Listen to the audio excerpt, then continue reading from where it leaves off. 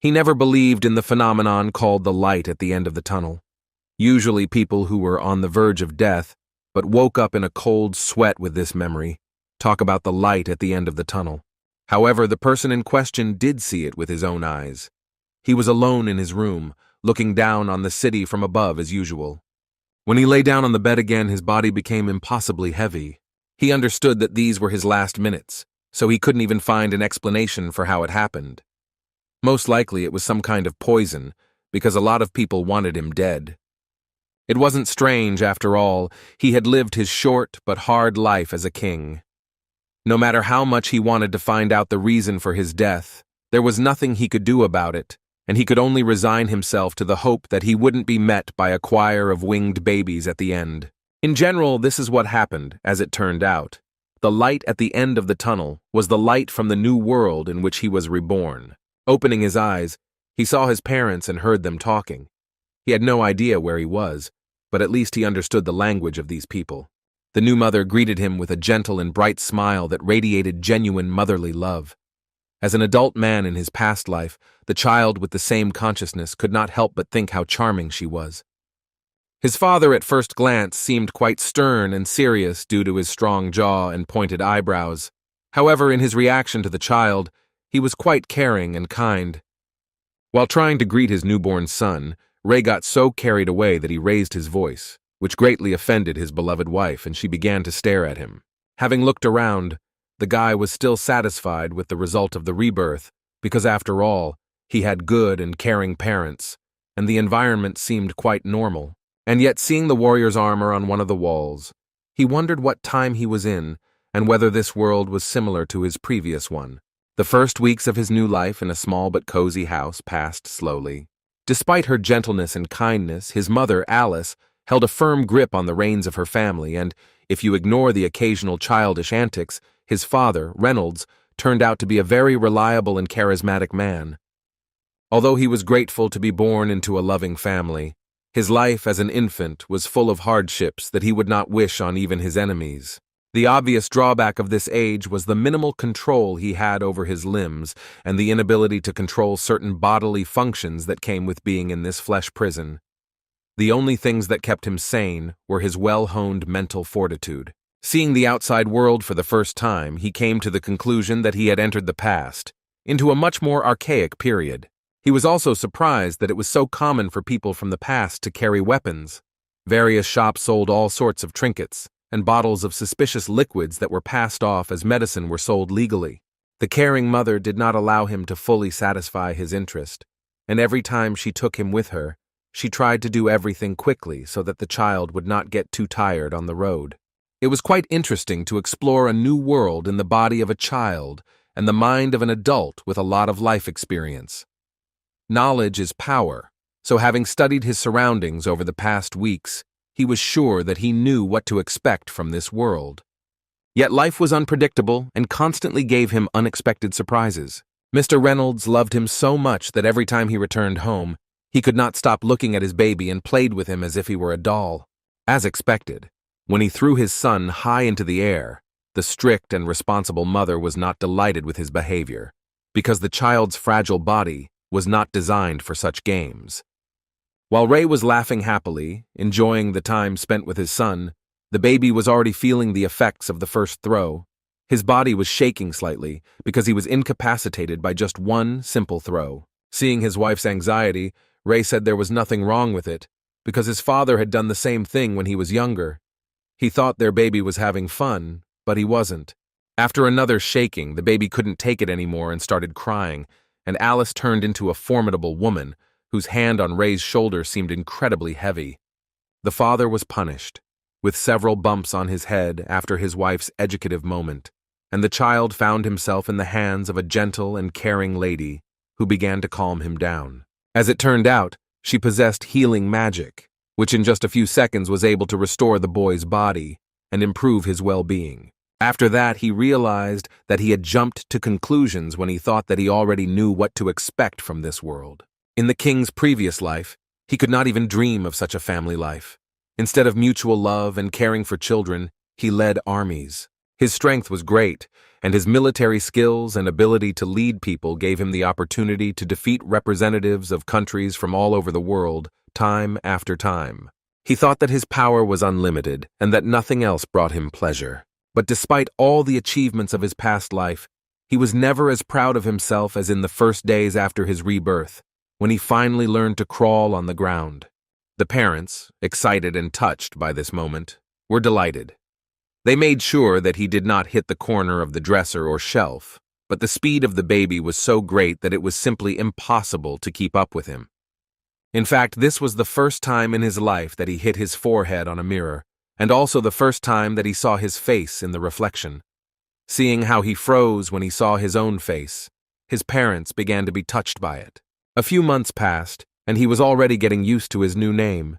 Now he was called Art, short for Arthur. It was too cute a name for a former king, but when he saw himself in the mirror, he still admitted that he looked absolutely charming. No one even doubted that all the ladies of this world should prepare themselves to have their hearts broken. As a child, he got tired very quickly, and noticing his yawning, his mother Alice put him to bed. However, as soon as she closed the door to the room, the baby began his secret mission. Rising to his feet, he threw the blanket out of his childhood bed.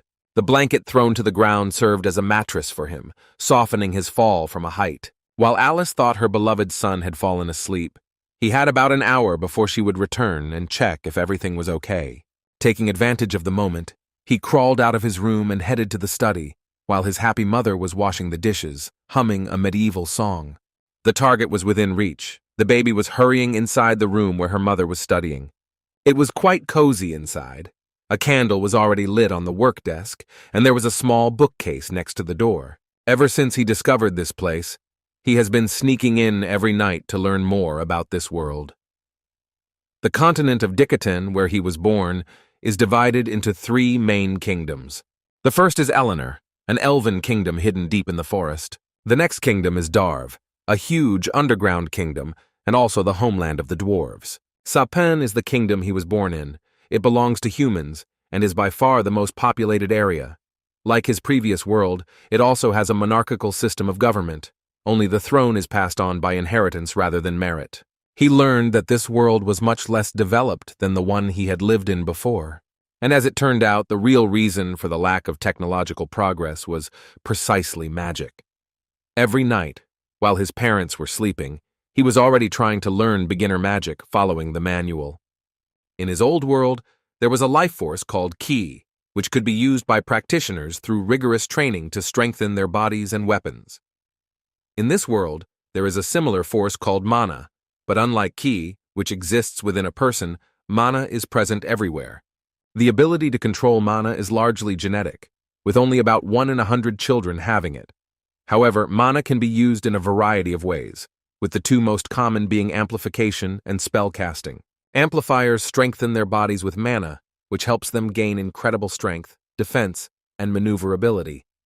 But their weakness is their limited attack range. Magic casters, on the other hand, emit mana into the outside world, allowing them to bend the environment to their will. However, they must fill their own mana core with mana from the outside world in order to cast a spell. Mama Alice was unique in this, a so-called deviant, or more precisely, even an emitter. They are a rare type of mage who are able to use unique restorative mana.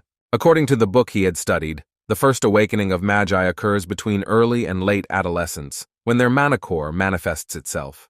The mana core sounds remarkably similar to the Kai center from his past life.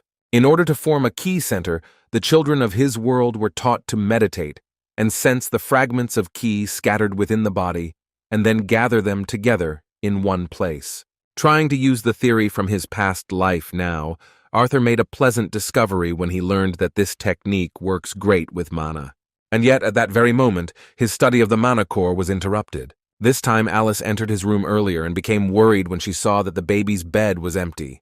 Not understanding why he was not sitting in one place, she assumed that he could not go to the toilet to poop. Art was surprised. He couldn't explain to her that it looked strange when the one who was about to begin his journey as the greatest magician in the world was forced to be a constipated baby. Yet he was mistaken, and the sudden smell of childish surprise gave him away. He was so focused that he actually soiled his diaper. It was one of those moments that showed how difficult it is for a baby to control his body.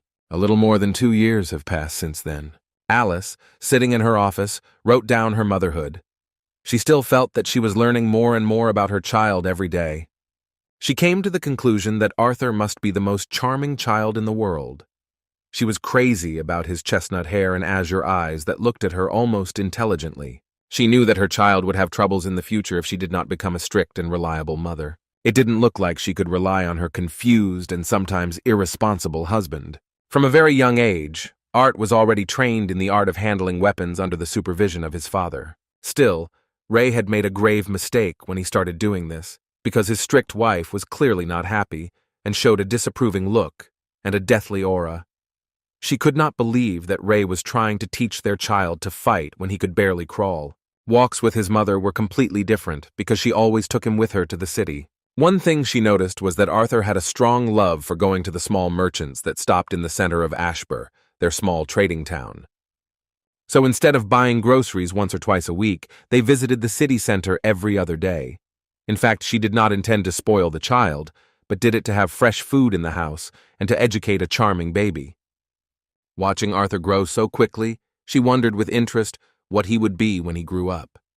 She was sure, and did not even doubt that Ray, like his father, would be interested in him growing up strong and becoming an adventurer. She couldn't help but worry about it, so she could only hope that he would do better than the naive young teenagers who hoped to become adults as adventurers. Alice could do nothing about the curious child's eternal habit of sneaking into her study, where he left books scattered about.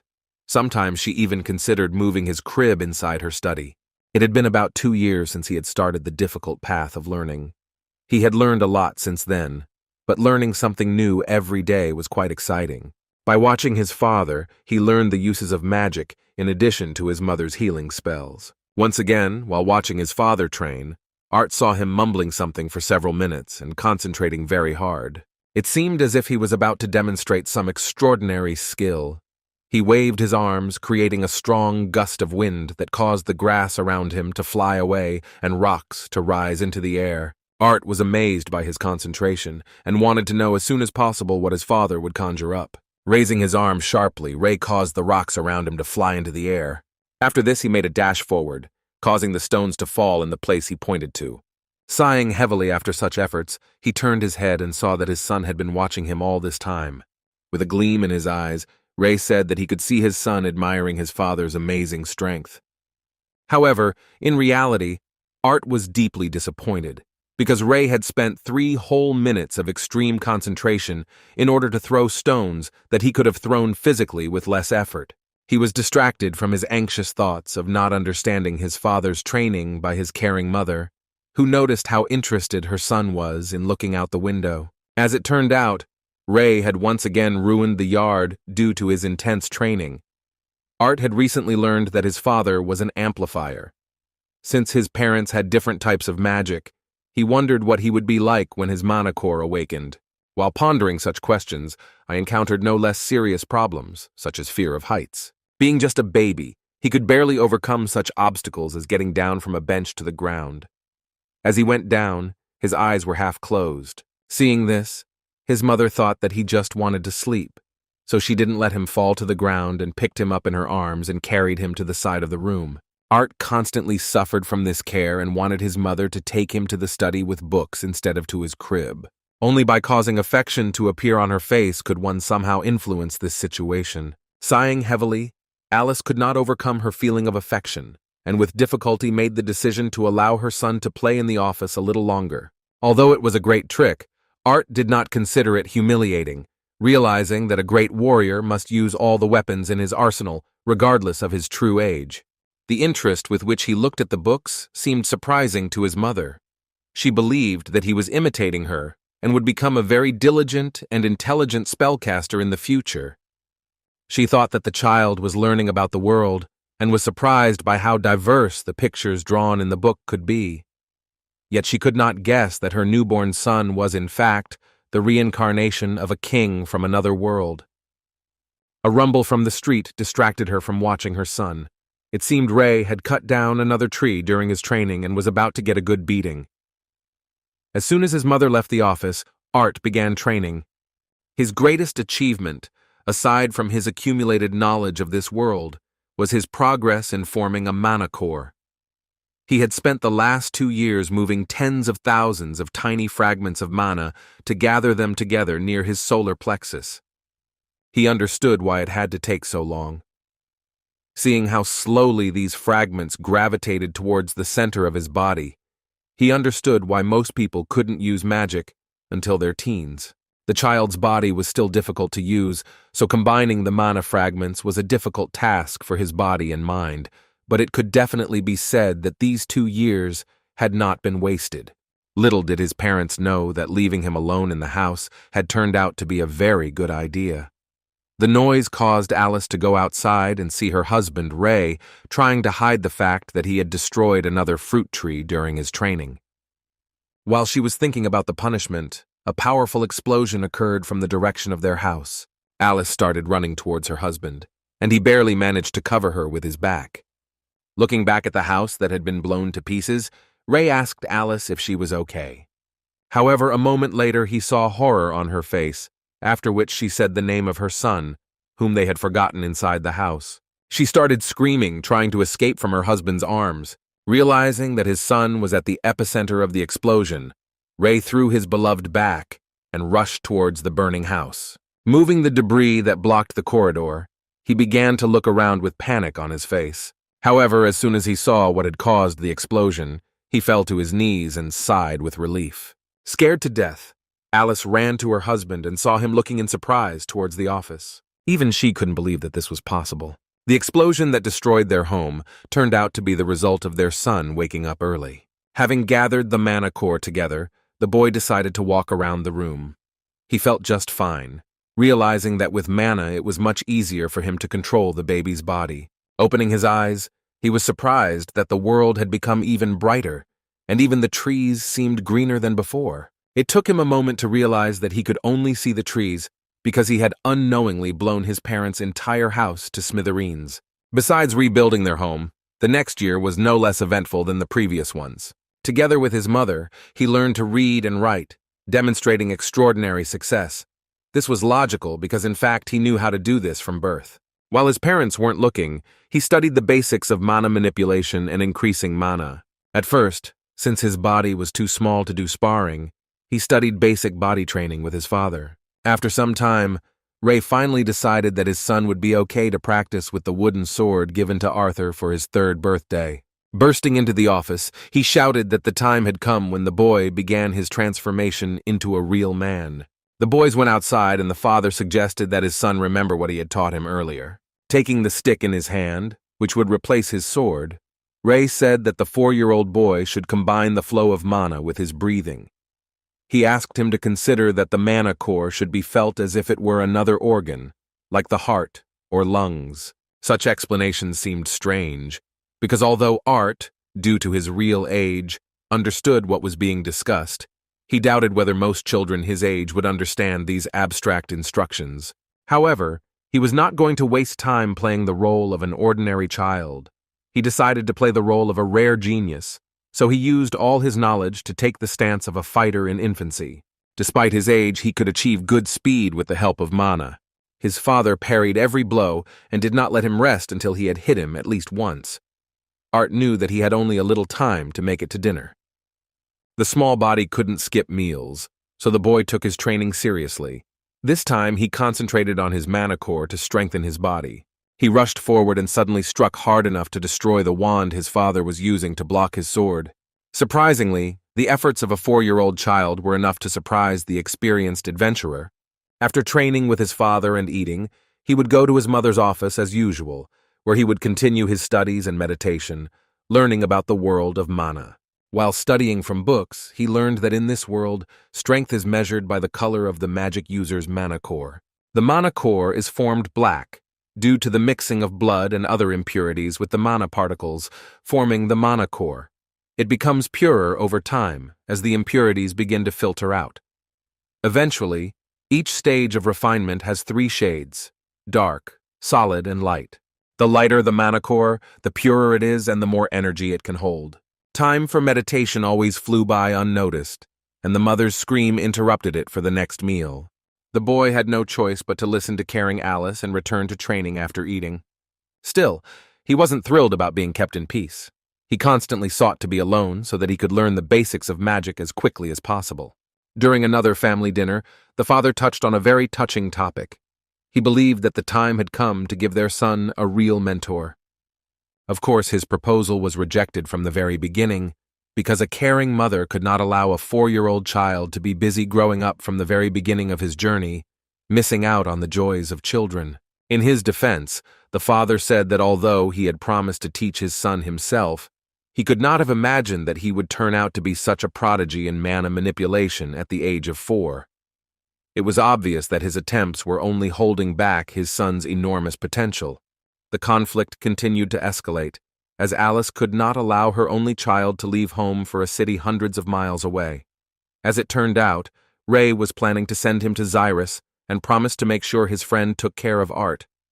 The desire to support the child haunted them because they were still not ready for his life as a magic user. Both sides of the conflict took completely different positions and reached a dead end, so the final decision depended on the son. Addressing the 4-year-old, Ray said that Art had to decide for himself whether he wanted to go to the big city to get a real teacher. As expected, King Gray was taken aback when he heard this question. It was truly too much to ask of a 4-year-old. In an attempt to ease their worries, he asked if Mom and Dad could come and meet the teacher with him. It seemed that his words made Ray and Alice think hard, and they froze in surprise, looking into each other's eyes. Little Arthur was tense, thinking that his proposal was too complicated and sounded unusual coming from a 4-year-old. However, a moment later the tension of the situation eased, because the parents began to laugh, and Ray said that they really hadn't even thought about going with their son to meet his friend. Alice liked the idea, and said that she would feel better if she were present with her son when he met his new teacher. Slamming his hands on the table so hard that all the plates of food turned over, the head of the family said that in that case, they would all go to the city of Xyrus together. Art was shocked to hear how his parents were already preparing for a 3-week trip. Over the next few days, he continued to improve, gaining knowledge from the books he could find in his mother's office. It was not easy to be diligent at his age, because his caring parents did not allow him to spend too much time reading. After sending the child to bed, Alice said that he should have a good rest, because the next morning they had to go to meet his new teacher. Covering the child with a blanket, she reassured him by telling him that Mom and Dad's old friends from the Twin Horns adventure team would also be heading to Xyrus. After kissing the boy goodnight, the caring mother warned him that if she didn't catch him reading again, then he could take a few books for the trip. Art was looking forward to an interesting journey, because he had met those adventurers before when they helped them with the restoration of the house. He heard that this group consisted of 2 mages with 3 amplifiers, which could help with any difficulties. He was glad to leave the small, quiet town. It was finally time to see what this mysterious world had to offer him. Approaching the exit from the city, they met the group of adventurers that had been mentioned earlier. The first mage in the team was a huge man who sent shivers down everyone's spine. Despite how big he was, his kind expression inspired confidence. This was Durden Walker, a mage who specialized in earth magic. It seemed that he resembled a large but very kind and sympathetic dog. The second member of the Twin Horns team that Arthur met was Jasmine Flamesworth, who is a mage who uses dual daggers. She turned out to be not very talkative, and, as it turned out, she just needed to get used to the new members of their squad. Arthur learned about this from a pretty girl with a bow in her hands. Helen Shard, who is also an enhancer, was the only one on the team to use a magic bow. Having finished getting acquainted with the main part of the team, the kid and his family got into the adventurer's carriage and finally set off on their journey. As it turns out in this world, instead of horses, they use mana beasts with which you can make a contract. The journey was just beginning, but everything indicated that these 3 weeks would show the world from a different side. Gray, aka Arthur, saw many differences between this world and his past. As it turned out, mana was what gave fighters like these adventurers an edge when fighting various monsters and mana beasts. Having set up camp in the middle of the starry sky, the boys began to cook the meat of the animals they managed to catch. The busy days were more interesting than spending time in his mother's office.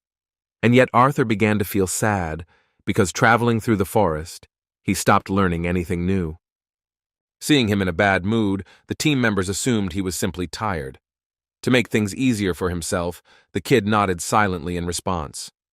Helen comforted the baby, saying that he shouldn't worry, as this was his first trip of this kind. The boy, suffering from melancholy, agreed with her, although he knew that in the past he had often spent time like this.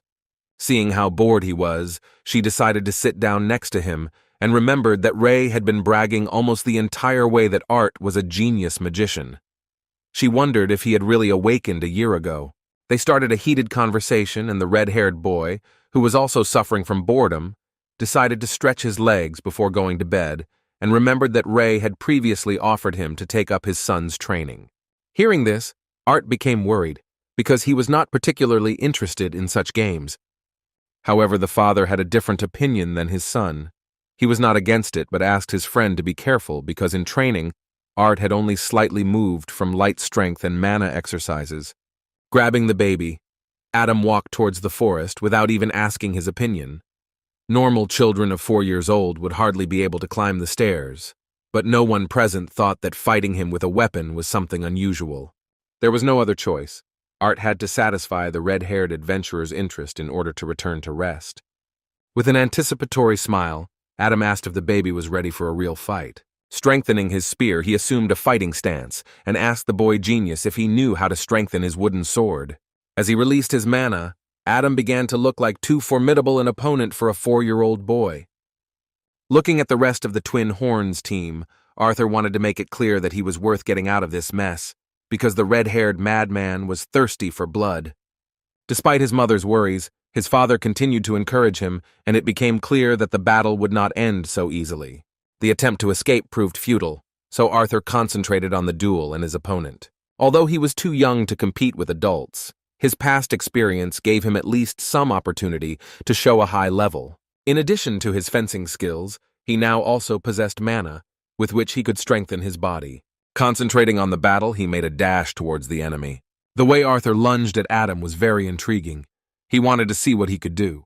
The blow seemed too obvious, so he blocked it with a calm look.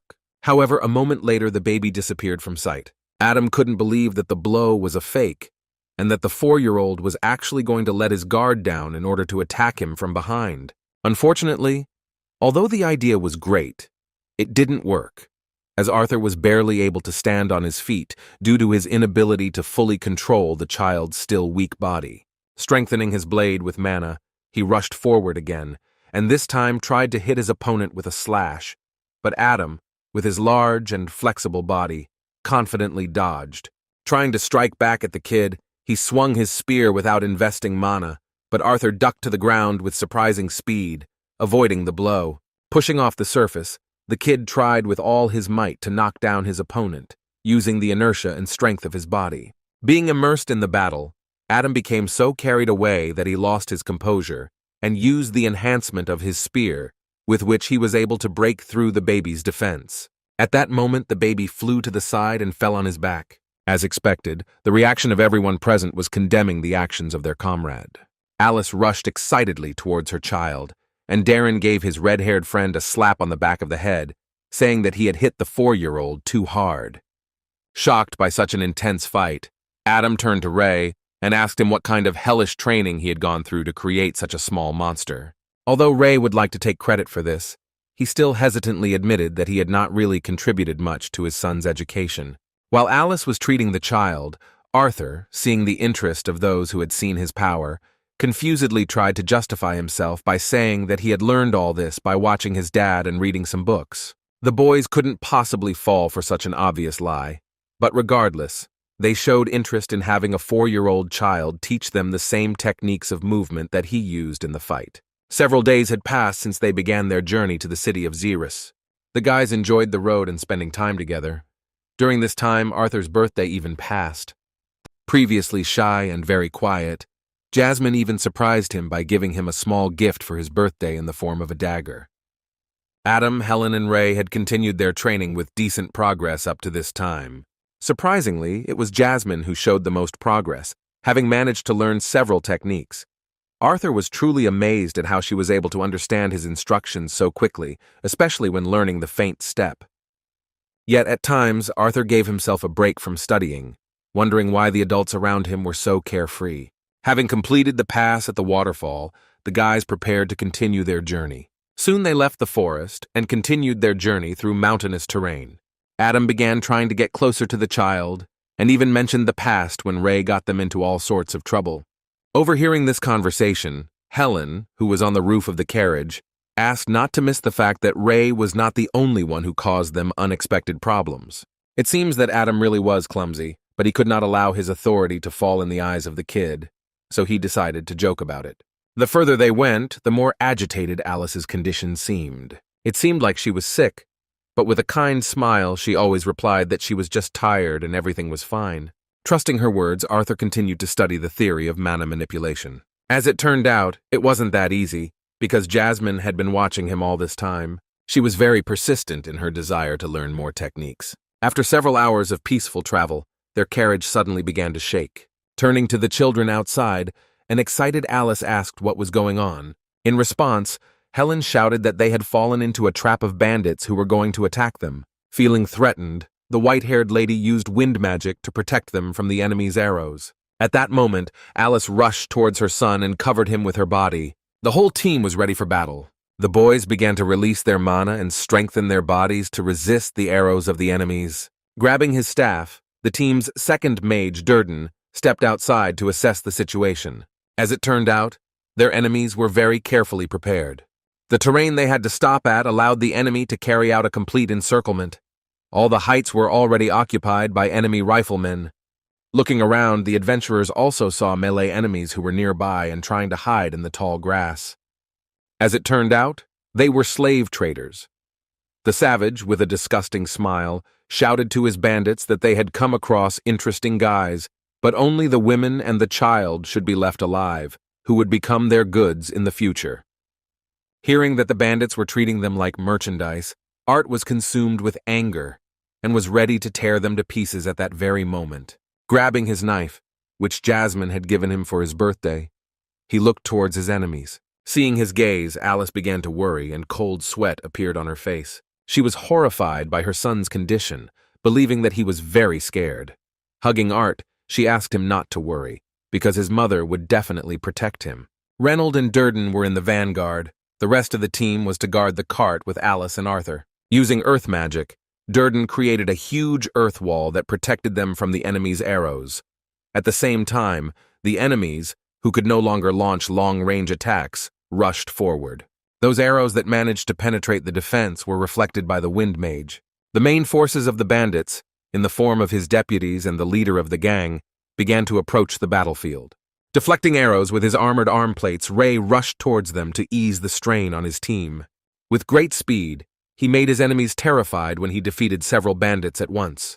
However, at that very moment, he did not notice how one of the enemies came from behind him and was already ready to strike. Luckily, Helen was nearby and covered his back in time.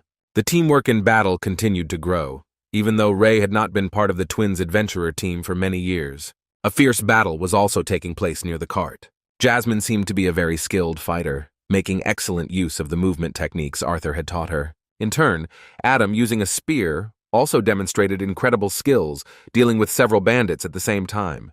The fierce battle continued. The owner of 2 daggers did not spare her enemies, but the variety of their weapons sometimes put her in a dangerous position. One of the bandits close to their leader used a long iron whip that could cut a body with one swing. Pushing off the body of her wounded opponent, Jasmine narrowly avoided serious injury from the whip. That nasty fighter who tried to hit her kept talking nonsense about how he would take good care of her if she stopped resisting. Only thanks to her newly learned movement techniques was Jasmine able to avoid his deadly attacks. Watching her fight, Art saw that she was at a disadvantage against her opponent, and yet he did not know what he could do to help her in this situation, because he was not sure if he could stand up to a grown man with this awkward child's body. A moment later, their peace was broken when one of the fighters crashed into their cart with a roar. When the dust settled, it turned out to be the baby's father, Reynolds. He was already seriously wounded, and the battle was not easy for him. Frightened by what had happened, Alice rushed towards her beloved husband. Looking outside, Arthur saw that the one who had dealt such a serious blow to his father was none other than the leader of a gang of human traffickers. Turning to his mother, Art hurriedly asked her to cure his father, but she could not even move.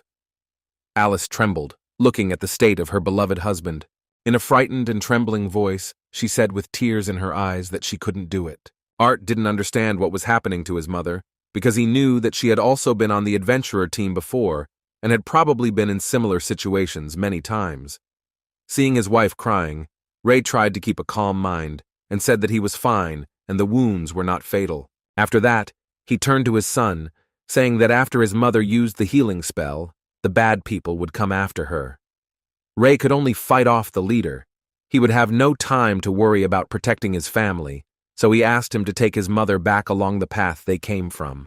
The confused son, putting his hand on his chest, shouted that he did not agree with this and was not going to abandon his father under any circumstances. He assured that all members of the adventurer team saw that he knew how to fight. However, as he spoke these words, he forgot that he was still a 4-year-old child, so loved by his family. The caring father, placing his hand on his son's head, said that it was because he knew his son could fight that he could trust him to protect the mother and the child inside her. Now everything fell into place, and Art understood why her father had been so careful with her lately and why she looked like she was sick. The fatigue she used to justify herself was actually due to her pregnancy. Now the father's words took on a new meaning. Because of this situation, he was forced to reveal this secret, although he had previously intended to tell his son about it only in the city they were heading to. Arthur was very serious about this. Taking his father's hand, he said with a serious look that he would protect his mother. The situation was getting more tense. A 4-year-old child was about to join the fight and had his weapon ready. As it turned out, according to Ray's observations, there were 4 more magicians on the enemy side. The enemy commander, seeing a healer in the team of adventurers, shouted that they could not let go of such valuable prey. Immediately after his order, Arthur grabbed his mother's hand and pulled her towards the path, while Reynold rose to his feet to continue the fight with the leader of the enemy gang. Watching the team go, Art could only hope that they would cope with this difficult battle. Adam understood what his comrade's plan was, so he helped the baby and his mother break through the enemy encirclement and asked them to hurry to the path leading back. A moment later, he noticed that the bandits were not going to let them go. Another bandit, wielding 2 melee weapons at once, had already made a quick dash towards Arthur and Alice. With incredible speed, Adam rushed next to the boys to protect their backs. Holding off the enemy's attack, he shouted that he would hold off the pursuers, while Art had to make sure that there was no one ahead either. Arthur trusted him and ran on, but at that moment they were already in the enemy's sights. One of the experienced archers had been keeping them in his sights from the very beginning, and only now chose the right moment to shoot. The whistle of a rapidly approaching arrow made Art feel a shudder as he realized that the enemy had struck. There was no one nearby, so he could only rely on his own strength. With excellent reflexes, he used his wooden sword to stop the arrow aimed at his mother's leg. However, without using the sword enhancement that he didn't have time for, he couldn't defend himself in the best way. Although he had knocked the arrow's trajectory out of the way, his weapon was shattered into pieces. The archer, who was confident that the arrow would reach its target, was simply shocked that a small child was able to stop it. However, just as this bandit reached for the next arrow, he was stopped by the forces of an archer from the adventurer team. Helen, although busy with the intense battle, also tried to support Arthur, so she protected him from several bandits and shouted that Alice and her baby should not stop. Moving forward safely, Arthur began to look around warily, sensing that something was wrong. Among the enemies, he definitely saw 4 mages, but now he was not sure if all of them were busy fighting. Looking around, he saw that one of them was definitely busy fighting the wind mage from the adventurer team. The second one was resisted with all his might by Adam, who is an amplifier. The third fought alongside the gang leader against his father, and as it turned out, Ray had already gained a slight advantage. Within a moment, Arthur saw the enraged look of his enemy, who shouted to some subordinate that he should forget about the plan and instead kill those he was pursuing. Arthur didn't see who exactly the order was given to, but he realized that it most likely concerned his pursuers. A moment later, he heard the rustling sound of water that began to gather in one place somewhere nearby. Looking up, he realized that they were in a very awkward position. The last enemy mage, who was a water magic user, was on a hill. He aimed his destructive water magic strike towards them, and they didn't have enough time to avoid it. Seeing the inevitability of the collision, Arthur understood that even if he managed to dodge it using mana, his pregnant mother would hardly be able to withstand it. At that moment, He had no other option but to use a crazy move. Pushing off the surface with the force of his entire body, reinforced by mana, he leapt forward. In this way, he was not going to dodge the blow, but rather stay under it, throwing his mother away, using all the strength of his childish body. Alice could do nothing about it, and with tears in her eyes she began to scream, looking at her baby, who was going to sacrifice himself for his mother. In fact, Arthur was not going to give up yet. Strengthening his hand with a flow of mana, he was going to destroy the enemy mage. He knew that it might not work, but he had no choice but to try. Tying his small dagger to a thread of mana, he threw it through the enemy's attack, knocked him off. As expected, it wasn't enough to stop the powerful and large water spell that knocked him off his feet right at the edge of the cliff. However, on the other hand, his plan was successful because he was still able to grab the enemy by the leg with the help of a dagger with a mana thread. Having fallen off the edge of the cliff, Art flew down, but holding on to his opponent with a thread of mana, he pulled it towards himself in order to take the magician along with him. The string of mana turned out to be quite strong, and the enemy really couldn't stay on his feet and flew towards the cliff, where Alice was desperately running with the hope that she would be able to catch her son.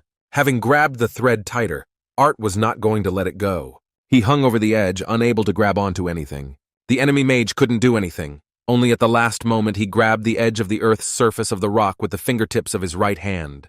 However, a moment later, his hand slipped away. He flew down with a scream after the guy who caught him with a thread of mana. Durden, who possessed earth magic, rushed after them, but it was too late. Having created a huge hand, he did not have time to save the baby, but he managed to hold back the pregnant Alice, who wanted to jump after her crazy 4-year-old son. Seeing that his mother was safe, Art felt much calmer. He couldn't do anything about the fact that he was already flying down. With tears in his eyes, he knew that everyone else would be fine, and they had almost dealt with the bandits' forces, but he couldn't hide his sadness about the fact that he always wanted to be the older brother. As he fell, some memories from his past began to come back to him obsessively. As a king, he lived in a beautiful room, but his health did not allow him to enjoy life as he wanted. By opening the door before the beautiful servant entered the room, he frightened the girl who was bringing him breakfast. Everyone respected him because he, like King Gray, was a wonderful man. That morning he changed his plans slightly, and instead of enjoying his breakfast in peace, he walked past the servants and went to the secretary. The rooms in the huge palace that belonged to him were very spacious and bright. He unexpectedly walked inside without further ado, surprising his subordinate by showing that he was busy with paperwork. The old man was very surprised, because King Gray had never come to him so suddenly before, skipping breakfast. Moreover, he was worried about the ruler's behavior, considering his state of health. King Gray walked inside and didn't even say a word. He just looked at the portraits hanging all over the room. Here were depicted portraits of the members of the council that actually governed the country, its politics and economy. Among them was his personal portrait from the time when he was in good health. It marked the time when he still had the power to influence events. In a world beset by problems such as declining birth rates and limited resources, wars had been replaced by duels and armies of kings. King Gray was one of those who stood at the forefront when it came to defending the interests of his state. Seeing how closely the ruler looked at the portraits, his advisor said that the king's works were truly worthy of admiration. Walking slowly towards the king, he said that while it was useful to participate in the council, he could not lie and say that he did not envy the glory and fame that kings received after their victories. With a kind smile on his face, he nevertheless asked the ruler what he owed to such an unexpected visit. In response, the reserved gentleman silently reached towards his chest. After this, he took off the gold medallion, which is a symbol of the fact that he is the king of their state. Then he walked up to the table and placed the symbol of the highest position in the state on the surface. This is how he gave up his title of king. Because his life had become a real torture due to his poor health, he began to feel helpless. Having spent his entire life trying to be the strongest, he could not accept what fate had in store for him. As an orphan, King Gray dreamed of fame and glory, but when he achieved it, everyone he held dear disappeared. He was willing to give up everything he had in that life for the chance to return to Ashbur and see his comrades again. After some time, he woke up again in Arthur's body. He didn't understand where he was, because the last thing he remembered was how he fell off the cliff and flew down with no chance of survival. Next to him lay some small backpack with supplies that were scattered on the grass. On the other side, he saw a body into which his knife was stuck. It was the mage he had dragged with him. He couldn't survive the fall from such a height. The smell he smelled made him feel sick. Gathering his determination, he decided that he could not miss a second chance at life. Next to him, there was still a briefcase with some berries. Arthur decided to try to reach them. His body was wounded. He was covered in bruises and cuts. Reaching for the supplies of the fallen enemy, he ate as many berries as he could, after which he quenched his thirst with water. Falling back on his back again, he felt weakness not leaving him. Grateful for this treat, he fell asleep again. The next morning, he was awakened by the singing of birds, attracted by the body of his fallen enemy. Despite the strong trembling in his body, he tried to get up from the ground. It was too difficult, and after each attempt, he fell on his back again. Sighing heavily, the wounded Arthur decided to collect his thoughts. Closing his eyes, he concentrated on his body. He was greatly weakened due to some of his mana pathways being disrupted by the fall, and it seemed like a miracle that he survived. Gathering all his strength together, he concentrated on his legs, strengthening them with mana. With incredible difficulty, he managed to stay on his feet. Although the trembling throughout his body did not stop, he could now at least move somehow. He didn't know where he should go, because he couldn't return to the team due to the height of the cliff from which he fell. The danger that this forest posed was not yet known to him, so he decided that he would need at least some kind of weapon. The only such option was the knife he plunged into his opponent's body. He had to return Jasmine's gift, because it was his only hope for survival alone. Looking up again, he was horrified at how lucky he was. The cliff was so high that he could not believe that it was possible to survive such a fall. Trying to look around, he thought about how much time had passed since he found himself in this place. He didn't know where exactly he was, but it didn't matter because he had to move on. Suddenly he heard a female voice, which said in surprise that the baby had woken up. As soon as Art heard this voice, he hid behind one of the trees in fear and began to look around. Looking with horror at the body of his dead enemy, he thought that he was the only one who could address him in this empty forest. The unfamiliar voice again asked how the boy's body was doing. The frightened guy, fearing that the corpse lying nearby was rising to its feet, tried to touch it with his stick, but in response he again heard a female voice that said that this guy could no longer be helped. Sighing with relief, the boy was glad that he wouldn't have to fight in such a terrible condition. A moment later he caught himself thinking that he could still hear that unknown voice. He did not trust that unknown voice, no matter how silky, smooth, and dignified it sounded. Hearing the cracking of branches, Art turned in all seriousness to a nearby bush and shouted that he demanded that the stranger identify himself. However, it turned out to be a harmless little mana beast that looked like a rabbit. The unfamiliar voice came out of nowhere again, saying that the human child would know the answers to his questions once he arrived at her home. In response, Arthur said that the stranger was speaking quite confidently, thinking that he would try to find her. Everything became clear when the voice said that he was the only one who could bring the frightened child home to his family and friends. He had no idea how the stranger knew about his situation, but getting home remained a priority. The thought that his mother might have suffered haunted him. He hoped that the entire team was unharmed and had reached Xyrus safely. In this situation, it was obvious that there was no other choice but to try to listen to the stranger. Addressing the voice, Arthur asked more politely if he could disturb the stranger so that he could honor him with his presence. In response, he heard a loud laugh, from which even the birds began to circle restlessly in the sky. The voice said with surprise that Arthur Lewis quickly grasped the essence, although he treated the unfamiliar lady a little rudely. Hearing his name, the boy wondered how a stranger with strange magical abilities knew it. A moment later, the voice said that it was going to show the baby the way. The magical pressure was so strong that Art could barely stand on his feet. Within a moment, his vision began to fade. Instead of his surroundings, he began to see what the mysterious stranger was showing him. She showed him the path he must take to reach her refuge, which was located in one of the caves of a large mountain. Sighing heavily after the stranger canceled her technique, Arthur heard her recommendations to leave immediately before the night fell, which was fraught with danger. As Arthur's body gradually improved, leaving him with only a few injuries, he couldn't stop thinking about who he was dealing with and what magic had been used on him to save him from falling. Moreover, he did not understand how it happened that the stranger knew that they were falling off the cliff, and also why she saved only him. The more he tried to find an explanation, the more questions he had. Moving towards the huge mountain where the shelter of the mysterious lady who saved his life was located, Arthur heard a noise that was familiar to him for a long time. He decided to climb a small rock that separated him from the place where the reservoir was supposedly located. Fortunately, he was right, and there really was water nearby. Having thrown off all his clothes, he happily jumped into the water to finally bathe his body. In addition to quenching his thirst, he finally washed away the congealed blood from his body from the injuries associated with the fall from a height. There was still more than enough time, so he decided to slowly wash his clothes, humming one of the songs his mother sang. Suddenly he heard the stranger's voice again, who said that the baby's bathing looked very cute and carefree. Hearing her voice, Arthur felt embarrassed and immediately covered his naked body. In response to this, the stranger said that he should not worry because he had nothing to look at. Now, he was used to the fact that wherever he was, the stranger, who was able to talk to him from a distance, could always see what he was doing and whether he was in danger. Before setting off again, Arthur collected some water, as climbing the mountains could not have been an easy task for a child.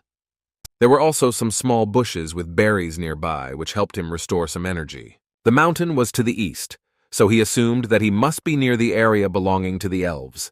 However, looking at the sky, he could not confirm his assumption, because he did not see the thick fog that the forest of Elshire, the kingdom of the elves, is known for. His fears of traveling through the animal glades were quelled by the fact that only small animals were present. Although he was surprised that he hadn't seen a single mana beast since he entered the forest, this place was still rich in mana. Unfortunately, he couldn't stay here long enough to replenish his mana reserves, as he had to hurry. He had to go back to his parents. His mother was pregnant, and the stress of his potential death could endanger the baby inside her. Hoping that they were still alive, he walked forward towards the stranger who wanted to help him return to the adventurers. Closer to night, he managed to approach the mountain that the unknown lady showed him. At that moment, he heard a voice in which the stranger said that she was glad that he was able to reach her shelter safe and sound. Answer? The confused guy didn't know what to answer. He thought he was talking to a rock, so he said that he was pleased to meet her in person. In response, the stranger said that, as interesting as it was, she was not a sentient cluster of stones, so the boy would find her in a crevice that he could see. Arthur walked forward without hesitation, carefully looking around. He was a little nervous, but he had no choice but to continue on this path. As he walked forward resolutely, he encouraged himself with the thought that this way he would be able to return to his mother and father. As soon as he entered inside, he heard the voice of a stranger who asked him to watch his step. She was right. The inattentive Arthur stumbled and his foot slipped. After that, he flew down screaming, because the gorge through which he entered the cave was quite high. Fortunately, having strengthened his body, although he fell on his face, he was not injured too badly. A warning that he might fall 2 stories would have been helpful, but Arthur escaped with only minor bruises. Rising to his feet, he shook the dust off his clothes and decided to look around. However, what he saw simply shocked him. Although he was not actually a 4-year-old child, even with the experience from his past life, he could not resist what he saw. A shocked Arthur fell on his butt. There was something in front of him that shook his mind. He looked into the depths of the cave with horror. The female voice he heard earlier led him to a cave, inside of which was a monster that looked like a demon. Taking a step closer, the terrifying monster said in that same female voice that he was glad to meet the child who was lost in this dangerous forest. The huge monster began to slowly walk towards Arthur. It was so tall that its sharp horns rubbed against the ceiling of the cave, causing sparks. The heavy steps of the unfamiliar monster with a female voice struck the boy's imagination.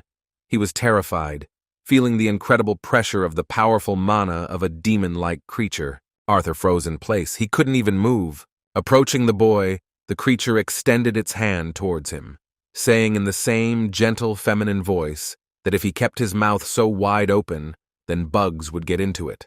Heeding the advice, the child closed his mouth but tried to crawl back in fear. On the body of this monster, he suddenly noticed a large wound from which blood was slowly flowing. Suddenly he stopped, holding out his hand to Arthur. As Arthur distrustfully touched the creature's huge finger, a female voice said that it would take him time to open a spatial rift strong enough to get him home. Moreover, at this time they could not leave the cave, because there were special plants here that could feed them until this mysterious creature restored its energy to create a spatial rift. Rising to his feet, Arthur hesitantly thanked the mysterious lady. Looking around, he was surprised that such unusual plants, which he had not seen outside, could calmly exist in a completely dark cave. Arthur walked closer to one of the plants and, taking a closer look, decided that they looked quite edible. Seeing his reflection in a huge berry, he suddenly became sad. It was connected to his memories of his family. He was still worried and couldn't know for sure if they were okay.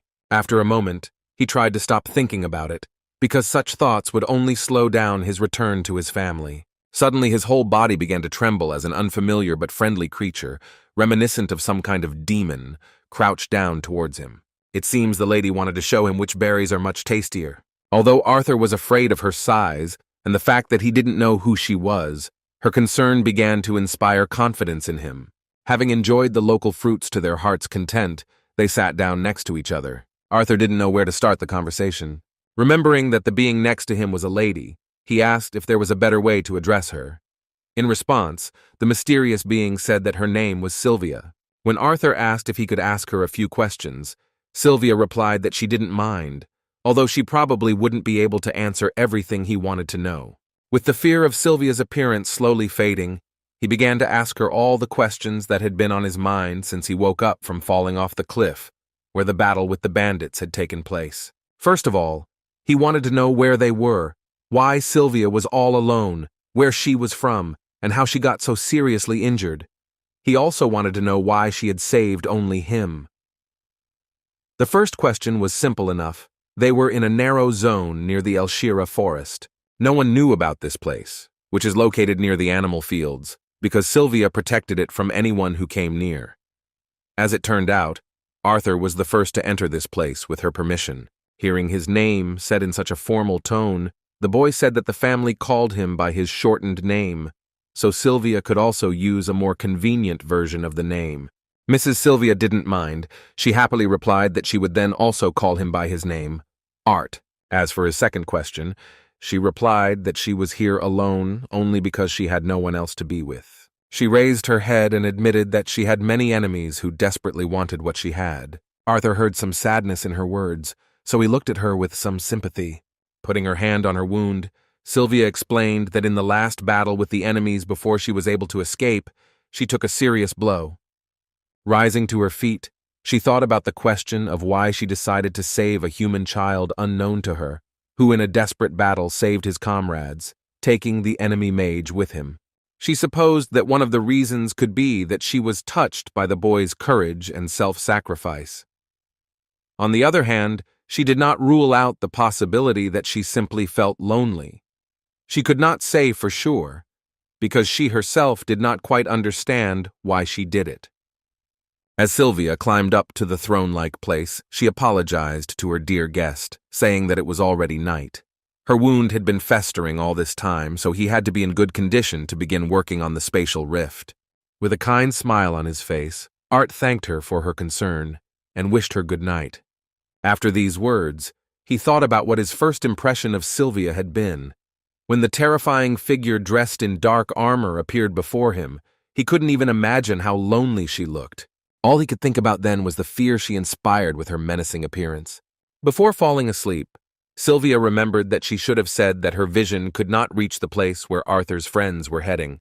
Yet she could say with confidence that his family and friends were safe. Arthur was so immersed in their conversation that he completely forgot about his worries about his family. Hearing that they were safe, he was so touched that he didn't know how to respond.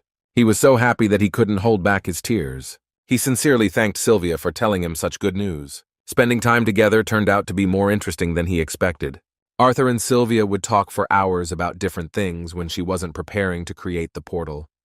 Those hours flowed into days, and those days into weeks, as they spent every moment in each other's company. And although Sylvia never spoke about her life, he gradually began to understand what kind of person this mysterious creature was. In his free time, Arthur continued to train. He meditated, concentrating on mana, replenishing his reserves.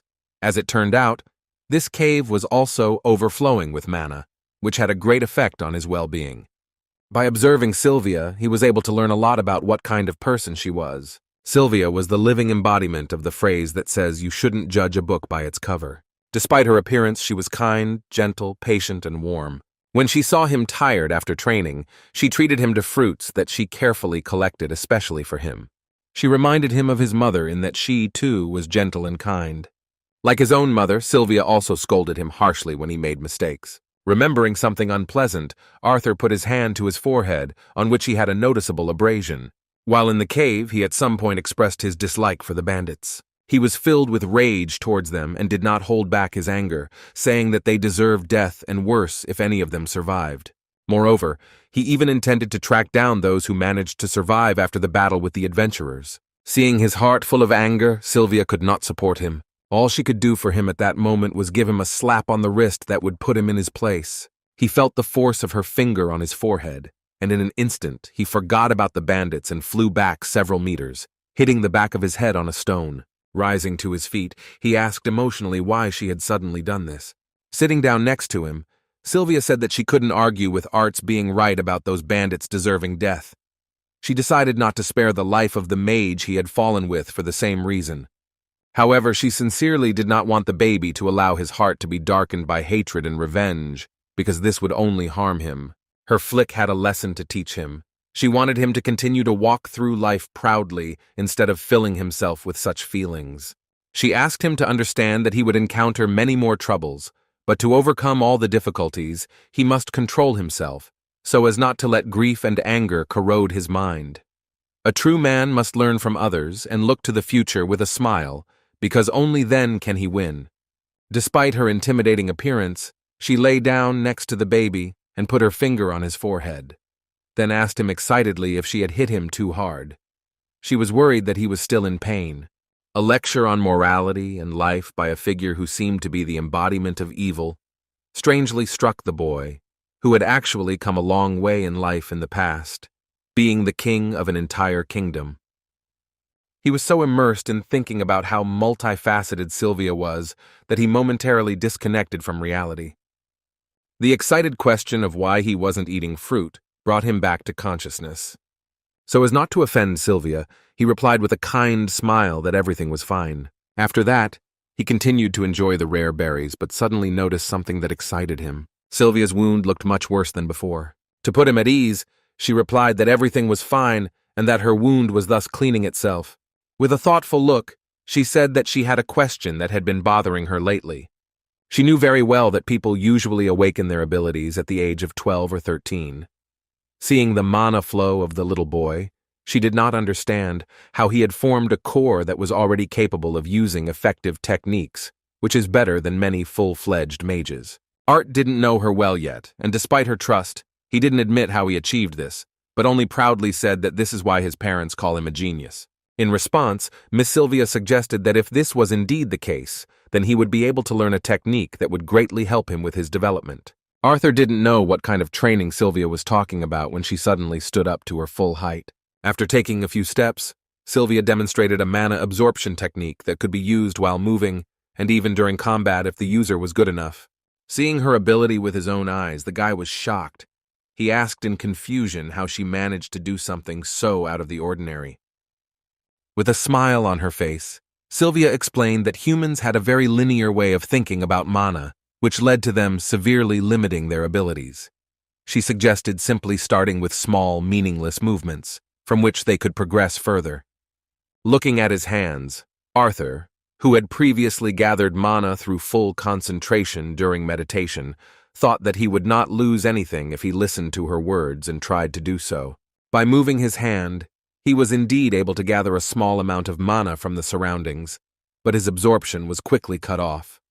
Maintaining this state was very difficult in practice. In response, Sylvia explained that mana beasts learn to do this naturally, but since humans usually wake up much later, their bodies are not capable of multitasking like this.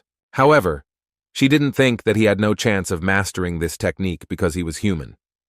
Considering that he had obtained the mana core at such a young age, she believed that if he trained hard enough, he would definitely succeed. With a smile on his face, Arthur took her compliment positively. He knew that this ability would be an incredible advantage in the future, so with a determined smile and a gleam in his eyes, he said that he would do his best to live up to Sylvia's hopes. Sylvia had no doubt that this guy would succeed. While creating the portal, she watched him gradually improve his progress in mastering the technique that ordinary people cannot even dream of. It was difficult to concentrate on my clumsy childish body and absorbing mana at the same time. While concentrating on absorbing mana, he often fell to the ground, forgetting that his body was still not independent. However, practicing this skill fully meant being able to fight effectively while maintaining a steady internal flow of mana. This skill could make his future battles much easier. The hard training was not limited to the usual movements. Once he had achieved success in absorbing mana in a stance, he moved on to more practical exercises. Swinging the branch as if it were a sword, he began to perfect his control over mana absorption. Even after he performed a series of attacks that required serious concentration, his mana absorption did not stop. He couldn't believe his incredible success, so he happily turned to Sylvia and told her that he had really done it. However, in response, he heard only the rumble of her heavy body falling onto the stone surface. Sylvia had lost too much strength, and her injuries were only getting worse. Seeing her in such a state, Art, who had been busy with his studies all this time, felt incredible despair. He rushed towards her in a hurry to try to help her somehow. Coming closer, he asked what had happened. Grabbing her hand, he began to pull her towards himself with a tremor running through his entire body. His strength wasn't even close to enough to move her in any way. Strengthening his body with mana, he pulled her towards himself with a cry. With such incredible effort, he managed to turn her with the wound facing up. At that moment, he saw that her wound was quickly getting worse. Looking at the portal he hadn't noticed before, he realized that it had most likely taken too much of her power. The worried guy understood that this happened because she cared about him too much. All this time, she was so kind and gentle with him, like a mother. She didn't let him see what state she was in all this time, trying to bring him back. The realization of how much she had neglected herself for the sake of his return home brought Arthur to his knees. He was in despair, realizing that although she was getting worse, she continued to support the portal. Sylvia held out her hand to him and said in a weakened voice that everything was fine. Taking hold of her huge hand with his childish palms, he could not contain his emotions. With tears in his eyes, he said that he couldn't think that everything was okay when she was dying because of him. For the first time, he cried longer than he could even admit. King Gray, who was reincarnated in this world, cried for the first time like the child he was outside. He could not calm down, no matter how hard he tried to contain his feelings. Turning to him with a smile, Sylvia said that he should hurry up, because they did not have much time left together, and she wanted him not to blame himself for anything. Trying to hold back his tears, Arthur replied in a pitiful voice that he could not help but blame himself when the lady who saved him from death sacrificed herself so that he could meet his family again. In response, Sylvia said that he was actually doing her a real favor by letting her leave this abandoned cave a little faster. Looking at her hand, which was starting to lose its original appearance due to the armor dissipating, she said that her name hardly suited the form in which she appeared before him. Within a moment, the yellow light that accompanied the destruction of her armor spread throughout Sylvia's entire body. After this, large, luxurious white wings appeared on her back. Shielding his eyes from the blinding light, Arthur was unable to utter a word from what he saw. Now Sylvia appeared before him in her true form, being a beautiful white flying dragon with amazing feathers and many golden runes all over her body. Looking at the baby, she asked if she now lived up to the name he had introduced himself with. Arthur was in an indescribable shock from the thought that the lady who was kind to him, who looked like the embodiment of evil, actually turned out to be a beautiful dragon. The powerful magical being replied that she understood that humans probably called her kind dragons. Agreeing with his assumption, she added that unfortunately for them, they had little time for idle chatter due to her having returned to her true form. Turning towards the portal, she said that she must use her original form to complete this portal. When her disguise disappeared, it meant that those Arthur should not meet would soon arrive. The baby was alarmed by the mention of Sylvia being in danger from some strangers. However, the loud ringing and bright light from the portal prevented him from asking a question. Sylvia asked him to listen carefully to what she was about to say. There were a couple more things she needed to tell him before they parted. First, she handed him a strange-colored stone with some amazing power. The object was not heavy, but Arthur could not utter a word, because he felt that he could barely hold the stone in his hands. After this, Sylvia tore one feather from her wings. She asked the boy to take the feather to wrap around the egg to hide the object's aura. The boy was surprised and could not utter a word, because he knew what incredible value a dragon feather had. Before he could answer her, she suddenly bit him softly on the leg, pushing his entire small body forward with her nose. A moment later, the guy felt a sudden burning sensation on his skin. The clothes on his arms suddenly began to tear as strange golden runes appeared, similar to those on Sylvia's body. Feeling this heat, Arthur began to scream, and his eyes began to glow purple. When the pain ended, the runes disappeared, and Art fell to his knees, breathing heavily. Sylvia, trembling, and barely able to stand on her front paws, said in a weakened voice that what she had given him would manifest itself after some time had passed. Looking at Sylvia's eyes, which no longer had a purple tint and seemed to be fading away, a worried Arthur asked if everything was okay. In response, Sylvia said that she was going to open a portal. She didn't have time to choose the exact location, but she said that the baby would definitely be somewhere near his family and their friends, so he should hurry. Arthur said that he couldn't just leave her in this place, but at that very moment, he heard a loud roar, from which the cave began to collapse and stones from its ceiling fell in his direction. The frightened boy did not have time to move aside and only covered himself with his hand, closing his eyes. Sylvia saved him, wrapping him with her large wing. At that moment, it became clear that this was connected with the appearance of uninvited guests. A terrifying stranger addressed Lady Sylvia and said that he advised her to cease her obstinacy and hand over to them the object for which they were persecuting her. Walking slowly forward, the being in battle armor similar to the one Sylvia used said that if she listened to his advice, then he might even heal her wound. Peering between the feathers of Sylvia's wing, Arthur noticed the resemblance of the stranger's appearance to the previous form of the lady who had treated him so carefully. When the enemy said that Sylvia had caused them a lot of trouble after hiding in this cave, time suddenly stopped. The small area they were in seemed to freeze under the effects of Sylvia's technique. Using this power to buy herself some more time, she said that she had something to confess. It was hard for her to say that she had actually deliberately prolonged the creation of the transportation spell so that she could spend more time with him. She did not ask him to forgive her for this, but she hoped that he would listen to another request that she considered selfish. Looking at the baby, she asked with tears on her face if he could call her grandma just once. Trying to hold back his tears, he grabbed her wing with a shudder. In a weak voice, holding back his emotions, Arthur asked her to just go with him. He shouted that he didn't know what she did, but he didn't care because they could just leave this place together. Tears began to well up in Sylvia's eyes again, as she barely remained conscious. She said that they both understood perfectly well that this was impossible. After these words, she removed her wing from his hands. With a flap of her wing, she said goodbye to him and threw him into the portal. Arthur couldn't do anything about it, so he just reached out his hand towards her with tears in his eyes. He could not accept her sacrifice until the very end. Sylvia looked down with her head down, so as not to hurt the baby even more.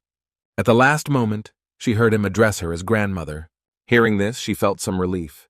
Introducing him to her children, she thanked him for this wonderful time. Having entered the teleport, the guy was immediately transported closer to the elven forests and found himself on the ground. There was no way back, and he was completely devastated.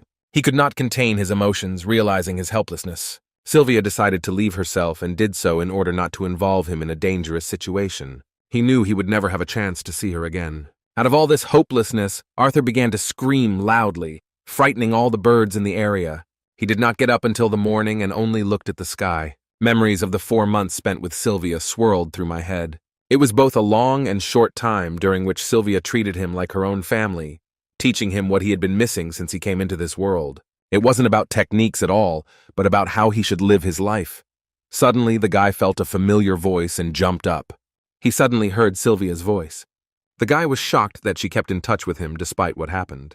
However, after the next words, the guy understood why he could hear her. She said that if he listened to her voice, it meant that she had shown him who she really was. Most likely, Sylvia left him a message in advance at the moment when she handed him the beautiful colored stone.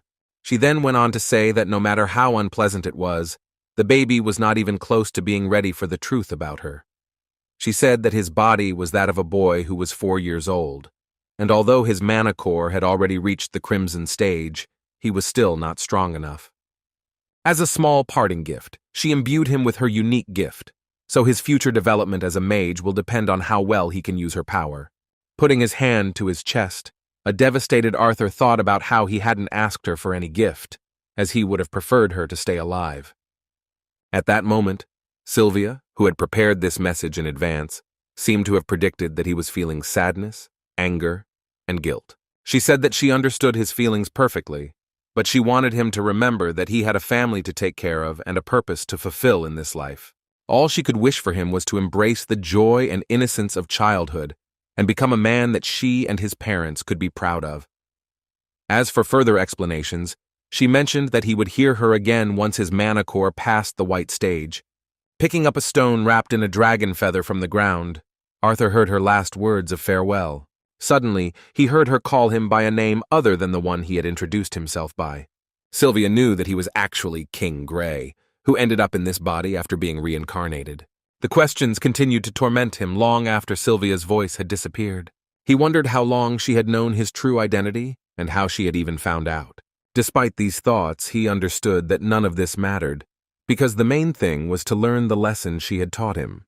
If he had focused only on training for revenge, then this life would hardly be any different from his past. Now all he could do was move forward, not only for himself, but also for the people close to him, whom he feared losing the most. Having thrown off his disturbing thoughts and returned to reality, he asked himself a very pressing question regarding where he had ended up. There was no point in wasting time in one place. Strengthening his body with mana, Arthur rushed forward. He moved through the forest at great speed, but everything seemed the same as before. To get a better look at where he was, the guy decided to climb a tall tree. Looking around, he did not find any familiar landscapes. Even with mana, his vision was still limited. However, one thing was crystal clear. He was deep in the Elshire forest. Even though it was the depths of a huge magical forest, there were no scary beasts around it. As he moved through the forest, jumping from tree to tree, he struggled to use the mana rotation that Sylvia had taught him.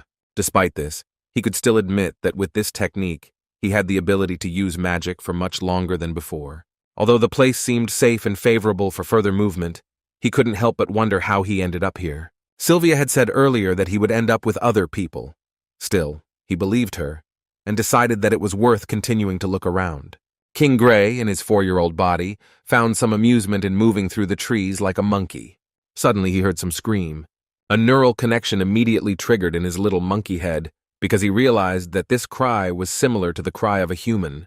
At that moment, he decided to go on reconnaissance, approaching the probable place where there might be people.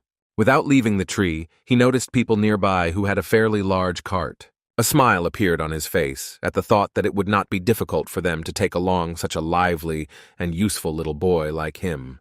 And yet the scream he heard recently made him wary. He decided not to show himself to strangers until it became clear who he was dealing with. Going down, he looked around to find out who these people with the cart really were. By concentrating magic on his ear, he greatly enhanced his hearing.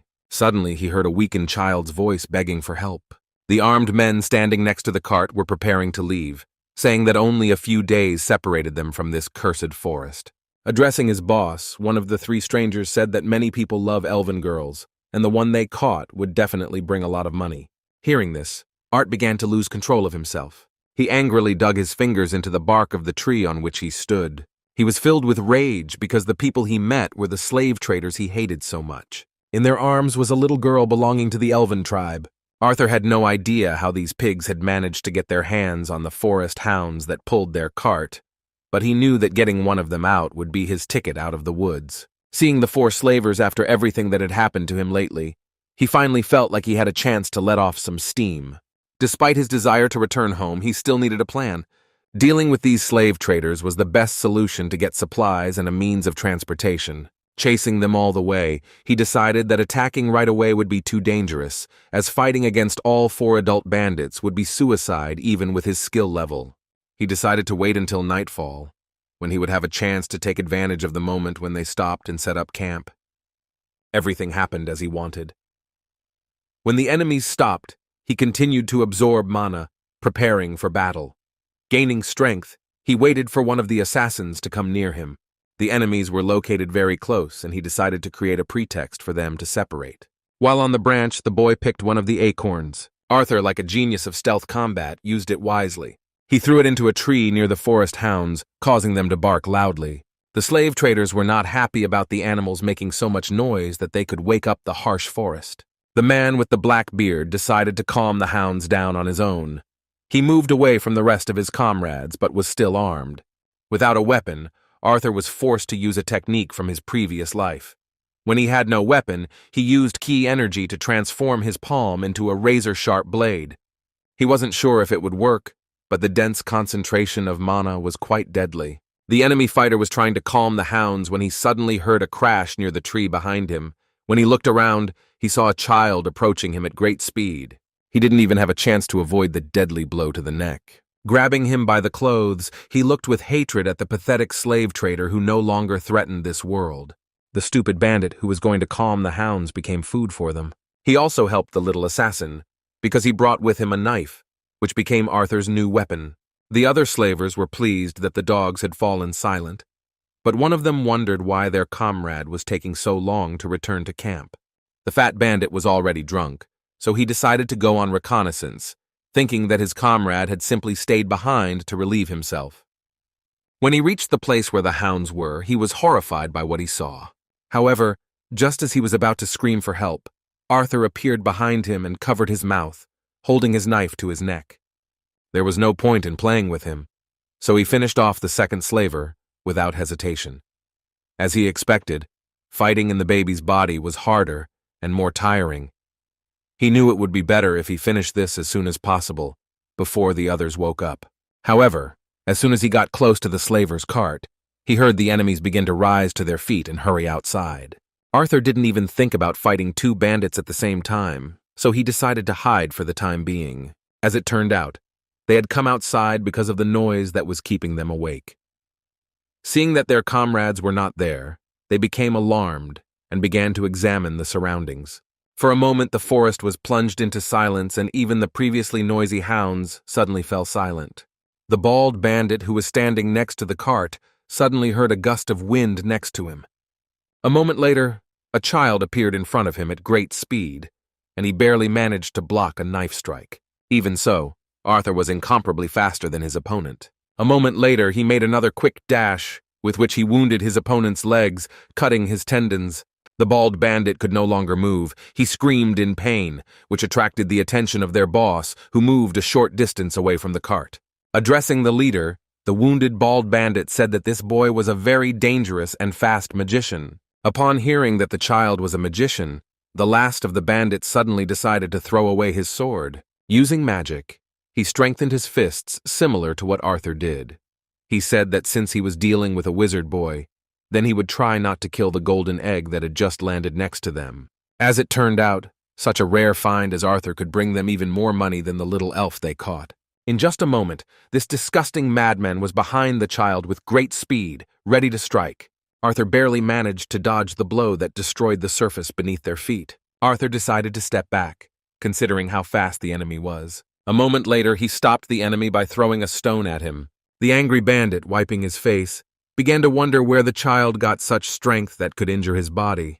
A moment later, a magic-enhanced knife, controlled by a thread of mana, flew towards him. Having caught the weapon, the enemy mage cut the thread with which Arthur controlled the knife. With a crazy smile, he said that he was surprised that the little magician knew a couple of cute tricks. After that, he threw a knife at Arthur, which he barely managed to block.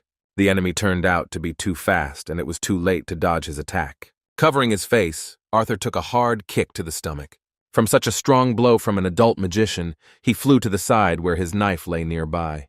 Arthur was still unable to move after this blow, so the enemy took advantage of this and, calling him a bag of gold, grabbed the baby by the leg. Lifting the trembling boy, the vile bandit offered him to surrender, saying that he could do nothing with his small body.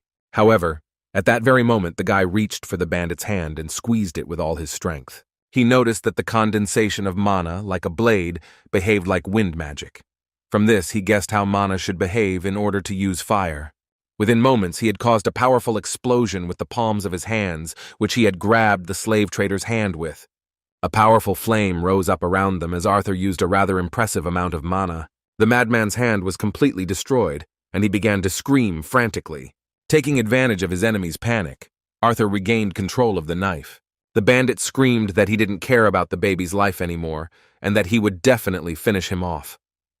Overcome with rage, he didn't notice how Arthur appeared behind him. Hiding in the dust, he finished off his opponent by throwing a mana-enhanced knife at him. Returning the weapon back to his hands, Arthur, with a cold gaze, enjoyed the revenge he had carried out.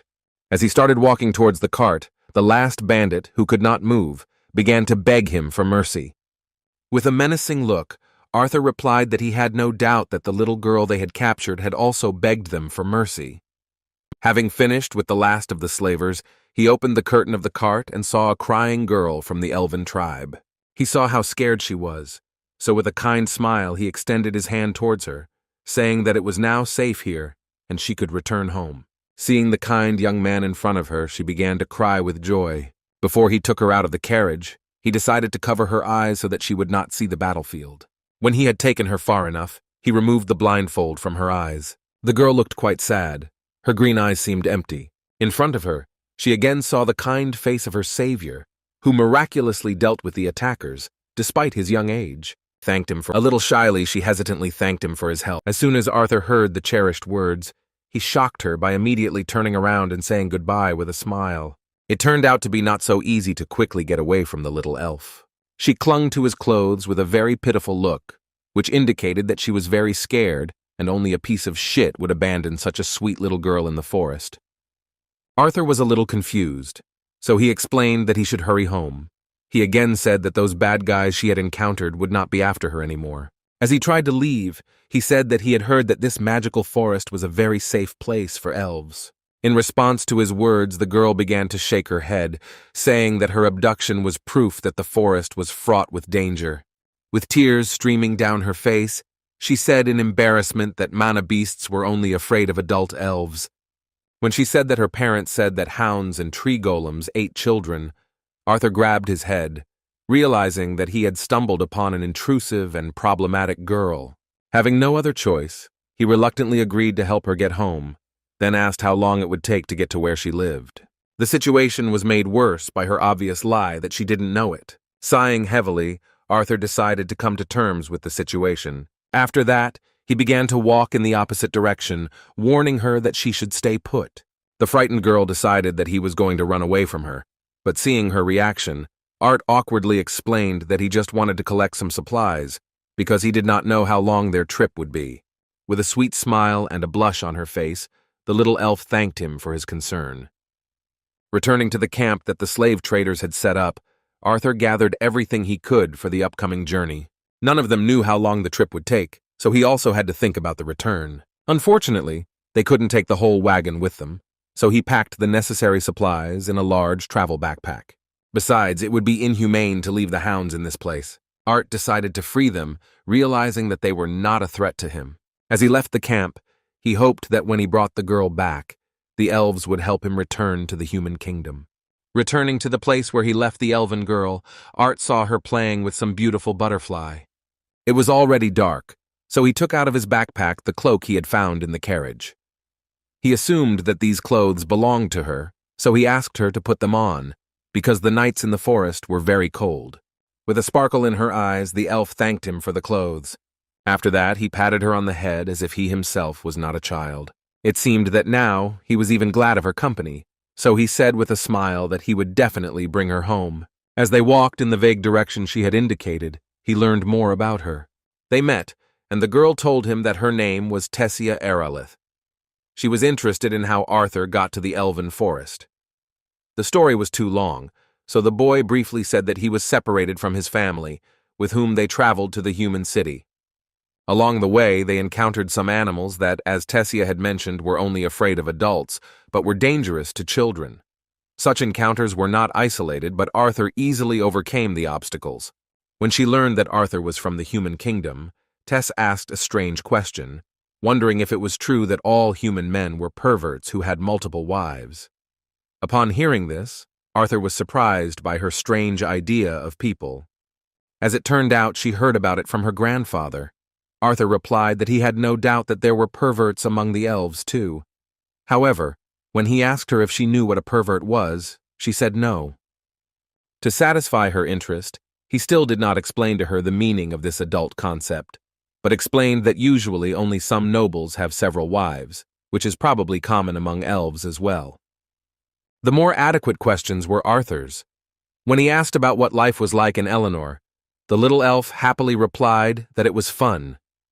She spent a lot of time with her guardians and grandfather, as her mother and father were very busy. She was really looking forward to the moment of her awakening, because then she would get a mentor to train with.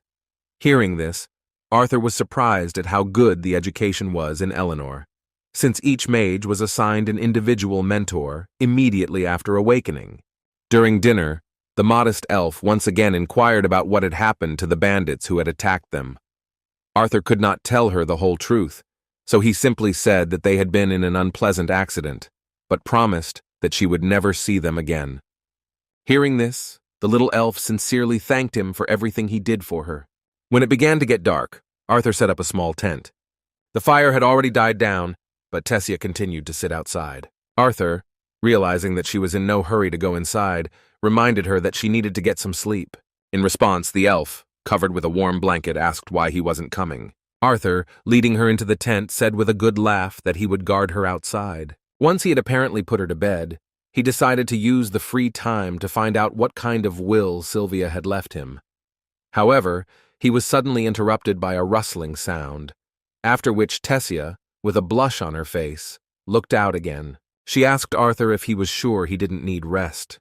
She said hesitantly that her grandfather had told her never to share a bed with a boy, but she promised not to tell him. Looking back at the obsessive girl, he reassured her with the words that everything was fine and he didn't need sleep. She agreed with his words, looking slightly upset. A few minutes later, Arthur was interrupted again by a rustling sound from the tent, and this time Tessia said that the animals would most likely attack if they saw him outside because he was a child. With the same embarrassed and uncertain tone, she suggested that for their common safety, he guard the tent from the inside. Arthur couldn't do anything about it. He knew that if he continued to resist, then both of them would not be able to sleep. When he entered the tent, Tessia began to justify herself by saying that she had not dragged him inside because she was scared. In response, Arthur sat down next to her and asked her to rest after a hard day. It seems he became the first person she could trust. Most likely this was due to the fact that they were the same age. Grabbing the smiling and kind human child by his clothes, Tessia made sure that he would definitely not run away from her. After that, she finally fell asleep. Arthur knew that she had been through a tough time, so it would be better if he stayed inside so that she could get a good rest. The next morning they continued their journey, and the unfamiliar surroundings and the rapidly passing time was their only progress. Spending time together turned out to be quite fun. After the first conversation with Tessia, her fears went away and it was clear that she had no idea how to interact with boys her age. Despite this, she looked really happy, because she always had a smile and a blush on her face. Although he was glad of such company, his anxiety about his family and impatience to return home did not leave him in a better mood. All this time he tried not to show that something was bothering him. When communicating with Tessia, he continued to behave cheerfully and carefree, so that she would also be in a good mood. Towards evening they stopped again to set up camp. While Tessia was busy keeping the fire going, Arthur was once again setting up the tent for the night. However, at one point the hammer fell out of his hands. He clutched his stomach and began to writhe in pain. In fact, at times his journey seemed almost unbearable due to the excruciating pain that emanated from his mana core. They were extremely unpredictable, so no matter how hard he tried, it was very difficult to hide it from Tessia. He had no idea why this was happening. Seeing the elven girl's anxiety, he reassured her, saying that he was fine and that this was only a temporary problem. It was clear from her face that she was very worried, because she couldn't help him in any way. Similar pains recurred repeatedly even though he hardly used magic. As he continued his journey, he continued to smile so that Tessia would not worry about his condition. Despite his attempts to reassure her that everything was okay, she was still worried. Although the pain in his core often distracted him, he was still always extremely careful. The mana beasts, similar to a pack of wolves, did not give them any peace, pursuing them, considering them defenseless prey. However, when Arthur suddenly appeared in front of them using mana palm enhancement, they would run away with a frightened look. The further they walked, the more familiar locations Tessia recognized and could even point out which road to take next. Even though they were already approaching the kingdom of the elves, the anxiety did not subside. From time to time, Arthur was forced to hide because the attacks of pain in the core occurred more and more often. Tessia did not react to the fact that he hid from her from time to time behind trees and bushes. Art understood that despite his position, he could not admit to her the reason for such behavior, because she would worry even more. Exhausted by constant pain, during another overnight stay he fell asleep, and Tessia made sure that he did not catch a cold by covering him with a blanket. As the days passed, Tessia began to recognize more and more of the familiar surroundings. She seemed very happy that her native kingdom was already close. However, their pace slowed as she began to tire suspiciously quickly. Arthur didn't realize that she really just wanted to spend as much time with him as possible, so he thought it necessary to take her small backpack to make the journey easier. As for him, despite strengthening his body with mana, the pain continued to increase both in frequency and in strength. It was becoming increasingly difficult to hide these fits from the worried elf. During another attack of pain, he grimaced so much that Tessia was seriously scared. In order not to make her worry even more, Arthur justified himself by saying that his stomach hurt because of the unfamiliar food of this forest. As they approached the kingdom, the forest became more and more secure, so Arthur, given his condition, did not bother to guard their camp and slept all night. They continued to travel, and now Tessia was not shy about talking. She suddenly stopped him because she was very nervous before asking a question. A little embarrassed, she said with a blush that since they had become close friends, she would like to call him by the name his family did. Hearing this, he said in a nonchalant voice that he didn't mind her calling him by his shortened name, just Art. Seeing that she didn't like his reaction, he sighed heavily with a smile. After that, he embarrassed her more emotionally with a response, saying that he would be very flattered if Tessia Aerolith would call this village boy by the name of Art. It seems Tessia even took offense at him, and said that he was speaking strangely again, as if he were not a boy, but some old man. In response, Arthur jokingly said that it was better than being a crybaby who couldn't even go to the toilet without him and constantly walked around with her eyes and ears closed. These words embarrassed her so much that she began to try to shut his mouth. While playing as a child with a 40-year-old man in the body of a 4-year-old child, Tessia suddenly saw a magical rune on one of the trees. At that moment, her face lit up and she joyfully shouted that she had seen the place they were looking for. She pointed her finger at a cluster of trees and began to run in that direction. In response, Arthur replied with a sickening expression that he too could see something, but clarified that he was talking about the moss, leaves, fog, and trees that they had seen before. Realizing that they were near the entrance to the kingdom of the elves, Arthur was already thinking that it was time to say goodbye. In fact, he was glad to meet them, because despite the mental difference in age, during this journey they became quite close. Running towards the trees, Tessia Aerolith began to look for runes and touch them. Touching each of the trees, she triggered the mechanism that activated the portal.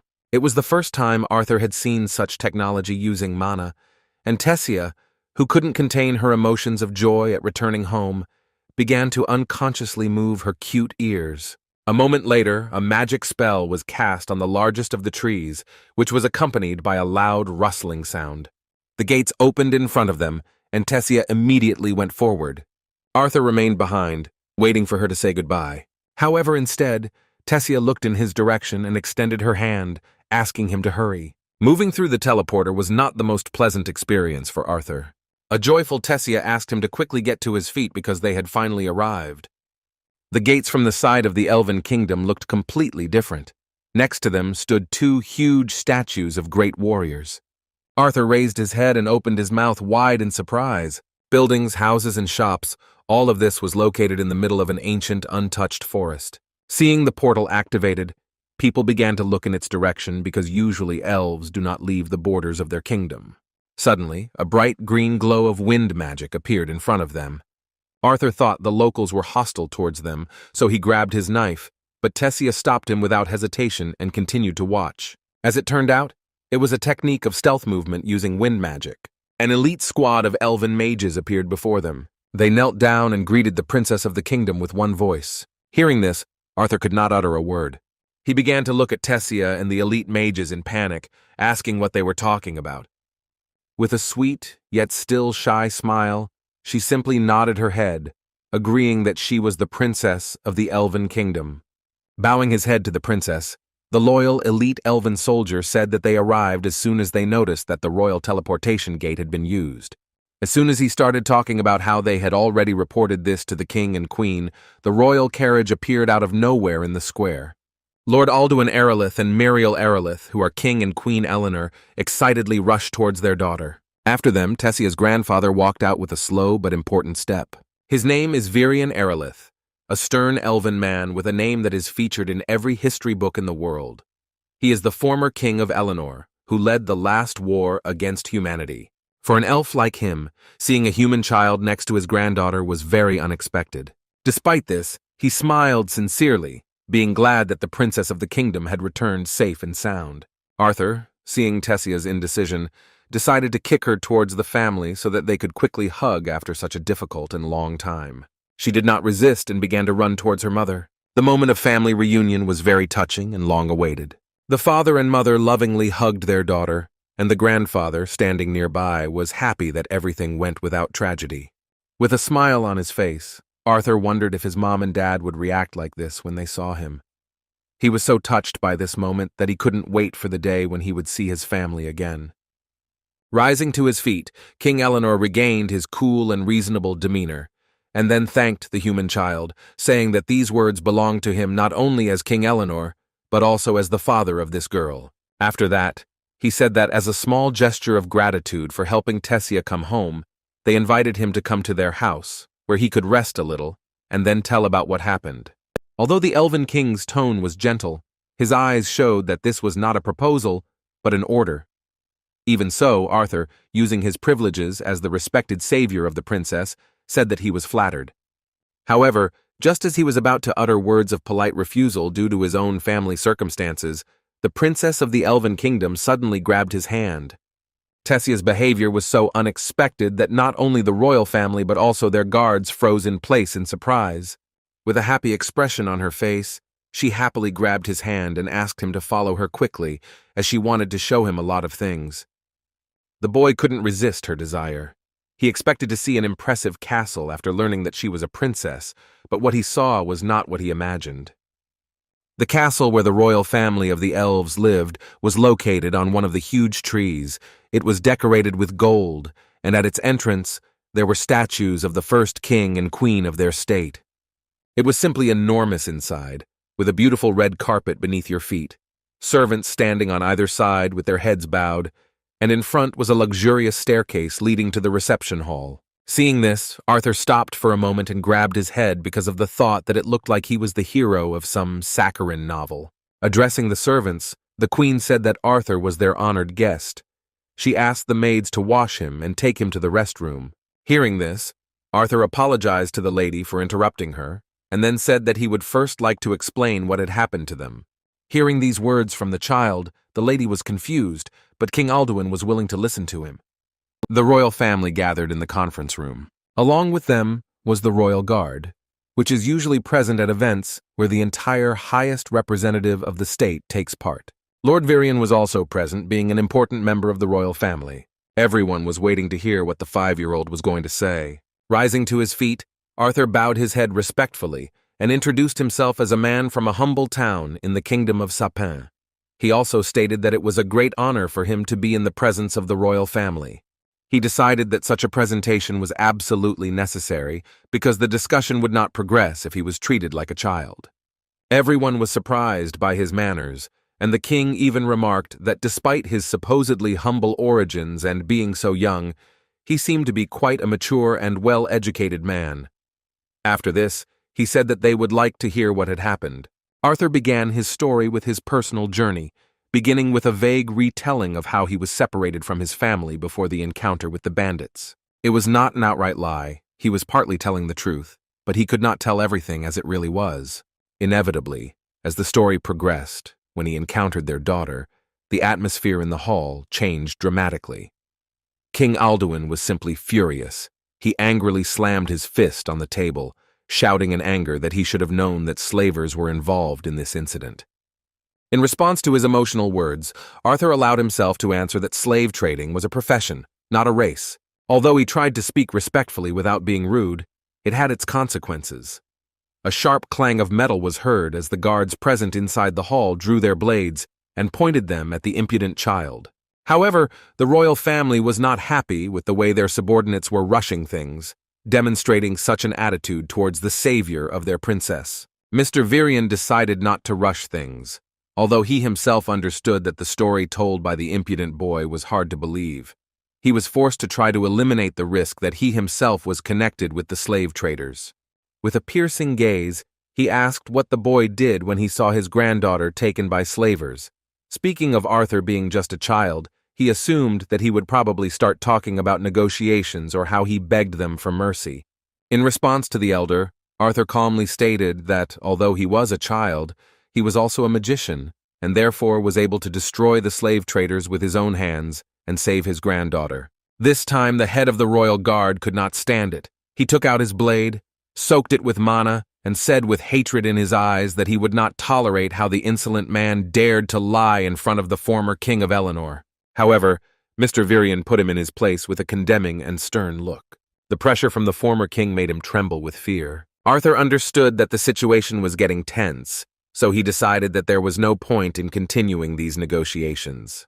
As he rose from the table, he said that whether they believed him or not, the main thing was that Princess Tessia had returned home safely. He had no intention of getting anything in return, because all he wanted at that moment was to return to his Sapine family. Hearing his words that he was going to leave, the princess jumped up from her seat with an anxious expression on her face. Her parents noticed her distress and realized that she was quite close to the human child.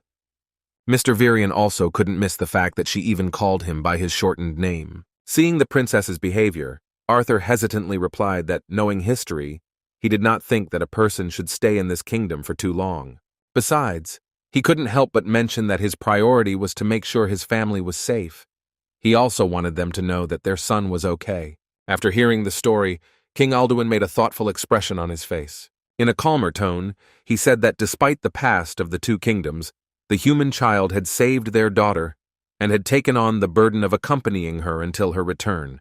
Understanding how upset his daughter was about the royal family's decision, King Eleanor said that he considered it his duty to provide Arthur with a worthy reward. Unfortunately, the teleportation gates connected to the Sapine Kingdom are only accessible once every 7 years, during a summit conference between the three races. Despite the desire to send Arthur home as quickly as he wished, there were still 5 whole years left before the gates opened.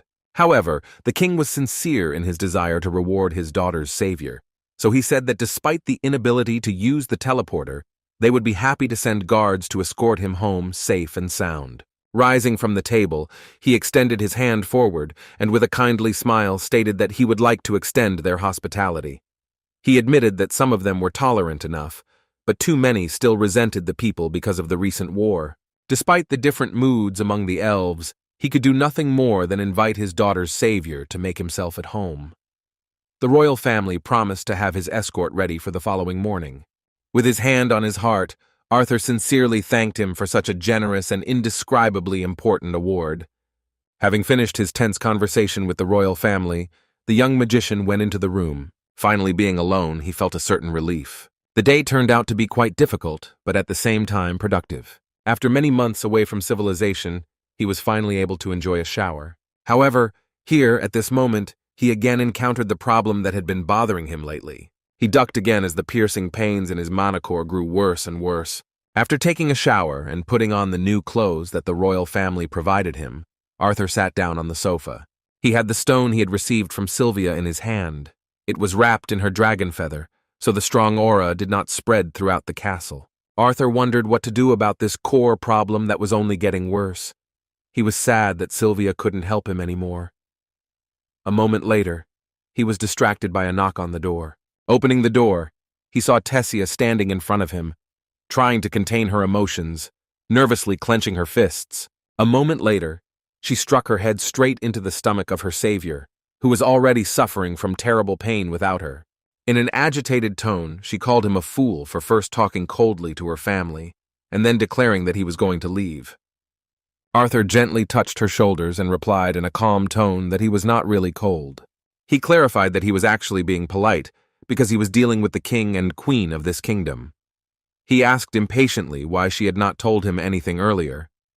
In response, the princess, who was hiding her origin, said nothing, but began to tease the boy, sticking out her tongue and laughing slyly. Turning around demonstratively, she said that she simply didn't want him to leave her. A little more quietly, she said that he had become her first friend in her entire life. After these words, a tremor associated with excitement became noticeable in her body. Arthur responded to her sincerity with a kind smile. Hugging her, calling her a whiny princess, he asked her to show him the whole castle and what she had been telling him all the way. Thus, Arthur really managed to relax the situation, and Tessia took him along to show her favorite place in the castle. There was a beautiful garden here, and she, trying to persuade him to stay, said that if he stayed here until spring, then he would see how beautiful their flowers were. What decorated their garden at this time of year were bees that glowed at night. With incredible joy and a look of amazement, she took this beam of light in her hands and asked if he thought these bees were incredibly beautiful. Arthur had never seen anything like it before. Seeing that she was calmly holding them in her hands, he was not afraid to pick up one of the glowing bees to examine it better. However, a moment later he felt goosebumps on his skin. Something was flying towards them very quickly with a quiet whistle. Acting as quickly as possible, Arthur grabbed the princess by the arm and threw it aside so that she would not fall under the enemy's blow. After that, he managed to grab a sharp object flying towards them. At first glance, it was some kind of knife. Arthur noticed which side the throw was made from, so he immediately dashed in that direction to collide with the enemy. A moment later, he collided with some man, and he was able to stop a blow from a bare fist without any extra effort. He raised his head and stopped, realizing who had attacked them. It was the former King Eleanor, Lord Varian. Realizing this, Arthur began to scream in rage, asking why the hell a crazy old man would try to kill his own granddaughter. He mockingly replied that perhaps the object would have left a small scar on the princess, but even that was doubtful, since the knife was not designed for that purpose. Taking another look at the knife he had caught, Arthur was convinced that it was nothing more than some kind of toy, incapable of harming anyone. Although he was cruelly deceived by the elder of the kingdom of Eleanor, Varian praised him for his excellent reaction and instincts in return. He noted that he could not even think that the kid would be able to not only catch his gift, but even try to use it in battle. He couldn't judge Arthur's skills with just compliments, so he added that his use of mana was mediocre at best. But it was obvious that even that was enough to prove that he could indeed kill several slavers. While Arthur stood frozen in surprise at how strange his grandpa was, Tess, trying to stand up for him, worriedly said that he should stop teasing her friend. As it turned out, Mr. Varian didn't think he was teasing him at all. When he said that Arthur must have guessed the reason for his visit, he froze tensely, waiting for an answer. Without thinking twice, the elder said with a thoughtful expression on his face that he had not met anyone as interesting as this human child for a long time. After that, he threw him a sword, offering to demonstrate everything he was capable of. Arthur caught the sword with an unwavering gaze, showing his determination. In just a moment, he used mana on his blade and rushed to attack. His lightning strike was aimed at the neck of the kingdom's elder, while Lord Varian himself did not even have time to blink. Horrified by what was happening, Tess, fearing for her grandfather, froze in place with a shocked look. As it turned out, the old man was not weak enough to suffer from such a blow. With a smile on his face, he called Arthur a scared little brat and then began to slowly walk towards him, releasing a huge amount of mana. In response to this, Arthur waved his sword again, demonstrating that he was ready to continue. As he charged, he filled his blade with mana again. However, when he made the cut, the elder managed to move, leaving behind only his cloak. In a moment he was behind him, ready to strike. Although Arthur didn't have time to notice him, he felt his energy approaching. He didn't have time to dodge, so he blocked it with his sword, supporting it with both hands. Under such enormous pressure, he admitted that the elder of the Elven Kingdom was indeed a strong fighter. Varian did not give him a rest and continued to try to break through the young man's defense. However, Arthur managed to jump back from his second blow. But even while in the air, he still remained the old man's target. Lord Varian struck again, and Arthur, unable to maneuver while in the air, was unable to defend himself. From this blow, he flew to the side and with difficulty managed to stop, sliding along the surface. As soon as he stopped, he grabbed his blade again and quickly rushed into the attack. Arthur continued to try to hit the old man, but they were in vain. Even considering his mana usage and the reduction in his range of motion, he still couldn't keep up with this old man's speed. All this time he tried to strike accurately, but his sword was constantly blocked by the old man's hands. Moreover, a moment later, Mr. Varian was once again behind him. The elder of the Elven Kingdom believed that he had caught the boy by surprise. so he was going to take advantage of his opponent's mistake in order to deal him an instructive blow. However, in reality, Arthur was in control of the situation, and looking back at his opponent, he thought that he had a chance to change the course of the fight. The moment the old man tried to strike him, Arthur pushed off the ground and found himself in the air. Dodging the sweep that the old man attempted to perform with a kick, Arthur, using only one hand as support, pushed off the surface again. While in the air, he prepared to strike again, accelerating himself by strengthening his body with mana. A moment later, his sword was indeed in front of Lord Virian's face. Only at the last moment did he manage to jump back, avoiding serious injury. Tessia couldn't watch it anymore, so she rushed forward, shouting that they had to stop. She immediately ran to Arthur lying on the ground, seeing that her grandfather was okay. However, as it turned out, Arthur actually managed to hit him, and a small abrasion appeared on his forehead. With a smile on his face, Mr. Virian admitted that he deserved it for his arrogance. He could not even imagine that some human child would be able to hit him. Despite such compliments, Tessia still felt offended by her grandfather. When he suggested starting the second round of their duel, the princess pinched him painfully, saying that he had already mocked her savior enough. She folded her hands in front of her and said in a businesslike tone that he should be gentler with their dear guest. In response, the old man said that if he were gentler with him, then he himself would become a target for mockery. Shaking off the dust, Art said with an awkward laugh that he was honored that the elder said so. Suddenly, Mr. Virian's mood changed, and with a stern and cold look, he asked Arthur if it was true that these words were really a great honor for him. As it turned out, he became so serious only because he wanted to offer the boy to become his student. Hearing this, a confused Tessia couldn't understand why his grandfather would suddenly say something like that. Clasping his hands in front of him, Mr. Virian, seeing the confused expression on the young man's face, again asked if he would agree to his lucrative offer. In response, Arthur said in confusion that he did not understand how this was possible. He was afraid that he was a man, so it was unlikely that he would be able to stay in this kingdom for long. In response, Lord Virian reminded him that no one would dare to expel him while he was under the royal family's tutelage. He knew that Arthur already knew that he was on a level much higher than some adults, but he clarified that there was something that even the best mages from Seipen could not teach him. Arthur waved his hand and tried to refuse, saying that he couldn't do that because now he didn't even know how his parents were doing, and they didn't even know if he was dead or alive. In response, the old man asked if it would be enough if he had a way to find out how they were doing, and also to communicate a little so that they knew that they were okay. Seeing the surprise in the young man's eyes, Lord Virian decided that he could really influence Arthur's decision, so he asked him to stay, after which he gave the servants the order to put the princess to bed. As he put his cape back on, Mr. Virian noted that he realized he seemed overly impatient at the moment. He attributed it to what he had felt earlier during their little sparring match. As it turned out, in their battle, he was able to figure out that Arthur had previously been experiencing attacks of burning pain in the area where his mana core was located. He was also incredibly accurate when he said that these attacks were probably happening more and more often. Nodding his head, Arthur asked with a confused look how the elder knew this. Brushing the dust off his cloak, Virian, without losing his status as a former king, said that he was sure that Arthur did not even know the cause of his pain, which was a big problem. He assumed that he did not even know what the will of the beast was. Hearing this term for the first time in his life, the guy immediately remembered how Sylvia had struck him to the depths of his soul. Of course, Arthur had already encountered several mana beasts, such as the magical wolf and the crew lizard. A beast strong enough to be classified as Class A or higher is given the ability to pass on its will or inherent ability once, either to a descendant or a human.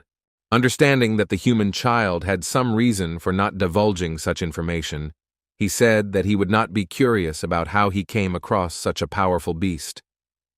Still, he warned that at this stage, the power within him was too dangerous.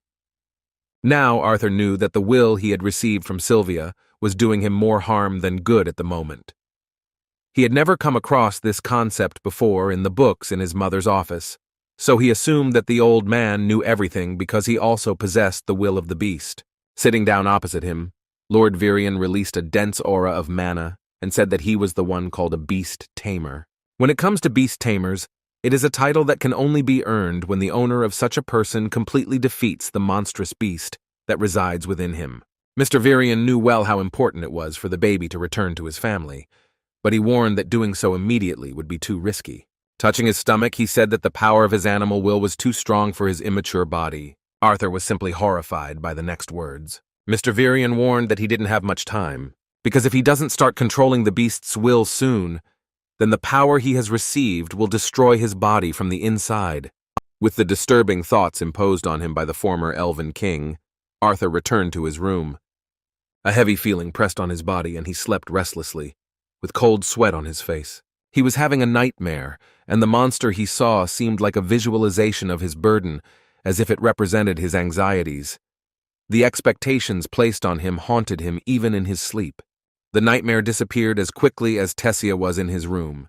She jumped on his bed and started screaming that it was time for him to wake up. The pressure of the nightmare responsibility was replaced by the pressure of the entire body weight of the princess of the kingdom of Eleanor. Sleepy Arthur, not understanding what was happening, called her a shadow monster and asked to give him 5 more minutes of rest. The slap from the enraged princess brought Arthur to his senses, and he got out of bed without delay.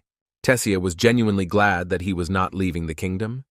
They began their morning with friendly teasing, laughing at how funny their hair looked after sleeping.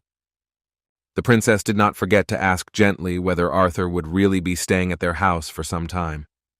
Arthur formally replied that he was not sure yet, but they would know for sure after their trip with the elder.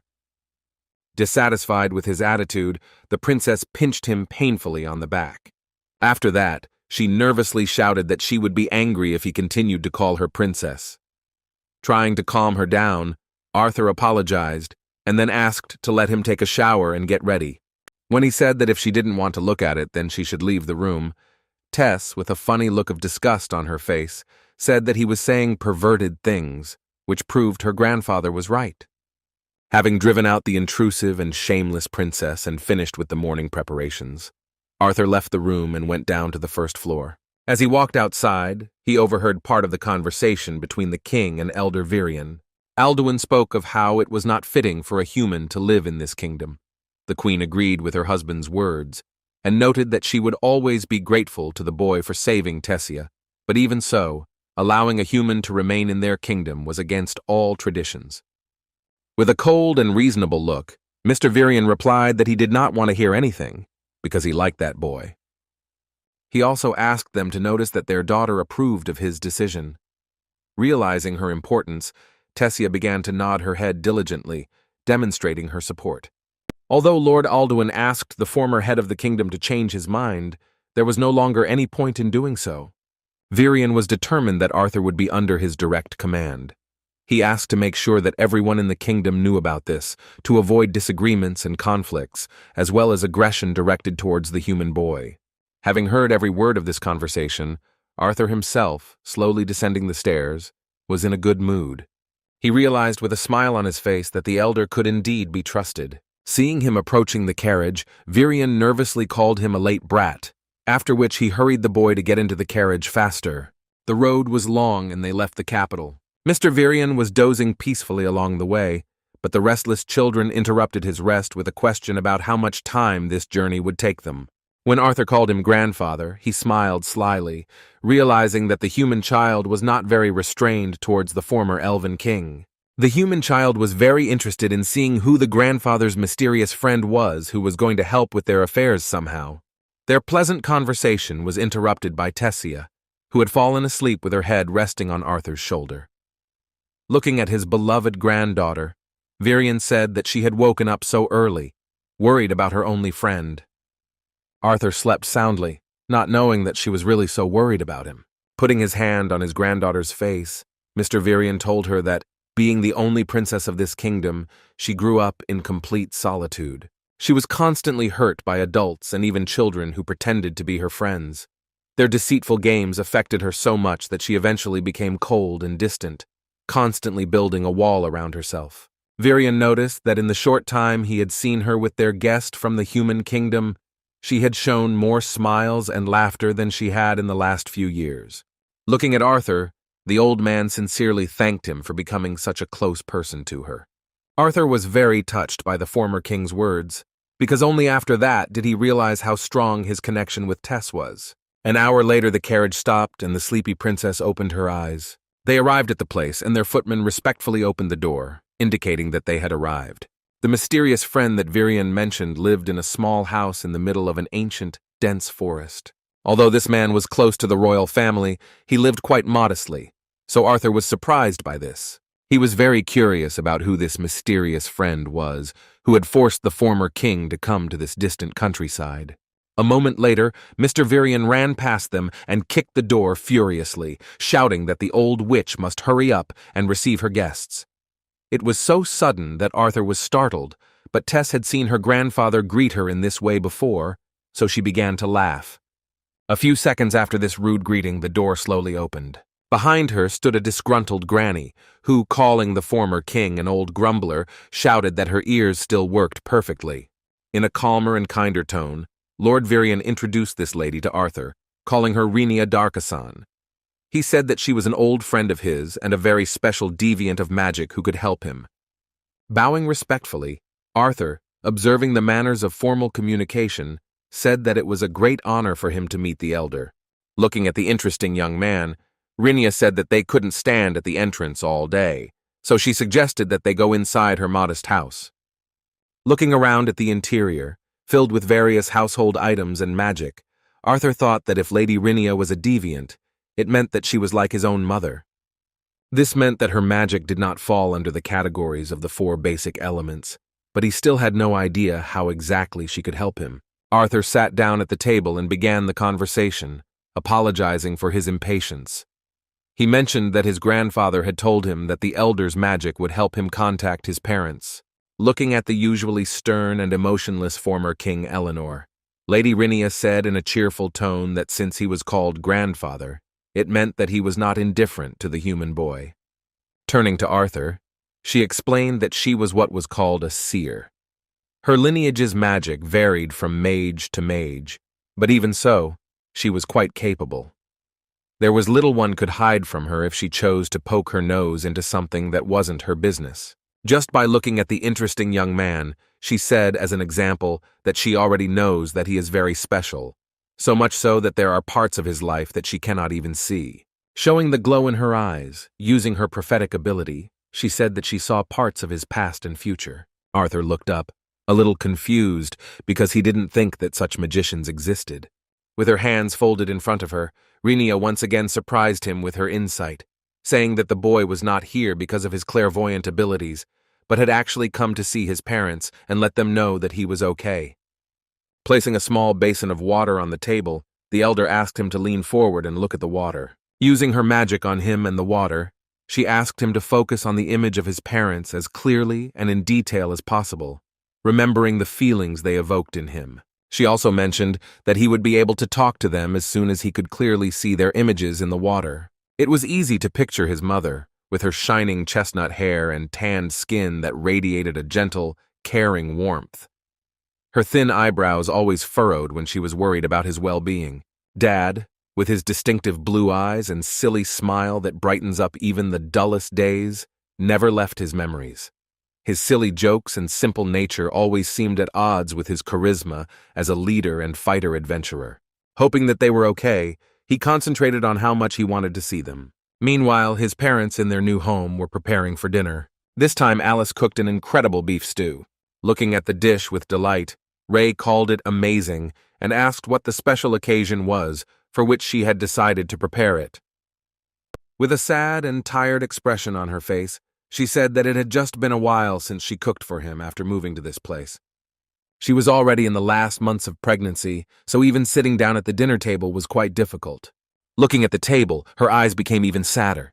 This beef stew was actually a favorite dish of her husband and beloved son, Arthur, who disappeared without a trace during an attack on their team of adventurers. Seeing how sad his wife looked, Ray asked what was wrong.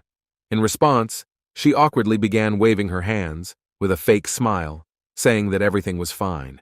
The dish reminded her of her son, and she couldn't feel good, afraid that they would never see each other again. The difficulty of pregnancy, and the pain of loss did not give her peace. She could not even sincerely rejoice that she would soon see another child from her beloved husband.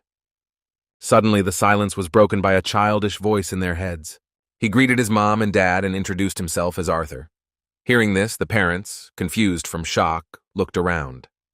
The food fell from their hands onto the table and they froze, listening to the voice of their son, whom they could not stop thinking about for a minute.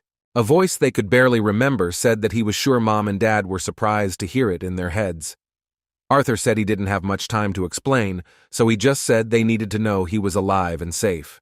Recalling that terrifying day, he said he barely survived the fall from the cliff, when the entire team probably thought he had sacrificed himself for his family. After this, Arthur took care of his parents' worries by telling them about his secret, that he was in Eleanor's kingdom with the elves. Recalling the time after he disappeared, he said he knew it was very difficult for them. He admitted that he too had a hard time and was restless, worrying about whether his family was okay. He hoped that his parents and the team did not blame each other for what happened. The situation was truly horrific, because the parents were in terrible despair and Alice wanted to commit suicide. Ray was so devastated that even the blows of his comrades to the face did not help him to collect himself and understand what was happening. Realizing this, Arthur said that even though they had to go through so much hardship because of him, he was still proud of what he had done, and even if he had the opportunity to go back in time, he would do it again.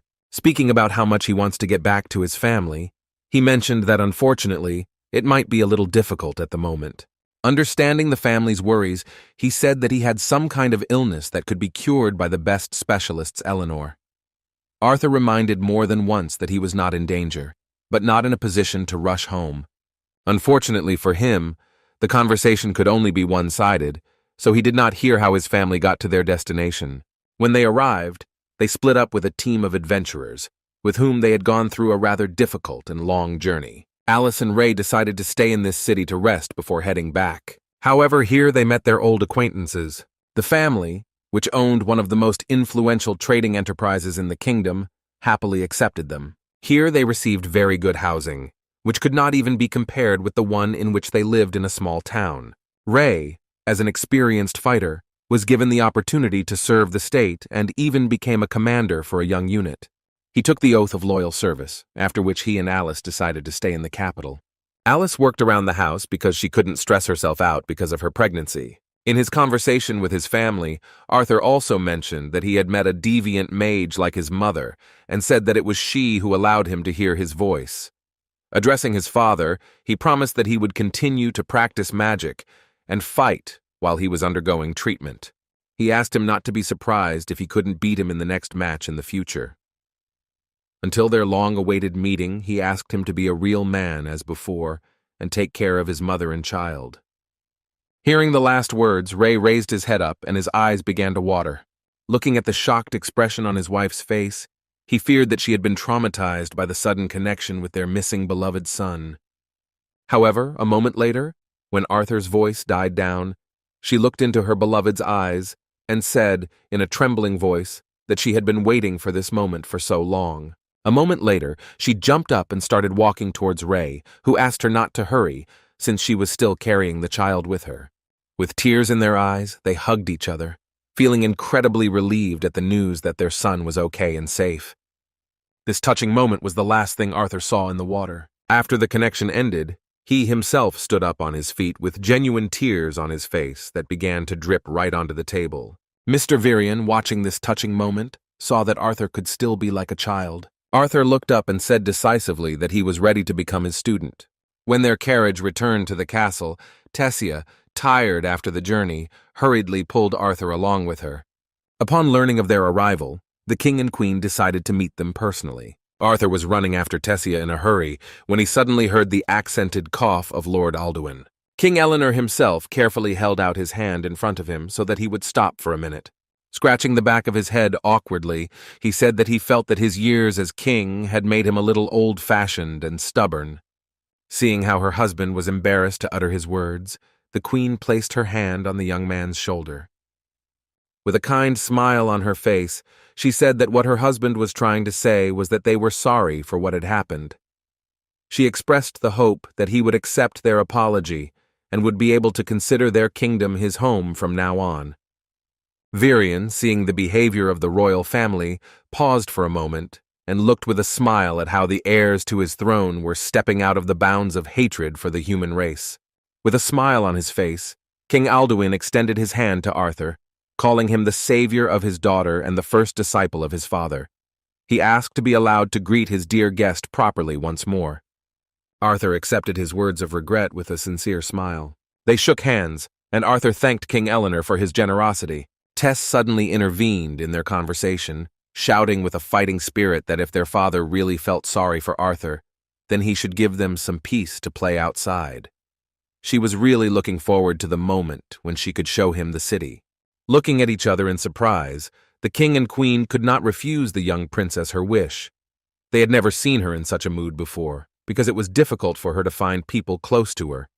Arthur quickly got ready for his walk and went outside to sit alone on the stairs. The princess's preparations for the walk were completely different. She put on an incredible outfit and a beautiful pink hat with flowers. Coming out of the castle, she offered him to go for a walk with a joyful expression on her face. The city was fairly safe, so they didn't need an escort. This walk was filled with wonderful and carefree moments that had not been in Arthur's life for so long. Arthur had never been to a big city before, and besides, the capital of the kingdom of Eleanor was filled with various oddities associated with elven culture. Looking around at the interesting benches around, Arthur didn't notice how he caught hold of some fair-haired guy. Even though he apologized, the child he encountered was arrogant enough to call him a rude person and the one who left human germs on his beautiful body. Seeing such previously unheard of self-confident behavior, Arthur was very surprised, and Tess, knowing who they were dealing with, looked in his direction with disappointment. Adjusting his hair and pointing a finger at the human child, the young elf said that the so-called savior of their princess was deeply mistaken if he thought that he belonged here just because Elder Virion favored him a little. The kids around him started to cheer this ridiculous and self-confident elf, but Arthur was a little furious. Starting his life from scratch, having a lot of experience communicating with different people, he immediately decided that he did not want to get involved with him because he looked like a disgusting guy. Tess tried to pull Arthur along, saying that they shouldn't linger, but they were interrupted by the arrogant boy. With an overly confident look, he turned to the princess, saying that while he applauded her kindness, commoners had no place near her. Tess and Arthur felt awkward when he offered to escort the princess, introducing himself as the heir to a great family, Firat Ifsar III. Arthur decided that if they were going to have fun, they might as well make it as fun as possible. He decided to play with the feelings of the narcissistic scion of a noble family and said with an astonished look that he couldn't believe he was seeing him with his own eyes. Taking his surprise as a compliment, he felt even better, saying that even the commoners had heard of his genius and his recent awakening. However, a moment later he flared up, realizing that the ignorant boy had mispronounced his glorious name. The provocation worked just fine, and while the offended ferret was furious, Arthur continued to joke about his so-called ignorance. Watching this, the princess could hardly contain her laughter. Further escalating the situation, he mockingly bowed before the elven boy, saying that he had no idea he was standing next to such an inspiring genius. Calling himself a pathetic bug, he promised that he would not forget to show him due respect. Having humiliated the poor guy, Arthur decided to skillfully avoid further development of the conflict, so he turned around and, apologizing again, began to distance himself from that group of impudent children. However, as soon as they took a few steps, that annoying ferret shouted that they had to stop.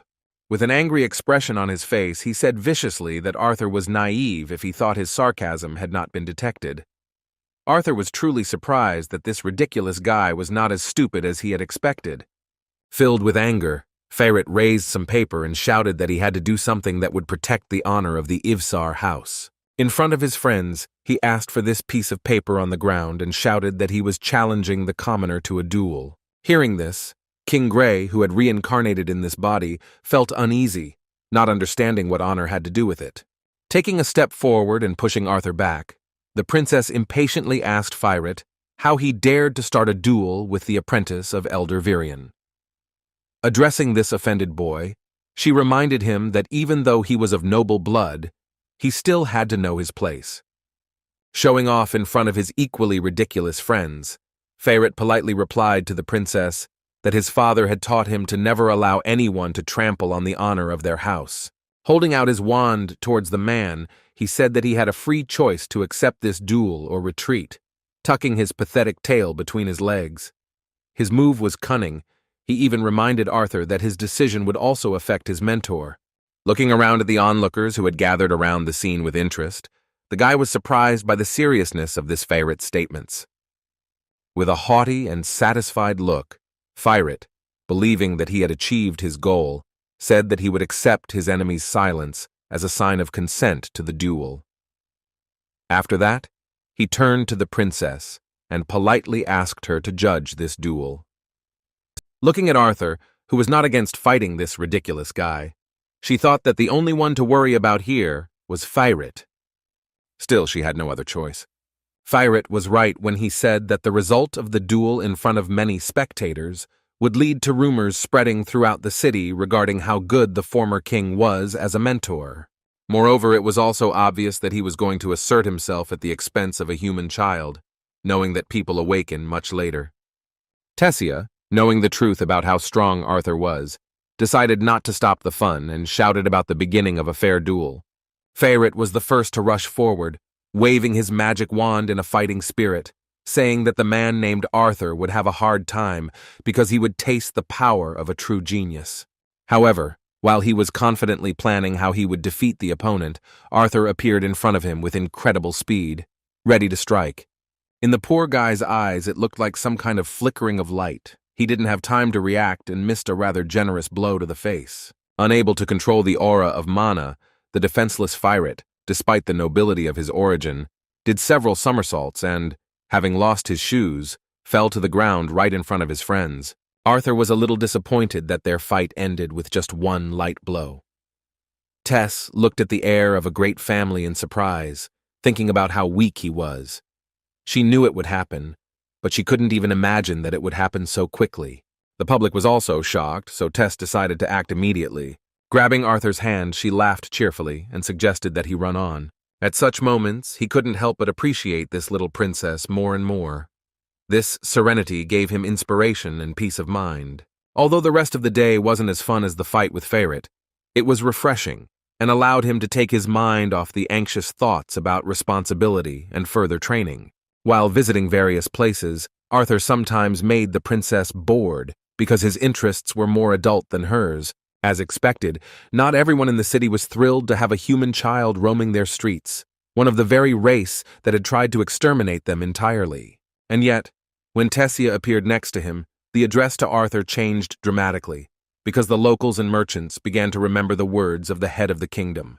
Climbing up one of the trees, they began to enjoy the beautiful view of their city, located in the middle of an ancient and powerful magical forest. With a surprised smile on her face, Tess remembered that her friend's training began the following day. She wondered how he felt about it.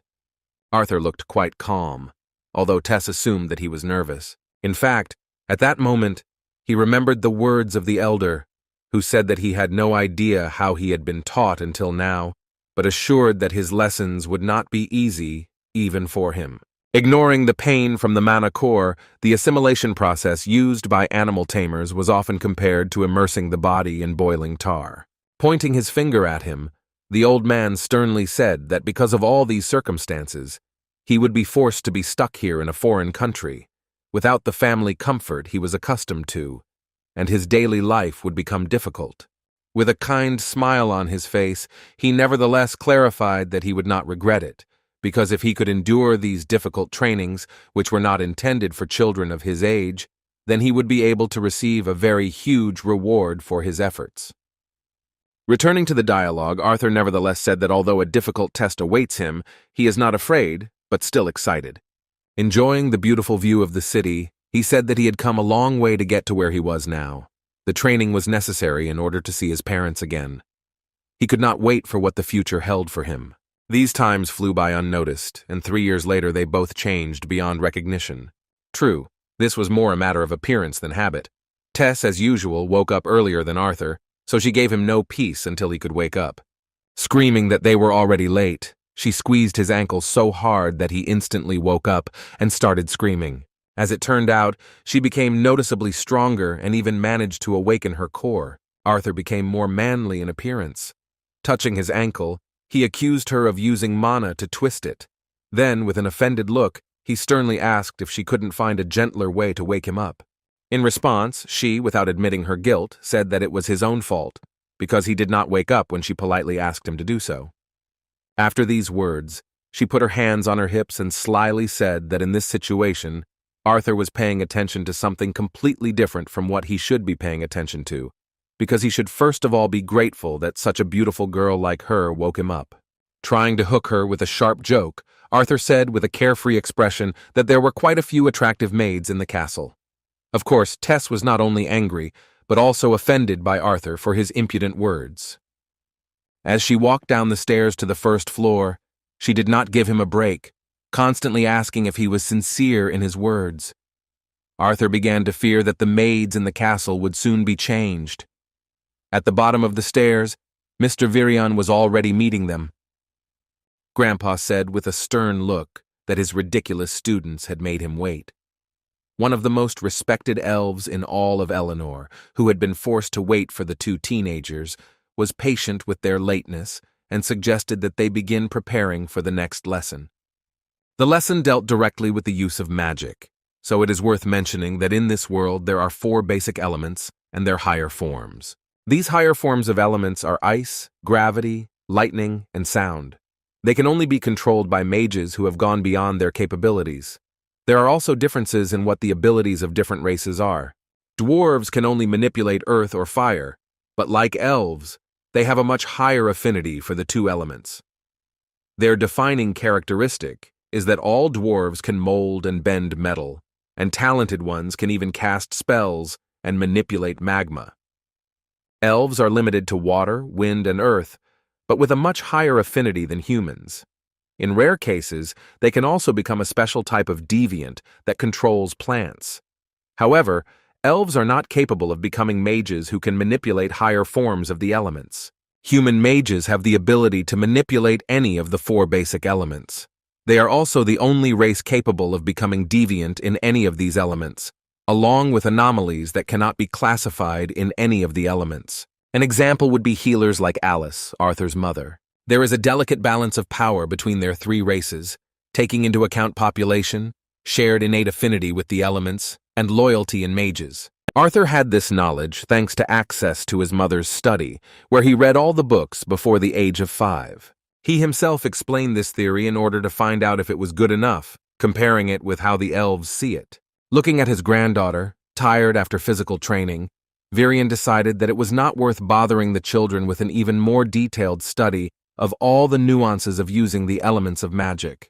After catching her breath a little, Tessia raised her hand to ask a question. She understood that this whole assimilation process was meant to prepare Art's body to cope with his beastly will, but she couldn't understand why they were doing this when they could train their body physically using magic. Watching the princess with pride, Arthur thought about their differences before hearing his mentor's answer to her question. He had learned all of this from his lessons beforehand, but the difference in races had really shown him its true essence over the 3 years of training together. While humans were considered talented if they awakened to magic late in life, it was not surprising that elven children experienced an awakening of their skills just after the age of 10.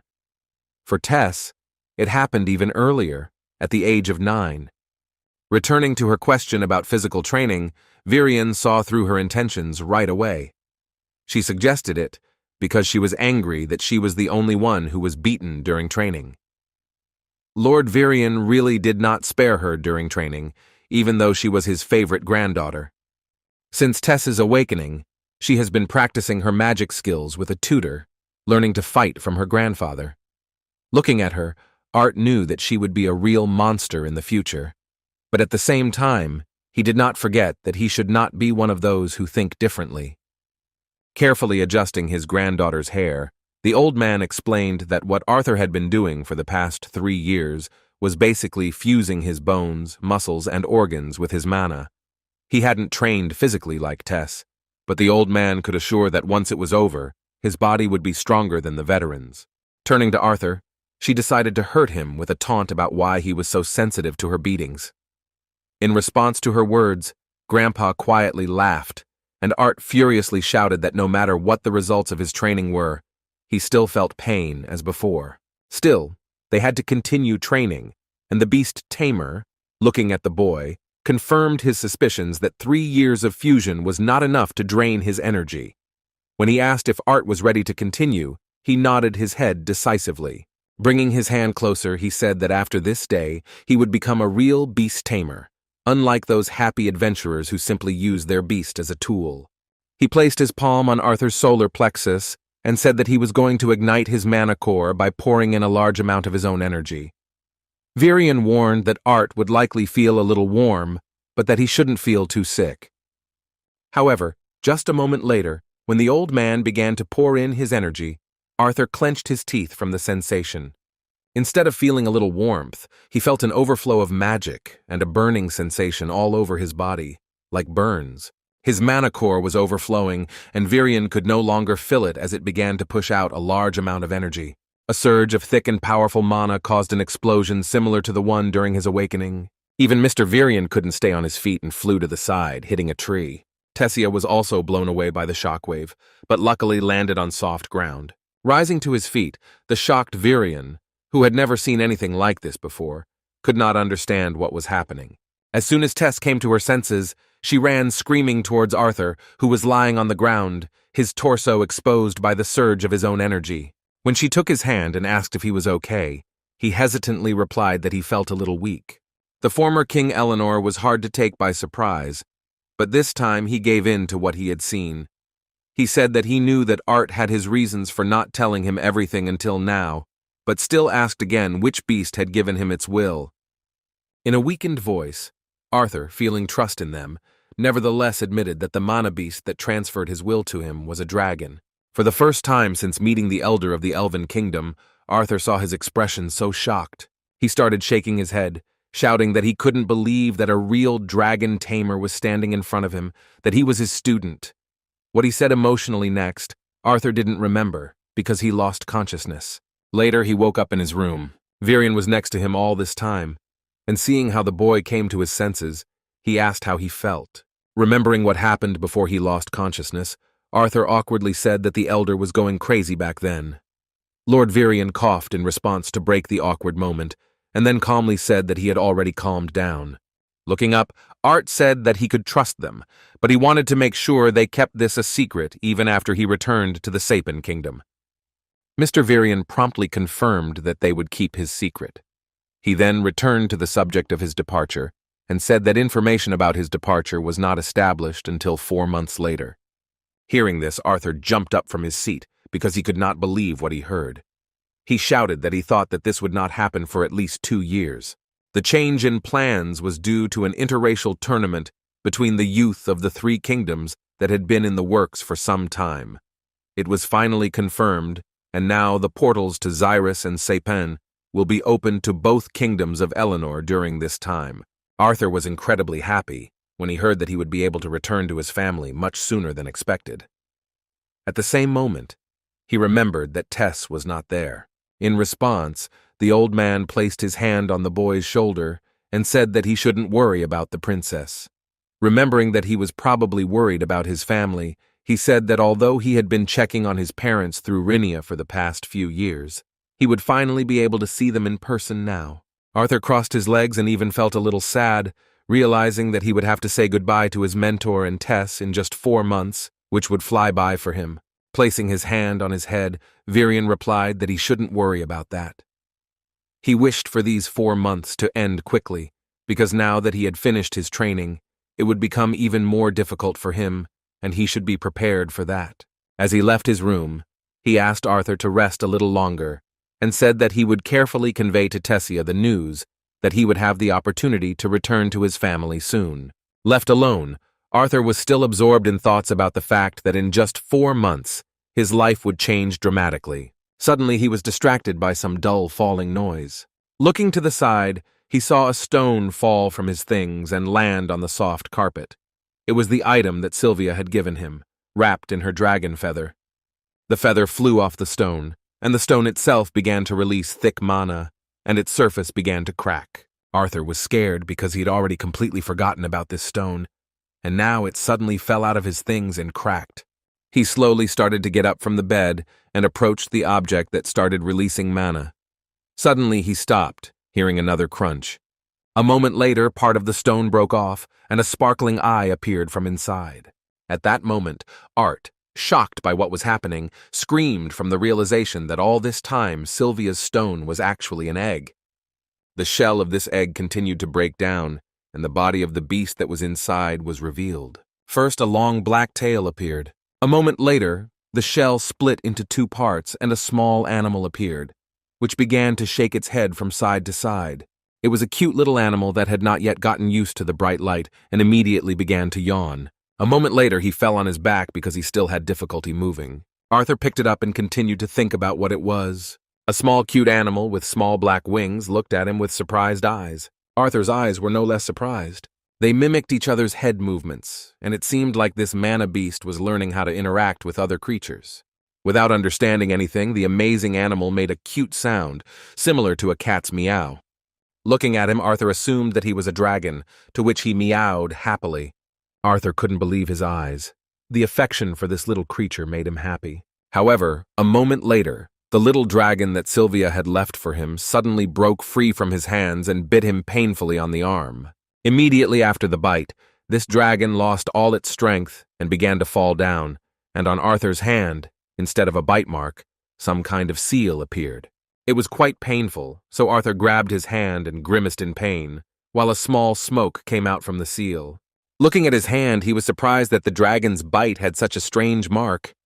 The baby continued to squeak something, and at that very moment, Art heard someone call him Mom. He began to look around in surprise, making sure that there was no one else here except them. Looking at the dragon again, he realized that it was he who was calling him Mother. Clutching his head, he again thought about how he could hear such a clear speech from a small dragon that had just hatched from an egg. When the little dragon called him Mother again, he fell to the ground. Sighing heavily, he began to get used to the fact that his new pet could communicate with him telepathically. When Arthur caught his breath, he nevertheless clarified that he was a boy, so it would be better if they called him Dad instead of Mom. Despite the fact that this cute miracle was born only a few minutes ago, it could already talk and understand what was happening around it. However, the dragon was not adapted to such activity. He immediately fell asleep because he was too tired from such sudden activity. Stroking his head, Arthur said with affection that he would name him Sylvie in honor of his mother. Sylvie seemed to really like the name and squealed happily again. Moreover, as it turned out, thanks to their connection, Arthur was even able to feel that she actually liked it. It seemed that the mark that Sylvie had left on his hand was not as simple as it seemed at first glance. There was a feeling that this thing connected him with the little dragon. Sighing heavily, Arthur began to fall asleep again with the thought that he was only 8 years old, and he already had a tattoo and a child. In his new life, he truly became a real rebel. At night, he was awakened by a strange girlish squeal. Jumping out of bed, sleepy and still tired, Art began to look around, asking who was in his room. As it turned out, this cry belonged to Tess, because she was overwhelmed with emotions when she saw this little dragon. She began to ask with affection what this animal was and why it was so cute, while Sylvie herself began to ask her dad to save her from strangulation. Arthur was too tired to explain everything. Looking out the window, he saw that it was not morning yet. Taking advantage of the moment, he fell back onto the bed and covered himself with the blanket, saying that he could not miss a minute of sleep. Forgetting about Sylvie, he left her alone with Tess, who continued to play with her like a plush toy. The next morning, Tess got up early as usual and woke Arthur up with her usual rude method. When they went to see Grandpa, Arthur told her that this was his new pet, with whom he could communicate telepathically. Tess couldn't get enough of how cute the little dragon was. At the same time, Sylvie was very angry with her, being on her daddy's head. Looking at Sylvie, Tess said that Art was very lucky and even suggested that if she could communicate with her, then they would get along too. In response, Arthur said that if she stopped looking at Sylvie like a predator, then she would have at least some chance of becoming friends with her. When they arrived at Grandpa's, who as usual tolerated their lateness, Tess first of all suggested that he evaluate Arthur's new pet. Mr. Virion looked closely at the strange and unusual animal that was on Arthur's head. First of all, he was attracted by the interesting and mesmerizing eyes with a yellow tint, which resembled the eyes of a lizard. However, he looked at Sylvie with completely different thoughts when he noticed that she had a distinctive tail and unusual wings behind her back. Realizing that it was a small dragon, he desperately screamed in the cold sweat of his brow that the little brat was giving him no peace. Clutching his heart and leaning against the wall, he said in a weakened voice that he would die sooner if he continued to be so surprised by this human boy. Seeing such an unusual reaction from her reserved grandfather for the second time, Tess began to laugh loudly with affection. After explaining to Virion what had happened and where Sylvie had come from, Arthur learned that creatures like her usually hatched in the presence of their own kind. The elder had never personally encountered a dragon, but he was certain that this trait also applied to them. They tried to figure out why she was able to hatch in front of him, but the only reason they could think of was that yesterday he had fully activated Sylvia's will, which belonged to a dragon. When they had finished their daily training and Tess was too tired to get up off the ground, Arthur asked Virion what he should do when he returned to Sapin. He knew that most people would not know that she was such a powerful being. Placing a hand on his shoulder, the elder said that they would be fine if Arthur simply pretended that it was a rare beast. However, he also let it be known that he had other reasons to be concerned. He mentioned that they had been holding back the strengthening of his core while assimilating the beast's will. However, now that Arthur has fully awakened as a beast tamer, they will need to train his core and his new dragon will. It sounded like a tough call, but Arthur had no other choice, so he simply asked in confusion what he should do. In response to his words, a sly grin appeared on the elder's face in anticipation of something interesting. Throwing aside his wooden training sword, he replied that he had found that the best way to access the first stage of his beast will, aside from strengthening his mana core, was to constantly engage in battles. Stretching his back with a cheerful laugh, Arthur responded positively to this, saying that it made sense to him. Suddenly, Virion elaborated on another unusual detail, saying that it would also make sense to fight other beast tamers when they used these stages of will against him. Such practice would prove very useful in improving his own understanding of his power. Within a moment, Arthur understood why Virion had mentioned this. The former Elven King began to unleash his power as a beast tamer, and powerful mana began to spread throughout their training grounds. A strong gust of wind forced the boys to cover their faces because of the dust flying in their direction. They could barely stand on their feet. His appearance changed significantly. His eyes took on a menacing yellow gleam, and his body began to look like a black panther. With an absolutely threatening look and tone, he coldly said that they would now fight more seriously than ever before. Beast tamers are special among mages, as they are able to use unique skills inherited from mana beasts. The first stage, known as the acquisition phase, is when the animal tamer can borrow the beast's inherent power. But it is only in the second stage, the integration phase, that the mage can truly use the unique abilities and characteristics of his beast. And for Virion, who had only just discovered this second stage after decades of studying his bestial will, this was possible. He was now able to use the deadly power of the Shadow Panther. Seeing Arthur's readiness, Virion asked him to be careful the moment he sneaked up behind him. Arthur didn't understand where the elder got his confidence from, since he had been able to keep up with his speed with ease before. He was surprised that he was saying that he could get behind him after he had warned him of his intentions in advance. However, after a few seconds, it became clear what was going on. The elder's body began to release a thick and ominous mana that Arthur had not felt before. In just a moment, he simply disappeared from sight. It was incredibly fast, because before Art could blink, he felt a touch on his right shoulder. Despite Lade's superiority in speed, which was to the elder's advantage, he still tried to strike him. However, as soon as he turned around, there was no one behind him. He only managed to hear the whistle of rapid movement. Just a moment later, the terrifying energy appeared behind him again, and he saw the sharp claws of a powerful panther form. A cold sweat appeared on the young man's face as he realized how big the difference in their strength was. In order not to prolong the fight, he raised his hands up and said that he surrendered, saying that he couldn't even react to this shocking speed of the panther form. Returning to his usual form, the old man said with a smile on his face that he had no doubt that the result of the fight would be exactly like this. Having returned to his normal form, Mr. Virion admitted that this form also had some drawbacks. Using the fusion stage, despite decades of training, was still difficult and not entirely enjoyable. In response, Arthur noted that the speed of movement in the form of a black panther was one thing, but it was quite another that when it appeared behind him, he was not even able to sense its presence.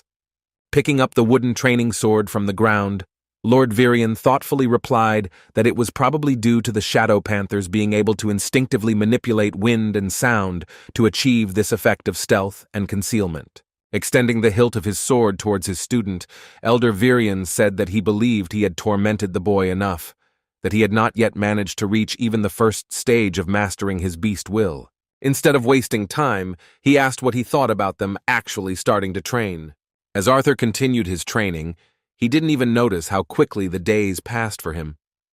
Thanks to Virion's guidance and his own knowledge, he was able to access the first stage of his draconic will. The elder also taught him how to hide the presence of his beast will. The days passed very productively. He either strengthened his mana core and studied Sylvia's dragon will, or fought against Virion. Fortunately, the assimilation process allowed his body to constantly train, and in his spare time he spent as much time as he could enjoying the joys and innocence of childhood, just as Sylvia had wished. These last 4 months, which he spent with great pleasure, flew by completely unnoticed. When the day of departure finally arrived, Tess could not hold back her tears. Every day they had spent together over the past few years had made it increasingly difficult to tell Tess of his impending departure. As expected, she was very sad, so Arthur had no choice but to try to cheer her up about the fact that they would meet again. In preparation for his return to the human kingdom, Art took care to conceal his beast will and the seal of his pet bond. As he thought, his grandmother Sylvia's feather hid the presence of Sylvia's mark well. It was time to say goodbye to everyone who had become so dear to him during his stay in the kingdom of the elves. Lord Virion and Tess, who could hardly hold back her tears, were nearby. The elder, with a kind smile, asked him to hurry because his crew was already ready to leave. For the journey, he gave him an item, a golden medallion decorated with the coat of arms of the House of Aerolites. It could help him navigate the forest. Arthur was sincerely grateful for such a valuable gift and care from the elder. Trying to tease his granddaughter, he whispered that if Arthur ever got lost in the elven forest again, he would be able to find his way to their royal portal by meeting another princess. Hearing his words, Tess could not stand it and grabbed him by the beard, forcing him to apologize to his beloved granddaughter. Saying goodbye to the sad princess, Arthur assured her that they would see each other again. He also said that he hoped that thanks to her grandfather's training, she would be stronger than him the next time they saw each other. In response, she only nodded, continuing to contain her emotions. Arthur gave vent to her emotions the moment he hugged her. Even Sylvie, though she couldn't befriend her, still paid her respects by touching her hair. By telling her he would miss her and telling her to be careful, Art touched her deeply. At that moment, she could no longer keep her emotions to herself and, clenching her teeth, began to cry. The touching moment ended with her whining and saying that she would miss him too. Grandfather took her by the arm and began to calm her down, and Arthur said goodbye to everyone else. He looked sadly at the royal family's castle, hoping that one day he would return to this place. When he looked inside the carriage, he saw the boys who had been sent to represent the elven race in the tournament. Feyret, the boy who had once challenged him to a duel, was already sitting there. Seeing Arthur and calling him a human spawn, he mockingly said that he had finally been kicked out. Seeing this ridiculous guy in front of him, Arthur pretended that they didn't know each other, so with a surprised face he asked who he was. It seemed to work well. Feyret became so enraged that he began to shout about how he was a nobleman who had been unfairly beaten by Arth, defying the dueling customs.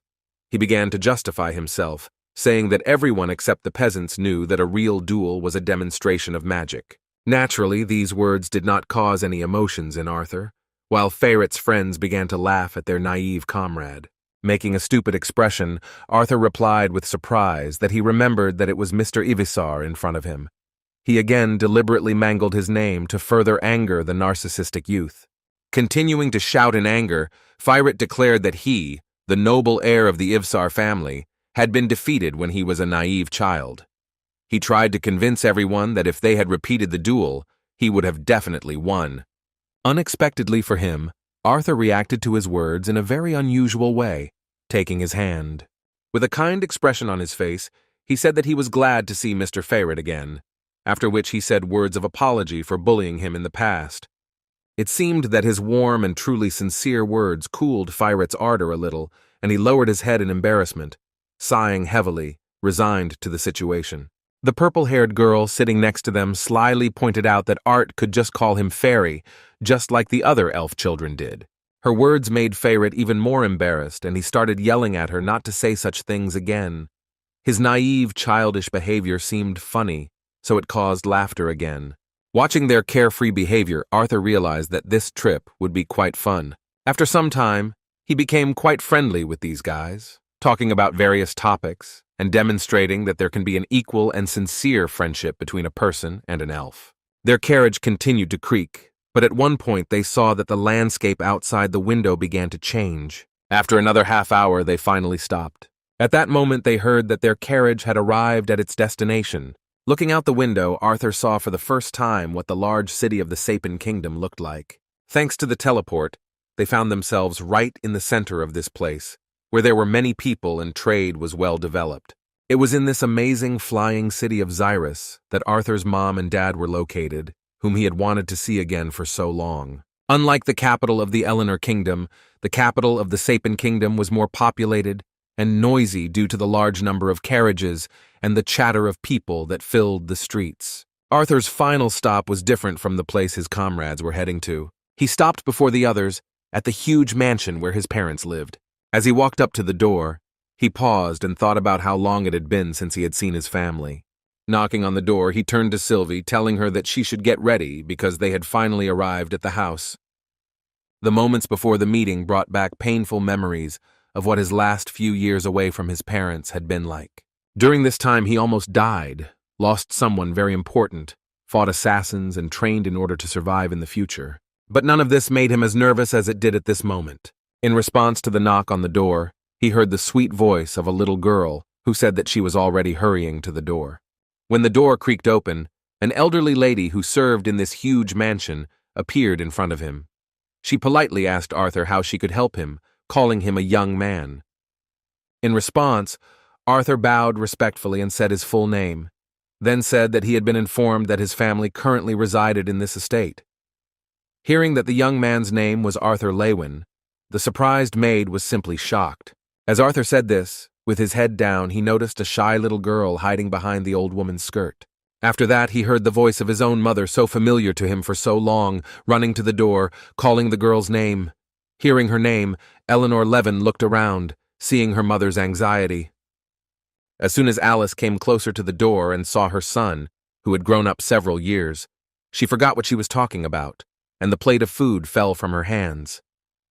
Arthur also couldn't move when he saw his mother. It seemed as if time stood still for the two of them at that moment. Arthur was the first to break the silence and said with tears in his eyes that Eleanor Levin was his sister. Wiping away tears, he added that he should have started their conversation with different words. With a sincere smile in his words, he told his mother the cherished words that he was finally home. They had been waiting for this moment of meeting for a long time. Alice ran towards her son, and they finally hugged. Through her tears, she said in a trembling voice that she knew that the voice really belonged to her son. She couldn't believe that her child was actually home. Seeing tears on her mother's face, Eleanor grabbed her skirt and began to beg her not to cry. At that moment, they heard the sounds of loud stomping. A man in Xyrus's military uniform was running towards them, who also couldn't wait for this touching moment. There were already tears in his eyes from the joy of his son's return home. The kind old woman who worked in this mansion told him that Arthur was finally home. Finally, the whole family was together, and they shared this touching moment of reunion with tears in their eyes. Looking at this, even the old lady could not hold back her tears, just like me. When they went into the living room, they sat down on the same sofa and began to discuss what he had told them 3 years ago with the help of some kind of information transfer magic. They were worried about his illness and why he was so thin, but Arthur insisted that he had never felt better than he did now. Ray, seeing how many questions Alice was asking, asked her to take her time, saying that just by looking at their son, they could tell how big and strong he had become. Unlike Mom and Dad, the little sister didn't look so cheerful. She was sitting on a separate sofa with an offended look. Not understanding her child's behavior, Alice asked Ellie to come up to her older brother and say hello to him. When she heard that the boy who came to them was her older brother, she was genuinely surprised. He really did look like his mother. So she believed these words and with difficulty got down from the chair in which she was sitting with her funny pet. With a joyful smile, Alice again imagined the embarrassed boy as her brother from the fairy tales that her mother and father told her before bed. Taking a few steps forward, the shy little girl greeted her older brother, speaking hesitantly and rather funny, as she still could not pronounce all the letters correctly. Standing next to her, leaning on his knees, Arthur, touched by this moment, said that he was pleased to finally meet his own sister. Looking at their children, the parents could hardly contain their emotions at how sweet this moment was. After Arthur settled in at home, he spent some time explaining everything from the beginning. Although he trusted his family, he chose to skip the story with Sylvia, explaining his fall from the cliff as a stroke of luck and his body's unconscious use of magic to protect him from falling from a height. From there, he continued the story of finding Tess and spending time in Eleanor. When he finished his story, the curious Ray pointed his finger at Sylvie, asking what he could tell about this little friend. Arthur replied delightedly that while he was traveling, he came across the lair of the mana beast, Sylvie's mother, dying from her wound. According to him, he could do nothing for her mother, but since then, he had been taking care of her offspring. After listening to him to the end, Alice, with the same worried expression on her face, asked if he was sure that he had completely recovered, and there was no chance of getting sick with that disease again. With a cheerful smile, the boy replied that they didn't need to worry about it anymore, as it was mostly due to the instability of his mana core from waking up early. And yet, at one point, when they were silent, a sadness of regret flashed in his eyes, because he was ashamed to keep secrets from his family. However, he understood that until he was stronger, it was too dangerous for his family to know everything that really happened to him. Ray broke the silence, excited by the stories of his amazing son, and asked with anticipation what stage his mana core was in. In response to her husband's sudden emotional outburst, Alice nervously shouted that their son had just returned home, and he was already talking about the mana core stage. Folding his hands in front of him, Ray replied that despite his wife's resentment, he saw nothing wrong with comparing their progress over this time. Pointing to the bandage on his left arm, he proudly said that after they came to Xyrus, he worked as an instructor for the guards of the Helsia auction house. In response, Arthur said that he was surprised that his father had changed in more ways than just growing facial hair. After these bold words, he asked his father what stage his mana core was at. Anticipating a real shock reaction to his words from his son, Ray, scratching his stubble, began to chuckle slyly and quietly. Putting his foot on the table, he pointed his finger at himself and proudly said that the head of their family had reached the dark orange stage 2 years ago. Arthur was pleased with his progress. He could easily notice that his father had become more bulky, but he really couldn't think that he had broken through to the next stage of magic. In response, he assumed that his father must have worked very hard to achieve such an incredible result. However, seeing how shamelessly and carefree he showed off his results, Arthur began to doubt his words regarding how persistent he was in his training. The awkward moment was interrupted by his father, who cooled his ardor and asked if his son's result was as impressive. When Arthur sheepishly replied that he was in the light red stage, Ray froze for a second, trying to comprehend what was said. A moment later, shocked to the depths of his soul by these words, he shouted with a rough, husky voice that he could not believe it. Alice was also surprised by this, but the moment of pride for her son was interrupted by the realization that Ray had used swear words in his speech in Ellie's presence, and she, like a child, began to repeat after him. Realizing his stupidity and feeling threatened by his wife, he began to apologize. Returning to his son's words, he grabbed Arthur by the shoulders and began to shake him, trying to find out when and how he managed to achieve such an incredible result. While Ellie ran around the room, lisping the words she had heard from her dad, Ray decisively suggested to his son that they go out into the backyard to have an immediate historical sparring match. In response to his proposal, Arthur began to laugh merrily, recognizing his father's fatherless style of behavior, which constantly gave his mother a headache. As they walked towards the exit to the backyard, a loud stomping sound was heard from the corridor. After this, the door to the living room opened, and a sweaty, intelligent-looking man with shortness of breath turned excitedly to Ray, saying that he had heard something unheard of about their son being alive. Seeing Ray and his family in front of him, with a boy with red hair like Alice next to him, he froze in place.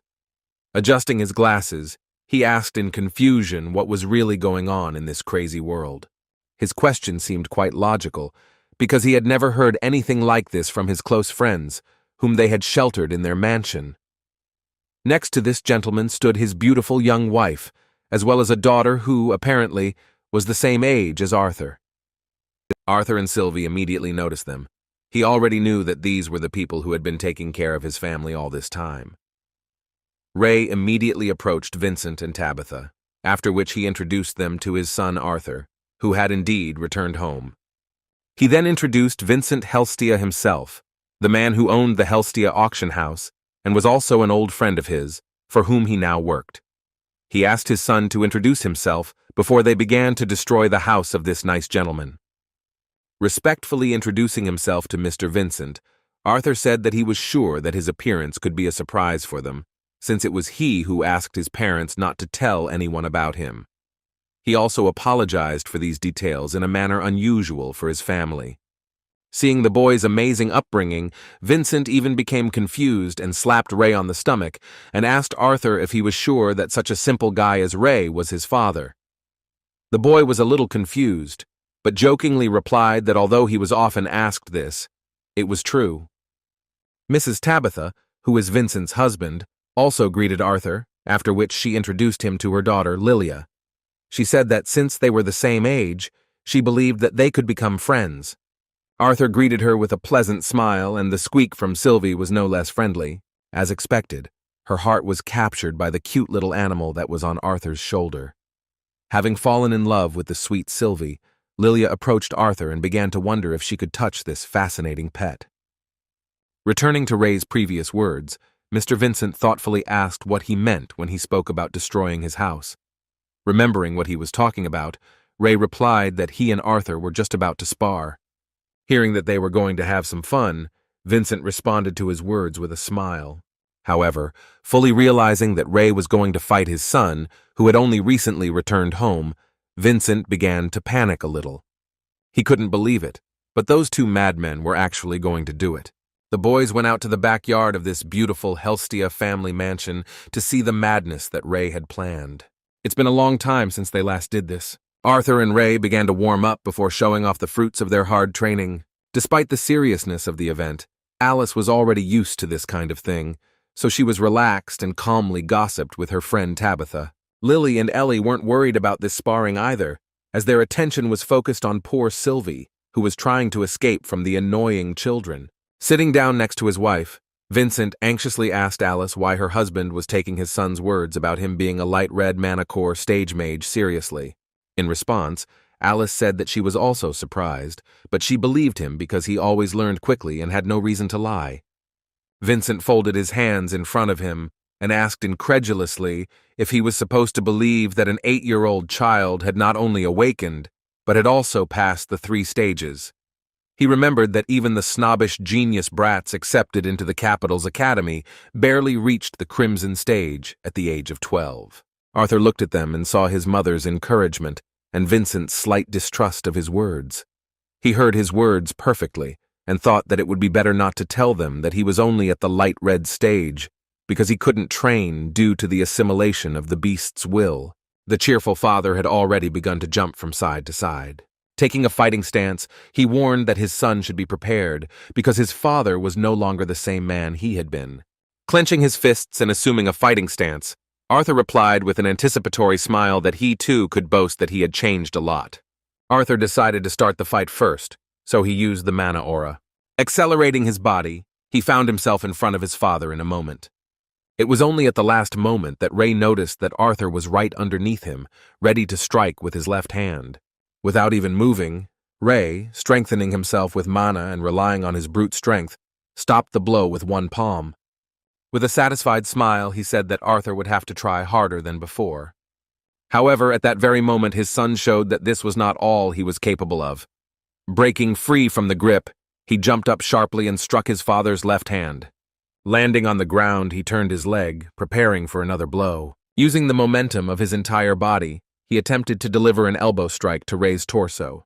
However, this time the father managed to control his speed and caught him by the hand at the last moment. Grabbing his son by the arm, he used the momentum of his body to pull him to the side and tried to hit him with his left hand. However, even while in the air, Arthur did not lose his head. Despite his father's advantage in brute strength and size, the boy managed to grab him by the clothes.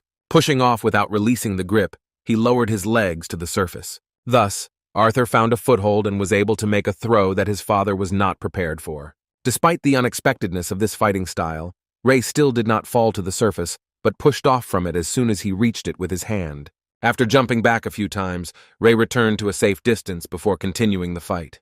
Turning to his father, Arthur asked him with a sly smile what he thought about his level of hand-to-hand combat.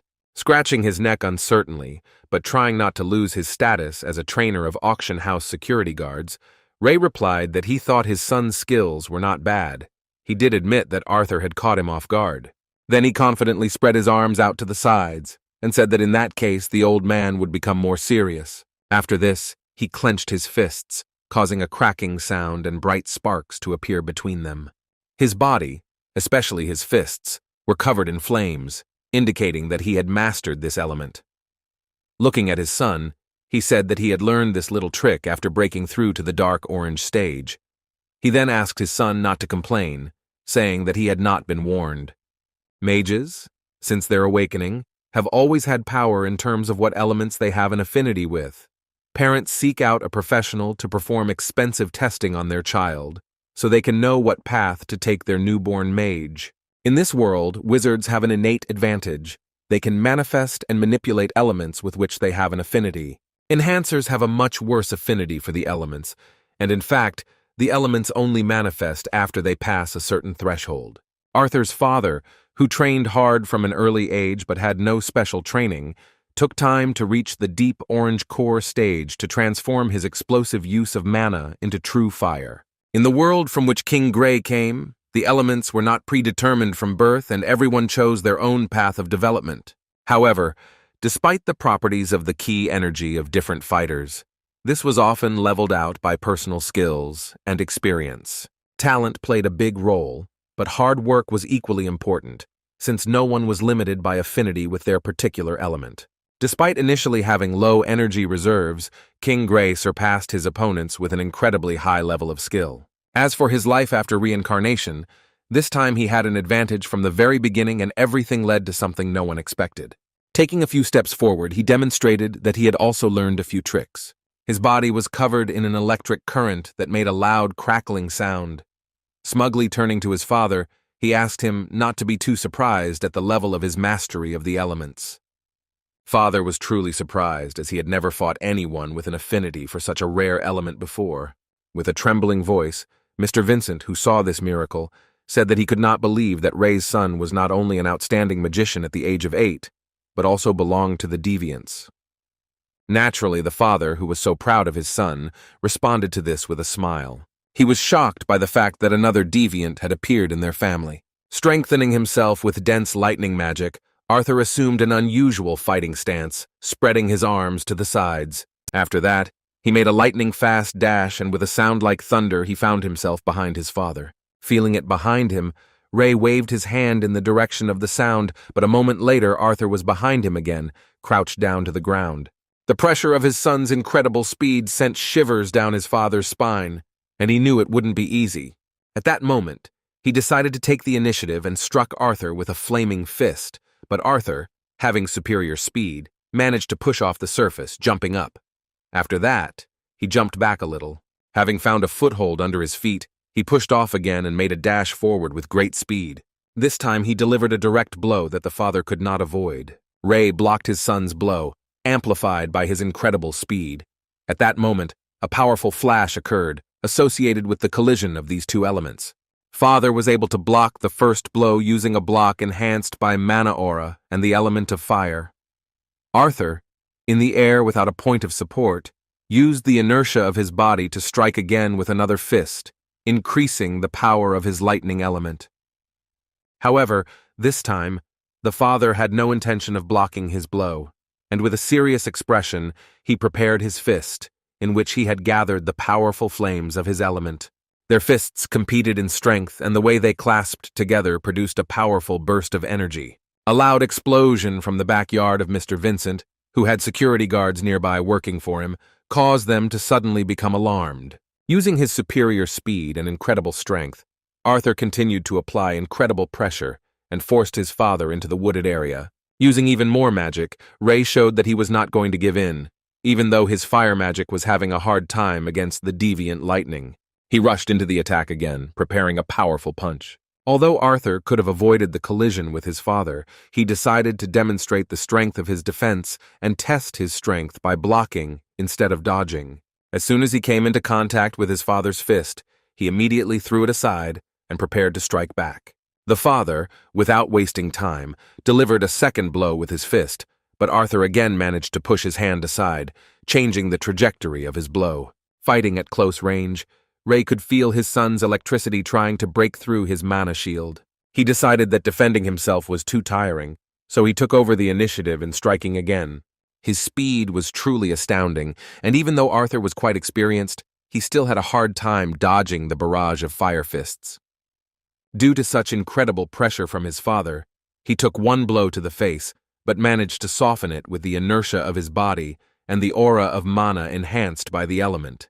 He took the missed blow with a satisfied smile on his face. He didn't expect anything less from his father.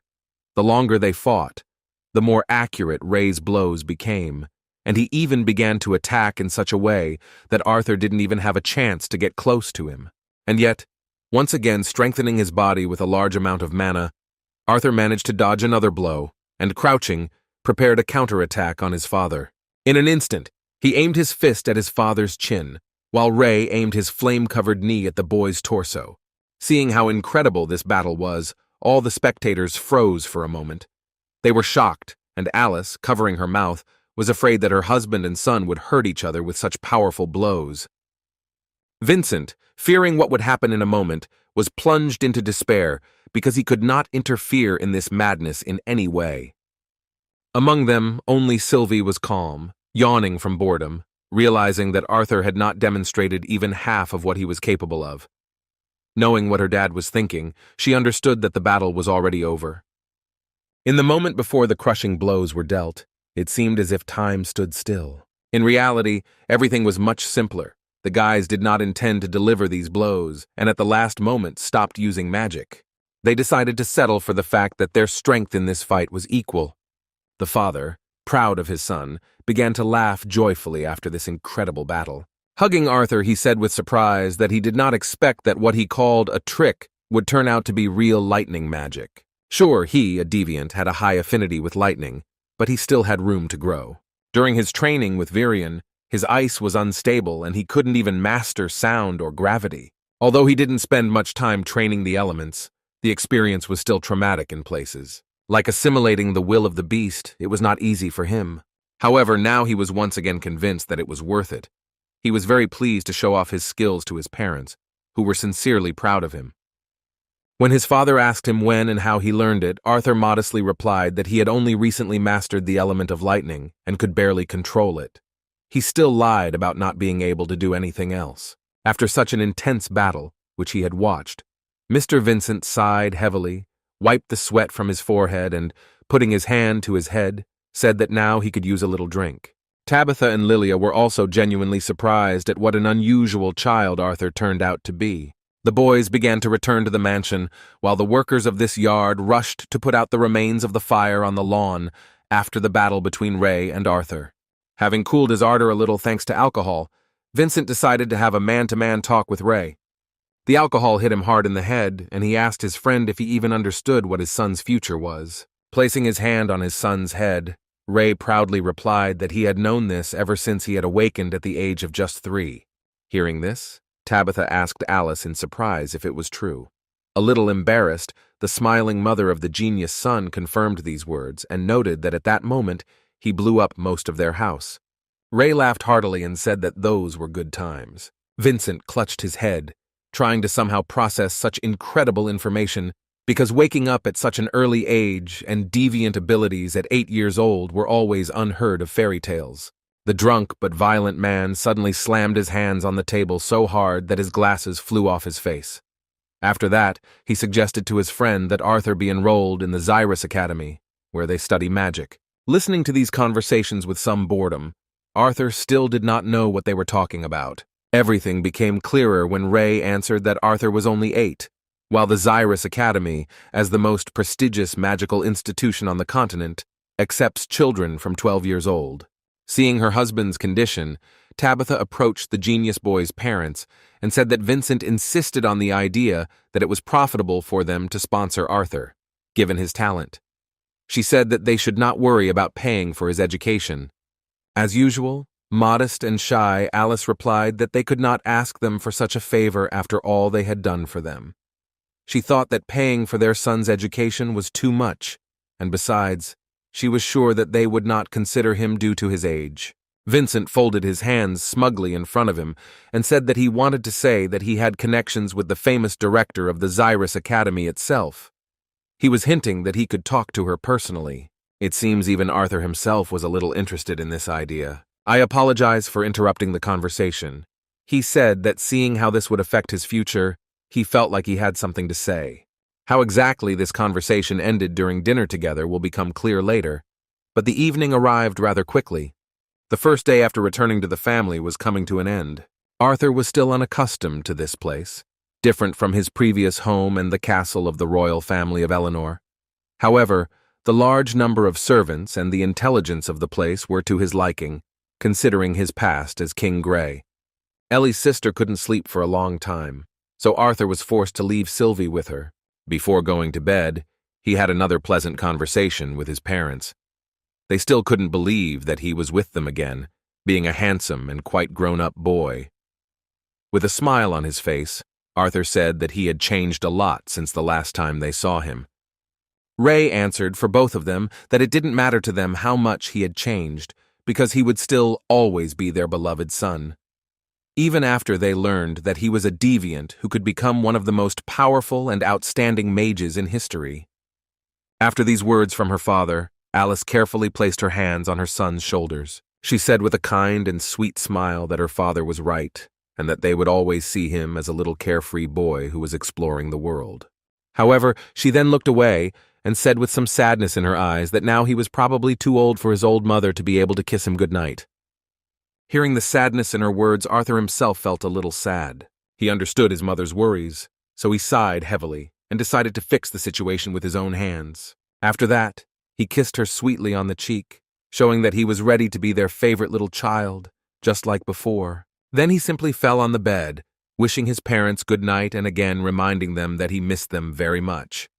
The parents responded in kind and looked again with affection at their little boy, who had finally returned home. As she was leaving, Alice remembered that she should have said that they were going shopping with Ellie the next day. She said that they both needed new clothes, so they would have a good chance to get closer to each other. Arthur responded positively to this idea because he still sees his sister's mistrust. As he left the room, Ray paused at the door, then asked his son not to hold a grudge against Vincent for what had happened earlier. He said that their wonderful friend had not meant any harm, but had simply been overly emotional about his genius. As it turned out, the situation Ray was talking about had to do with Arthur's reaction to Vincent's interest. In fact, he did not take the side expected at all.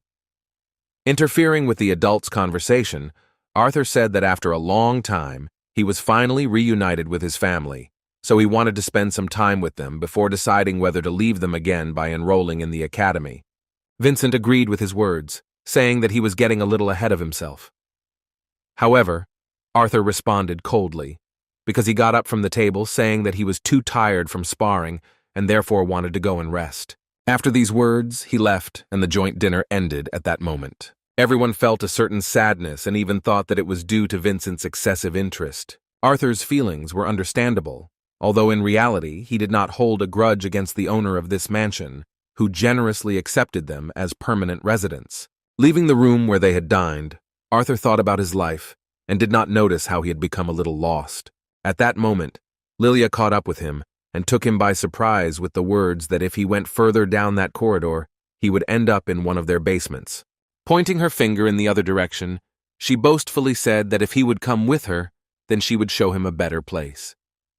As it turned out, she was talking about the place where the people who worked in their mansion spent their free time. When Lilia entered, she cheerfully greeted those present, saying that she hoped they did not mind their new guest. Being next to Mr. Vincent's sincerely smiling daughter, Arthur was surprised that she was enjoying spending time with their servants so much.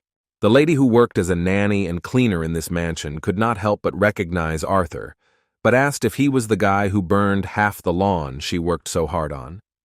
Arthur began to awkwardly apologize, but a cheerful man with a mustache calmed him down. As it turned out, he was just being teased, and the atmosphere was relaxed and very friendly.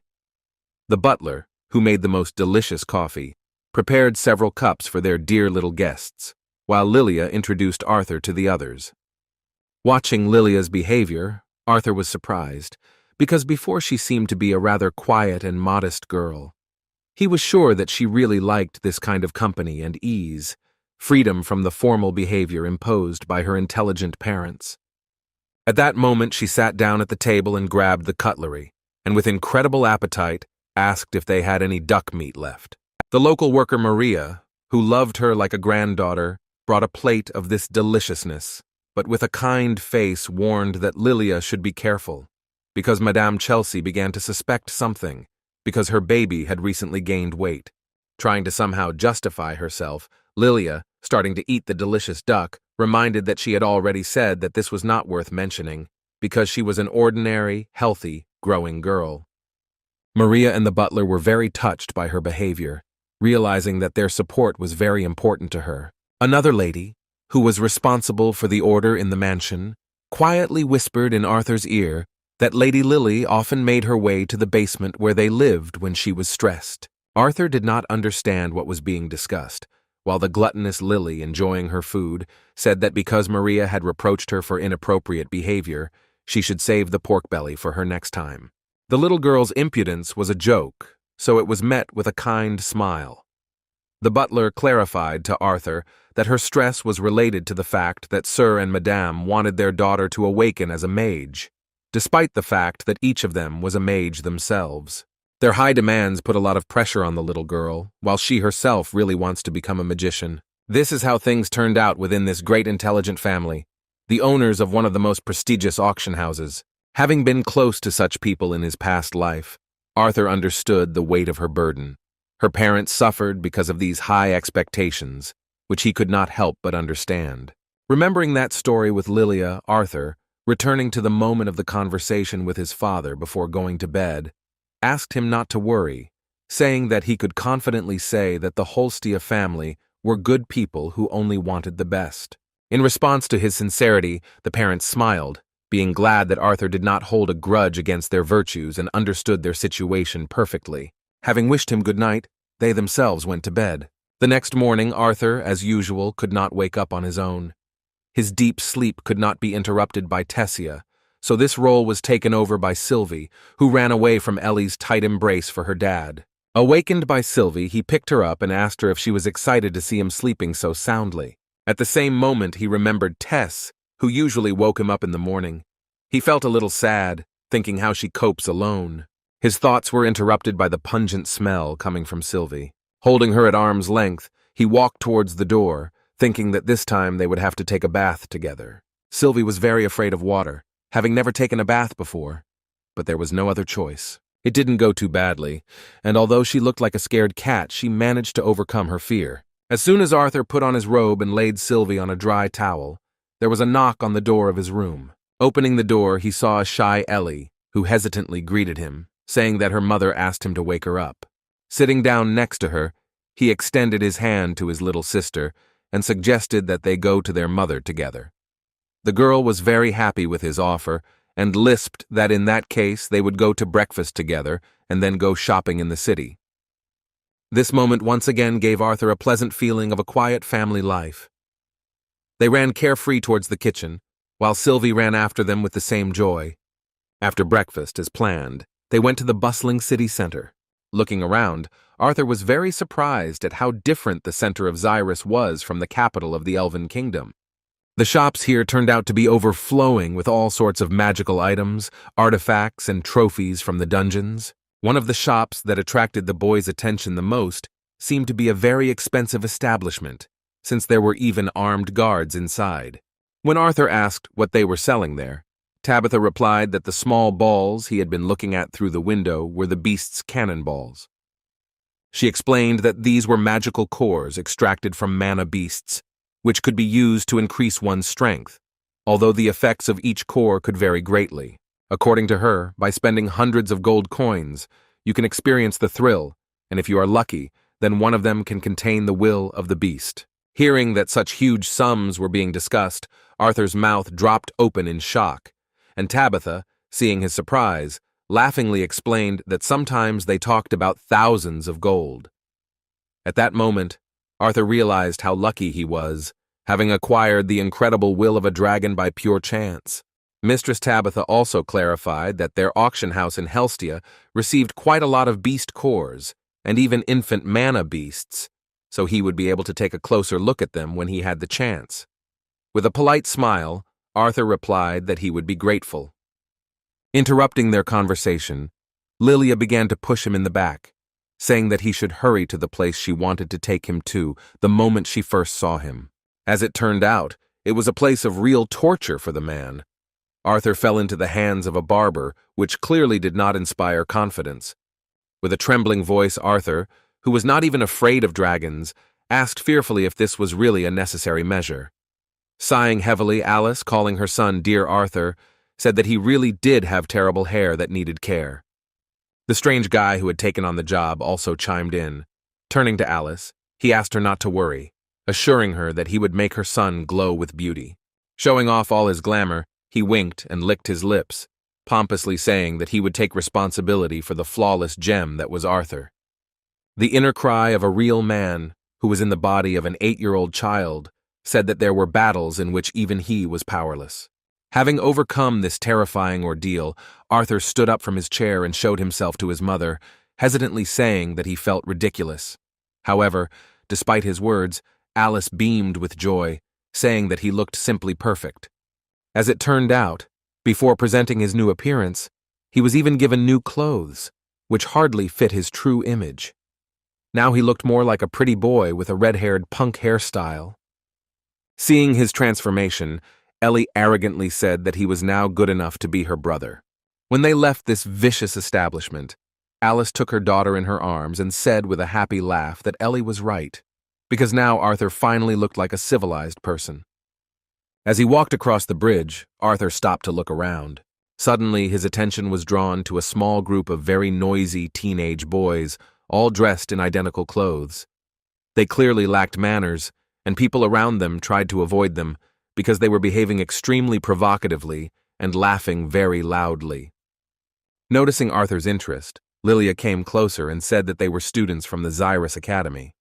Leaning on her palm, she said that being able to wear this uniform was a kind of symbol that gave status. In response to her sad words, Arthur decided to support her, saying that to him they seemed like idiots.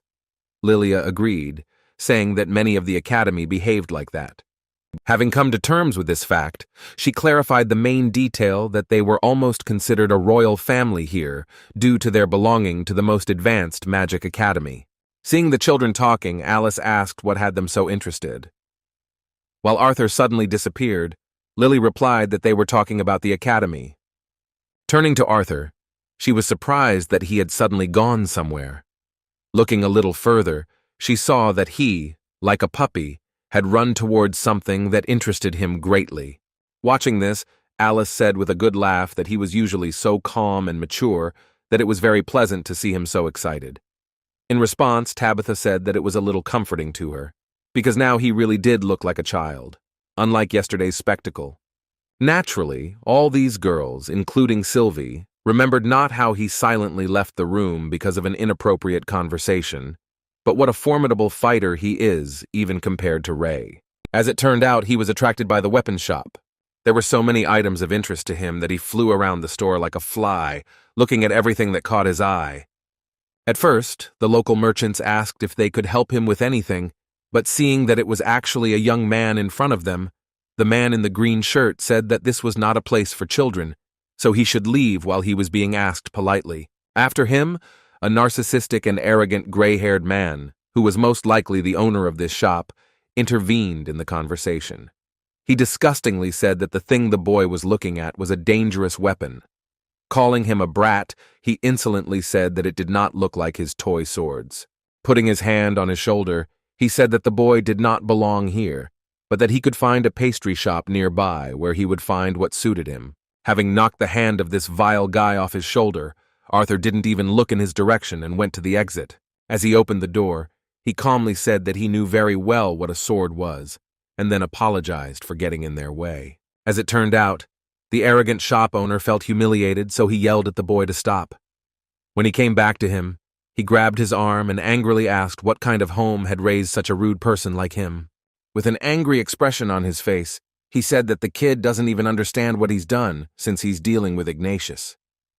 Without finishing his pathetic speech, he suddenly froze with his mouth open, hearing a woman scream that he should take his hands off his son.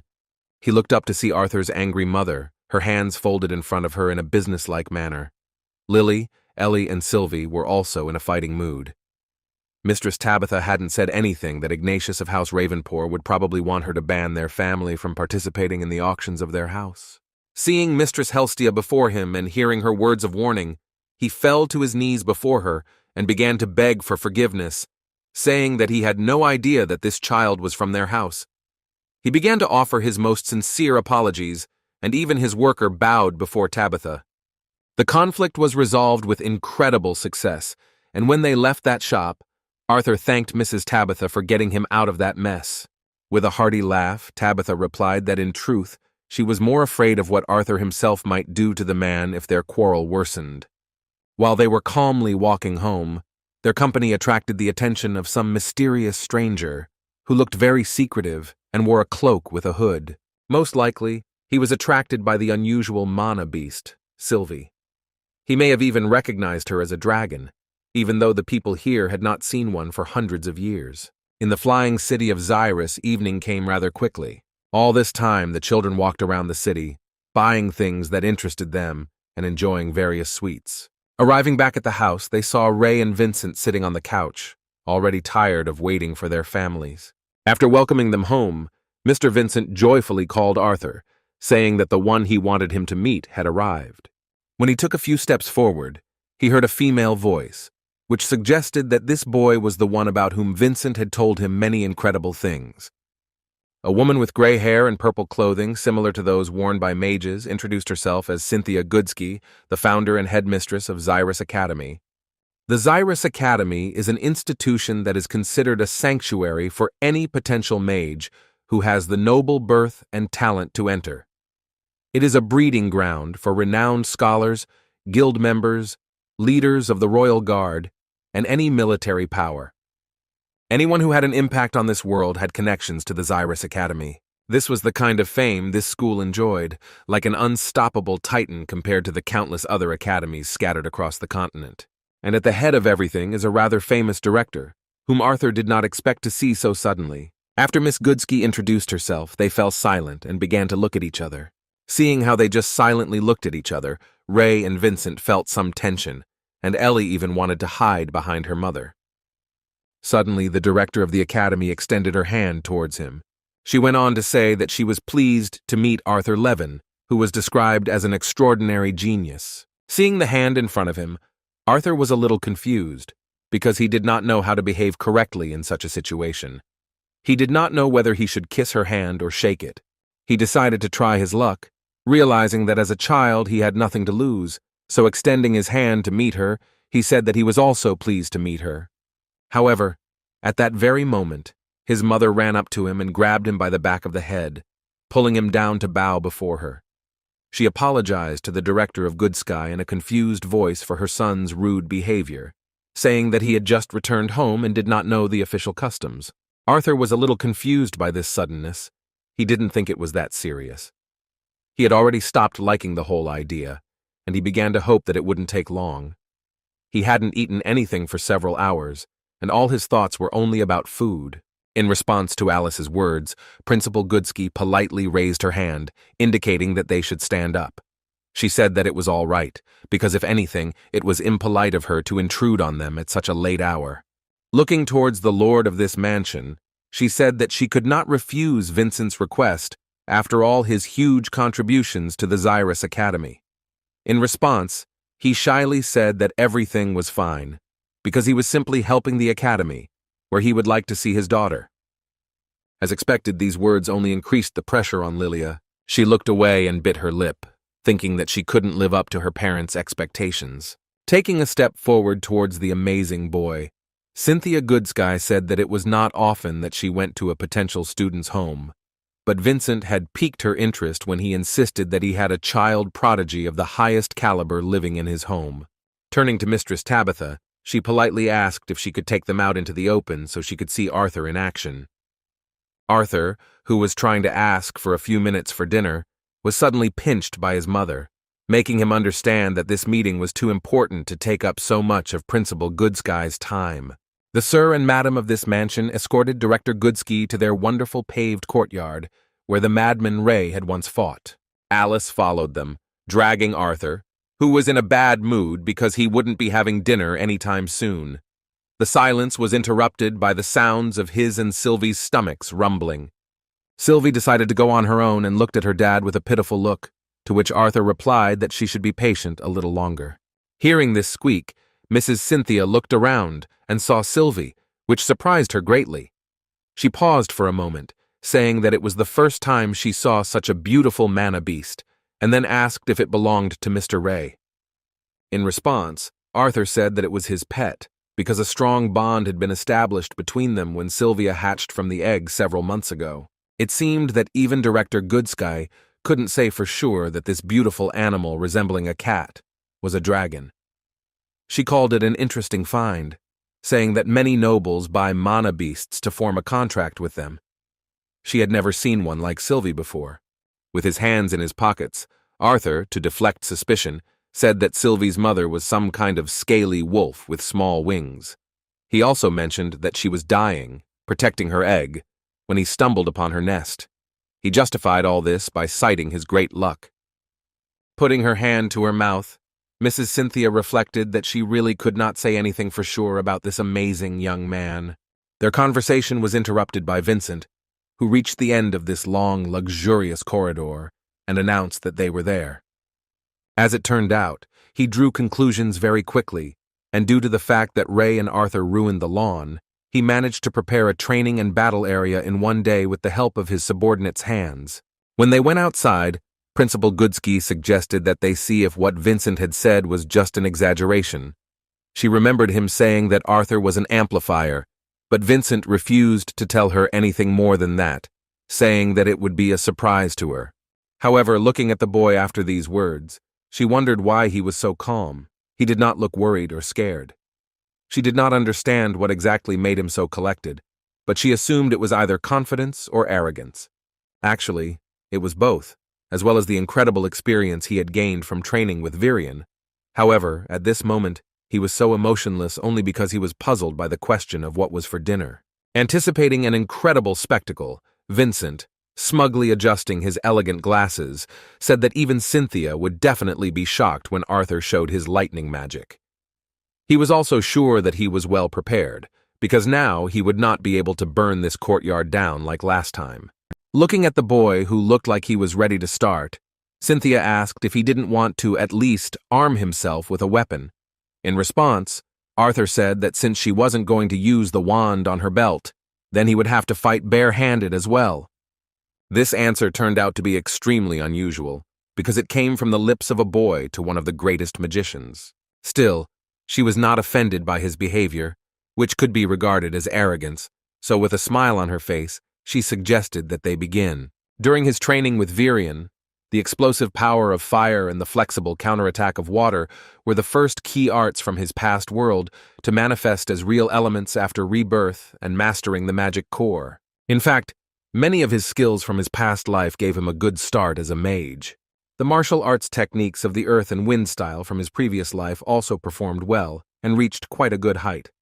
That's why he decided that this was exactly what he should brag about to Director Goodsky. She was the only one among all those present who could objectively evaluate his skills.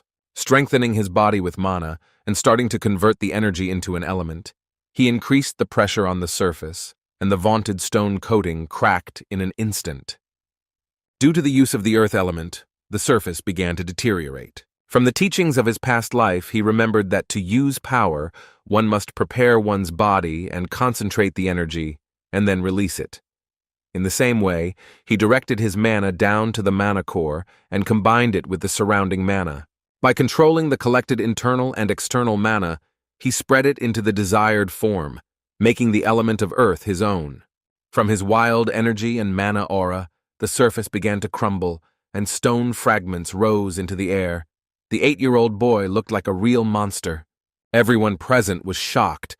Vincent began to tremble in surprise, because he thought that this time his lawn would survive, while the boy's parents could not utter a word, having learned that fire and lightning magic were not the only elements that Arthur could control.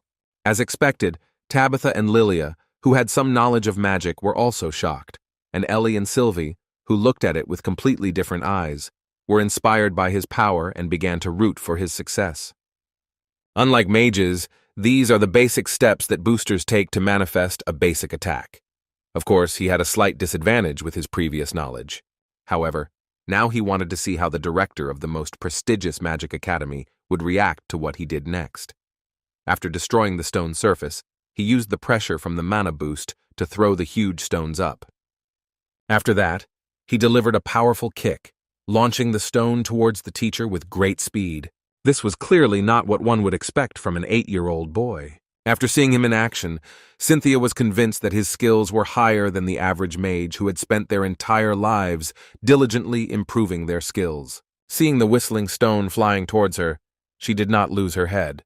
For a mage of her level, this was a mere trifle, and in just a moment, the stones were shattered into small pieces by the use of her advanced wind power. She waved her hand again and launched a counterattack aimed at Arthur. This was extremely unexpected, because he could not have imagined that she saw him as a worthy opponent, that he was capable of not only attacking, but also defending himself. The rocks flying towards him were not a big problem for him. Using the boost, Arthur crouched down and prepared for a quick dash, while simultaneously starting to use the second element, wind magic, concentrated in his right hand. He made a dash with great speed, avoiding a collision with the rocks. A vortex of wind formed around Cynthia Goodsky, holding a number of rocks that were making it difficult to move. However, Arthur, using wind magic on his palm, was able to break through her defense and even brought his hand closer to her face to strike. However, at the last moment, he saw that she could simultaneously maintain this hurricane barrier and create new wind magic. It was too late to strike, and Arthur decided to defend himself. In the end, Mistress Cynthia never gave him a chance to try his luck with the blow and threw him aside. He was flying at such a speed that if he had fallen to the ground, he could have been injured. Arthur didn't intend to end the battle at such a sad moment, so he used the wind to navigate in space, and then created support for himself in the air with the help of a stone. Luckily, he was able to stop easily because the stone used on this site was quite strong. He still couldn't use his full potential, even with all his training with Virion. Using earth and wind spells at the same time was not that easy compared to fire and water. Focusing on using two elements, Arthur charged again. To do this, he pushed off from the stone and made another incredibly fast dash. One look at Mistress Cynthia surprised him that she was not going to defend herself in any way, despite his approaching at great speed. A moment later, he noticed that at that time she was calmly using wind magic, with which she once again created a wall between them. A powerful hurricane forced him to stop, because it not only became an obstacle, but also raised many stones into the air, which additionally protected the director. The gust of wind was so strong that his family and Mr. Vincent's family had to cover themselves from the dust, and could barely stay in place while sitting on the steps. Arthur himself barely managed to stay on the ground so as not to fly into the mansion at such a high speed, destroying the wall. Watching the enemy closely, he only saw the silhouette of Director Cynthia as she was hidden behind the hurricane. Strengthening his senses with mana, he noticed that she would say some words. At that moment, the realization came to him that she was still not finished. While he was trying to withstand her previous spell, she managed to prepare a new one, using concentration while pronouncing the magic words. After that, she waved her hand and 4 powerful whirlwinds appeared around her, destroying everything in their path, and headed towards the boy. Arthur was determined to resist her power, so using both his wind elemental powers, he applied a reverse force to him to withstand and neutralize her spell. Rushing forward, he was actually able to overpower her spell, cutting through those hurricanes with his palms. What he demonstrated was a counter skill that only advanced mages could boast of, something that was unusual for his young age. After seeing him in action, Principal Cynthia smiled and thought that was enough. She praised him for his impressive skills. She stopped her magic the moment Arthur got close and tried to strike the surface to use the earth element in close combat. However, the director noted that the young man was still too confident in his ability to confront opponents face to face. Dispersing the remnants of her prepared wind element hurricanes, she acknowledged that his overall display of magical and combat skills was outstanding. After stopping using the wind element, Principal Cynthia pointed her finger at Arthur, which began to emit an unusual aura. She said that this would be her last test, a kind of extra credit. After that, she asked him to try to stay conscious, and with a cold look began the impact, which simply shocked Arthur. In just a moment, covering his ears, he realized that this was sound magic. It became obvious that Director Cynthia not only used the wind element at the highest level, but was also a deviant who perfectly mastered sound magic. Arthur passed this brutal test without any problems, and Principal Cynthia walked past and said with a kind laugh that it was wonderful. When she approached the boy's father, she said that his son had passed the test with flying colors, and because of the aptitude for wind magic he had shown, she wanted to train him personally. In response, a confused Ray, watching his son, asked since when he had learned to use wind and earth magic with the same success. Principal Cynthia didn't understand what he was talking about, so she asked him again what he meant by those words. Vincent, who was lying on the ground and dumbfounded by this sight, said in confusion that Arthur had used fire and lightning magic yesterday. In a trembling voice, he also clarified that this was the reason why he brought them to this paved courtyard, because last time he had burned their beautiful lawn. Principal Cynthia was so shocked by these words that she even asked again if they really meant that this little boy was able to control at least the 3 fundamental elements and 1 element of the highest form. To be clear, Arthur clarified that there were actually 4. Rising to his feet, he demonstrated with one hand that he had elemental affinity for all 4 elements. After seeing this with her own eyes and realizing that the earth and wind that Arthur used were not his strongest abilities, the director, who saw something like this for the first time, could barely stand on her feet. Seeing the director's lady in such a state, Polite Ray asked if she was okay. After these words, she gathered her will into a fist and answered that everything was fine. At the same time, the others still couldn't come to their senses. Only Ellie, who didn't understand what was happening, seeing her mother's surprise, lisped and asked if her brother was really that strong. With a kind laugh, the director answered the child's question, saying that Arthur was very strong. She even shocked Ray by saying that his son might become the strongest in the future. After everyone calmed down, Arthur apologized to his family for keeping this from them. When his mother finally came to her senses, she asked him with a kind smile not to keep such secrets anymore. His chest tightened at her words, because as much as he wanted to promise her this, he couldn't. Returning to the difficult conversation, Arthur understood that the rather sensitive and emotional Mr. Vincent would not soon recover from what he had learned in 2 days. After that, he turned his gaze to the director's lady, who was watching him with great interest, wondering how she had been lucky enough to find such a rare genius. Then she walked up to him and touched his back with her palm. At that moment, a magical barrier appeared around them, which was quite unexpected for Arthur's parents. As expected, they were scared, but from inside it was impossible to hear what they were saying. Cynthia Goodsky explained that while the spell was in effect, they were shielded so they couldn't hear the people outside and they couldn't hear them.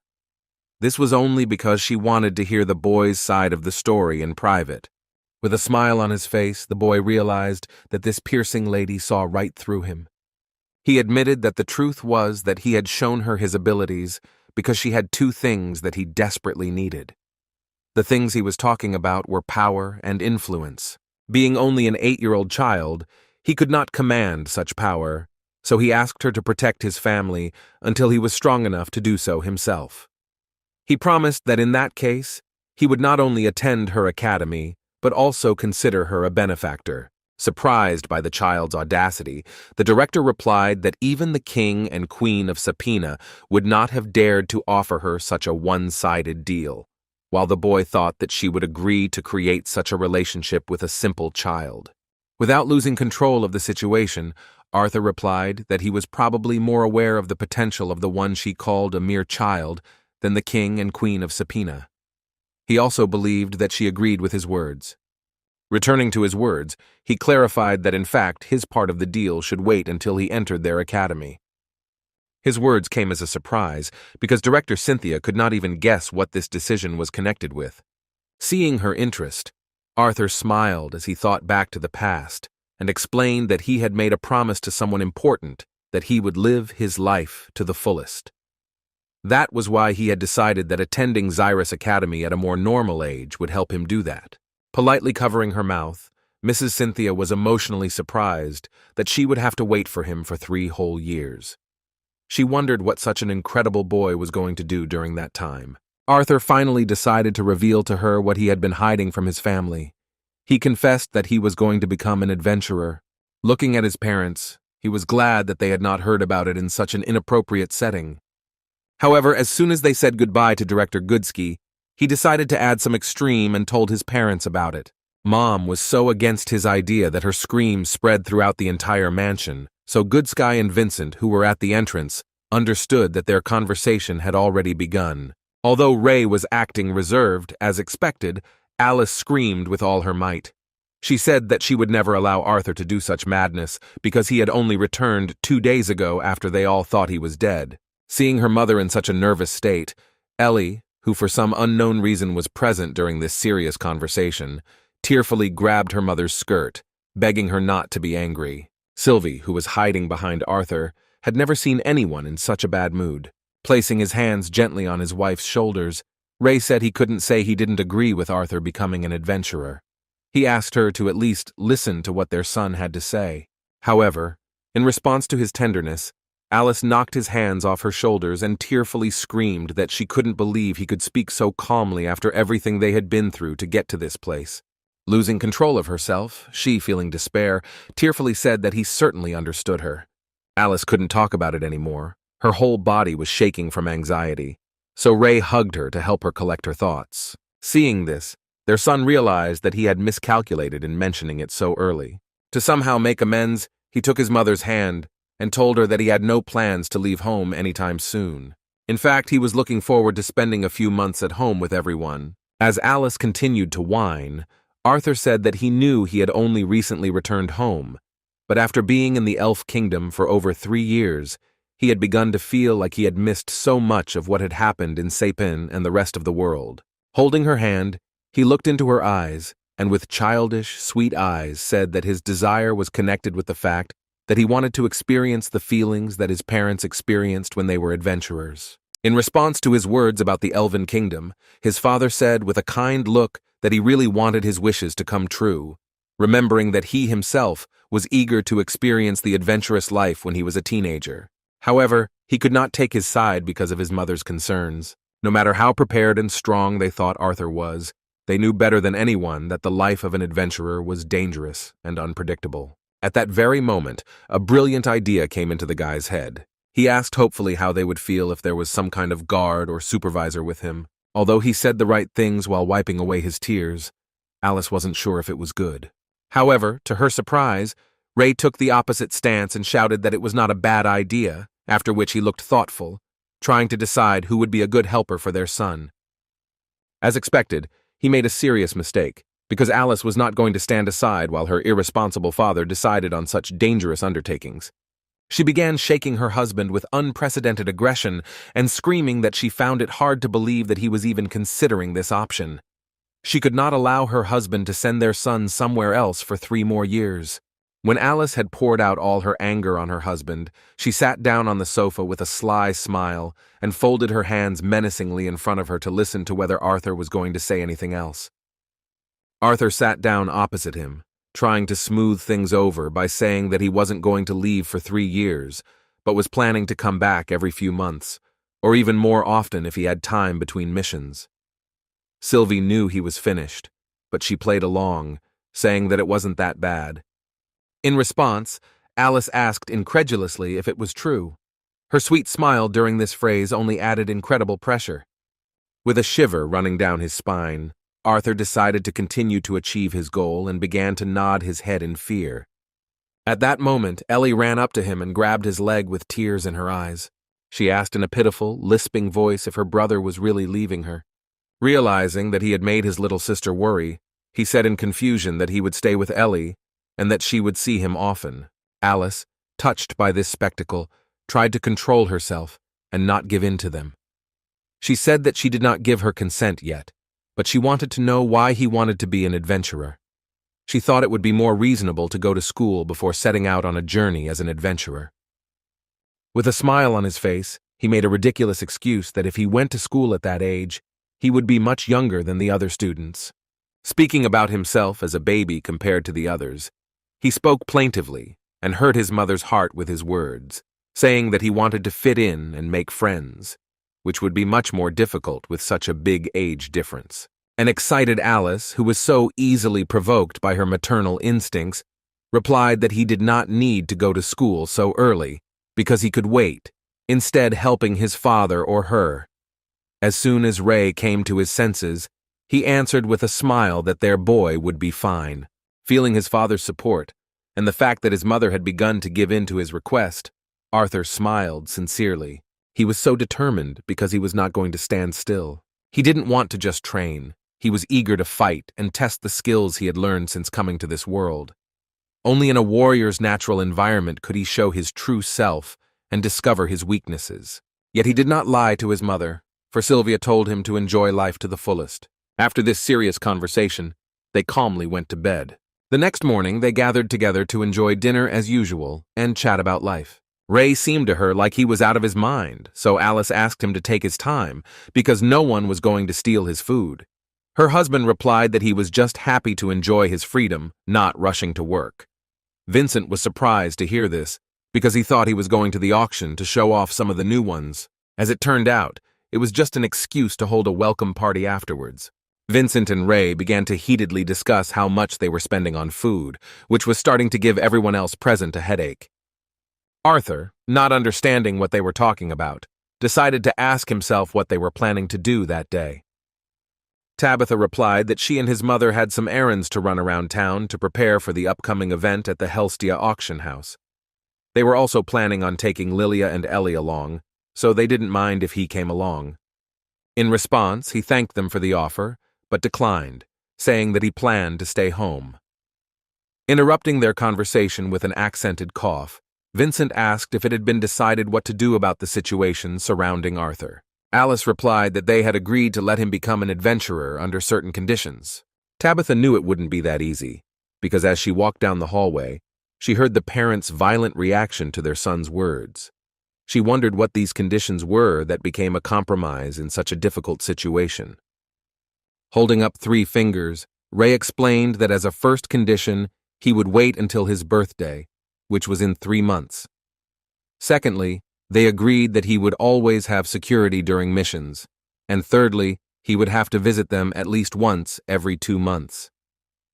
Looking at his son, who was fighting over a piece of meat with his pet, he said in confusion that they thought he was smart enough to handle the rest of the nuances on his own. Vincent thought their terms were well-reasoned, but he was worried about whether they had anyone in mind to guard Arthur. Remembering how he fought with Ray, Vincent asked if there was even a guard capable of guarding him. Everyone agreed with his words, because Arthur is truly a real monster, despite his young age. In fact, the parents didn't know yet who could go with their son.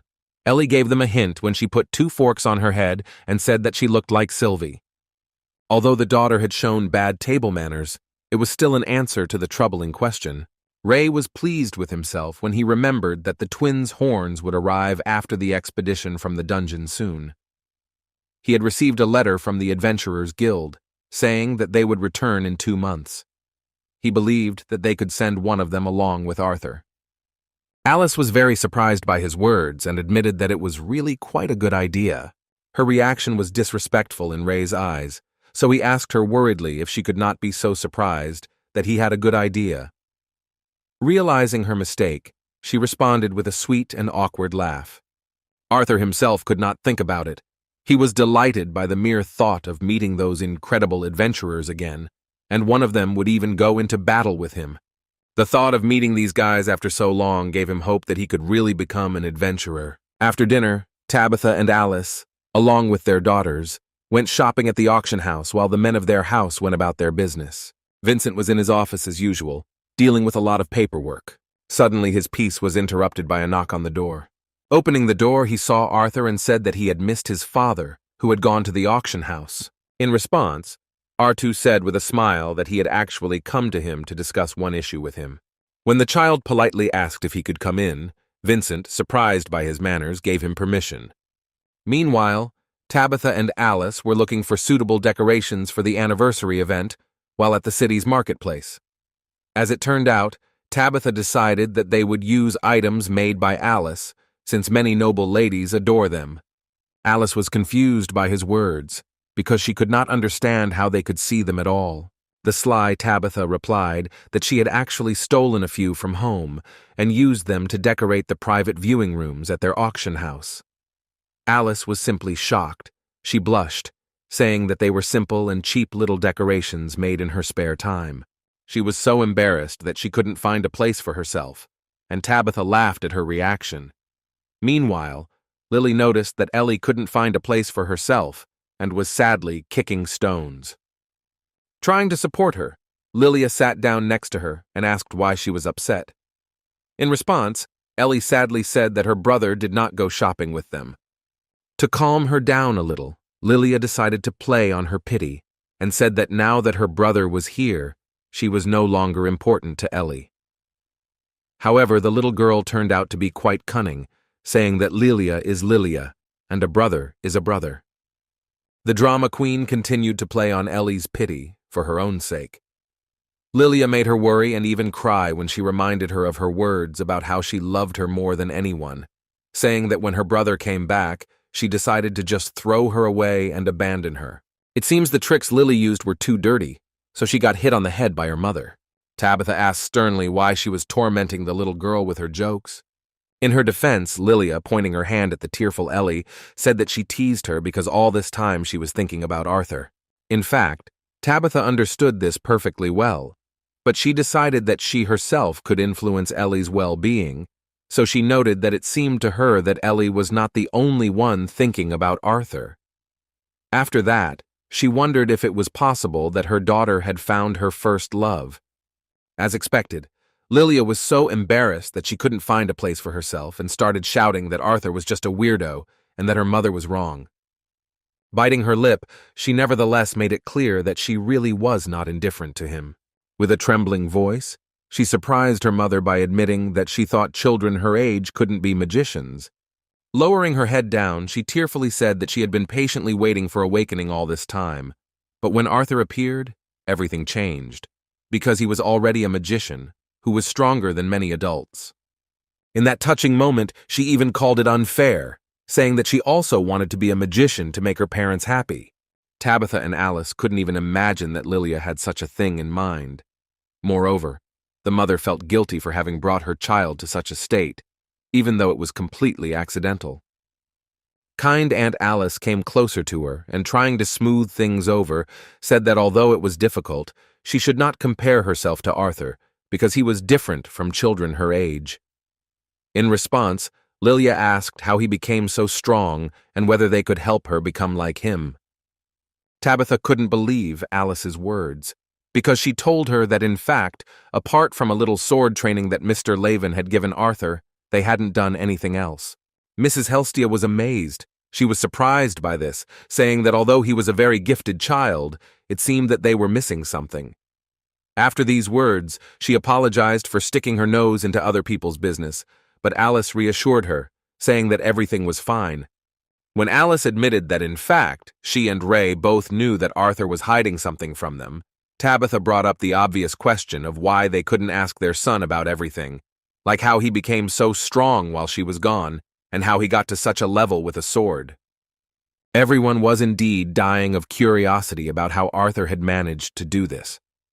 However, Alice gently replied that she and her husband believed that there was a good reason why Arthur was not telling them everything. She decided to give him space and support until he felt comfortable enough to do so. The conversation turned to a very tense topic, but Tabitha simply admired how strong Alice was despite the situation with her son. Sighing heavily, she decided that they shouldn't dwell on things they didn't have answers to. Continuing the conversation with a good joke, Tabitha amused the company and suggested moving on so as not to waste precious time. As it turned out, even despite the security, they were still being watched. The man who had previously shown interest in Sylvie was quite experienced and secretive, so no one noticed him.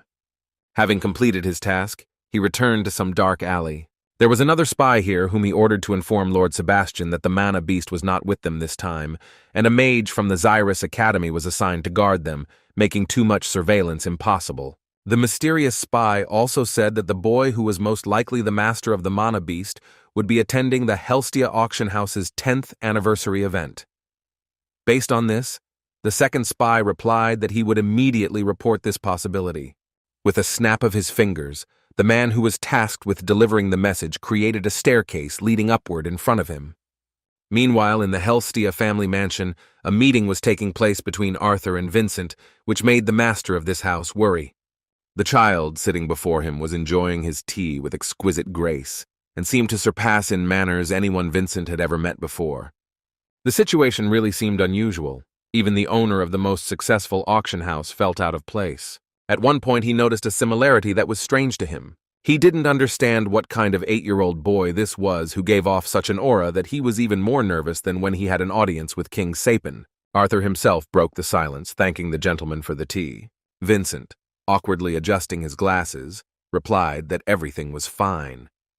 At that moment, Arthur seemed completely different to him compared to when he was with his family. He even began to think that this was the true face of such a terrifyingly strong little boy. The boy himself started the conversation, and first of all mentioned that the reason for his sudden visit was that he would like to ask the esteemed Mr. Vincent to get some things for him. The gentleman, agitated by the child's overwhelming aura, asked what these objects might be. Without losing his status, Arthur gave a list of necessary items for his career as an adventurer. Among them was a protective cloak with a hood, a decent sword for his size, and a mask that could change his voice. It was a serious matter. Vincent stood up from his chair and said that the cloak shouldn't be a problem, but with the mask, only a craftsman who is a deviant with an affinity for sound could make it right. He promised that he would try to help, but he couldn't promise anything. In response to the concern shown by his question, Arthur sincerely thanked Vincent with a smile. The gentleman himself was at this moment a little alarmed by his behavior. He did not understand why he was trying so hard to please this boy, being up to his ears in work related to the anniversary auction. As it turned out, it didn't end there. Arthur clarified that he couldn't give any financial compensation for his part, since he had no money. Still, he came up with some way to repay Mr. Vincent for his help.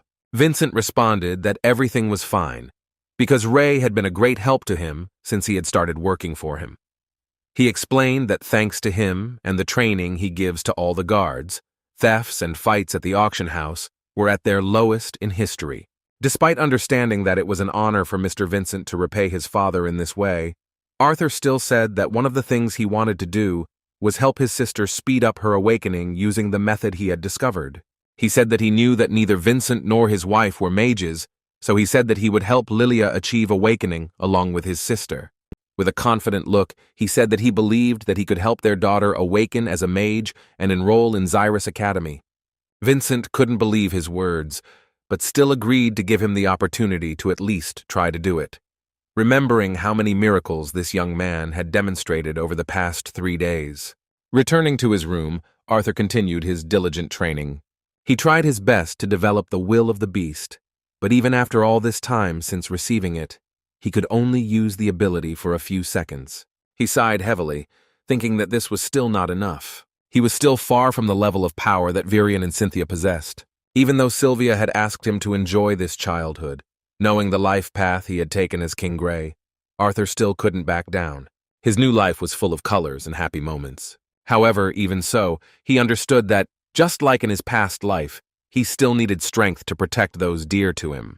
One rainy day during his past life, he ran away from the orphanage as usual to provide them with provisions. However, this time when he returned home, he saw a police car parked outside the orphanage, with a crowd of people gathered around it. As he approached the cordoned-off area, he saw paramedics covering his best friend's body with a blanket. This moment changed his life forever. The helpless boy, who at such a young age experienced a horrific trauma, was eventually able to escape poverty and become a king only through his own perseverance. The tragedy that changed his life was the loss of a loved one. This time, he trained to the point of unconsciousness in order to gain power not for revenge, like last time, but to protect those close to him. Sylvie, seeing her father's concern, distracted him from his anxious thoughts with good news. Stroking her head, Arthur agreed that she was right and the family had returned home. Remembering his promise to Mr. Vincent, he got dressed and left the room. As he walked down the stairs, he saw his mother and Tabitha's concern and how tense they were.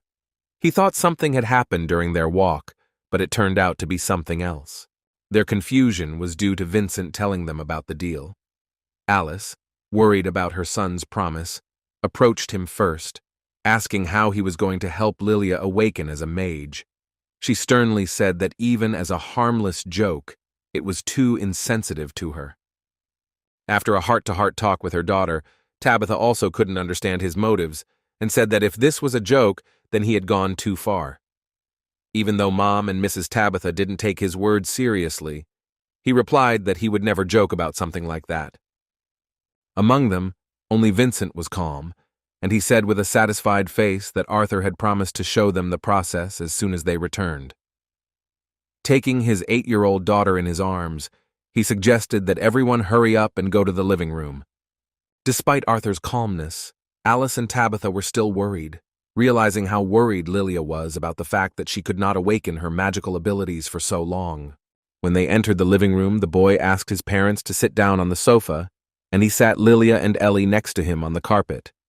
Touching their backs, he said that he now wanted them to breathe the way he asked them to. Mana was best felt during slow, deep breaths that occurred in precise rhythmic patterns. He hoped that this explanation would be enough for them to figure out how to master it. Vincent, as the only positively minded adult, didn't even doubt Arthur, so he supported him with the words that the first step to magic is to breathe in a special way. In response to these words, Ellie, who had Sylvia asleep in her arms, said that she could breathe easily. Arthur explained with a smile that this would not be normal breathing, but promised that if she could do it, then she would become as strong as her older brother. Ellie was very inspired by his words, so she showed her determination by repeating that she would become strong like her brother. Even though she was only a little girl, Arthur had no choice but to hope that she would be able to understand his instructions. Touching their backs, he closed his eyes and repeated the breathing that had him focused enough to feel the mana. He then asked them to take a deep breath through their nose until they could breathe no more, then open their mouths and breathe in again. After this, he asked to exhale this air in small bursts, about 15 times. This explanation turned out to be quite effective, because both Lilia and Ellie were able to repeat after him the first time. He then asked them to do this again, with their eyes closed, continuing until they saw beautiful lights floating in the darkness. An excited Tabitha watched this with the hope that this really wasn't some kind of joke, while Vincent was glad that there was a real chance of success. Suddenly, Ellie shouted cheerfully that she saw beautiful lights. However, a moment later she became sad, saying that they disappeared as suddenly as they appeared. Exhaling demonstratively, Arthur explained that the lights disappeared because she stopped breathing. Lilia, who was trying her best to do everything right, said in a worried voice that she still couldn't see them. She felt inferior even compared to Ellie, so she said that something was wrong with her. Arthur reassured her that everything was fine.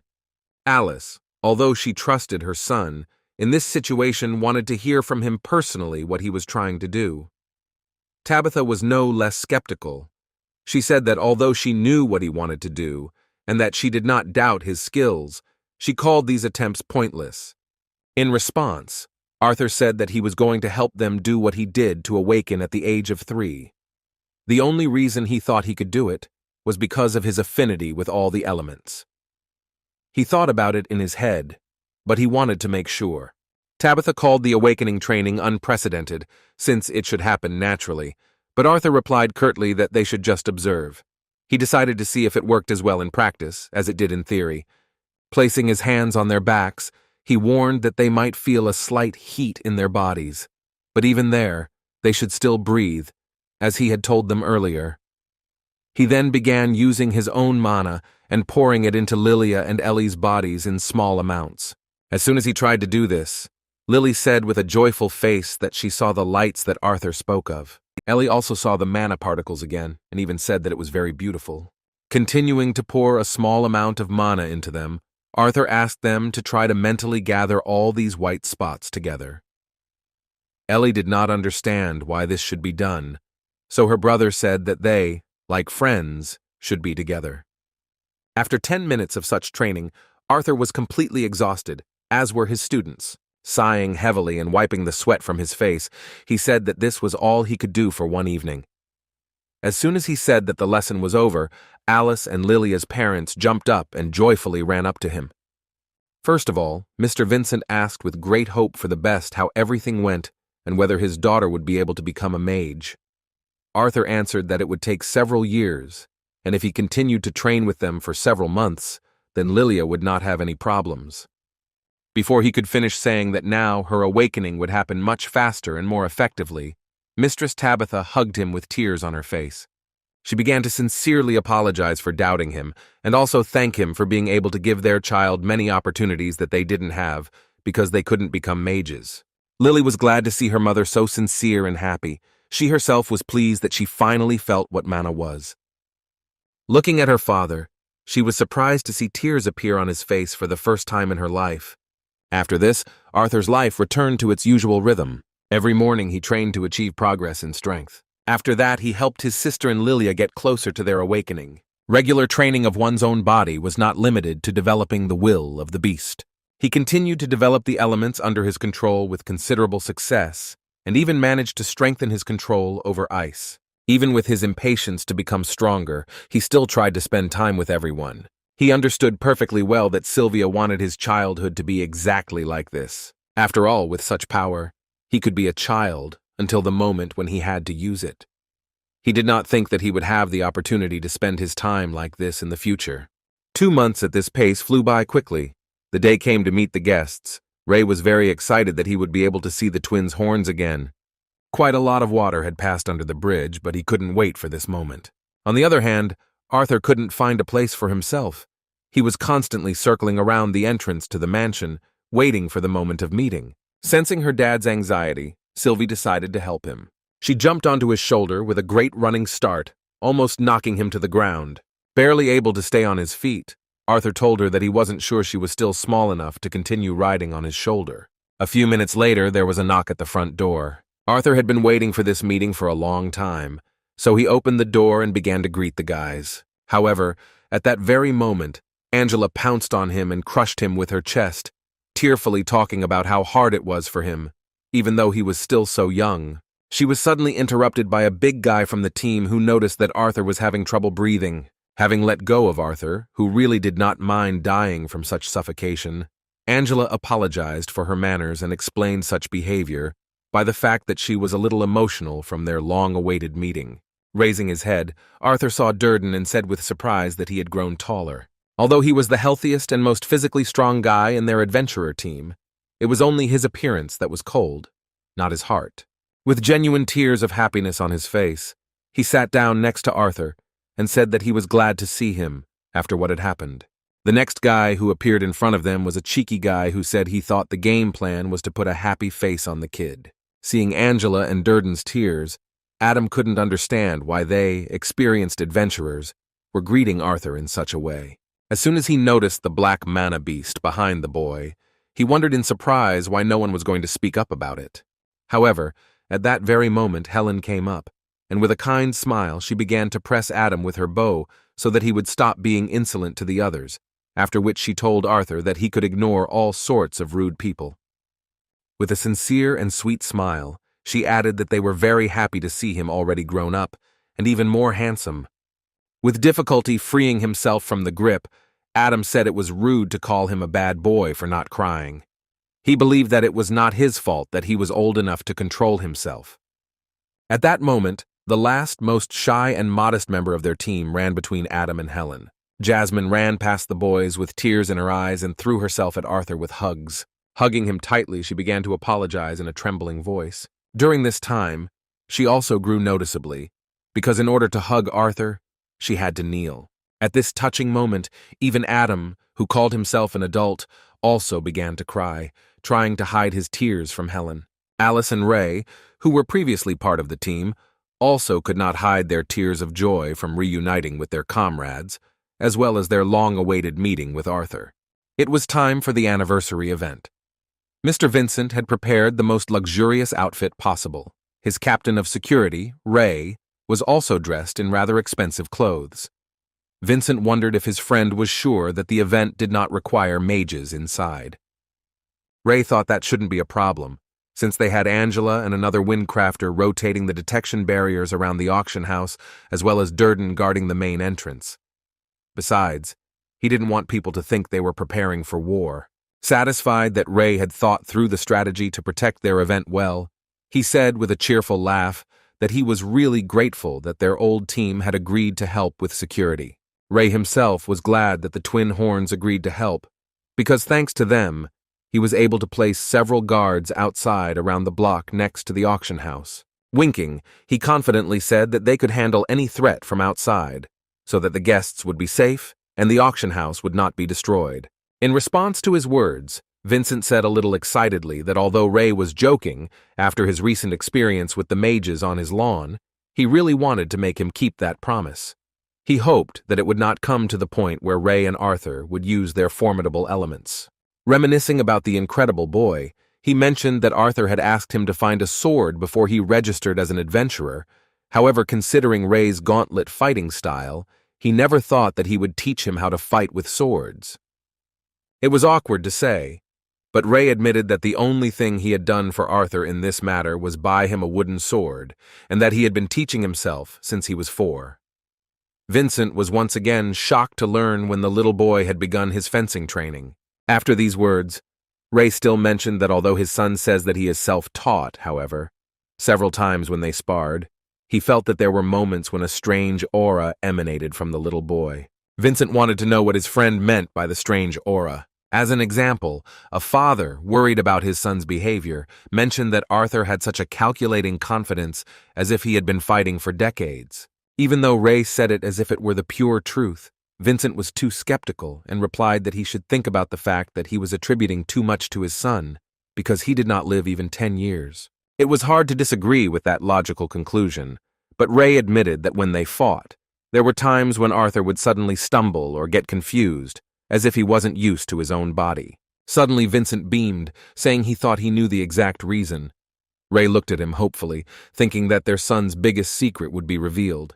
However, Vincent explained all these oddities by early puberty. Being disappointed with such an answer, Ray suggested that they quickly go downstairs, where they were most likely already waiting for them. As they approached the stairs, Tabitha complained that the two of them were taking too long, not understanding how 2 grown men could be the last ones ready. Looking at the boys, Vincent was pleasantly surprised and said that they all looked simply amazing. Indeed, having prepared for the auction event, they all dressed in excellent suits, as befits those present at such an anniversary event. Back downstairs, Vincent apologized for making them all wear only black and white. He explained that as the hosts of the event, they didn't want to stand out in front of the guests, but he still felt a little bad about making Ray's family conform to the dress code as well. However, the Levins were more than satisfied with such clothes. Alice, with a cheerful expression on her face, said that there was no problem with this, and she herself was usually embarrassed by bright colors. Only Arthur was truly unhappy with this way of dressing. When he dressed like this, he knew that no matter what he wore, he still looked like some cute kid. His manners weren't enough to command respect, so he couldn't wait to grow up. Everyone was ready, so Mr. Vincent suggested not to delay. Clapping his hands, he walked up to the front door and said that if everything was okay, Then it was time for them to go, as their carriages were already waiting. Near the door, he stopped Arthur, placing his hand on his shoulder. Vincent mentioned that he had already heard that his daughter had made great progress in the past 2 months of mana core strengthening training. He also pleased the talented guy with the words that if Lilia continues in the same spirit, then she will soon be able to wake up and have time to enter the Xyrus Academy. With an incredibly kind and sincere look, Vincent thanked him again for doing such a great favor for their daughter. Modest and smiling, Arthur replied that he was simply fulfilling his end of the bargain. He also said that he hoped to see some wonderful things in their auction house, to which Vincent replied that he would help him buy what he wanted.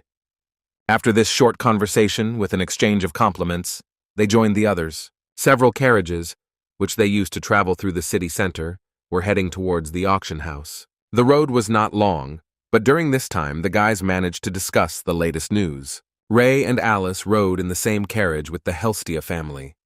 Tabitha and her friend discussed their outfits, while Vincent reread his prepared welcoming speech. Arthur remained in the carriage with the twin horns, where he told the boys about his journey after falling off the cliff. After hearing this incredible story, Adam remarked that he could not believe that he had to go through all this after falling off the cliff. In turn, Helen noted that, all things considered, at least he had found his own mana beast, which was something that even experienced adventurers and nobles could rarely obtain. Speaking about Sylvie, who attracted Jasmine's gaze, Arthur noted with a smile that this was precisely why she was so special to him. Their conversation was interrupted by the screeching sound of the carriage braking. Looking out the window, Angela said that it looked like they were already there. The auction house employees opened the door and politely greeted their guests. The boys slowly walked out into the street. Looking around, Arthur was amazed by the size of the building. The Helstia auction house was so incredible that it could be compared to the castles of the kingdom's representatives. Indeed, this place was in perfect harmony with the wealth of this family. On this day, the place looked even better because it was prepared for the anniversary. The 10th anniversary of the Helstia auction house was an event that the nobles and adventurers were very excited about. It was not only a celebration, but also an opportunity to see and possibly purchase priceless artifacts that were locked away and guarded for this special occasion. Walking inside, Arthur could not stop in one place because he was surrounded by many interesting things. There were many beast cores here that could not be found on the streets of Xyrus, and some of the items that were being brought to auction were completely incomprehensible and raised many questions. The exterior of this building was amazing, but the inside was no less delightful. Addressing his colleagues, Vincent said that everything was fine and they should not worry, knowing that they had to work on such a big day. He encouraged them with a positive attitude to collect their thoughts and make sure that they did not make any mistakes. In turn, Ray, who was in charge of the security guys, gave orders to the teams regarding the protection of entrances and checking routes. Arthur was very happy to see the boys in such a mood, especially his father. His behavior at work was very different from usual. Helen, standing next to him, noted that, after all, his father was the leader and did everything he could. She also mentioned that he was the one who made them what they are before, and although she has matured since taking his place, she still has a hard time matching his leadership talent. She slapped Arthur on the shoulder and moved on, saying that she was going to join the rest of the security team. As he said goodbye, Arthur wished her good luck and then went to fetch his mother and Mrs. Tabitha. Ellie and Lilia were with them. They decided to go inside, while Vincent and Ray were supposed to join them a little later, having finished all their business. As they walked inside, Arthur saw for the first time how huge the auction house hall was. It was simply huge and looked amazing with its expensive decorations and red carpets. Looking up at the stage, Arthur saw the auctioneer who would be conducting the event. He was a very well-known person, a welcome presence at every auction event. No less interesting were the special places, the balconies, from which the most important guests of the auction house took part. Arthur was delighted, and even though he was a king and lived side by side with the royal family and Eleanor, it still impressed him. Noticing the glint in the boy's eyes, Tabitha asked him what he thought of their Helstia auction house, which he had visited for the first time. In response, he said that calling it an auction house was a gross understatement of what the place actually was. Tabitha liked his compliment, and his mother Alice, surprised by his ability to say such things, responded with a pleasant laugh. Lilia tapped him on the arm and said with anticipation that he should wait until he saw the private viewing rooms upstairs. As befits the family that owned the house, they had their own space among the private viewing rooms. When they arrived, the polite worker who had escorted them to the place opened the door for them and invited them inside. The place that was their private room was more spacious than most of the rooms in the Helstia family mansion. Seeing how magnificent the auction house was, he was excited to see what kind of items they were going to auction. Tabitha distracted him from his thoughts and suggested that everyone make themselves comfortable and have fun, because after Vincent's return, they would be receiving special guests. It was not yet known who they were talking about, but it was clear that these were people of very high status. Mrs. Tabitha and Alice left the children by the sofas on the observation deck, while they themselves went to their private bar to order something to drink. Lily, who was leading Arthur and Ellie, suggested that they quickly go to the window, since the opening ceremony was just beginning. Looking down, Ellie cried out in delight. The viewing platform was simply amazing, offering a view of all the venues, as well as the stage where the auction took place. There were a lot of people here, and they all gradually took their places. Returning to the children with a cocktail in hand, Tabitha asked what they were doing. She thought it was cute how little Ellie was trying to count everyone who had come. Distracting the little girl from her strange activity, Lily suggested that she play a game with clapping her hands. Everyone was busy with their own affairs while waiting for the celebration to begin. As befits women, Mrs. Tabitha and Alice were discussing some gossip, which became even more interesting after a few sips of alcohol. Arthur, who was left practically alone, was glad to watch them, because they were all having fun. Suddenly, one of the auction house's subordinates came to them, and apologizing for the intrusion, announced that VIP guests had arrived at the building and would soon be brought to this private room. Hearing this news, they put aside their business and stood facing the entrance, waiting for those guests. Together with the workers of this house, Mr. Vincent himself met them. First, valiant knights in white armor and red cloaks entered, and after them came a mysterious magician with a powerful cane and a crimson hooded cape. Addressing his family and those present in the room, Vincent introduced the guests with joy and solemnity. As it turned out, those guests were His Majesty Blaine Glader, Her Majesty Priscilla Glader, Prince Curtis, and Princess Caitlin. As Arthur and the others knelt, he felt the same as he had in Eleanor when he had been in the presence of royalty. Seeing the strangers before him, King Blaine, turning to his friend Vincent, said that he did not know that they would be sharing this space with other guests. Feeling some pressure in these words, Vincent worriedly apologized for his presumption. He explained his decision by remembering that he wanted to meet his family again when they were here last time. Based on this, he thought that today would be the most appropriate time to do so.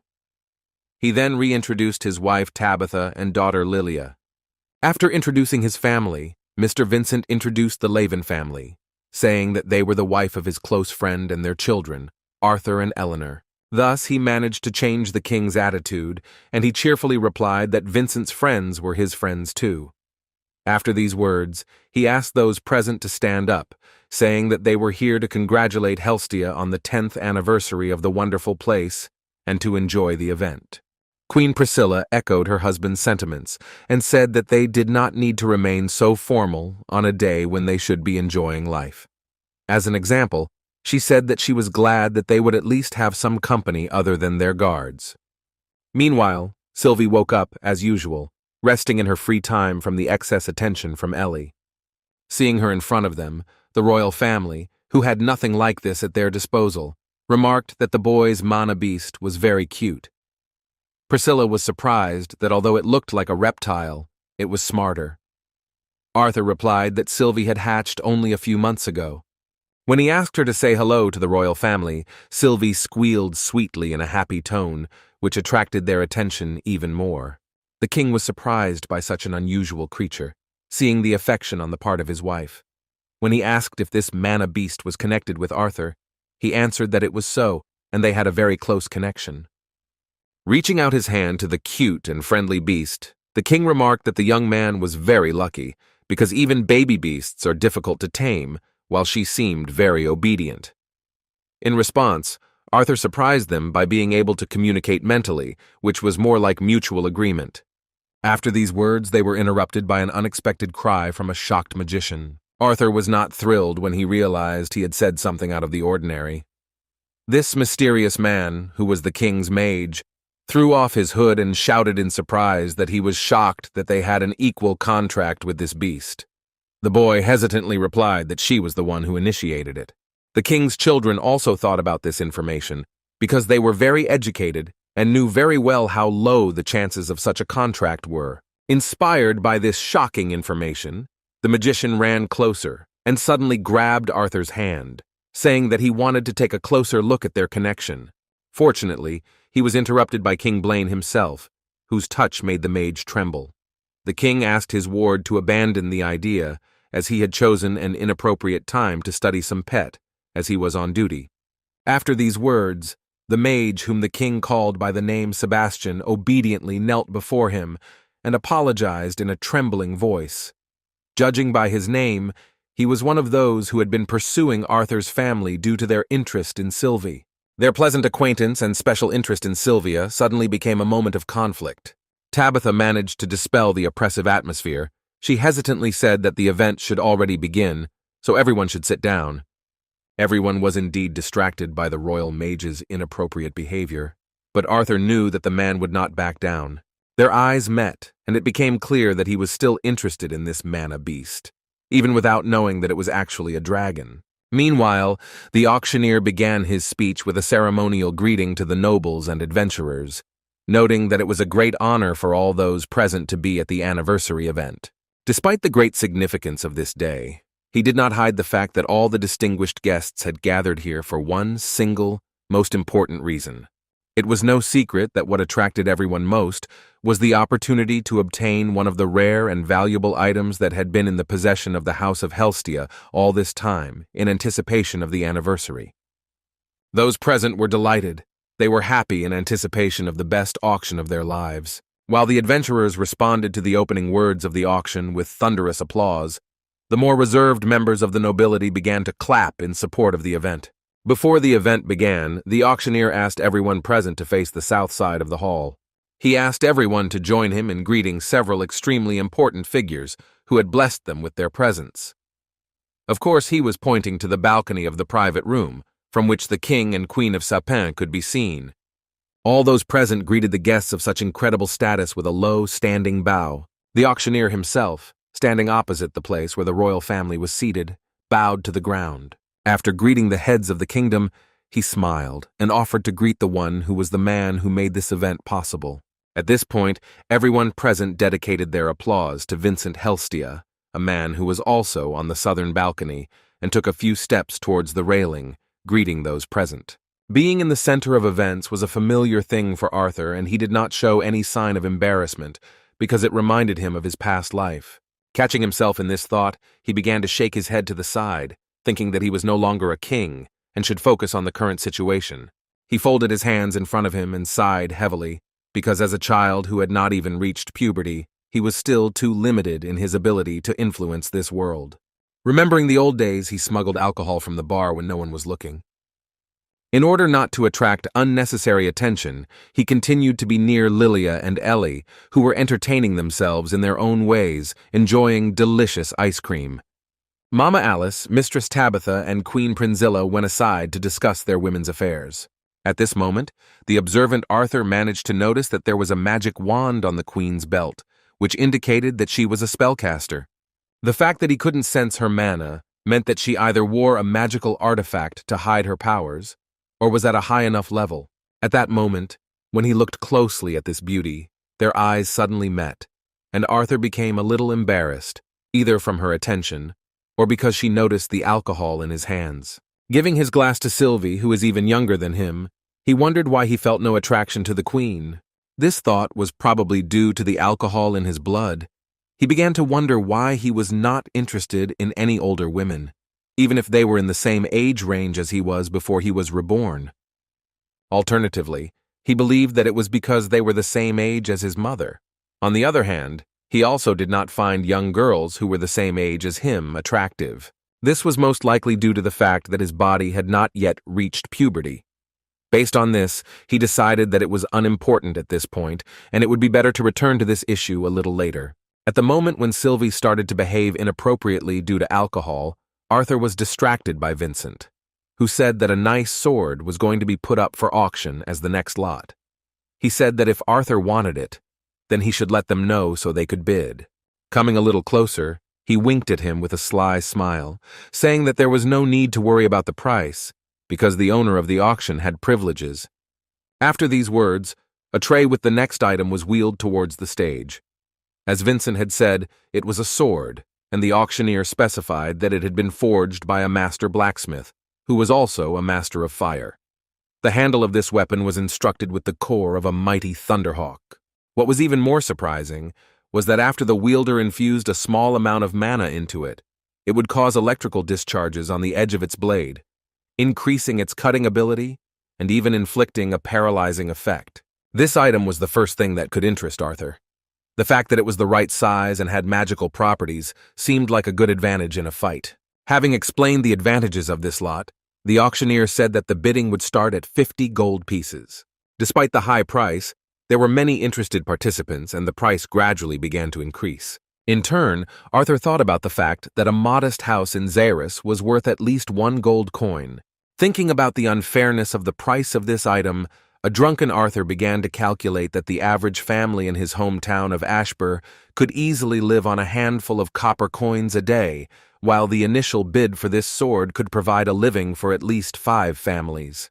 Vincent, not understanding what was going on in the pensive young man's head, asked him what he thought about this sword. He immediately said that it was too big for the young man, but such a sword with such properties was quite difficult to obtain. In response, Arthur agreed that it was not bad but refused. The young man justified this by saying that he did not need such an item, since he would rather have something less unique. Winking back at him, Vincent accepted his words as worthy of his talent, saying that there was no point in playing with the spark when you could control the lightning itself. Even though they hadn't managed to find the sword at this point, Vincent said that even if he didn't find anything he liked, all the other items had already been collected. Hearing this, Arthur was surprised that he had even found the voice-changing mask. His words hurt the pride of the auction house owner, and he replied that even the coat he bought him was made of nightmare fox, so it had the ability to hide its presence from prying eyes. He bragged that it was like a boy's wish. Arthur was very grateful, but he cheekily remarked that this was more like what he had hoped for. Vincent was not hurt by his words, for he knew how strong Arthur was in negotiations. He asked him to be careful in his adventurer's way, for he himself would suffer if he suffered. As for the continuation of the auction, Vincent was right when he said that the sword was just the beginning. There were many weapons, and even several mana beast cores, ranging from C-class to A-class. The king himself even bet on several of them, winning an A-class core. However, even after spending 100 gold coins from the kingdom's treasury, only after a person successfully finished the process of absorbing the core would they know whether the core contained the beast's will. Although it was quite fun, Arthur began to get tired of the process and could not wait for a break. Suddenly he noticed that Sylvie, who had been next to him all this time, had disappeared somewhere. Asking the girls if they had seen Sylvie, he learned that she had been with them just a few minutes ago. Arthur was alarmed by her sudden disappearance and began looking for her everywhere, even under the sofas. Suddenly he heard her pitiful, frightened voice, with which she addressed him by telepathy. Looking around, he saw that she had been cornered by the magician who had accompanied the king.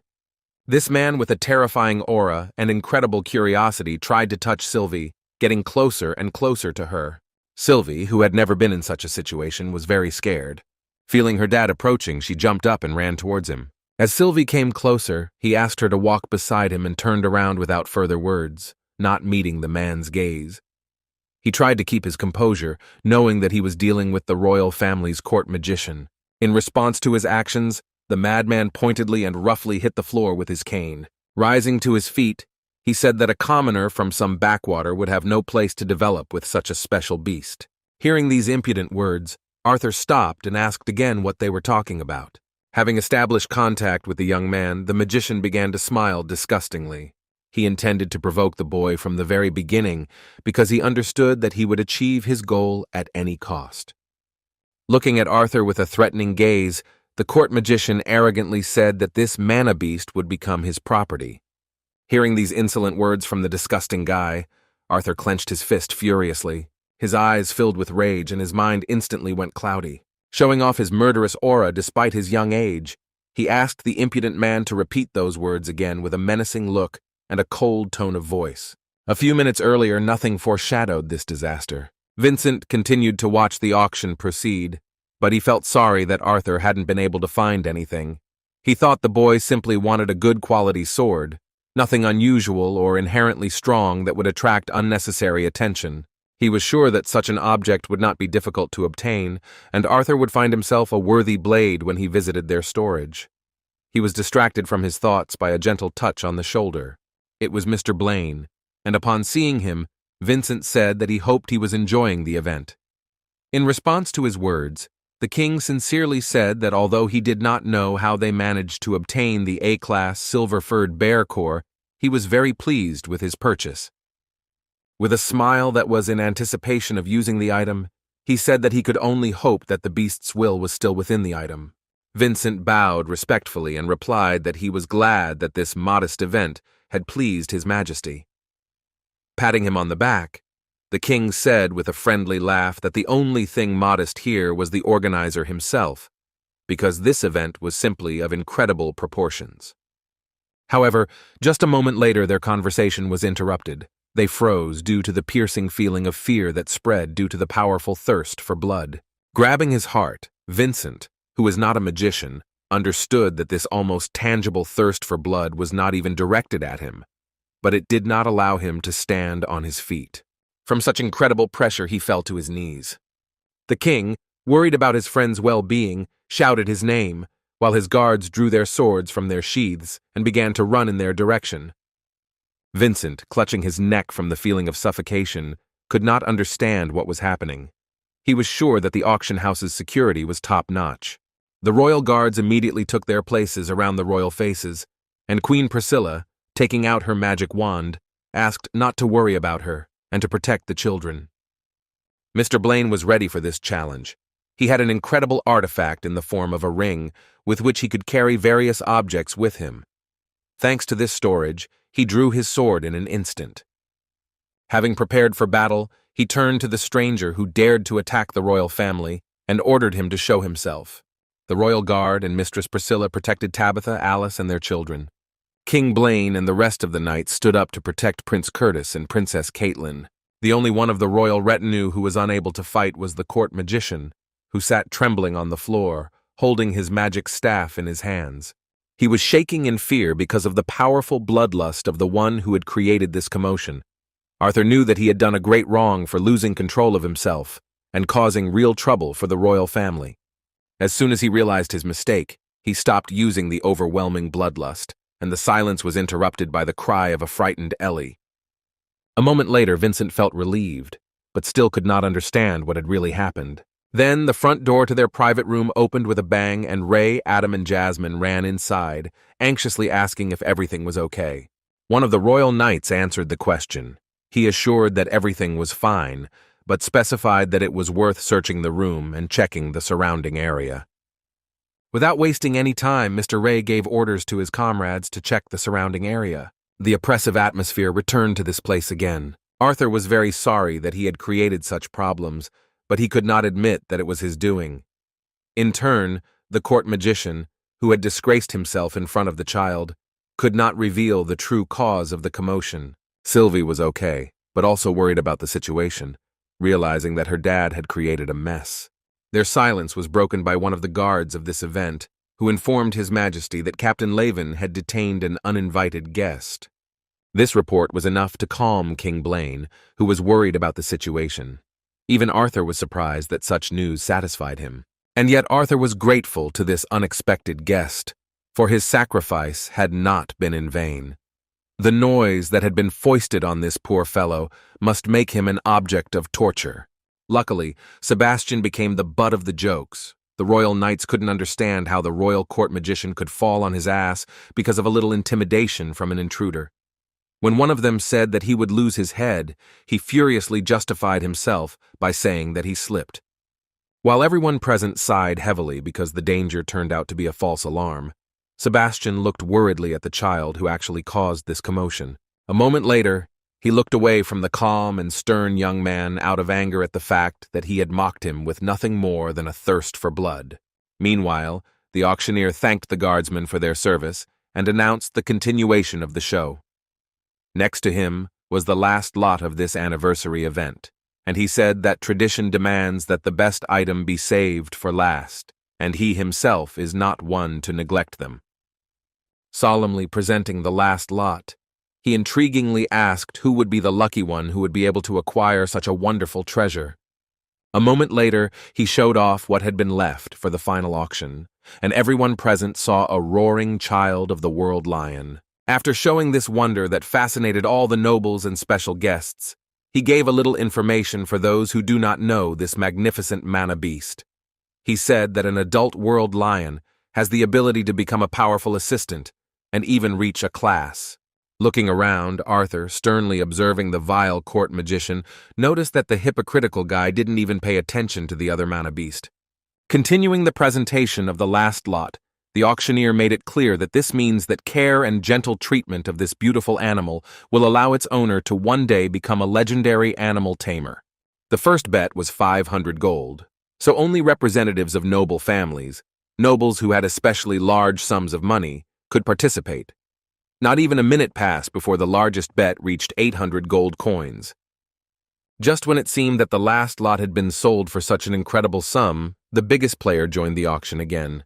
His Majesty proudly raised the sign with the largest amount. He offered a whole 1,000 gold coins for this incredible mana beast. Seeing his interest, the nobles began to laugh awkwardly, realizing that they had no place in this competition. Turning to Mr. Blaine, Vincent remarked that it seemed that no one wanted to bargain with their king. After these words, he congratulated him in advance on winning the auction, saying that 1 plate of white gold would be more than enough. Thanking him for his attention and generosity, the auctioneer asked what the king's plans were for the new royal pet and whether he would tame it himself. In response, Blaine thoughtfully said that no matter how tempting it would be to have a relationship with it, he could not do it. In fact, he was thinking of giving this noble beast to his heir, Prince Curtis. As soon as the king said that everything depended on how much effort his son would put in, Curtis rose proudly from the sofa and resolutely said that he would do everything in his power to justify his father's wildest hopes. In response to his words, Mrs. Priscilla suddenly embarrassed her son, asking if his statement meant that she would no longer have to listen to the tutor tell her how he was skipping his magic classes. Watching this funny scene, Arthur thought with a smile that looking at them like this, one could safely say that they seemed almost like a normal family. The auction was nearing its end, so Vincent asked the king if he wanted his items collected immediately and sent to their castle. In response, Blaine impatiently replied that he had no patience to wait, so he wanted to go down with him. Lord Helstia was pleased with the king's mood, so he happily offered to follow him. Before they went down to the warehouse, Sebastian distracted the king with a few words. He began to whisper something in the king's ear, but Arthur did not hear what was being said. After that, the king replied that he understood everything, and Sebastian looked at him with a sly, self-confident smile. Seeing this, Arthur noticed a bad feeling about this. Going down to the warehouse, Mr. Vincent said that a servant would soon arrive at this place with His Majesty's things. After that, he turned to Arthur and asked him to come closer. At that moment, another worker approached them, bringing some magical items. Vincent said that everything the young man asked for was here, except for the sword. Regarding the sword, he thought it would be better if Arthur looked around himself and tried to find something he liked. At that moment, his mother came up to him and said solicitously that she would hold his things while he looked for a sword. The king was surprised to hear the mention of a sword and assumed that Arthur was about to take fencing lessons. He said that his son had just begun learning too, and that perhaps one day they could have a friendly sparring match. As soon as the impudent Sebastian told the king that Prince Curtis would learn bad manners if he sparred with some country bumpkin, Arthur demonstrated an incredible level of upbringing when he said that for him, swords were just a hobby, and he could never even hope to reach such a level. Meanwhile, Ray appeared passing by the warehouse. He stopped as soon as he saw Vincent. Seeing his good friend, the head of the auction house said that he should hurry, because the king wanted to meet him in person. Seeing His Majesty before him, Ray bowed low and apologized for intruding on their time. In response, the king asked him to stand up and not to worry, saying that he had heard that he had caught the intruder. Based on this, he decided that Vincent had found himself a reliable assistant. Raising his head, the modest and well-mannered Ray said that he was not worthy of such praise from His Majesty because he was simply doing his duty. Pointing his hand at Arthur, King Blaine turned to Reynolds Laven and asked if this was indeed his son. Ray confirmed this and asked if anything had happened to disturb his master. In response, King Blaine explained that his mage Sebastian had been serving in the royal guard for many years, having helped their family countless times. For the excellent service he had given to him and their country, he felt the need to reward him from time to time. After these words, the king said that his protege really liked the mana beast that Arthur possessed. Hearing this, the young man realized what they had been talking about and why that disgusting guy was looking at him with such a smile. Looking at the boy who was shocked by what was happening, the king said that if the Lewin family provided the royal family with their son's mana beast, then they would be doing the kingdom a very great favor. King Sapin's own words about his vile court mage Sebastian taking a liking to Arthur's mana beast put Ray in the most awkward position he could remember. Looking at his son, he wanted to know what he thought about it. It was clear from just one look that Arthur was devastated by the gravity of the situation and was not ready to let go of Sylvie, who also looked extremely confused. Ray, who didn't know how to respond in this situation, tried to answer something but couldn't find the right words. King Blaine, who thought the situation was under control, as he was very much trying to achieve his goal, thought that this was about the difficulties with this matter. So he said that he would be more than happy to compensate them for this mana beast and hire a mage to break the contract with his son at their expense. Bowing again to His Highness, Ray said that he had to apologize to them. He lowered his head and said with great tension and emotion that neither he nor his wife had anything to do with their son's mana beast, since he had received it himself, which is why they could not speak on his behalf on this matter. Alice, watching this difficult situation, felt very excited and could not utter a word. With a thoughtful look, the king turned his attention to Arthur himself.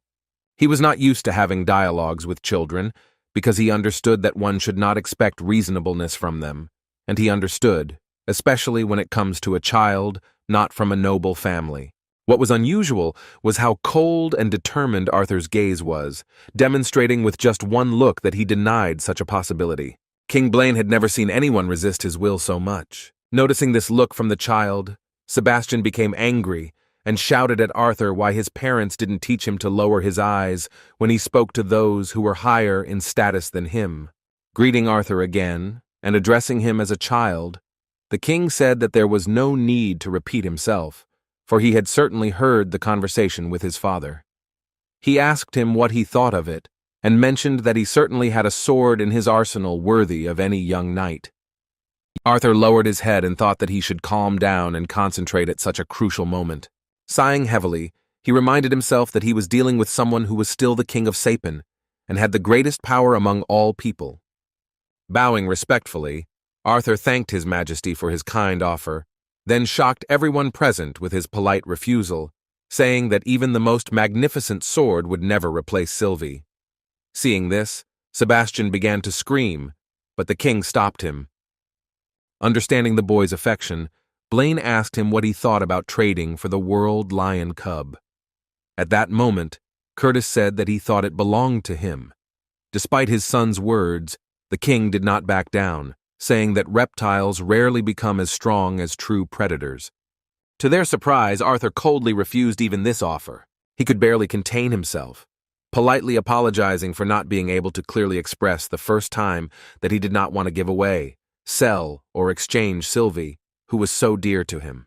At this point, King Blaine, who always got what he wanted, could not stand it any longer. After remaining silent for a few seconds, he said more sternly that he had asked him for a favor twice, but he was not going to repeat it several more times. The king warned that his patience was running out and then asked one last time if the youth would give up his mana beast. Arthur was already shaking with anger and angrily clenched his fist because the situation seemed hopeless. Suddenly he calmed down and asked to be allowed to ask His Majesty a question as well.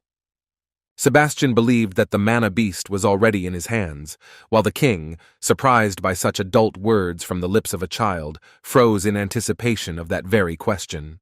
What came out of Arthur's mouth shocked everyone present. He asked a horribly disrespectful question about how much King Blaine was willing to sell his children for. Raising his head, he began to speak calmly, as if he were equal in this dialogue with the king himself. Arthur said that the king had already asked him 3 times and was refused 3 times, which indicates that his pride does not allow him to accept his refusal. That was why, looking at His Majesty, he assumed that King Blaine simply did not realize the seriousness of what he was asking.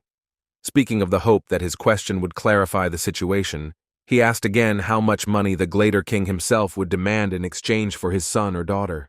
The royal family, hearing such insolence towards them, was shocked, because nothing like this had ever happened before. Even though they were friendly and talked to them as friends, they could hardly come to terms with what had happened.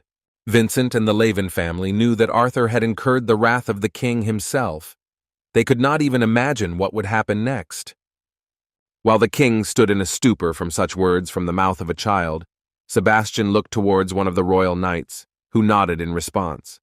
A moment later, the knight drew his sword and made a quick dash towards the youth who was insolent towards the king.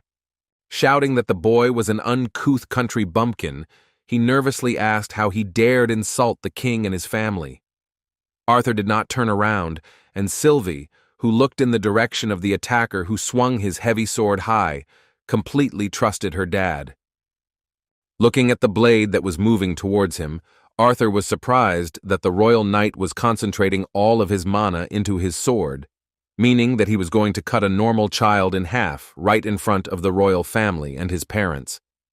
Seeing the knight's pathetic attempt, Arthur decided to remain calm and keep the flow of mana calm and steady to easily avoid this blow. Controlling his feelings, he made a small movement back at the last moment, losing only a few hairs. Anticipating his opponent's movement, he took control of the trajectory of his strike. With a loud clang, the knight's sword became stuck in the tile, while Arthur dodged the blow without any problem. Holding his opponent's arm, Arthur brought the knight's balance to an end, then gathered mana in his right fist to strike. With a huge whistle, he sent a blow towards him, aiming to smash the opponent, using both his strength and his own momentum against him. A furious blow, with all the conditions for a successful counterattack met, destroyed the royal knight's helmet and threw it aside. The blow was so strong that even the royal knight could not withstand it, and instantly lost consciousness in front of everyone. The royal mage who started this conflict was furious that the knight had missed a great chance. Understanding the gravity of the situation, Sebastian began to use his cane, thinking that even if he was punished, he would take matters into his own hands. He could not leave empty-handed, because the king did not understand that a mana beast capable of forming an equal contract at such an age would be beyond Class A.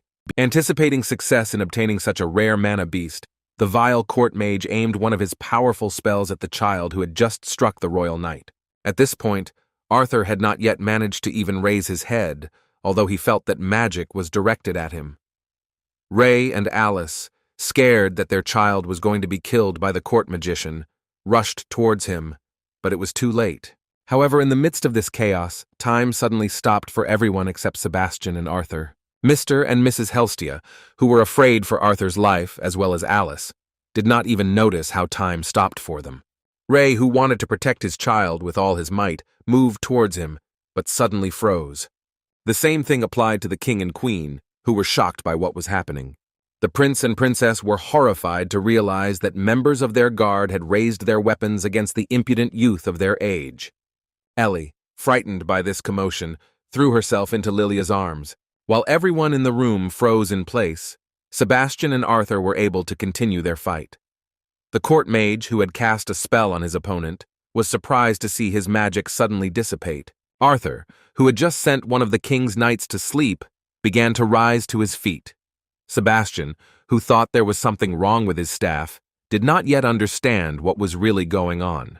The youth sternly replied that his attempts to attack were useless, as spells that required surrounding mana to be cast would not work. For the two of them, time really stood still. The young man's gaze became cold and threatening, so much so that the magician began to tremble with fear. As soon as Arthur raised his head and showed his eyes, in addition to his murderous aura, a marking similar to the one Sylvia had appeared under his eyes. The court magician, who was frightened by the boy's strength, began waving his trembling hands and panickingly saying that he should not approach, because he was pathetic if he thought that he was a worthy opponent for the royal family's magic caster. In just a moment, Arthur launched an attack with incredible speed, appearing behind his opponent. He coldly replied that even in this state, he was still stronger than some arrogant mage from Sapin. Sebastian was shocked that this young man was able to suddenly appear behind him. Within a moment, he felt a terrible pain coming from his broken right leg. In a split second, Arthur launched an attack that turned his bones into sand. Falling to the ground, Sebastian began to scream hysterically in pain. Looking around, he, not understanding what was happening, began to panic and ask why everyone was just standing there and no one was helping him. However, no one heard him. There were only the two of them here. Putting his hand on the nasty guy's shoulder, Arthur sat down next to him and told him that his screams were useless. He advised the poor guy to listen to him while he still had the strength to do so. Sebastian, snot and tears streaming down his face, said in a frightened, trembling voice that no one could do this to King Sapin's own personal spellcaster. After these words, Arthur let go of his shoulder and stood up. He took a few steps forward, then put his hands in his pockets and said that in a sense he was right. Taking one last look at the vile guy, he said with the overwhelming aura he inherited from Sylvia that the bastard should know his place. Arthur's blow to the knight was one of the last things those present saw before the strange turn of events. King Blaine and Queen Priscilla were shocked by what happened. Although His Majesty did not want the child to suffer at the hands of his guards, he did not blame the guard for attacking him after such words. Still, he could not understand how this commoner child managed to defeat the knight. It seemed to him that his guard had tripped or something. A moment later he heard a sharp whistle, followed by the sound of something falling behind him. Looking around, the king was shocked, because it turned out that Arthur had suddenly moved to another place and was unconscious. Lily also did not understand what had happened, because her friend instantly appeared in another place. However, looking in his direction, she was horrified by what she saw next to her. Not far from Arthur, the court magician who had earlier tried to attack the young man with his spell was lying on the ground. For some unknown reason to those present, he ended up on the ground with a broken leg. Seeing this cruel picture, Lilia hugged Ellie even tighter and began to scream in fear. Neither Mr. Vincent nor his wife Tabitha understood what had happened. Ray and Alice were no less frightened. Everyone just froze in place. Even Sylvie couldn't understand what had really happened. Sebastian sat trembling on the floor, trying to hold on to his leg, which was turned the other way. Tears and snot were streaming down his face, and through the unbearable pain he barely clearly asked for help.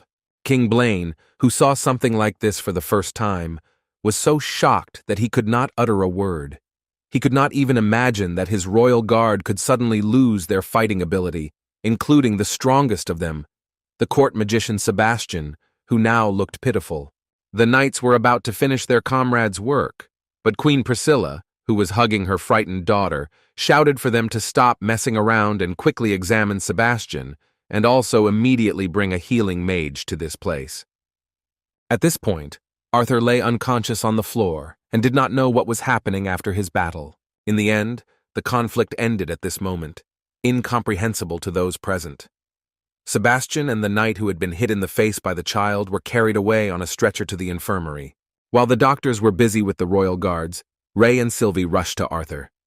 Lifting his son from the ground, the father made sure that his heart was beating and his life was not in danger.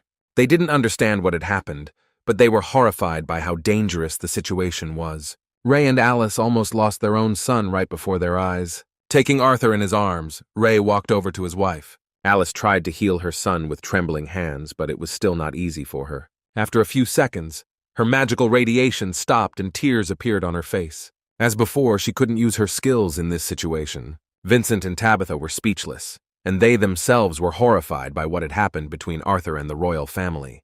In the dark hours of the day, Arthur woke up in bed. When he woke up, he didn't understand what was happening or where he was. The first thing he realized was that he had a severe headache.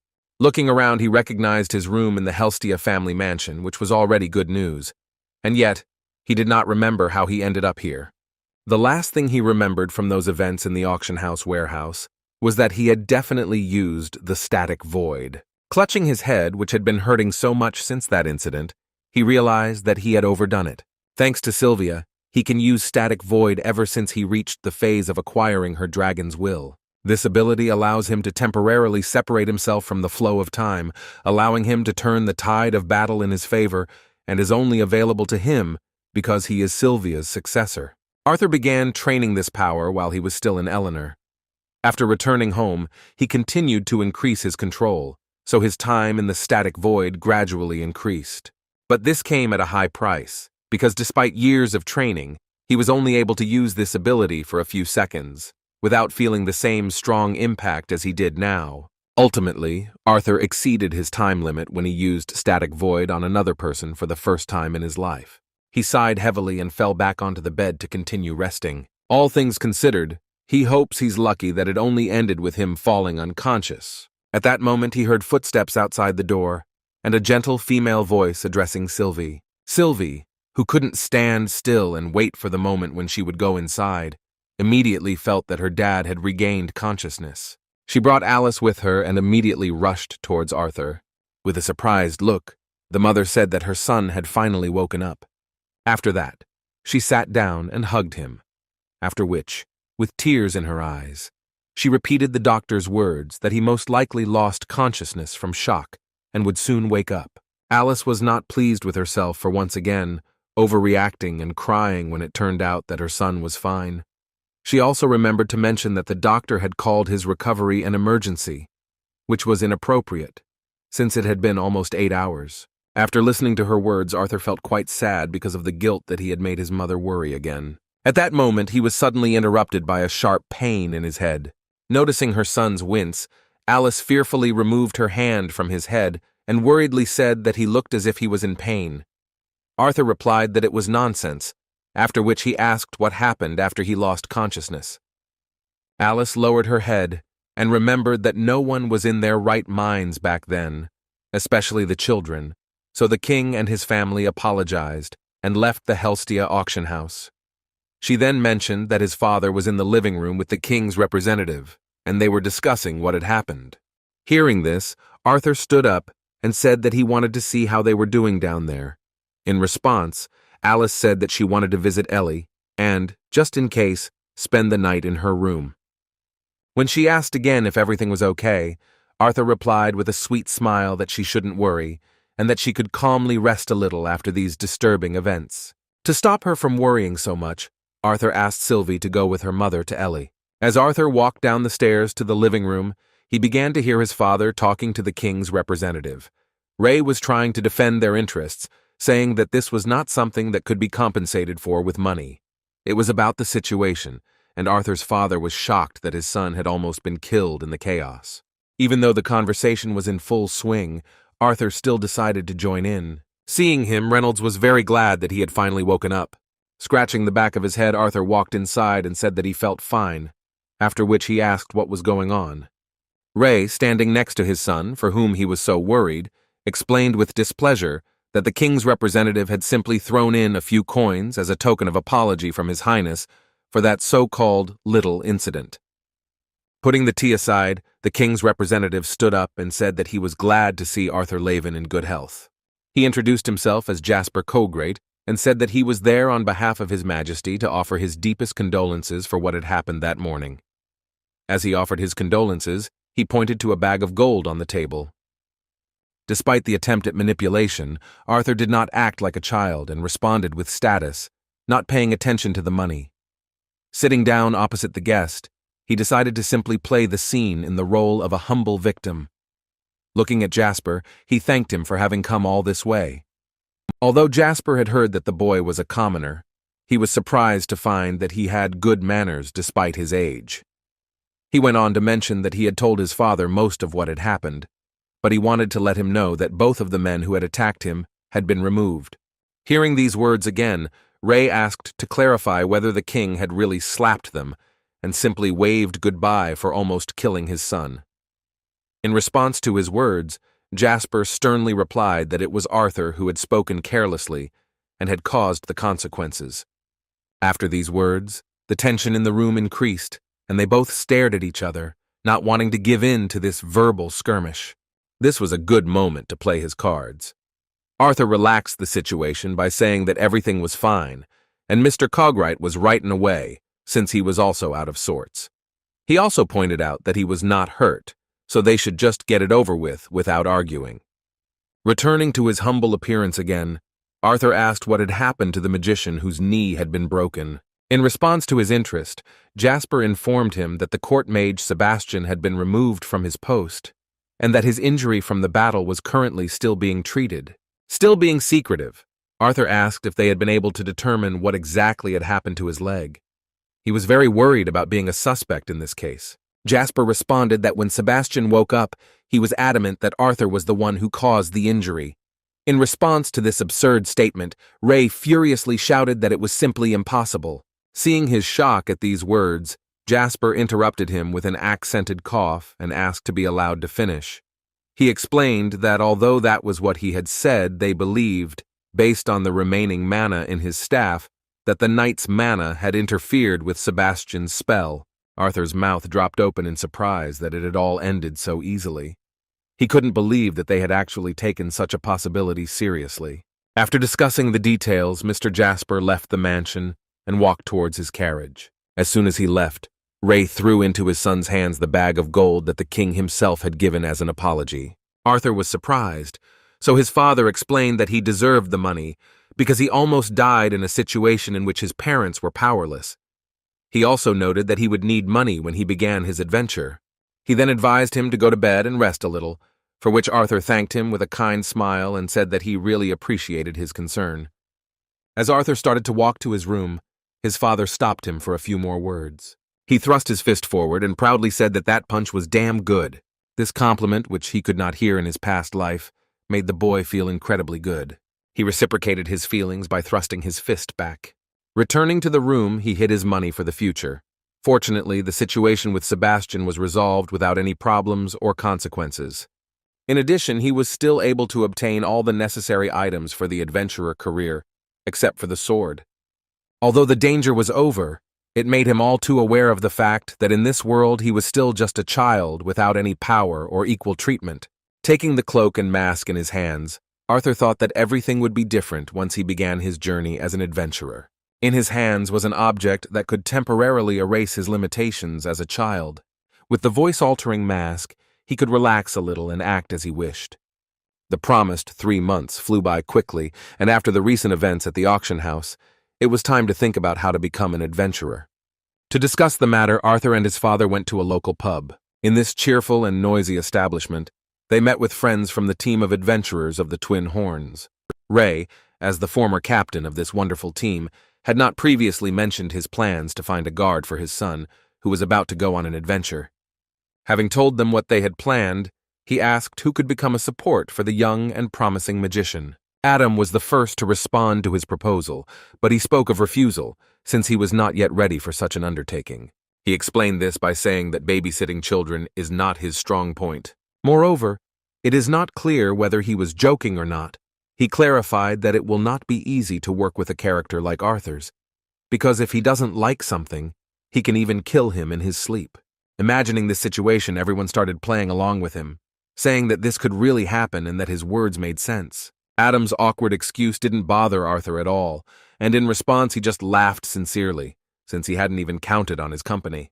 Looking at the rest of the group, Ray admitted that he had actually hoped that Durden or Helen would accompany Arthur. Seeing their reaction, he admitted a little sheepishly that they couldn't really offer a decent reward, but that he and Alice were more than willing to compensate them with whatever they could if they did such a favor for them.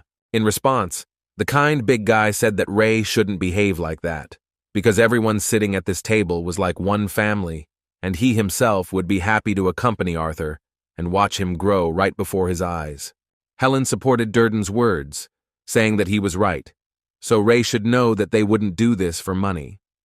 She also pointed out that they had managed to get quite a bit of treasure from their last dungeon raid, so money wasn't an issue. Although it seemed that even the captain of the current team of twins was ready to go with Arthur, one girl, whom Ray had not yet mentioned, firmly proposed her candidacy. This statement was sudden and attracted the attention of everyone sitting at the table. Jasmine, who had always been quiet and reserved, showed a special interest in something for the first time. Angela was surprised by her words, remembering that she hated escort missions even more than Adam did, who had immediately refused the offer. Without further ado, Jasmine replied that this time everything was fine, because the task was to accompany not just anyone, but Arthur. Hearing her words, Helen took it upon herself to say that Jasmine was the most suitable person to protect Arthur. When talking about Durden, she said that he specializes mainly in defensive spells with a huge area of effect, making him a good member of large teams, but not two fighters. After that, she frankly admitted that defense was not really her strong point, despite her excellent ranged combat skills. Putting her hand on her heart, Alice, surprised by Jasmine's words, asked if she was sure that she could cope with this difficult task. In response, Jasmine showed unprecedented determination and gave a thumbs up, indicating that she was truly serious about this task.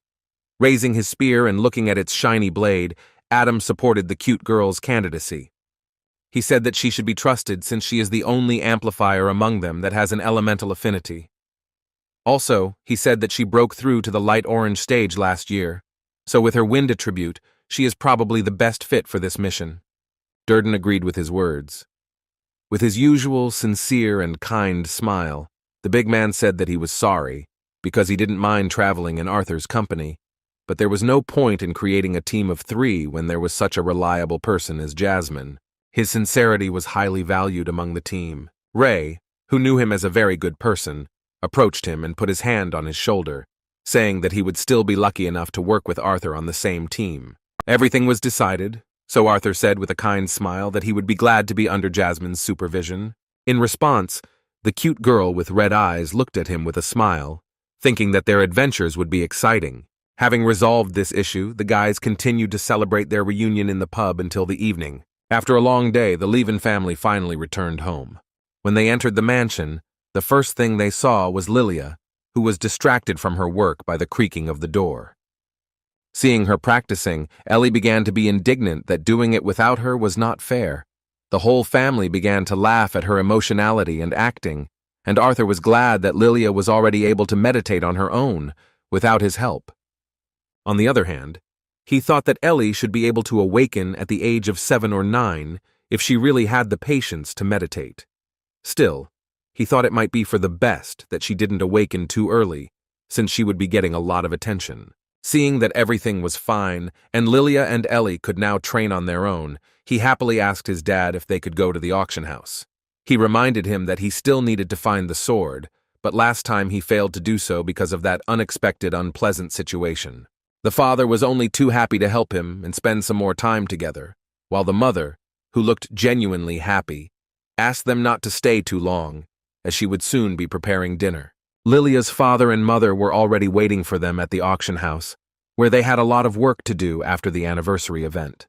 It was the first time he had seen them both since that incident, so he was faced with a long line of questions from them regarding his well-being. Arthur tried his best to reassure them that he was fine and that he was happy it was over, but they were extremely unhappy with the king's behavior regarding the incident. Vincent and Ray found support in each other, agreeing that firing the 2 jerks was just a temporary measure until things cooled down. They figured it wouldn't be long before they got their positions back and the incident would be forgotten. Fortunately, this incident was not made public and only 2 parties to the conflict knew about it. Interrupting Vincent and his father's heated discussion, the young man reminded them that they had come to this place because he needed to find a sword before he could go take the test to join the Adventurers Guild. His reminder worked perfectly, and the guys were distracted from the discussion. Vincent led Arthur to their warehouse and told him that it might take him a while to find something he liked. Despite this, he assured him that he could take his time with his choice, since his access to the warehouse was unlimited.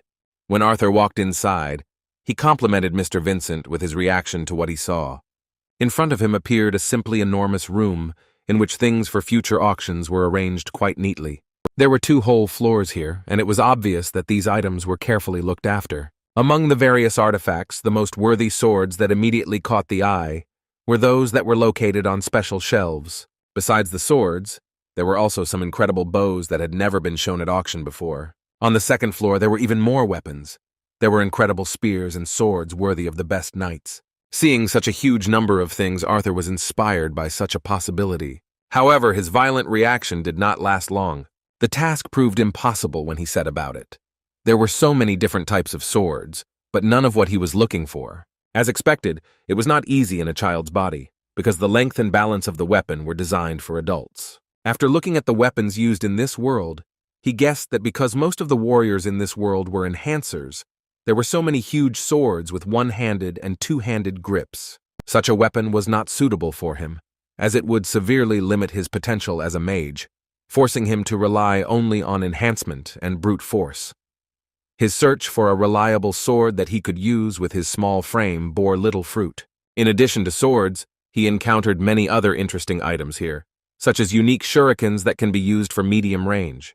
He was tempted to give up and perhaps find a more unique weapon in the meantime. Taking the nunchaku in his hands, he felt like a real ninja, but he understood that using such an impractical weapon would be too stupid for him. Suddenly, he was distracted by the squeal of Sylvie, who seemed happy. It seemed that she had found something interesting when she began rustling under the cloth that covered part of the inventory of this warehouse. Throwing the funny nunchucks aside, Arthur came closer and asked if she had found anything useful. After a small rumble, Sylvie pulled out some strange object. It resembled a stick, and there was a joyful expression on her face. Looking at this strange object, Arthur replied that the stick was not quite what he was looking for. Although he didn't know what she wanted with this stick, he decided to take a closer look. As soon as he grabbed the object, he felt that the stick was quite heavy. He was surprised to realize that the balance of this stick was the same as if it were a sword. Seeing the place that most likely separated the hilt from the scabbard, he began to try to get this sword, but he did not succeed. Arthur was surprised by this and assumed that he needed to fill it with his mana to use it. Using the mana aura, he took a stance and put in even more effort, but still didn't achieve any results. Continuing to try to draw the sword from its sheath, he only wasted his strength. Testing his theory using mana, he even tested all the elements at his disposal, but the sword remained in its sheath. Tired of trying in vain, Arthur threw the sword to the ground. Sylvie, who knew there was a sword hidden inside, was a little disappointed that they had no way to get it. Arthur knew that the problem was with the seal, which prevented him from accessing the sword itself. It became obvious that it was not the specific element that allowed the sword to be used, but he did not know what else could affect this scabbard. At that moment, as he stood leaning on his knees, he felt his seal that he had received from Sylvie begin to react to the sword. Even though he was hiding her aura, he could still feel the sword reacting to his hidden power. To test his theory, he concentrated on his beast will. Within a moment, the powers he had inherited from Sylvia awakened within him. Taking the sword in his hands, he immediately heard a click, and the hilt separated from the scabbard without much effort. The blade of this mysterious sword was truly mesmerizing. It glowed turquoise and was translucent. Having taken out the weapon completely, he was surprised, because he had never seen anything like it before. Looking at the translucent turquoise blade of the sword, he couldn't even think about how beautiful this weapon was, even too beautiful to be considered the same sword as the ones he had held in his hands before. Even though he stopped using the dragon's will, he could still hold it in his hands. This weapon seemed more convenient than all previous options. However, even despite this, he still experienced difficulties. As before, he continued to stumble due to the difficulty of using adult swords. The sword and the scabbard itself were too heavy for him to use them with maximum effectiveness at that age. Simply swinging weapons was boring, and there were no suitable training items in this warehouse. Apologizing to Vincent in advance, he lunged towards the barrel and made a chopping blow, but was unable to achieve the desired result. The sword was indeed sharp, but Arthur still could not count on demonstrating his true strength. Raising the blade of the sword up, the guy began to examine it. A moment later, he noticed an interesting detail. On the part of the blade next to the handle was the name of this blade. It was a ballad about the dawn, made by a mysterious master with the initials VK. Within a moment, the sword began to release its own aura, and a cut appeared on Arthur's palm. The sword fell from his hand as Sylvie began to squeal in alarm. Arthur reassured her that he was fine and the wound was not deep. He didn't understand why this suddenly happened. However, looking at the sword that was lying on the ground, he noticed that the blood that had gotten on the hilt had suddenly evaporated. The sword's behavior seemed strange, but Arthur still decided to take it into his hands again. When he looked at the sword again, he was shocked that it had suddenly changed. The weight and balance of the sword seemed completely different. It was now simply perfect to use. After making a few swings, he was convinced of this in practice. He had never held a more comfortable sword than this one before. Moreover, not only the handle, but also the length of the blade itself has changed to better suit the child's body. Since he had already managed to ruin one barrel, he decided that nothing bad would happen if he continued testing the weapon on it. As he made the leap, he knew he now had access to a fine weapon. He had held priceless swords in his hands for decades, but he had never felt as good as he did at that moment. In just an instant, he made an incredibly fast cut, using his full potential. The barrel on which he tested the sword showed results only after a few seconds, and its upper part began to slowly slide down, after which it fell to the ground. Arthur heard the sound, but wanted to make sure that everything happened as he planned. Looking back, he was surprised at how good his attack had been. As a result of this blow, he was able to achieve a clean cut on the first try. He never thought he would find such a treasure by chance. Although extremely rare, there were cases where skilled craftsmen were able to create staffs and wands that had the ability to bind themselves to only one person. Basically, they themselves had the will to adapt to their master, improving the circulation of mana between them. It made sense, but Arthur had never read of any instances of a sword possessing such a power. He was very curious to know who the mysterious master really was who had created such a masterpiece. He spent quite a lot of time in this place, so after a few hours Vincent and his father visited him. They had already finished their business, so their father said that it was time for them to return home. Arthur was rushed, so he asked for one more minute. At that moment, he ran to the rack of swords and grabbed one nondescript sword that didn't seem like a bad option. As he started to walk towards his father, Sylvia began to scold him for his bad behavior and for hiding the truth again, and yet she knew perfectly well that they had not visited this storage in vain, because they had chosen an incredible object. Arthur winked at her, saying that she was right when she suggested that he take a closer look at the strange stick. As he approached Vincent and his father, he saw their joy that he had found something he liked. Holding the nondescript sword out towards them, he let them examine it, saying that it was not as fancy as some of the other swords. But he knew it was what he needed. Arthur said he knew it was right after he'd swung it a few times. Picking it up, Ray asked Vincent what he knew about it. The auction house owner replied that it had been auctioned off several times at a small stall, but hadn't sold. Taking the blade out of its sheath, Ray decided to check whether it really was not worthy of the buyer's attention. After making a few swings, he checked its balance and weight. After that, Vincent asked him what he thought about his son's choice. Looking at the blade again, Ray replied that he could tell that the weight distribution seemed somehow off, as the creator was trying to make it a light sword for quick attacks. Returning the blade to its sheath, he nevertheless noted that it was not so bad. Moreover, he specified that for Arthur's size, this sword would be better suited than the others. As he returned the sword to its new owner, Ray noticed a stick on his belt. He asked what it was. Noticing the stick on the boy's belt, Vincent became interested in this object. The situation became awkward, because Arthur did not want to draw attention to his real choice. Trying to act carefree and calm, he replied that he tripped over it on the way back. Showing off the incredible sword as an ordinary stick, he said that it was strong and heavy, so it would be a good tool for training, as well as training Sylvia. Vincent couldn't really remember such an item in their inventory, so he asked to take a closer look at it. Taking the strange stick in his hands, he asked his ward if there were any records of such a cane. Jameson, looking at the notes, replied that one of their traders had mentioned a rather strange story about some decrepit old man who had simply thrown it at him, muttering that no one was worthy. Speaking about this mysterious cane, Jameson also said that they had previously asked several inspectors to check it out, just in case. They thought that it just seemed like a sturdy cane, but in fact, a more qualified craftsman would be needed to evaluate it. Seeing that the auction house actually saw some potential in it, Arthur decided to intervene in the conversation. He turned to Vincent with a sweet, hopeful look, calling him uncle, and said that it would be nice to have such an item during adventures. His plea worked, even though Ray knew it was a pure provocation. Under pressure from the young man, Vincent gave him the mysterious cane, saying that he had nothing to regret because it was just gathering dust in their warehouse. The trip to the warehouse ended in success for Arthur, and Vincent was amazed that he was so sweetly called uncle. Arthur had completed all the preparations to become an adventurer. Finally, a very important day of his life came, his 9th birthday. All the people dear to him, the Laven family, the Helstia family, and even all the fighters of the Twin Horns adventurer team gathered for this celebration. He was incredibly happy to have their company, and in response to their congratulations, thanked them for all of them putting up with him for another year. The modesty of the young man touched everyone who had gathered there. Alice said with a sweet smile that she could not believe that their beloved son was already 9 years old.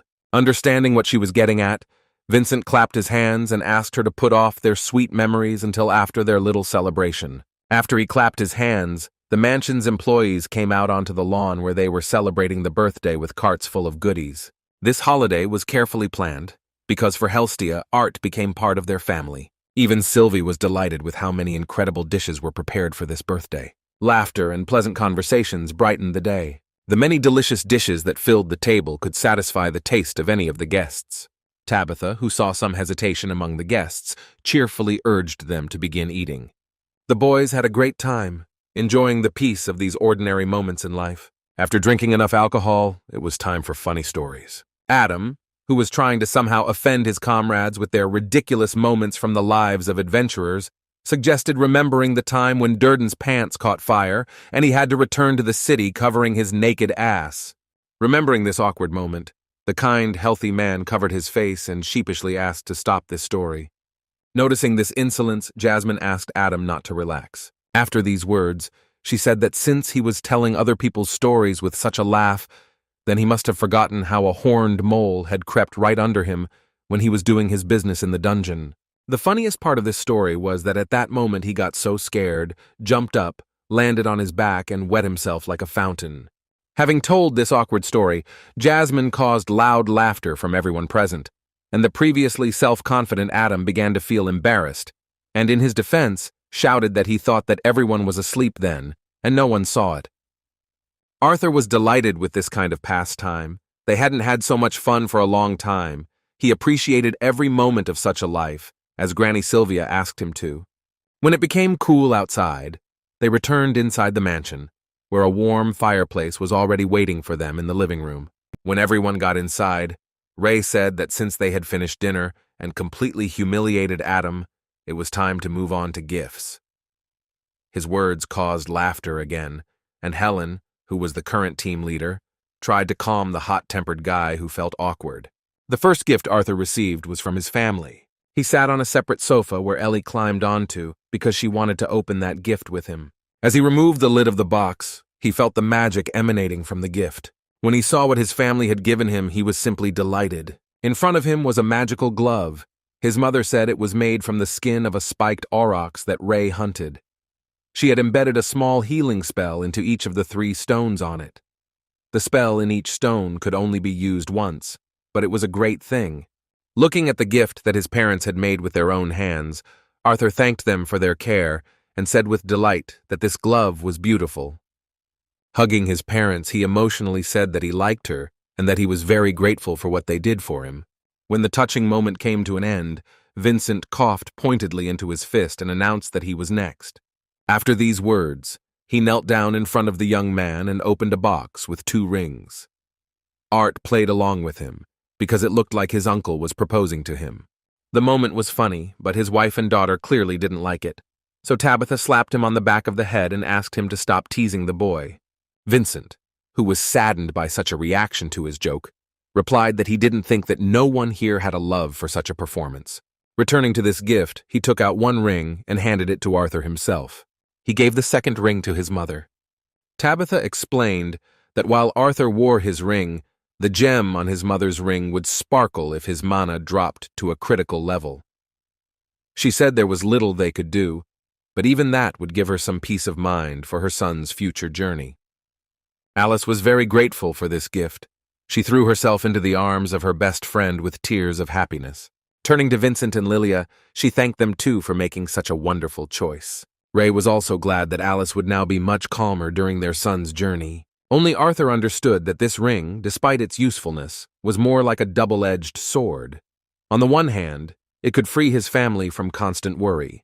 but at the same time, it could keep her in a constant state of tension, expecting trouble. Worse, he did not rule out the possibility that he would one day find himself in a battle where he would have to fight at the limit of his capabilities. When the first two gifts were presented, Adam looked at his comrades and asked how they could overcome something like this. With a kind smile, he turned to Alice and Arthur, saying that since he was already so damn strong, they thought along the same lines as the Helstia family, and so they decided that the little monster needed something unique. After these words, Durden handed Arthur a mysterious scroll. As it turned out, there was also a second part of the gift, intended for Alice. These were the communication scrolls, and Adam said he wouldn't go into detail about how expensive they were. When he pointed out that they were indeed damn expensive, he got a smack in the ass from Jasmine for ruining such a beautiful moment. Back on topic, he concluded that the Laven family now had a disposable communication source that they felt would fit perfectly with their new rings. When it came to the instructions, he explained that Arthur simply had to pour mana into the scroll to write a message that would reach Alice despite the distance. In turn, once Mom receives the message, she will be able to respond to it only once. After confirming that the message was given to Arthur, both scrolls will turn to ashes. When the detailed story came to an end, Ray emotionally supported Adam, saying that it was very spectacular and amazing. In the end, the gifts he received on his birthday turned out to be very significant for his career as an adventurer. The parents knew he had a big day tomorrow, so they were excited. Hugging her child, Alice asked him to promise that he would be safe. By kissing him on the forehead, she demonstrated her tenderness and motherly care, which her son appreciated so much. With tears of happiness in her eyes, she wished him to remain safe and sound. With a kind smile, he replied that he would return home at every opportunity. This wonderful day has ended, and the time has come to say goodbye. The adventurers from the Twin Horns team wished him luck on his upcoming journey and boarded the carriage. The last to say goodbye was Jasmine, with whom he would have to share the difficult path of an adventurer. This birthday was very significant for Arthur, and he knew that he would remember it for the rest of his life. Moreover, such events made him understand something important. He had felt this way for some time, but after returning home, when he fell asleep, he knew that it was true. Now he had a real family, people who loved him. It was a feeling he would never give up. Joyful Arthur thought that he would cherish this feeling and fight for it if necessary. To do this, he needed to become stronger, even stronger than when he was a king. The next morning started off very cheerfully. True, it was fun for Arthur, but not for Sylvie. He wanted to take a shower, but Sylvie was not yet used to it and was very afraid of water. She didn't want to take a bath so much that she tried to hold on to the tiles using mana enhancement. Arthur was hurt by how much she resisted. Shouting that she asked for it, he mercilessly strengthened his body with magic to finally pull her into the bath. The real dragon and the dragon's heir began to fight. Sylvie, tears in her eyes, tore herself away from the surface and began to squeal, evoking pity. But Arthur had prepared her for life to be cruel. When he tore off her surfaces, he threw her straight into the water. Sylvie was very offended by him and looked at him as if he were a traitor. In response, Arthur teased her, letting her know that there was nothing wrong with it. His beast daughter's acting was top-notch. However, this did not save her because, being subject to the forces of gravity, she fell into the water like a stone. Having finished this torment, Arthur quickly got ready and left his room. He was equipped with everything he had prepared for his upcoming career as an adventurer. Even though he was forced to leave his family for a while, he had a smile on his face because he knew he had no other choice. The parents and Ellie were already at the exit. Sitting down next to him, Ray said that his son already looked like a real S-class adventurer. Before saying goodbye, he gave him some advice, saying that although they both knew he was very strong, he should not become overconfident and forget his limits. Speaking of hard times, he asked him to rely on Jasmine. Then Ellie ran up to him and started crying, asking if his brother and Sylvie were really leaving them. There were genuine tears on her face, because she had fallen in love with him very much during the time they spent together. In a trembling voice, she asked if they could stay instead of leaving. Seeing this touching scene, Alice could not contain her emotions. She covered her face so that the children would not see her tears. Ray couldn't say anything at that moment, but he was definitely happy with how wonderful their children were. Sitting down next to her daughter, Alice tried to console her, saying that Sylvie and her brother would be back before she knew it. Despite her words, Ellie continued to rant, saying that she wanted them to stay, to be here, right now. Only her charming little brother could influence this situation. Taking her hand tenderly, he said that since she was already a big girl, he had a very important task for her. With a kind smile, he asked if she could protect Mom and Dad while he and Sylvie traveled. Throwing herself into his arms, Ellie couldn't hold back her tears. She began to speak decisively to justify her brother's hopes. She went on to say that she had trained a lot, and now she had many little lights, thanks to which she would be able to protect her mom and dad. As Arthur hugged her before leaving the house, he thought that he had missed so much of his sister's life that he couldn't help but agree that he would have been better off staying. He knew that his short stay here was not enough, but in order to protect them all in the future, he was forced to take this decisive step forward. When he looked at his mother one last time, she hugged him and said with tears in her eyes that everything would be okay with them. Ray joined his wife's words, saying that he could not worry about them. While the mother said goodbye to her son, Ellie said goodbye to Sylvie, who was already suffocating in her arms. Wiping away her tears, Alice asked him not to forget to put on the ring. With a kind smile, Arthur showed his palm, and it was clear that it was already on. As he approached the door, he heard the last words accompanying him on his way. Father said that they will always root for him. In response, he nodded his head to them because he knew perfectly well that this was so. When the door closed, his mother, father, and sister continued to watch him go. As soon as he left, Alice started crying, and Ray began to calm her down. Outside, a carriage was already waiting for him, as was Jasmine. First of all, she asked if he was ready for the adventures of an adventurer. Before answering, Arthur reached for the backpack containing the things he had taken with him. Putting a mask on his face, he answered in a changed voice that he was ready. The guys first went to the Adventurers Guild. The building was quite spacious, and inside there were many who had long dedicated their lives to such adventures. Here people not only received licenses and work, but also looked for a team to make work easier. When they got inside, Sylvie was woken up by the noise inside and started yawning. Looking at Sylvie, Jasmine was surprised and noticed that Arthur's mana beast looked a little different. Stroking Sylvie's head, Arthur replied that he had recently discovered that she could change her appearance slightly to look exactly like a black lizard without drawing too much attention to herself. Having waited for their turn, they approached the administration window. A nice lady in a blue shirt welcomed them to the Xyrus Adventurers Guild and asked how she could help them. As Arthur tried to answer, he was suddenly interrupted by Jasmine. She abruptly placed the document on the counter and said that she would like to sponsor this recruit for his rank exam. The lady working in the guild was surprised by her words. Still, she knew what the procedure was in case of sponsorship. Hearing this, she dropped the counter and went outside. After that, she asked Jasmine and Arthur to follow them. As she escorted them, she said that they actually had a lot of people wanting to take the exam, but since there was a sponsor present, they would place them closer to the front of the line so that they wouldn't have to wait so long. Then they went to the side of the room that was guarded by the local guards. Arthur wasn't used to the way adventurers were. As he passed the crowd, he began to hear them gossiping about his short stature. Seeing how distracted he was, Jasmine asked him to hurry up. The lady from the guild reception went to the sender. As they entered, she informed him that A-class adventurer Jasmine Flamesworth had wished to sponsor the recruit standing next to them for the rank exam. The manager, dropping his work, rose from his desk and told his charge that she could wait outside, as he was well acquainted with Miss Flamesworth. Arthur was surprised that Jasmine knew such an important person. When he looked at her, she looked away, because this topic was very painful for her.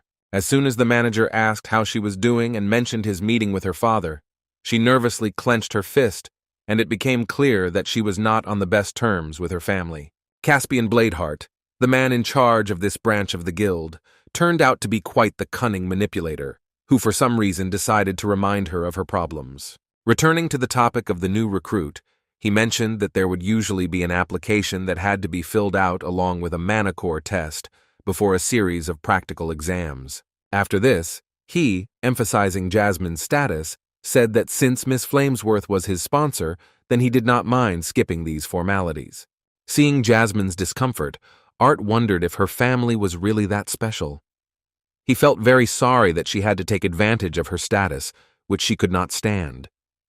Taking a look at the curious new recruit, Caspian said that the only thing left for him to do was to take part in a training fight with one of their examiners. After assessing his weapon, he assumed that the recruit was either a fighter or an enhancer. Since it wasn't a question, he trusted his feelings and continued to go over the rules, saying that names weren't required to register as an adventurer.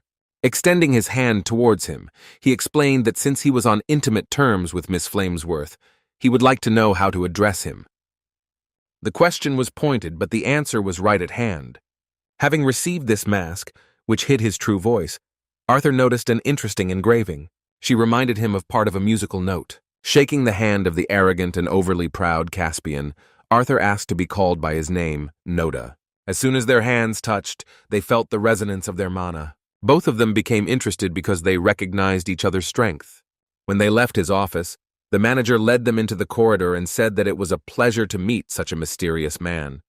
Turning to Mary, he asked her to show his dear guests to the examination hall. Taking a few steps forward, Arthur looked around. He was not mistaken in thinking that he had interested the leader of the guild, Zyrus. Caspian really did follow him with his eyes, because he was interested in what kind of power this man with the mask possessed. As they walked down the hallway, following Mary, Arthur reflected on the fact that the Flamesworth house had been mentioned with a fair amount of respect. He even wondered, given that, if that was why Jasmine had wanted to accompany him. On the other hand, he noticed that she seemed very upset about the mention of her father. Despite her obviously conflicted relationship with her family, she was still not averse to using such an advantage to achieve her goal. When they reached the end of the corridor, they saw a door in front of them, and Mary said that this path would lead them to the arena where the exam was being held. As she let them go ahead, she asked them to be careful as they climbed the stairs and to find a place and wait until the recruit's name was called. The location where the final stage of the adventurer exam took place was in the backyard. Walking out into the street, Arthur heard a loud scream.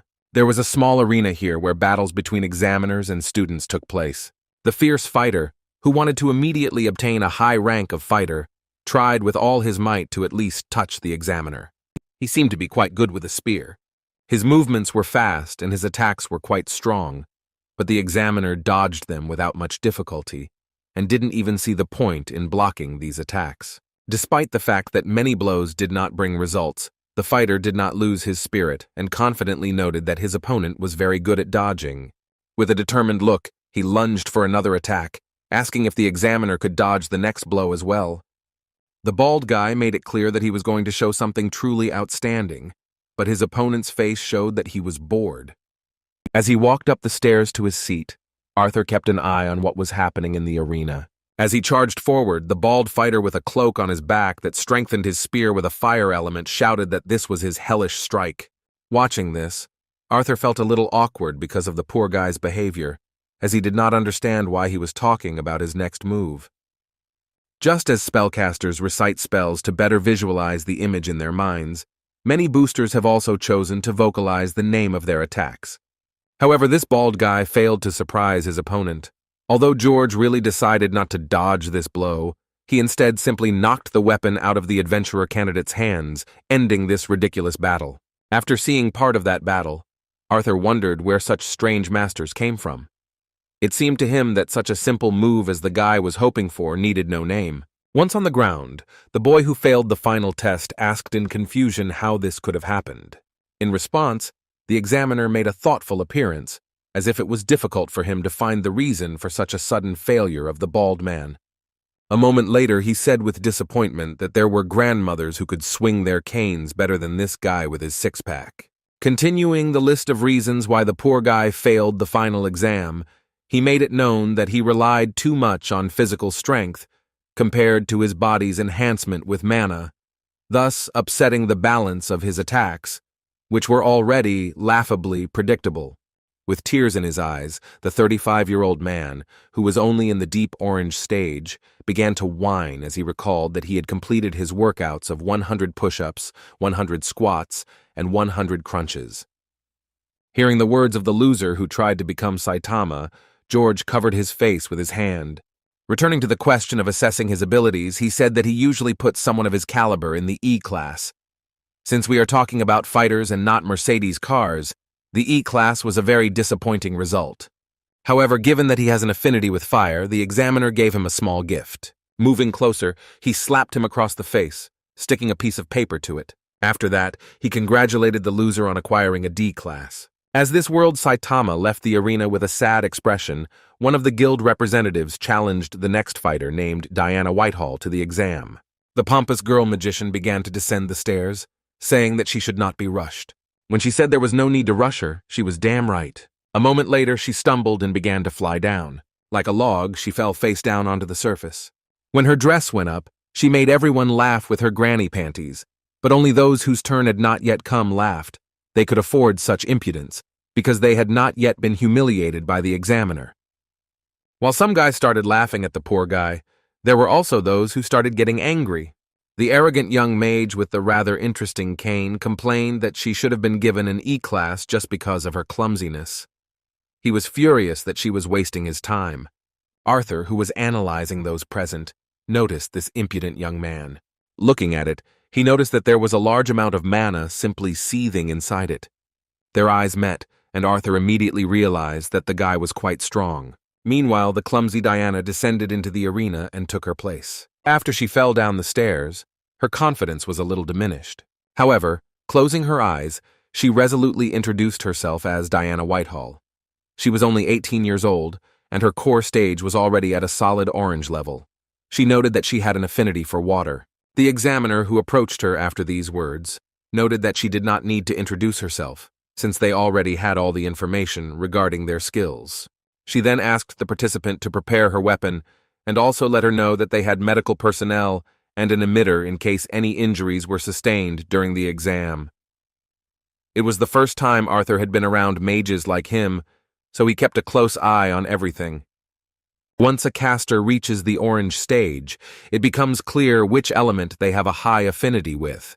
Rather than trying to become adept at all 4 elements, it would be much more effective to focus solely on the one with which they have a high affinity. He had heard that for cultivators who claimed to have a high level of affinity with 2 or more elements, the examination would be stricter to ensure that the applicants were truly telling the truth. Knowing this, he still could not reveal all of his elemental affinities. The final stage for the clumsy Diana began. Her examiner suggested to see how a girl with an affinity with water is in action. Releasing magic, the guild representative made it clear that she has an affinity with earth magic. As usually happened in such exams, Diana was the first to show her strength. She started the battle by casting a spell. She waved her wand and released mana, and began to use water magic. As befits a mage, she began not with an offensive spell, but with a defensive one, causing a barrier of water to appear around her. Seeing Arthur watching with interest, Jasmine explained that since spellcasters were not as skilled at enhancing their bodies with mana as boosters, they were trained to take defensive measures first during battle. Despite the fact that the subject had only managed to prepare for the battle, the examiner decided not to let her relax and directed a sandstorm at her. This attack easily broke through Diana's barrier without any particular difficulty. It seemed like she was about to be defeated by the Earth's magic. Arthur, watching this, found this move interesting. He decided that the examiner used this spell to limit Diana's vision in her protective sphere of water, because if she wanted to end the fight right away, she would have used a sharper form. Yet Diana managed to complete the task and disperse the earth using the release of water magic. She decided to speed up the pace of the battle by taking the initiative. Using the surrounding mana, she created even more water that concentrated around her. Unlike the examiner, she had no plans to be cunning. Her attack was very obvious, as expected from a mage of her age. Using a spear made of water, she aimed it at the examiner who didn't even use a defensive spell. Having dodged this attack, the owner of the affinity with the earth continued to watch the girl, but already felt some disappointment. However, at the same moment when the spear from the water appeared next to the examiner, Diana used the second stage of the attack. Her spear suddenly exploded, and the area around the examiner was completely filled with water. It wasn't a second form of attack. Most likely she was using a diversionary technique.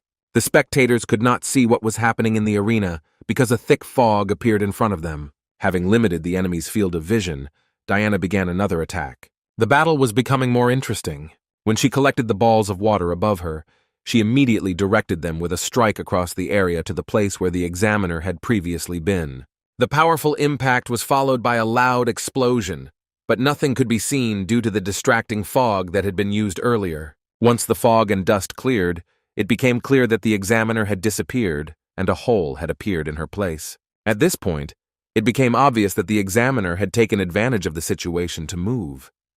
When Diana felt her behind her, she realized that her performance was already over. After giving the poor guy a didactic blow on the head, the examiner said in a kind tone that she had to admit that her control level was quite decent, and that the last sequence of spells had been well practiced. She noted that despite this, Diana was a little overconfident. The obvious mistake was that she had not prepared another defensive measure to prevent an outcome similar to the one that ended her trial. However, overall, the examiner acknowledged that her mana control and spell preparation speed were good, which is why Diana received a C class. This girl showed more interesting skills than the poor guy who looked like Saitama. Moreover, Arthur knew that a C class at her age was something she should definitely be proud of. As Diana left the arena, the guild representative began to call out the name of the next test subject, but suddenly stopped to double-check what was written on the paper. It seemed that this was the first time he had encountered such a problem, so he asked the examiner to help him with this question. Arthur noticed that this time the person who was to undergo the test was different from all the previous ones. To sort out this issue, an even more experienced examiner approached them. After looking at the paper, the amplifier who had tested the first candidate turned to the next fighter and said that he had been informed of his situation. Everyone present was simply shocked when they learned that a certain new recruit had been given the title of B-class adventurer from the very beginning. Arthur was also interested in who the mysterious man was who had achieved such a high rank without even taking the exam. One of those present in the waiting area suddenly stood up. He was opposite where Arthur and Jasmine were. The one who was able to immediately get a B class without the final test turned out to be an unremarkable, rather young guy in glasses and ordinary clothes. As soon as he raised his head, his green eyes immediately turned to an equally interesting young man. At that moment, Arthur and the mysterious recruit remembered each other. The next candidate for adventurer was Lucas Wykes. As it turned out, it was that same arrogant magician. The boy, who must have belonged to a noble family, was very bold even in conversations with the examiners, because when he went downstairs, he asked the lady why she didn't just let him go ahead, assigning him an A class. After his bold words, the lady began to read his file. Lucas Wykes, who was only 11 years old, was already in the light orange stage and had an affinity with one element: fire. Arthur was very surprised when he heard that this 11-year-old boy turned out to be such a rare monster. Despite his talent, he was arrogant and insolent, yawning right in front of the examiner. His demonstrative disrespect was probably due to his noble birth, but the strange thing was that his appearance was very similar to that of an elf, despite his mastery of fire. The arrogance of this guy drove the examiner crazy. Moreover, the impudent young man continued to behave in this manner, and even showed a cheeky grin while looking into her eyes. Trying to contain her displeasure with his behavior, the examiner, at the limit of her patience, suggested that they begin. After these words, they took their places. The young man's sly grin began to show even some of the malice that was inside him. Swinging his magic cane, Lucas began to use the fire element. From the very beginning, his flow of magic was astonishingly powerful, and he did not use speech to cast spells. Surrounding himself with fire, he demonstratively struck the ground with his cane. After this, he spoke words calling for his protector to rise up. From that moment on, the silhouette of a tall monster made of fire appeared behind him. This was his protective spell. Watching his first steps in the test, the examiner who tested the amplifiers noticed that Lucas had a stable and also decently sized flame guard. Together with another representative of the guild, they came to the conclusion that they had a particularly gifted young man. In a surprising move, Lucas sent his fire guardian to attack. With a wicked look and a threatening tone, he cast the following spell, commanding the created guardian to burn the enemy to ashes. In response to his spell, the examiner, with a calm smile and a superior intonation, said that she was surprised that the young man from the Wykes house did not simply fill this monster with hot air. Even though she acknowledged the power of his magic, she still wasn't going to budge.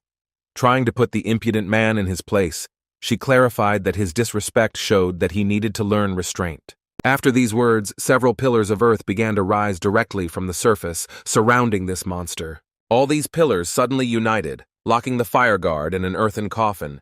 Watching the battle, Arthur admitted that it was a very good move on the part of the examiner, because the flame guardian would naturally be extinguished once it used up the oxygen that was inside this coffin. Despite the success of his opponent's defense, Lucas was still arrogant, because he had already managed to prepare his next move. Saying that it was too late, he directed dozens of fire spheres at her. Even more impudent was his mention of rumors that there had never been a case of an examiner being injured while assessing new adventurers. Unheard of was his impudence in saying that he would do her the honor of being the first to suffer at the hands of a candidate. The way this boy was so arrogant really made Mrs. Emily angry. Using earth magic, she began to stop the spheres that were flying towards her from the sky. However, despite her control, Lucas thought of this in advance, and making a dash towards her, he carried out an explosion of the remaining spheres with the help of a spell. The entire arena was filled with explosions, and Miss Emily, who did not have time to defend herself with an earth spell, was forced to dodge, moving to a safer place. In just a moment, she was behind Lucas, and a new earth magic spell began to grow around him. An earthen hand, created by the examiner, moved towards the impudent youth. Noticing her only at the last moment, Lucas only managed to fight her off with the help of fire magic concentrated on the end of his cane. However, as soon as he repelled the frontal attack, the examiner grabbed his leg with the help of the ground. As soon as he was captured, his fire spells began to lose their direction, and Lucas himself was left hanging in the air. Suddenly, he was transported to the location where his fireballs were heading. Covering his face with his hands, the previously arrogant young man began to scream in panic to be let go. Opening his eyes, a frightened Lucas saw that everything had already stopped. At the last moment, he was saved by the examiner. Miss Emily used an earthen shield to stop the fireballs that were aimed at their caster. Releasing control of her magic, she let go of Lucas, and he fell to the ground. Thanking him for taking the time to watch this performance, Miss Emily, who was about to leave the arena, assessed his mana reserves and ability to cast high-level fire affinity spells, noting his potential. However, as soon as she started talking about his shortcomings and weaknesses, Lucas, who was lying on the ground, began to furiously shout that the exam was not over yet. In just a moment, a fiery whirlwind appeared around Miss Emily and began to close in on her body. Using magic after the battle, like a rat, he was going to inflict terrible injuries on her. Luckily, there was another examiner next to them. Being a worthy amplifier, George, using only his sword, easily dispelled the bastard's magic and freed Lady Emily. Arrogant Lucas was incredibly angry with his behavior and began to accuse him of interfering with his exam. Sheathing his sword, the examiner, not understanding the audacity of this young man from a noble family, replied that he was the one who broke the rules and suddenly used a spell despite the end of the exam. Continuing to spout nonsense, Lucas screamed that the witch he was fighting was the one who got in the range of his next attack, blocking those fire beams. He began to prove that she was the one who considered the exam over, even though he had everything under control. Despite Lucas's slander, the calm examiner replied that he could feel free to complain, even though it was pointless. Emily only sighed heavily, seeing how arrogantly the young man from a large family behaved. When her colleague asked for his result to be announced, she once again said the words regarding how his mana reserves and magic control were excellent, and despite the shortcomings that came from his lack of experience, she decided that it was more than reasonable to assign him a B class. As expected, the result was incredible despite his shitty behavior. Everyone in the arena was silent, knowing that they couldn't beat his performance. Despite the fact that he received a very high rank for his age, Lucas was unhappy, and as he climbed to his place, punched the walls. Saitama, who wanted to support him and become friends, said that he was doing well, after which he congratulated him on getting a B class. Turning around nervously, Lucas said angrily that they shouldn't even try to compare themselves to him. Returning to his seat, he continued to harbor anger towards the examiners, muttering that they would have a hard time when the time came when his father heard how meanly his examination had been interrupted. Arthur watched the behavior of this impudent guy, realizing that he would be a very problematic adventurer. Suddenly, Jasmine distracted him, smiling as she extended her fist towards him and wished him luck. The next to speak was none other than Noda. As he descended the stairs, he thought about how he could best approach a warrior of his examiner's ilk. Seeing him in action, he had no doubt that he had years of training and experience with the sword, and he also didn't miss the fact that his movements were fast and precise, although his defense was not without gaps. Snatching the folder of papers from his colleague's hands, the usually disgruntled examiner asked Noda to hurry up, saying that they could not spend the whole day on this event.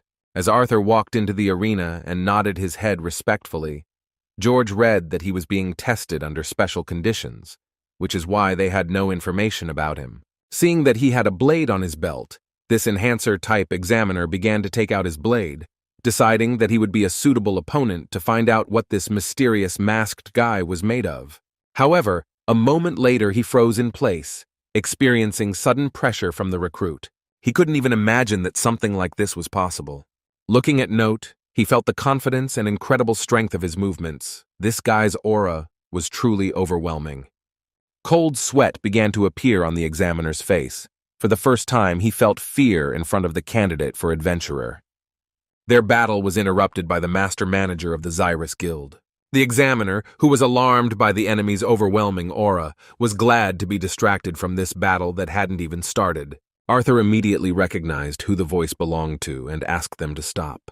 It seems Emily and the guy who helped them with the final exam were surprised by what their boss was doing. Taking off his jacket, Caspian asked the examiner to leave the arena.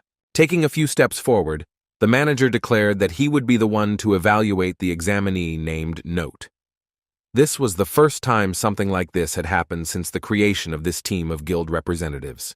When the manager himself stated that he would personally evaluate the candidate, George was a little taken aback. Apologizing in advance for the rudeness of his words, he said that there was no need for a Class AA master to stoop to evaluating the exam, especially for a mage of his caliber. Suddenly thinking that it had something to do with his reaction to pressure from the candidate, George justified himself by saying that if the manager's decision was due to his indecisiveness, then it was worth noting that he was simply considering how much force to use during the attack. Caspian knew perfectly well that neither George nor Emily would be able to adequately assess the mysterious guy who was so confident in his battle with the blade, having a strong core. Putting a hand on his colleague's shoulder, he said that he did not doubt his abilities. He explained his decision by saying that he felt obliged to evaluate Nota personally, seeing the connection between him and his sponsor. After he had made this false excuse, he asked with a calm but at the same time arrogant look if this would be a problem. None of the current examiners could even utter a word against the decision of the guild manager himself, who is an excellent fighter. Based on this, it was obvious that he would be the one to take this exam. Everyone present was even more interested in this battle than the one that took place between Emily and Lucas. Arthur had known from the start that this Caspian was not so simple. When they shook hands, they both appreciated each other's strength, recognizing it as worthy. Now Arthur knew for sure that the person standing in front of him was not only the head of the Adventurers Guild branch in Sapin, but was also an AA-class adventurer himself. When Caspian took out his blade and pointed it towards Arthur, he immediately began to analyze it and was amazed at the difference between him and the previous examiner. This man had no obvious gaps in his defense. In fact, even an experienced fighter like Arthur could not find his weakness. And the pressure caused by his bloodlust was enormous, as if he was not going to conduct the exam as usual. Having felt the enemy's intentions on himself, Arthur smiled in anticipation for the first time at the sight of the enemy. Gripping his not very comfortable sword even tighter, he couldn't stop enjoying his feelings. For the first time, he was filled with the excitement of anticipating a truly worthy battle. As before, the self-confident and slightly arrogant Caspian said that the subject should prepare for battle and not take their special attitude towards his personality to heart.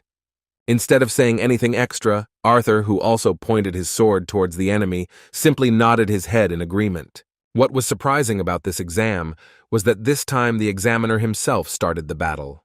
Within a moment, Caspian demonstrated incredible speed and was next to Arthur, striking him.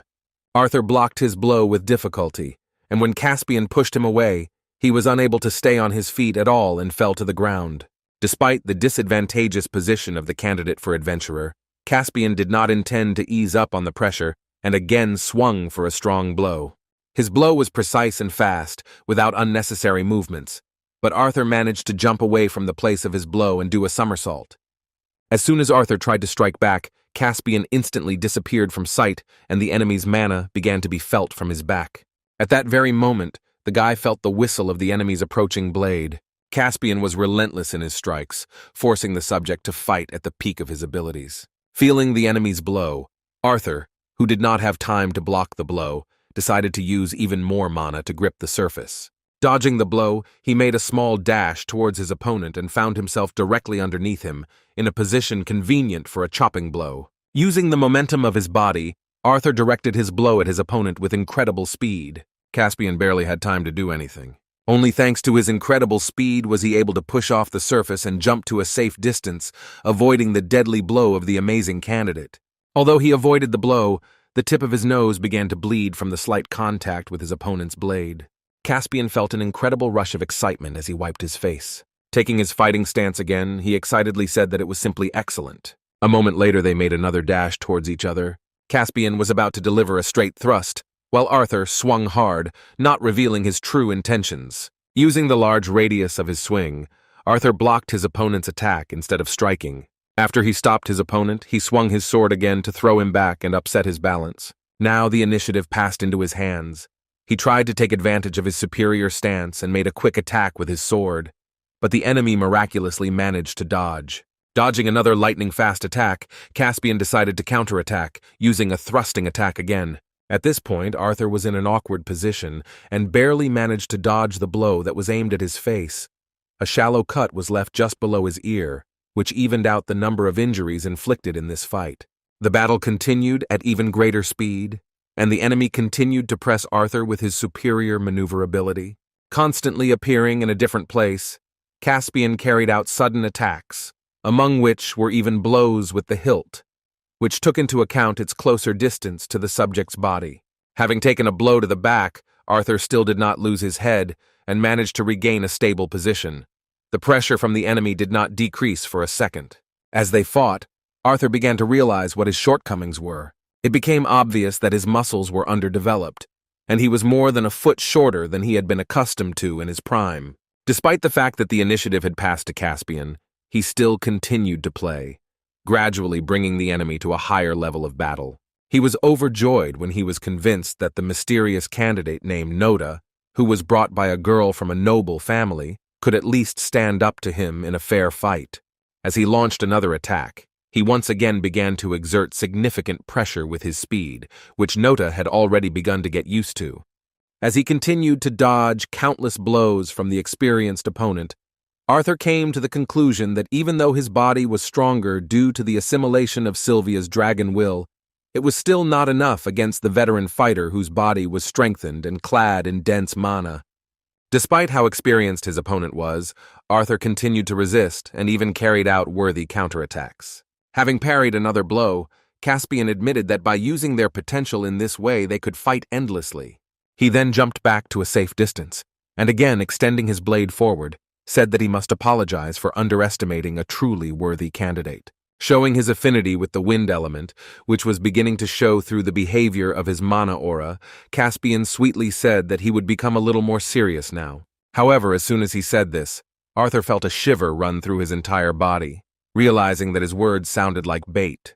At that moment, his body started screaming at him to run away. Taking a special stance, Caspian took a special step forward and, using wind magic, delivered a stabbing blow without even closing the distance. At that moment, Arthur realized that what he was going to use were long-range attacks. The powerful wind bullet fired from his opponent's stabbing blade had already pierced the wall that surrounded this arena in an instant. As Arthur narrowly dodged the blow, Caspian prepared his next instant spell and said that he was now certain that Miss Flamesworth had chosen someone worthy of the glory of their family. Continuing to move along the unpredictable minibus, Arthur only at the last moment noticed how another deadly attack began to approach his head. Throwing his head back, he managed to save his life in a split second. As Arthur dodged these crazy attacks, he came to the conclusion that while Caspian's wind bullets were fast and nearly invisible, they had one weakness, and that was that their trajectory was predictable. Having mastered the speed of the enemy while simultaneously observing his movements, Arthur was able to adapt and even block the enemy's attacks. He had no choice but to make the task more difficult by closing the distance with his opponent. Although this would reduce the time he had to react to attacks, in return, he could gain at least a small but real chance of success. As soon as Arthur got closer to the enemy, he began to use less powerful but more frequent attacks. Finally, within striking range, Arthur revealed his trump card. When he began to use the fire element on his blade, Emily and George, who had already been watching this battle with admiration, were genuinely surprised. Jasmine expected nothing less from such a brilliant boy, while Sylvie was delighted, realizing that her dad was beginning to demonstrate his true strength.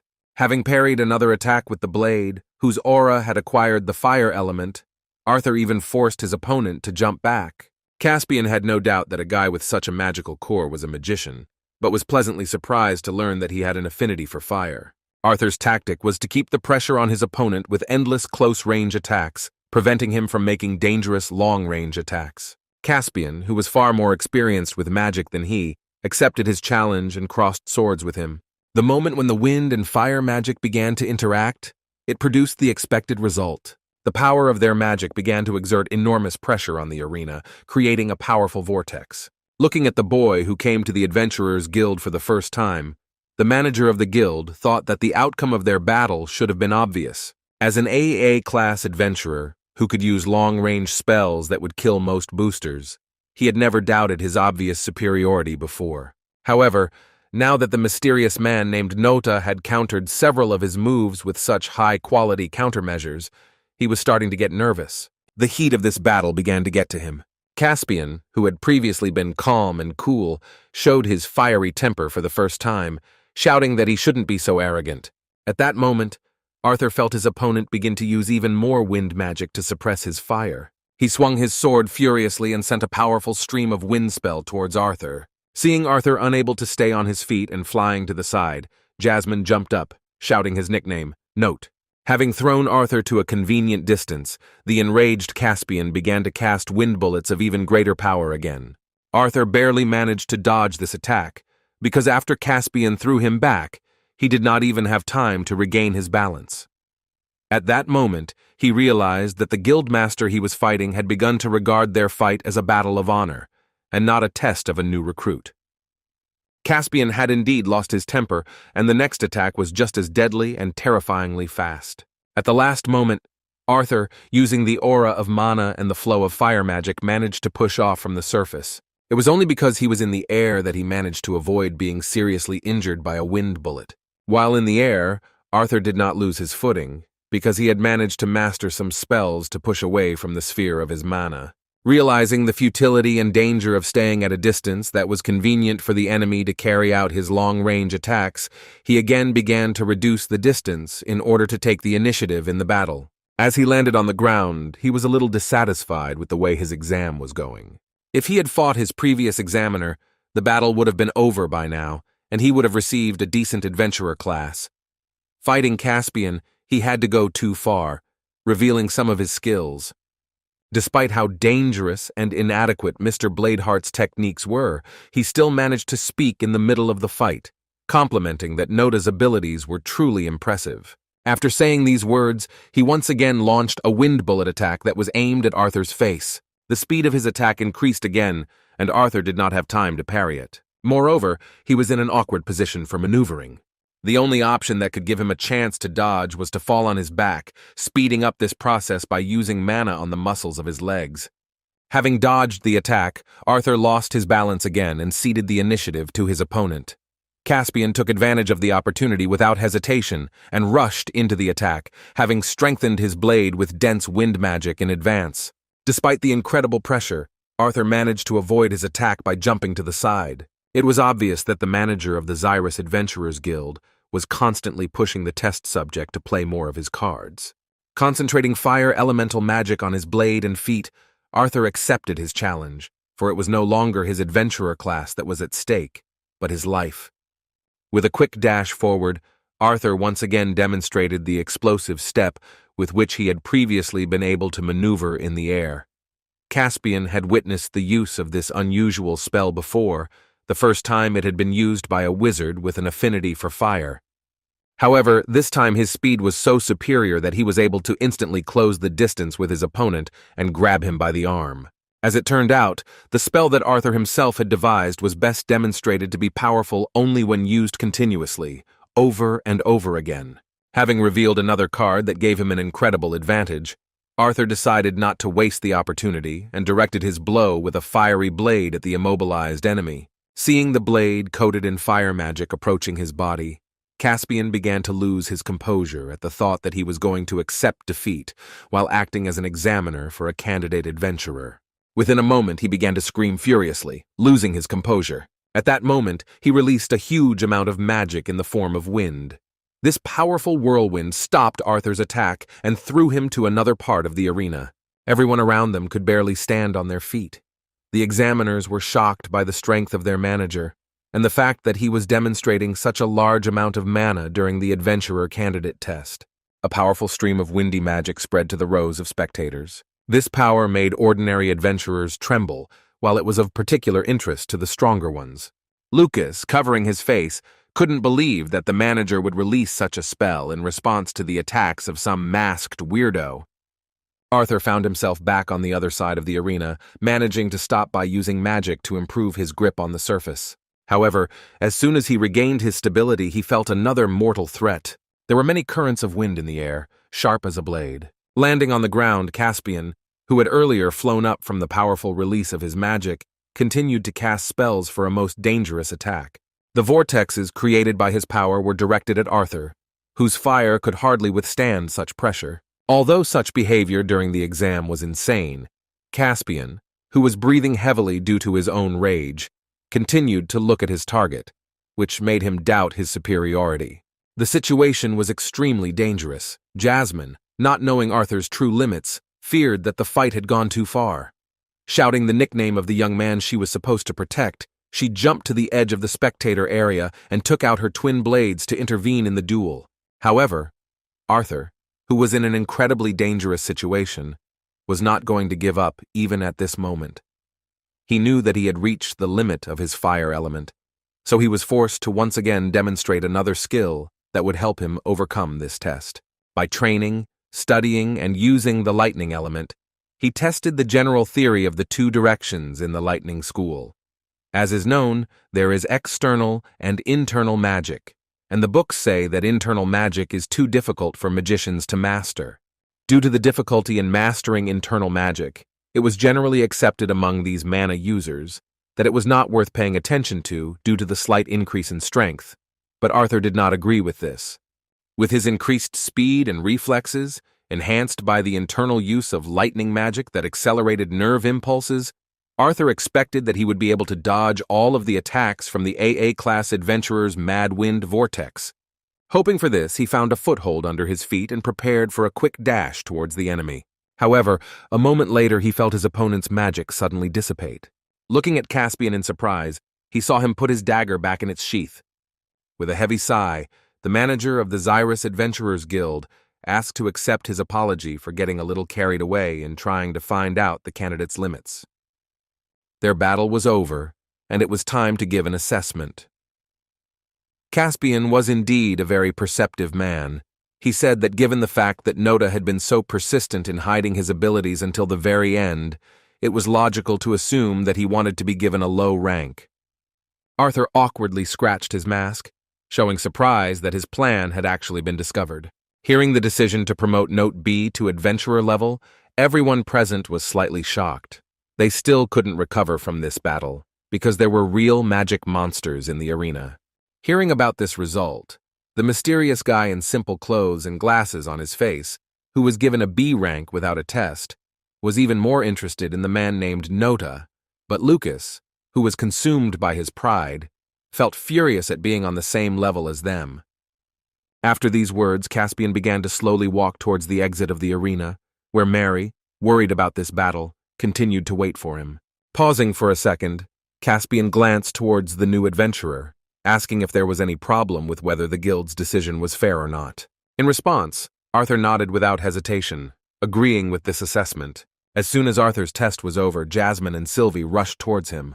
Together they left the arena, following Caspian, who felt some dissatisfaction with this duel. The battle between Nota and the guild manager was the last one, after which George announced the end of the final stage and asked the participants to come to the registration desk to receive an adventurer card. Everyone began to disperse, and Arthur looked after Caspian, who turned out to be his first serious opponent since his training with Virion. It was a test of strength. Although he saw the guild manager in action, he still didn't learn more about him than what kind of person was hiding behind that calm and balanced mask. After a serious battle with the candidate, Caspian returned to his office. Here, he had already managed to change into clean clothes and sat down at his desk.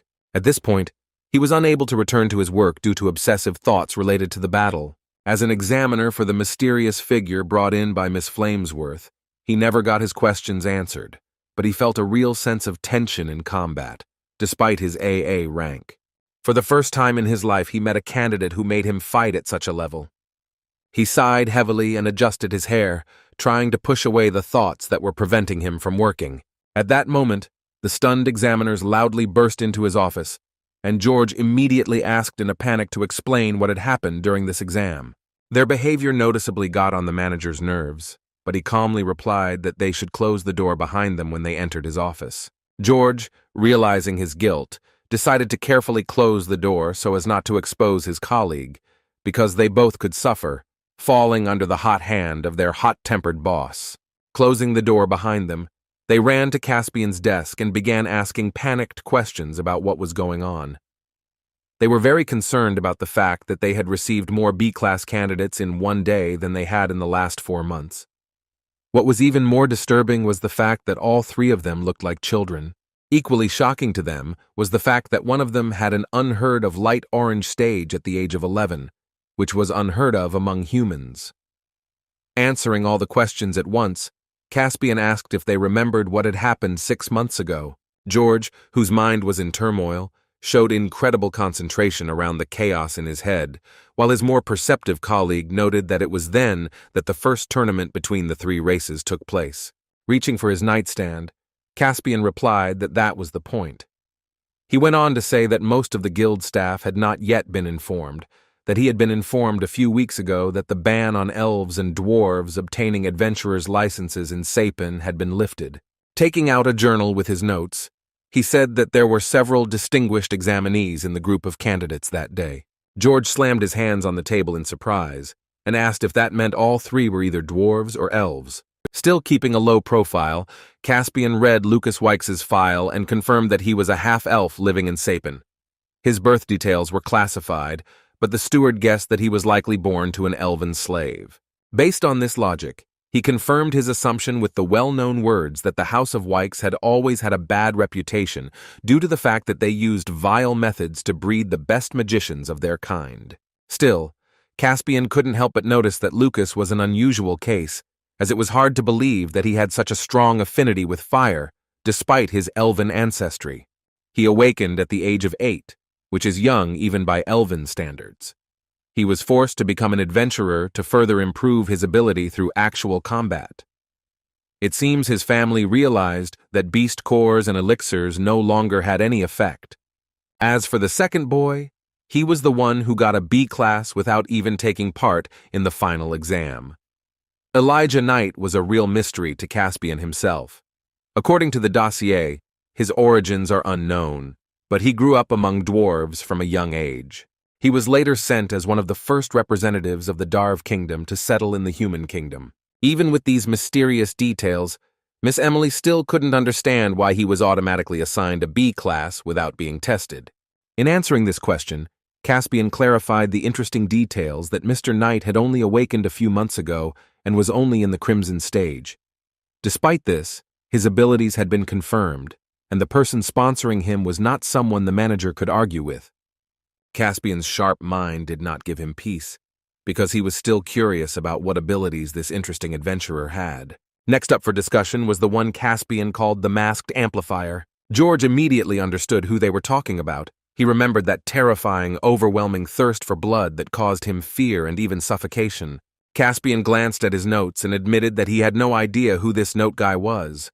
No matter how hard he tried to find logical clues, he always came up short. He could barely contain his excitement about this guy. One thing he could say for sure was that Nota was clearly not a member of a noble family of elves or dwarves. He was sure of that. He admitted that he had entered the arena with him because he was simply curious about what kind of person he was, since he was sponsored by Miss Flamesworth. At this point, Emily first heard it mentioned that Note's sponsor was a Miss of the Flamesworth house. She was more surprised by this than by the fact that Lucas was a Wykes scion. According to her, this house was famous for the fact that the most powerful magicians of their kingdom, who had an affinity with fire, were born and raised in it. Hearing this, George, who knew nothing in the world except how to swing a sword, found in this the answer to why he was so skilled in fire magic. Putting his notebook back in his desk, Caspian warned that the information he had given them would soon become public knowledge. Adjusting his glasses, he said with a stern and warning look that he hoped the two of them would refrain from discussing the matter with others until an official statement was made. In response, Emily and George simultaneously nodded their heads obediently. The examiners then returned to the registration desk to assist with entering the data into the register. Caspian, still alone in his office, couldn't stop thinking about the masked amplifier nicknamed Note. Fighting him, he was convinced that his fire magic was unique and also very effective. Although he remained silent in response to George's words, he felt that George was wrong, knowing that it was the swordsmanship that made this mysterious adventurer a monster. What was strange to him was that Nota's movements were a little erratic at times. It seemed to him that the enemy was not yet accustomed to his own body. He could not imagine how terrifying Note would be when he grew up. However, he was especially interested in the obvious fact that with the lifting of the ban, elves and dwarves would be able to become more than just adventurers. These guys could also become students of the institutions of the Sapin Kingdom. With an anticipatory smile, the guild manager, who was busy with his business while observing the world, understood that this continent was truly entering a new and exciting era. Meanwhile, in Eleanor's kingdom, their Princess Tessia was still bored. Sighing heavily, she thought about what happened the other day. Despite the fact that she had been training all this time, thoughts about Arthur did not leave her head, which is why she began to pester her aunt. Arriving at her home, she pressed on her pity and forced her, with the help of a magic ball, to look at what her friend was doing. Watching Arthur's life at home, she saw his happy smile when he was around his family. However, when she saw him next to Lily, she began to feel an unpleasant sensation in her chest. The thought of what she had seen haunted her for the next few days. Standing on one of the balconies of their castle, she nervously kicked the railing while watching the birds. She was haunted by the knowledge that she should be happy that Arthur was back home and having a good time with his family, but on the other hand, her friend's devious behavior around some girl who praised her for the progress in her training was haunting her. Returning to her room, she nervously banged the doors, shouting that she was the first to become Arthur's friend. She did not yet understand that the feeling that was haunting her was a feeling of jealousy. The elven princess was afraid that she might lose Arthur. Thinking back, she began to regret her actions, thinking that she should have treated him better while he was around. On the other hand, like any girl, she accused him of treating her like a child. When her door suddenly opened, she was scared out of her wits, afraid that someone would see her with the magic ball that contained Arthur's image. As it turned out, it was her grandfather Virion, who came in shouting that he had good news. Despite her attempts to hide what she was doing, he said he noticed she was using the orb to spy on Arthur again. As soon as he told her he saw what she was hiding, a pillow flew into his face, and Tess began to nervously scream that she had asked him not to come to her place before. Dodging the subsequent pillows thrown in his direction, Virion began to mock his granddaughter, saying that although he was all for Arthur becoming his grandson, he thought it was a little early for her to be involved in such things. Tess began to get angry at the thought of being considered a pervert. Understanding her feelings, Grandpa stopped mocking her and sat down next to her and asked her not to be upset at his stupid jokes. Turning away from her grandfather, Tess began to cool down a little, while Virion again said that he had very good news. A moment later, the princess shuddered when her grandfather said that she would have the opportunity to attend the same school as Arthur. Her gaze suddenly began to shine. She frightened her grandfather with her inadequate interest in this proposal. At that moment, the princess's parents also entered the room, and her mother, asking her to calm down, confirmed her grandfather's words, saying that he had close ties with the director of the Xeris Academy. In response, Virion laughingly shouted that this was so, and the cunning old fox was already bragging about her successes. Naturally, the principal was talking about the amplifier with an affinity for 4 elements, which was Arthur. Returning to the previous topic, Virion clarified that it was a little more complicated than just sending her to school. Speaking of which, Mom asked if she remembered the continental tournament.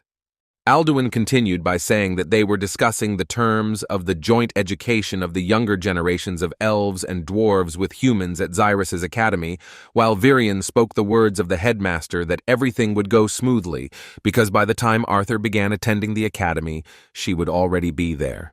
With a kind smile, the father who brought this good news wished her good luck and said that for such a goal she would have to train hard together with her grandfather. The fact that elves, dwarves, and humans would be studying at this academy at the same time indicated that they would become the basis of a new generation. Tessia was so excited about the opportunity to study with Arthur that she promised herself she would do everything to achieve this goal. At that moment, her eyes sparkled with joy, and her ears began to move quickly.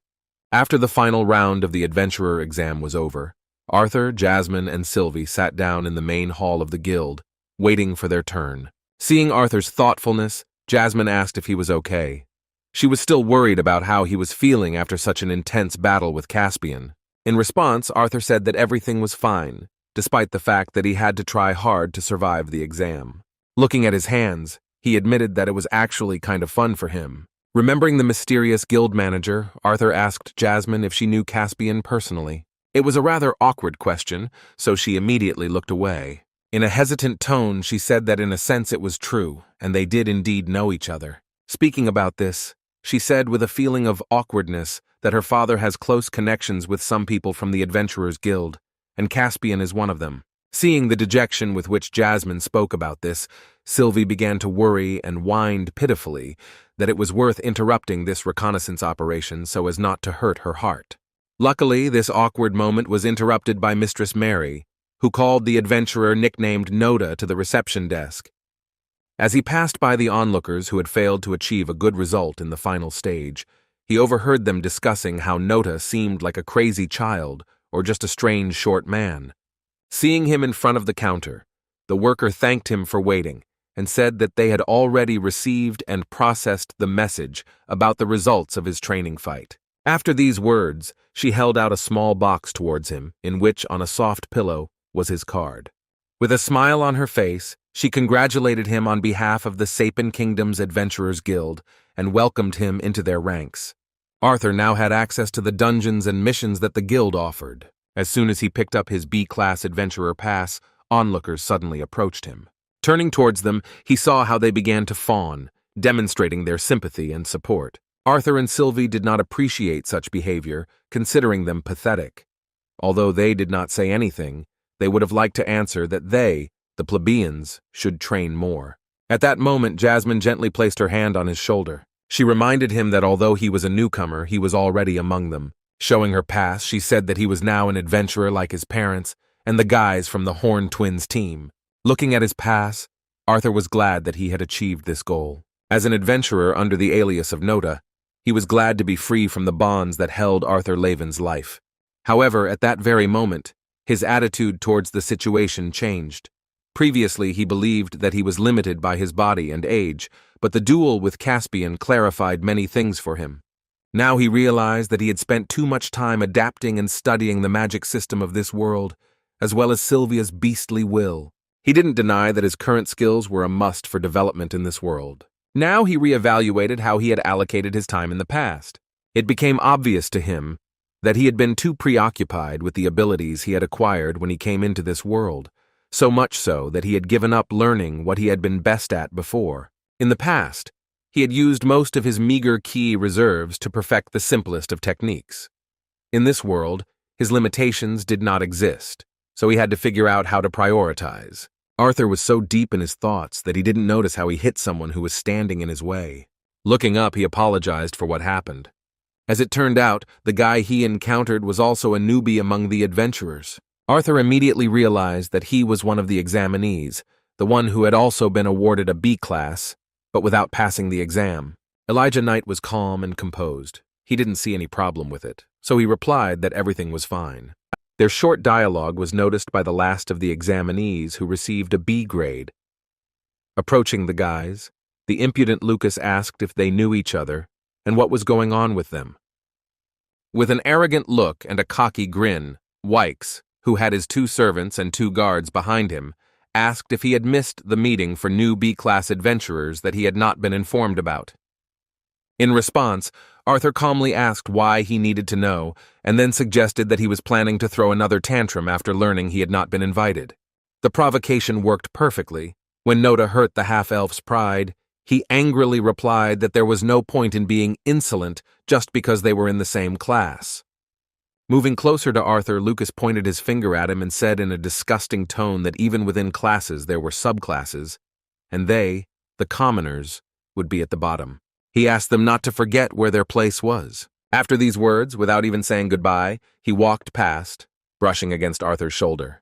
Looking at this primitive child, Arthur thought with uneasiness that this was the most stereotypical behavior for an annoying side character. After Lucas left, Jasmine approached Arthur and asked what had happened. In response, he wanted to say that he had spoken to a newcomer named Elijah, but when he looked at the place where he had been standing, he discovered that he had quietly left.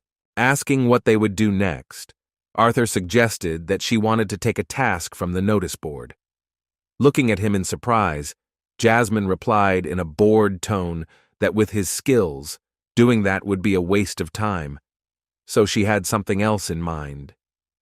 In the end, they headed back to the city, or more precisely, to its borders. When they approached the portal to the animal glades, they were stopped by the guards, who said that this passage required an adventurer's license or permission from representatives of the guild or the royal family. In response, the boys showed their IDs, and Jasmine asked if Arthur needed to stock up on anything before they set off. The dwarf adventurer with a large backpack on his back replied that he had brought everything he would need for the next week.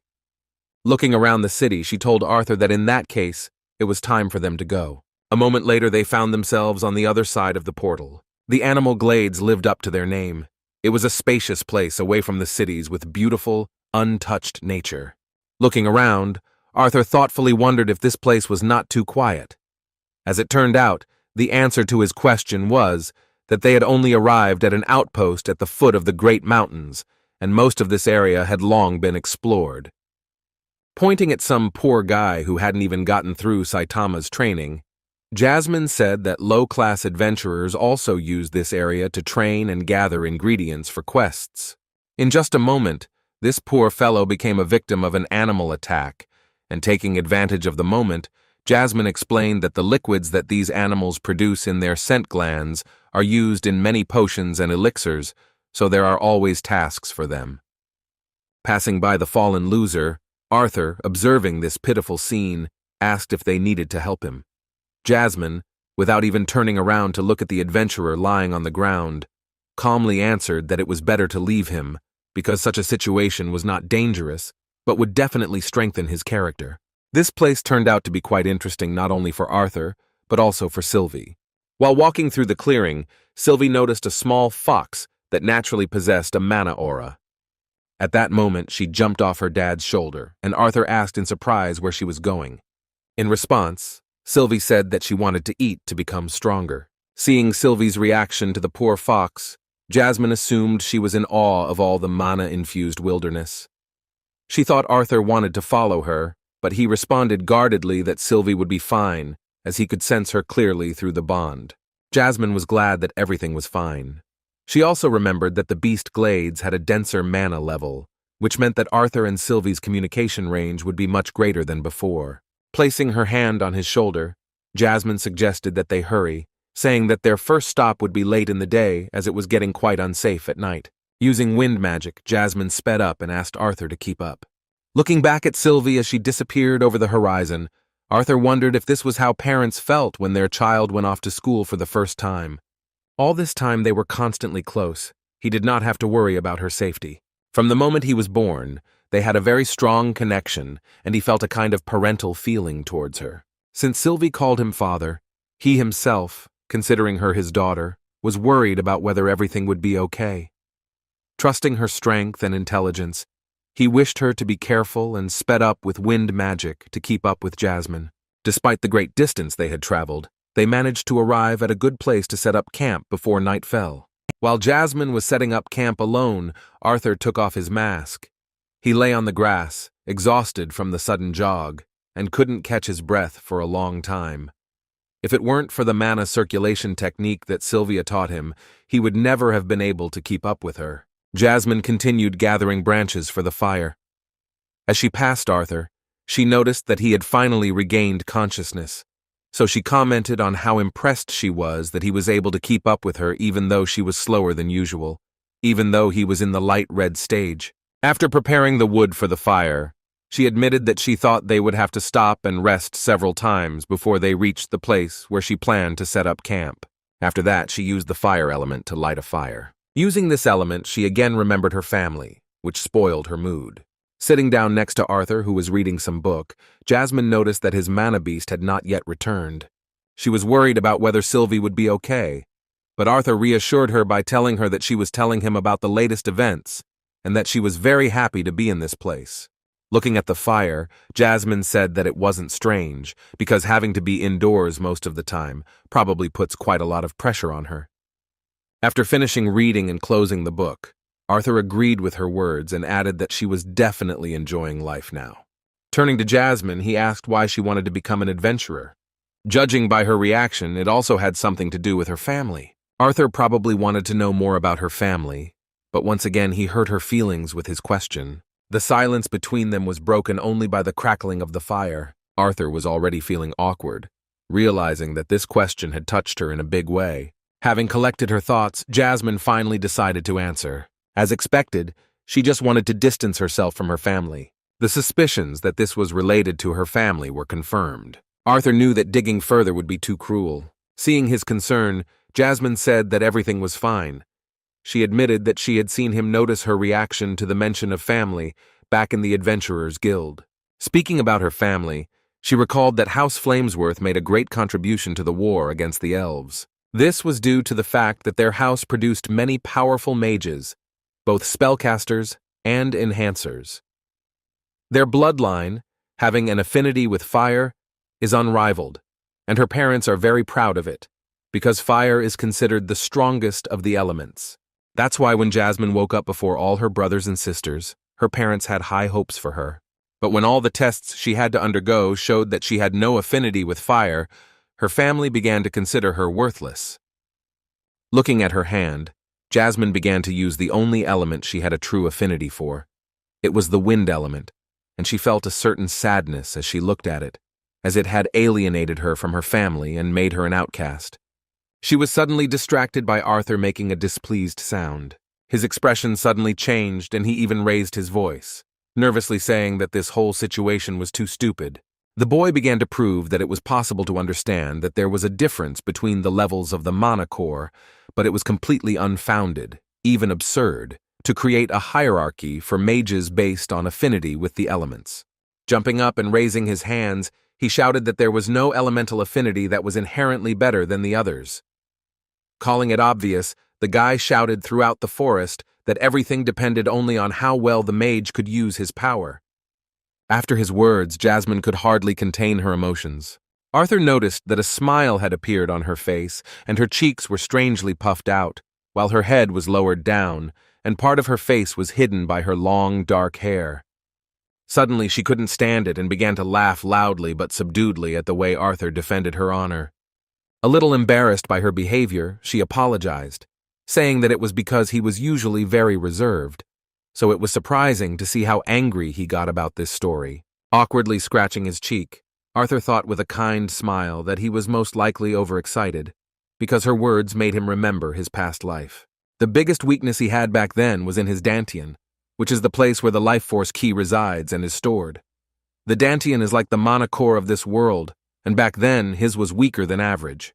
In order to use a small amount of energy to the maximum, he had to train a lot, perfecting his techniques. In this world where people limited their potential by elemental affinity, things were different. Having a dark yellow core at the age of only 24, which is really surprising, Jasmine still kept herself away from her own family. Earlier, Arthur noticed the constant sadness in her eyes and the way she looked at his relationship with his parents and sister. Speaking about his sudden aggression, he explained that he considered the whole situation absurd and unfair. In response to his words, Jasmine only shook her head from side to side with a smile. Whether it was boosters against spellcasters or one element against another, she had long since come to terms with the fact that humans were always looking for ways to feel superior. It was their nature. Besides, she doesn't regret becoming an adventurer, because the twin horns have always treated her well. For the first time, the always aloof and cold Jasmine seemed so when she smiled and laughed. She seemed truly vulnerable. Arthur was distracted from his thoughts about her plight by the fact that the stick she was using to move the coals in the fire suddenly caught fire. At this point, Jasmine found it funny to be able to use the element at Arthur's disposal, so she grabbed his hand. Understanding her intentions, Arthur extinguished her wand with the element of water. It was already late, so they also put out the fire and, taking out their sleeping bags, went to sleep in the open air. Before falling asleep, Jasmine decided to raise the topic that was troubling her. Looking back, she thought she could have made him choose her as his guard.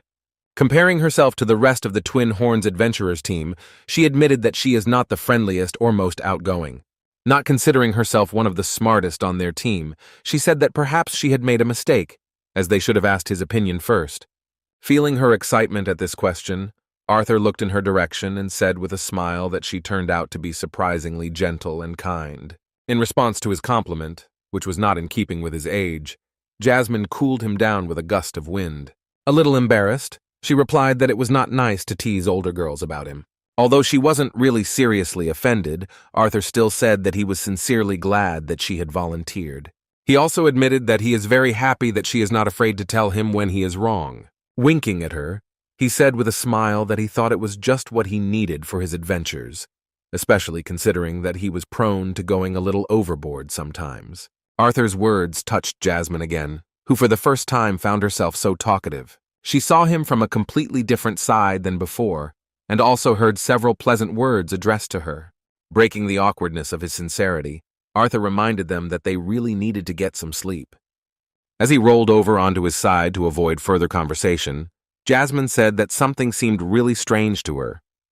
She continued her speech by saying that when she talks to him, she doesn't feel like she's talking to a child.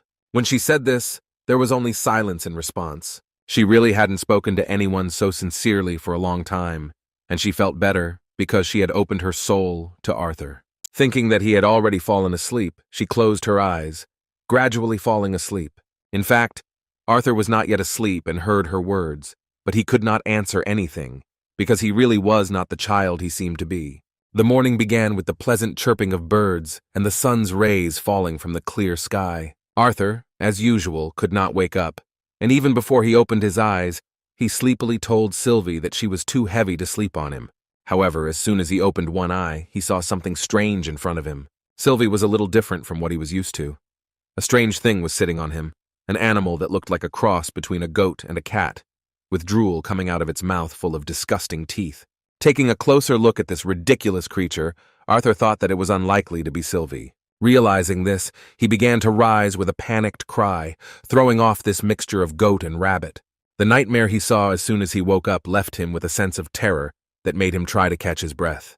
Having calmed down a little, he was distracted by the pleasant smell of food. As it turned out, Jasmine had already managed to wake up, catch some fish, and even start cooking it over the fire. She was standing nearby, wiping her hair after catching a fish in the river. Wishing him a good morning, Jasmine said that she had enjoyed this little comedy show, thanks to which Arthur had finally woken up. Rubbing his eyes, Arthur replied that she should have woken him up to help her with her morning duties. It wasn't strange to hear from her that she had already tried to wake him up, but he hadn't even moved. Awkwardly scratching the back of his head, Arthur apologized, saying that he had such a bad habit that only Sylvia could overcome. Since Arthur was already awake, Jasmine offered him something to eat, and also asked him to ask Sylvia whether she should join them or not. It sounded like a great idea, and Arthur agreed. Turning to Sylvia, Arthur invited her to come to their place for something to eat. As it turned out, she already had food, because she had just caught a strange rabbit that looked like a goat. Because of their connection, Arthur sensed what she was doing at that moment. Even though it was disgusting to him, he couldn't stop her from doing such things, so he told Jasmine that Sylvia could manage without them. After a dinner of fresh freshwater fish, the boys began to get ready for the journey. Arthur tightened his belt securely so as not to lose his belly. While dressing for the journey, he asked where they would go next. Jasmine replied that one of the reasons she brought him to this place was to spar with him. Hearing this, Arthur was surprised by her plan. As it turns out, Jasmine also noticed that his fighting style sometimes seemed strange. She explained her observations by saying that sometimes he looks like he knows how to do something in his head, but his body doesn't obey him. And indeed, when he fought a very dangerous opponent like Caspian, some of his moves looked ridiculous, and in fact, such moments could have led to him getting seriously injured in battle. Arthur agreed with her, saying that sparring was indeed a good idea. Still, he was curious to know what kind of sparring she was thinking about. While taking out their daggers, Jasmine said that she needed to know his physical limits before they went into the dungeon or took on missions, so she asked him to limit his mana usage during the sparring and only use it to dull his blade. Arthur agreed with her words and reached for his blade, which he had been using all this time. However, as soon as his hand was near the hilt of the unremarkable weapon, Jasmine asked him to use the second blade, which he had not yet demonstrated in combat. Arthur couldn't believe that she was the first to reveal his secret. When he asked her how she knew that, Jasmine explained her guess by saying that he was too practical to carry around a simple wooden stick without a reason.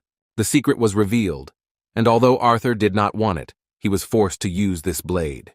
He only drew it from its sheath once, the day Sylvie found it in the warehouse. Taking the sword in his hands, he asked Jasmine if they should spar in this particular place. Jasmine agreed that a more comfortable place could be found, so she offered to follow her. There was a nice lawn next to them, in the middle of which only 2 large stones could interfere with the fight. As they began to prepare for battle, Arthur drew his sword from its sheath and shocked Jasmine with the blade of his weapon. Arthur continued to surprise. His real weapon was no exception. Taking a fighting stance, he suggested that they begin the battle when Jasmine was ready. The weapon, which he had never spoken about before, looked so unusual and mysterious that Jasmine had even more questions about the identity of this unusual child. Despite this, she had no intention of interrupting this moment for conversation and assumed a fighting stance. Her fighting stance was different from her usual one, as she used twin daggers, which were only effective at close range. Arthur began to adapt his breathing to using his real strength without using mana. He couldn't even remember how long it had been since he relied on his body's strength alone. He had never used this blade in a fight against humans before, so he wondered if it would be able to do anything against an experienced fighter like Jasmine. In just a moment, he rushed into the attack. His first strike was easily stopped by Jasmine's simultaneous dagger strikes. After knocking his sword away, she took the initiative and struck. Since she was using 2 daggers, Arthur decided that the best tactic was to dodge as long as possible. As soon as she tried to strike again, it was blocked by the sheath. In this way, Arthur was able to create an opportunity for a direct strike with his sword. But Jasmine read his movements and managed to step aside. A moment later, Jasmine, who had let him land an unsuccessful blow, was plunging a dagger into his exposed back. Arthur continued to notice her movements, but at the same time he was drawing conclusions. Fighting such a skilled close-range fighter was no less rewarding than fighting Caspian, who combined his magic and sword-wielding skills. While blocking punches, Arthur began to notice mistakes that weren't even related to the fact that he still had poor control over his body. Jasmine turned out to be an incredible fighter who calculated her moves in advance. During another attack, she took advantage of the moment when Arthur blocked her dagger with the sheath to knock it out of his hands. Because of this, he was forced to change his stance with the sword during the fight. Once Arthur lost his scabbard, the pressure on his defense increased significantly. At that moment, he thought it was a good idea to jump back and return to the fight, imposing his own rules. However, immediately after this, he became convinced that this way he would not change anything anyway. Jasmine's speed, even without using mana and wind magic, was incredible. Arthur could only defend himself, waiting to find some kind of breach in her impeccable defense. His sparring with Jasmine confirmed the fears he had had after his battle with Caspian. The techniques she used during the fight were more varied and unusual than he could have imagined. Arthur was forced to act according to the situation, as he could not predict Jasmine's next move. Being almost obsessed with learning about the new and wonderful, which was what magic was to him, he began to miss what he came into this world with. He now admitted that he had become overconfident in his sword skills, causing him to stop spending time on these trainings. Only by feeling the superiority of his opponent could he realize this. His skills in magic became a crutch he relied on too heavily. Now he realized that this only hid his limits and shortcomings, preventing him from improving his use of weapons in this body. Realizing such things was an excellent opportunity for him to correct his mistakes. The battle with Jasmine ended, unable to withstand her pressure. Arthur fell on his butt. His breathing was ragged, and his hair was completely soaked with sweat from the intense sparring. He had to admit that Jasmine was much better. Sheathing the daggers, Jasmine assessed his skills, saying that although his physical attributes were still lacking, and he sometimes had awkward movements, he made up for it with the precision of his techniques. She also noted that his intuition and reflexes were at the highest level, almost frightening given his age and little experience. It was clear that Arthur would become a monster after he finished his adventure. In response to her honest analysis of his abilities, Arthur thanked her, but noted that he knew she had given him a head start. In response to these words, Jasmine said that he had once again confirmed his frightening intuition. He had no choice but to laugh at such compliments. When Jasmine said that he would become stronger during missions and dungeon crawls, even using magic, he replied that it was too long. Arthur knew without her that when he became a teenager, his body would become much stronger, but he could not wait that long. Looking at his palms, tired from training, he said that he was several years ahead of his peers in mana manipulation, so it would be more effective to focus solely on sword fighting without relying on mana. Jasmine thought his words were reckless. She couldn't believe that he wanted to go down into the dungeon and not use mana there. Trying to convince him otherwise, she mentioned that even warriors who dared to undertake such a reckless endeavor needed decades to master their sword. In response, Arthur said that in order to master the art of swordsmanship, he would fight without using mana for 2 years. He was very determined in his plans. Looking at Jasmine with sincere eyes that held nothing back, he said that this was all he needed for the time being. Time flew by, and 2 whole years have passed since then. Nothing has changed in the lives of ordinary adventurers. They still enjoyed their freedom, adventures, and time to meet friends in a nice, noisy place. After a few glasses of strong alcohol, arguments and interesting stories began, among which were some that were hard to believe. Rumors spread quickly, but the one that stood out above all others concerned a man who was fairly new to the matter. The veteran adventurer, hearing the mention of the famous masked swordsman, slammed the table in displeasure and shouted that these rumors were nothing more than lies. Despite his beliefs, his friends were of a completely different opinion. A guy with a weird mohawk on his head shared information that his friend was once on the same team with that famous swordsman. According to him, the hero of the rumors travels with Jasmine Flamesworth, and he himself is short, so it is difficult not to notice him. Even with this more detailed information, the veteran adventurer with the scar on his face had a hard time believing his words, but he asked what the so-called acquaintance had said about that guy. With a sly grin, his friend said he thought the rumors were true. Snapping his fingers, he said with fire in his eyes that he believed that the famous swordsman was indeed not a mage. It was hard to believe such a thing, so the skeptical veteran once again responded that it was some kind of nonsense. Outraged that everyone believed these rumors, he didn't even notice how he accidentally spat in his comrade's face. While the guy with the mohawk was wiping his face, the leader of their team said with displeasure that either the swordsman in the mask belonged to the amplifiers, or the rumors about his strength were simply exaggerated. He also found the stories about the man absurd. The one that infuriated him most was the one about him clearing out the dungeon all by himself. The guy who had been hunting monsters all his life didn't think it was possible and said that B-rank boosters couldn't even handle low-level dungeons on their own. The veteran expressed displeasure at being asked to believe that a mere swordsman had done something like that. His friend in the yellow shirt partially agreed with him, so he suggested taking some of these rumors with a grain of salt. His pride was also hurt by such rumors. With a smug smile, he asked not to forget that Jasmine Flamesworth was traveling with that mysterious adventurer, so it was logical to assume that she probably helped him in the dungeon.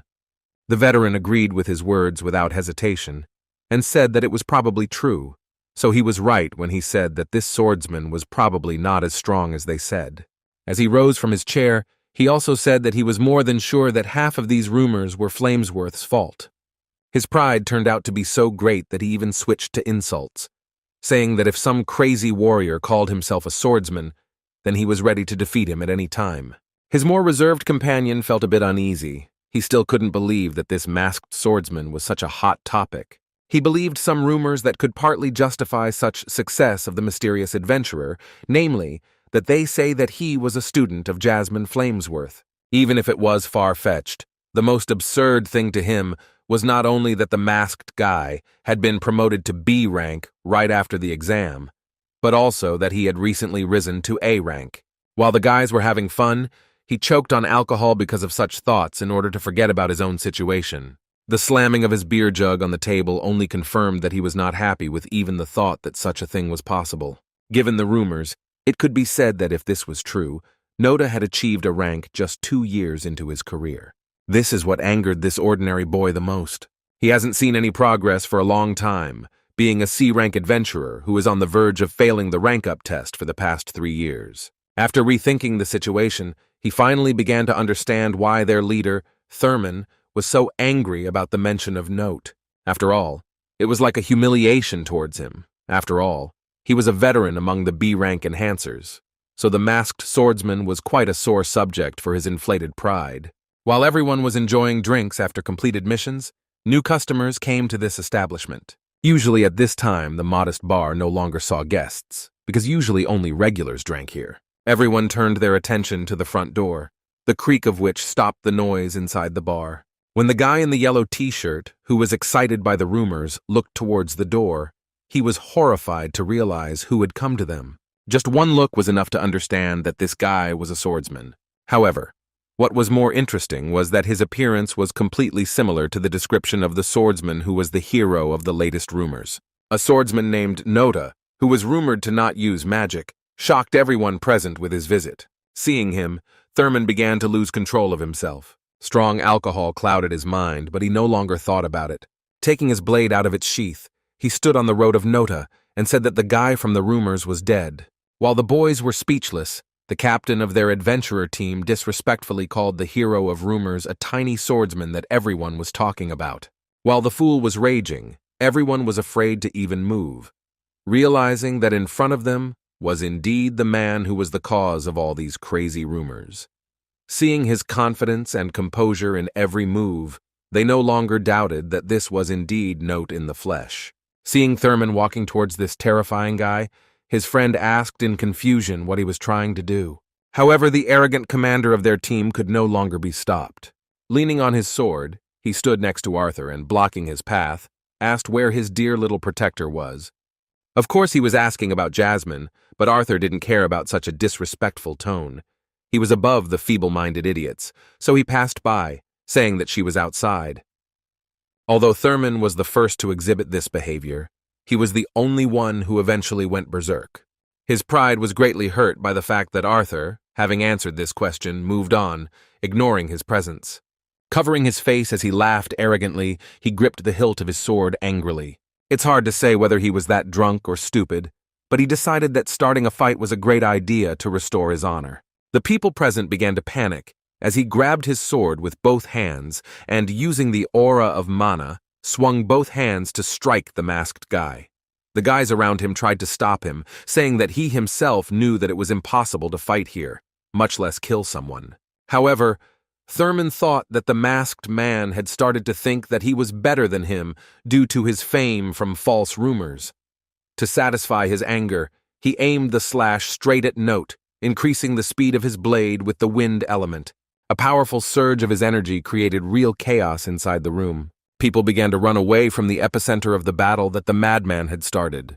When the fervor dissipated, Thurman, who was already anticipating the sweetness of his victory over the guy from the rumors, froze in surprise. Cold sweat appeared on his face. He couldn't understand what happened. His blade simply hit the surface, but he couldn't tell if the masked guy dodged it or if he himself missed. After this, Arthur stopped and stared coldly at the daredevil who dared to raise his sword against him. This cold look really got on the nerves of the arrogant veteran. He couldn't come to terms with the fact that someone was looking down on him. At that moment, he became enraged and raised his sword upward, releasing even more mana. Putting a huge amount of mana into his wind-enhanced blade, he once again rushed at the masked boy who was calmly standing in place and not even afraid of his attack. Thurman's few furious slashes of the blade left not a scratch on Note. Thurman was furious, but mockingly asked if the guy in the mask really only knew how to dodge. Arthur knew that if he didn't put this fool in his place, he wouldn't leave him alone. Placing his palm on the hilt of his sword, he made a cut with such speed that no one noticed. Blood was shed, but no one felt his magic. Those who saw what happened were shocked. Within a moment, Thurman began to scream, dropping his sword to the ground. Due to his long tongue and excessive arrogance, he lost 4 fingers, and Noda, who put him in his place, stepped on his blade, demonstrating superiority. The veteran, who could not believe what had happened, angrily asked with tears in his eyes how he dared to do this. However, a moment later, he forgot about his pain because he was horrified by the thought that he could die. The bloodlust of the mysterious guy from rumors who hid his face behind a mask literally stopped time in this establishment. Everyone fell silent with fear and began to tremble, feeling a terrifying pressure on themselves. No one could even move, and the culprit of this disorder was afraid to even breathe. Looking at him, Arthur, who had dealt with him in an instant, coldly asked if he had finished his performance. After that, he turned around and walked towards the bar. The guys from the team of the fool who lost his fingers started looking for ice to put them back in place with the help of the healer mage. Everyone present feared Arthur only because of his terrifying strength, although they understood that he was unlikely to attack unless they provoked him. A mysterious guy in a mask approached the bar counter and, putting down a few copper coins, asked the trembling girl working in this establishment to bring him a bag of provisions in the name of Nota. Having taken what he came to this place for, the excellent swordsman, about whom the rumors turned out to be true, silently walked outside. Here Jasmine, with whom he traveled as before, was already waiting for him. When she saw Arthur, she asked why he was late. Walking over to his horse-like beast, he put his things back and said that it took the waitress a while to find his provisions. Jasmine didn't really trust his excuse, because she had heard a scream and noticed that Arthur's mask was stained with blood. He didn't even notice that traces of his battle remained on his mask.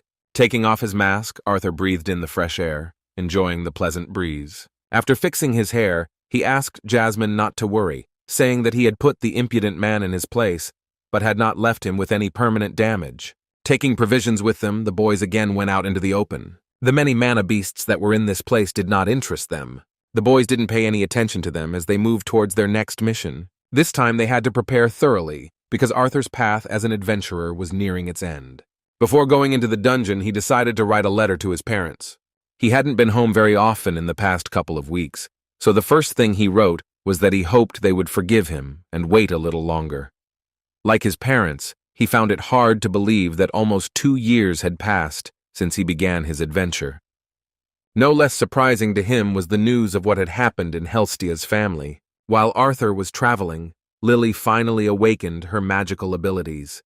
He assumed that Uncle Vincent must be terribly worried about this, so he asked his parents not to let him get too carried away with hiring tutors for his daughter. He asked that they let her train at her own pace before she went to Xyrus.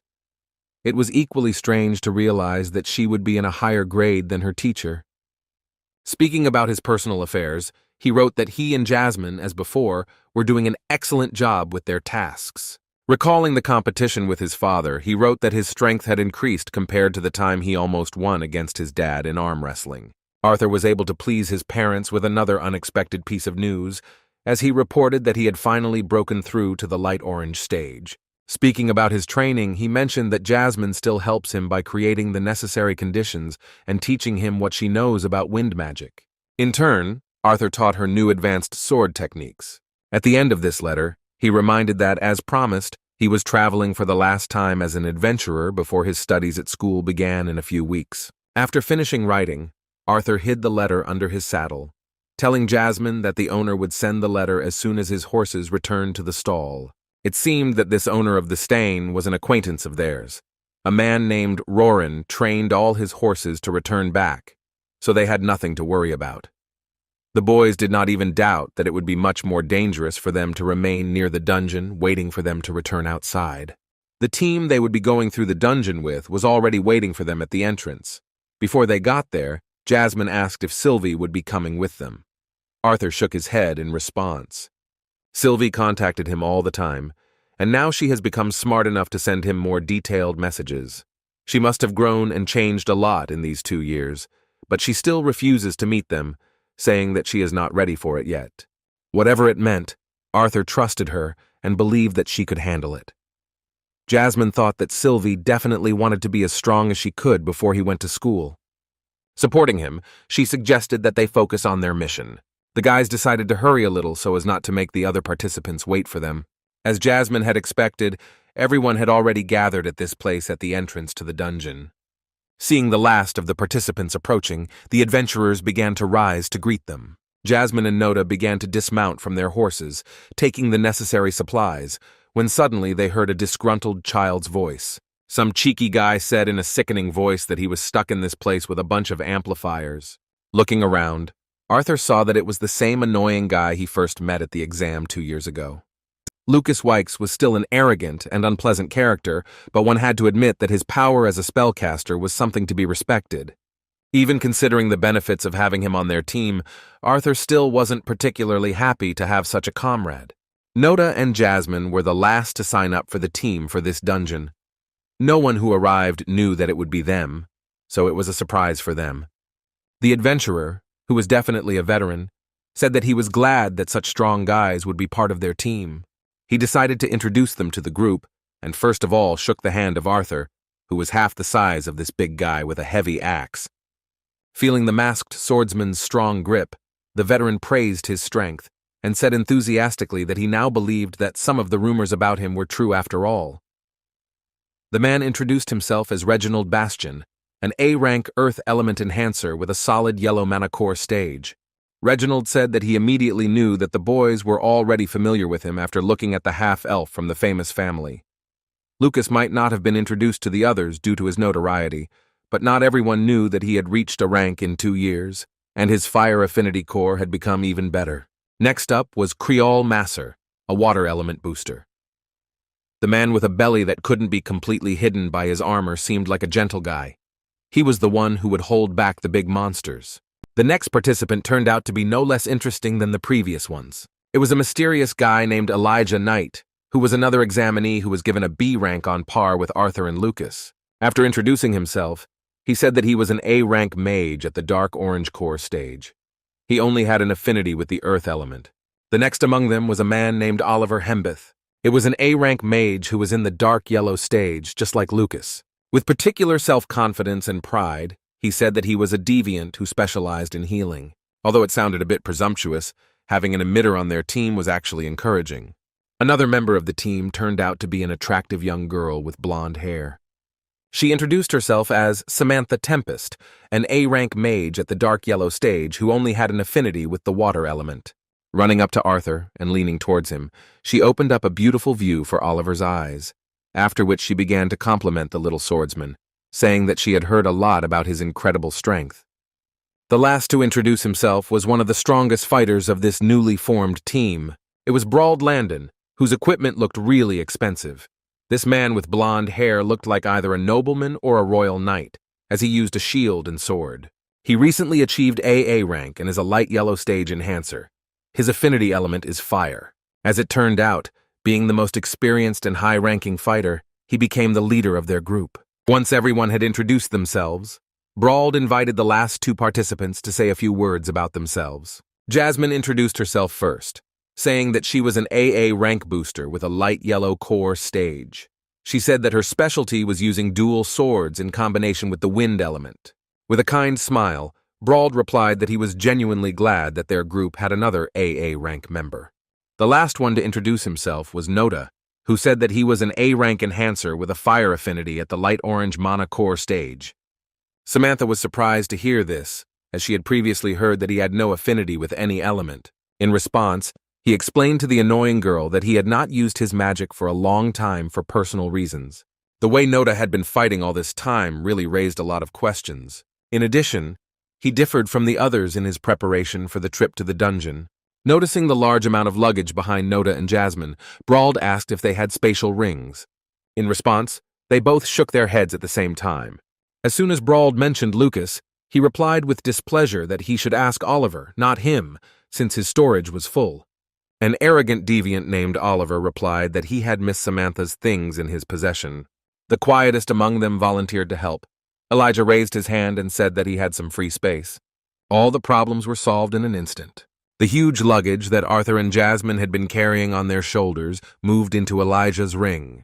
The way this device worked was simply amazing. Looking at this mysterious guy, Arthur thought that he expected such a bold refusal from Lucas, but he did not even imagine that even Elijah had a spatial ring. As it turned out, this technology was left behind by the same ancient magicians who created the floating city of Xyrus. Even one ring with a small storage costs thousands of gold coins, so Arthur and Jasmine, as ordinary adventurers who do not count on any sponsors, did not have a ring. After taking the entire load into his vault, Elijah seemed to feel a slight increase in the weight of his ring. Arthur was very grateful for his help, so he thanked him sincerely, calling him by name. Elijah, who rarely interacted with other adventurers, actually began to smile reservedly but sincerely upon hearing these words. A moment later, he simply turned around and started walking towards the dungeon without saying a word. Everyone was ready, and their team leader was looking forward to productive collaboration. The preparations were complete, and the newly formed team headed inside. The dungeon turned out to be quite deep, but the guys did not feel any danger at the very beginning, so they descended quite relaxed. As they got much deeper, drops of water began to seep out of the cave ceiling. It was an important sign for the team's most experienced fighter. Brauld stopped and signaled to the others to stop as well. Addressing the team, the captain said that they had almost reached the first level of the dungeon, so everyone should be on guard. This place really looked like the first floor of a dungeon. The stairs down led to a more spacious cave. As usual, Lucas, dissatisfied, began to look around and was surprised that there was not a single monster nearby. It was indeed quite strange. All the guys were on the alert, monitoring every little detail of this place. Suddenly, they heard the sound of a small stone falling. The boys were distracted by this sound because it seemed that this should not happen. The fallen stone did not surprise anyone, but it was worth continuing to analyze this place. Raising his head, Brauld decided to look up into the caves for dangerous cracks. However, at that very moment, horror appeared on his face because he saw something much worse than these cracks. Above them was a huge number of monsters that had accumulated in one place. It became clear that, in fact, this cave was inhabited by monsters similar to bats. Upon seeing them, the captain shouted for everyone to prepare to fight the bat runners. At that very moment, the monsters rushed to attack with a frightening squeak. The defenseless healer of their team was confused when he saw a monster moving towards him. Jasmine came to his aid, being the most experienced fighter in terms of teamwork. Using her twin blades, she cut through the monster, protecting their comrade. The whole team started fighting quite chaotically, and even the team's tank was killing monsters with his huge shield. At this point, the captain struck his shield with his sword and called on the boys to line up to work as a team. After getting back on his feet, Oliver, being a deviant, began using his magic to strengthen his allies, making their skin stronger. Increasing resilience and distributing areas of responsibility significantly increased their chances of successful defense. The monsters began to attack again with a disgusting squeak.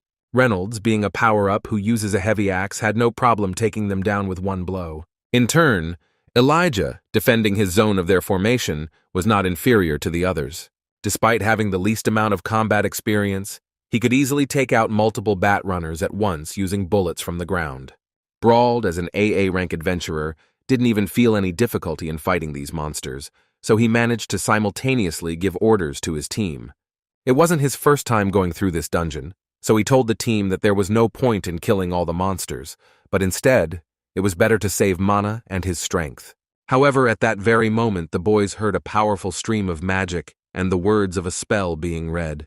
The most inadequate of them, Lucas Wykes, did not listen to the captain's advice and began to use a powerful fire magic spell, similar to a storm. The firestorm gust that Wykes had spent a significant amount of his mana on began to destroy a large number of bat runners at once, causing the first floor of the dungeon to fill with the sound of their squeaking.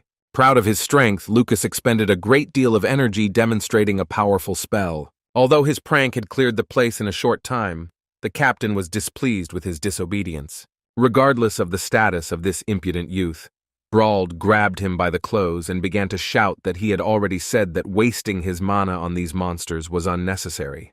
Holding back his anger at the guy, he reminded him that they both knew what kind of dungeon this was. Even though Brauld's words were correct, Lucas's arrogance prevented him from accepting the fact that he had made a mistake. Breaking free from his grip, he began to walk in the other direction, dissatisfied, saying that he killed the monsters quickly only so that the others could save their mana. In response to his words, the captain began to shake his head discontentedly, thereby saying that this was no good. Pulling his blade out of the destroyed monster, he took a few steps forward and stopped to give the next order to the team. He suggested that everyone quickly get to the next level before these fallen monsters came to their senses again. All this time, Arthur was busy improving his own skills, so he had never been to such team dungeons. Hearing that these monsters were not actually dead, he realized the danger of this dungeon. This dungeon is infamous for its mysterious inhabitants, who escaped the clutches of death and could no longer be completely killed. Since the monsters do not have the mana cores that adventurers usually collect, the battles here are fruitless and endless. The battle in this place brought about an improvement in teamwork, but getting to the place that would reward their efforts was not so easy. The first explorers of this dungeon, who learned its secrets, called this place a dark tomb. Having overcome the first floors, which were not particularly difficult, the guys reached a place that the captain remembered well. As I already mentioned, he had been in this dungeon before, and most likely Lucas was also with him. Stopping in front of some sign of this place, the captain said that last time he noticed a secret passage here. Hearing his words, Jasmine and Arthur looked at each other and nodded their heads, because this was the reason why they came to this damned dungeon. The secret passage was high up, close to the ceiling of this cave. Addressing the only earth mage, Brauld asked him to make small ledges so that they could climb up. Using his magic, Elijah actually made some pretty neat protrusions that appeared on the wall with a grinding sound. After that, the guys began to slowly climb up. Oliver continued to court Samantha as usual, offering her his hand. In turn, Reginald helped their heaviest comrade, who was a tank and could barely cope with his enormous weight. Looking at the secret passage, the team captain said that he could only reach the next floor, after which he decided to return with the team. Nowhere before has there been any mention of what awaits adventurers at the bottom of this road. Lighting the way with fire magic, Brauld Landon shared his opinion that most likely the artifact responsible for the revival of these bat runners may be there. Looking into the distance, a kind fat man with 3 braids on his beard said that if he gets his share of the gold from the sale of everything that lies below, then everything suits him. With a smile on his face, Brauld replied to Creole that he would definitely receive a worthy reward for this dungeon. After these words, he looked into the distance again. The entire team was determined to surpass the results of previous expeditions. The captain did not even doubt that they would be able to reach the place where the worthy reward was located. This passage was different from those they had walked through before. The ground was damper, and the silence was interrupted by the sounds of drops of water falling into puddles. Captain Brauld led the boys forward, lighting the way with his fire element. Samantha was either yawning as usual or showing off in front of Oliver. The peace and quiet was interrupted by a sudden clicking sound. Within a moment, Arthur made a quick dash forward, pushing Samantha back. After this sudden movement, the sound of the dagger being knocked away was heard as it was aimed at Samantha. Arthur saved her life without her even realizing she was a target. The whole team stopped and looked around because no one even had time to notice how Samantha was in danger. Reginald was furious at what happened, so he accused the captain of being illiterate for not warning them that there were traps in this dungeon. Brauld, remaining calm, replied that there had never been any traps here before. Taking advantage of the moment, the doctor approached Samantha and, putting his hand on her shoulder, asked if she needed help. Samantha brushed his hand aside and coldly replied that she was fine before looking at the swordsman who had saved her life. She was surprised that this guy, who had only been an adventurer for 2 years, was able to show such an incredible reaction that it surpassed the reaction of 2 AA rank fighters. In addition, Arthur decided to clarify what kind of weapon was pointed at Samantha. Taking out a sharp object from the stone, which he had knocked away with his sword, he came to the conclusion that it was not a trap. The sharp object that bounced off his blade with a metallic ringing sound turned out to be the needle of some kind of mana beast. The weakest of the squad, Oliver and Samantha, were shocked by this. The rest of the team was wary, realizing that they would soon have to face a rather serious monster. This had never happened before, so everything depended on the squad captain's decision. Brauld took it upon himself to lead the boys further, but asked them to take the danger seriously and be on their guard. Moving on, they did not observe any strange things. The only thing that could cause concern was that it became much hotter in here than before. Wiping the sweat from his forehead, Oliver asked in a displeased tone how far it was to go to the place in question. After another 100 meters into this secret passage, Brauld stopped the boys and said that they had arrived. Looking around, he tried to figure out what exactly seemed strange about this place. Lucas told him that it was obvious that they were all sweating terribly because of the high temperature inside this dungeon. However, Brauld believed that this was not the case at all. Arthur understood what was being discussed. He also felt some kind of danger. As they moved forward, the more experienced members of the team realized that it was not the barely perceptible heat that was the issue, but a powerful aura that was somewhere nearby. Moving forward, the guys came to a place where the temperature was so high that craters appeared on the surface, from which hot steam burst out. At the captain's order, the entire crew stopped to look around. Suddenly, Arthur felt a powerful energy approaching. This feeling was followed by a loud roar, causing the dungeon to shake. The strange roar that was accompanied by a phenomenon similar to an earthquake began to frighten even experienced members of the team. Nothing like this had ever happened before. Even the veteran adventurer didn't know what it was connected with. A moment later, a huge mana beast, a worm of terrifying size, burst out of the ground in front of them. Oliver was so shocked by what was happening that he could barely stay conscious. Feeling responsible for all the guys who came with him into this dangerous dungeon, Brauld immediately gave the order to the tank. Despite the terrifying sight ahead and the powerful aura of the mana beast, Creole fearlessly leapt forward, drawing his enormous shield. Being an experienced adventurer, he immediately assessed the level of danger of the enemy. There was no room to conserve mana here, so Creole immediately used a large amount of energy. Using water element magic, he further strengthened their defense with a water barrier. While holding the monster's enormous pressure, Creole asked if this terrifying thing was in this place last time. When Brauld replied that he didn't, their tank began to complain, as he thought it was impossible for a new breed of mana beast to enter such a dungeon. At that moment, the huge worm began to move again, and began to rise above their barrier. Readying his shield, Brauld warned the team that the monster was approaching them. However, a moment later it became clear that everything was not quite so. They all found themselves in the shadow of the worm's huge body as it passed the barrier and crashed back into the ground. Even though the monster didn't strike, the barrier still collapsed. Luckily, the worm that was making passages in the surface did not intend to strike directly. Elijah logically noted that, judging by everything, they were not his target. Arthur didn't want to rush to conclusions, so he stopped to continue observing the situation. The calm and reasonable atmosphere of the team, which found itself in a difficult situation, was suddenly broken by Oliver. Previously, he was the one who was most afraid of the huge worm, but now, feeling temporary safety, he decided to show off in front of Samantha, saying that they should not just stand there and watch the worm dig the ground. Instead, he suggested not to be afraid and go get the artifact. Not understanding the situation, he, without listening to the captain, began to walk forward and suggested that Samantha follow him step by step. The naive liar, who did not understand the situation, said that although it was difficult for him to bear everyone else, he would gladly protect the beautiful lady. In response, Samantha, with a trembling voice, showed some reasonableness, saying that this was a bad idea. Oliver began to move away, and Brauld shouted after him that they needed to analyze what had happened before their eyes before moving further into the cave. Realizing the stupidity that the ridiculous doctor of their team was doing because of his narcissism, Brauld went after him to stop him and prevent a possible incident. At that moment, Arthur felt that something was wrong. The tunnels that the worm had made suddenly began to boil, and the presence of mana inside the dungeon became unstable. Realizing that danger was approaching, Arthur jumped up. He began to run towards Oliver and Brauld, at the same time asking Lucas to create a fire barrier. The team captain did not yet understand what was happening, because he himself had lost his vigilance due to Oliver's antics. Suddenly, he felt Arthur, who was running towards him, grab him by the clothes. Turning back to Lucas, the masked swordsman shouted at him to use his power immediately. Arrogant Lucas didn't yet understand what was happening.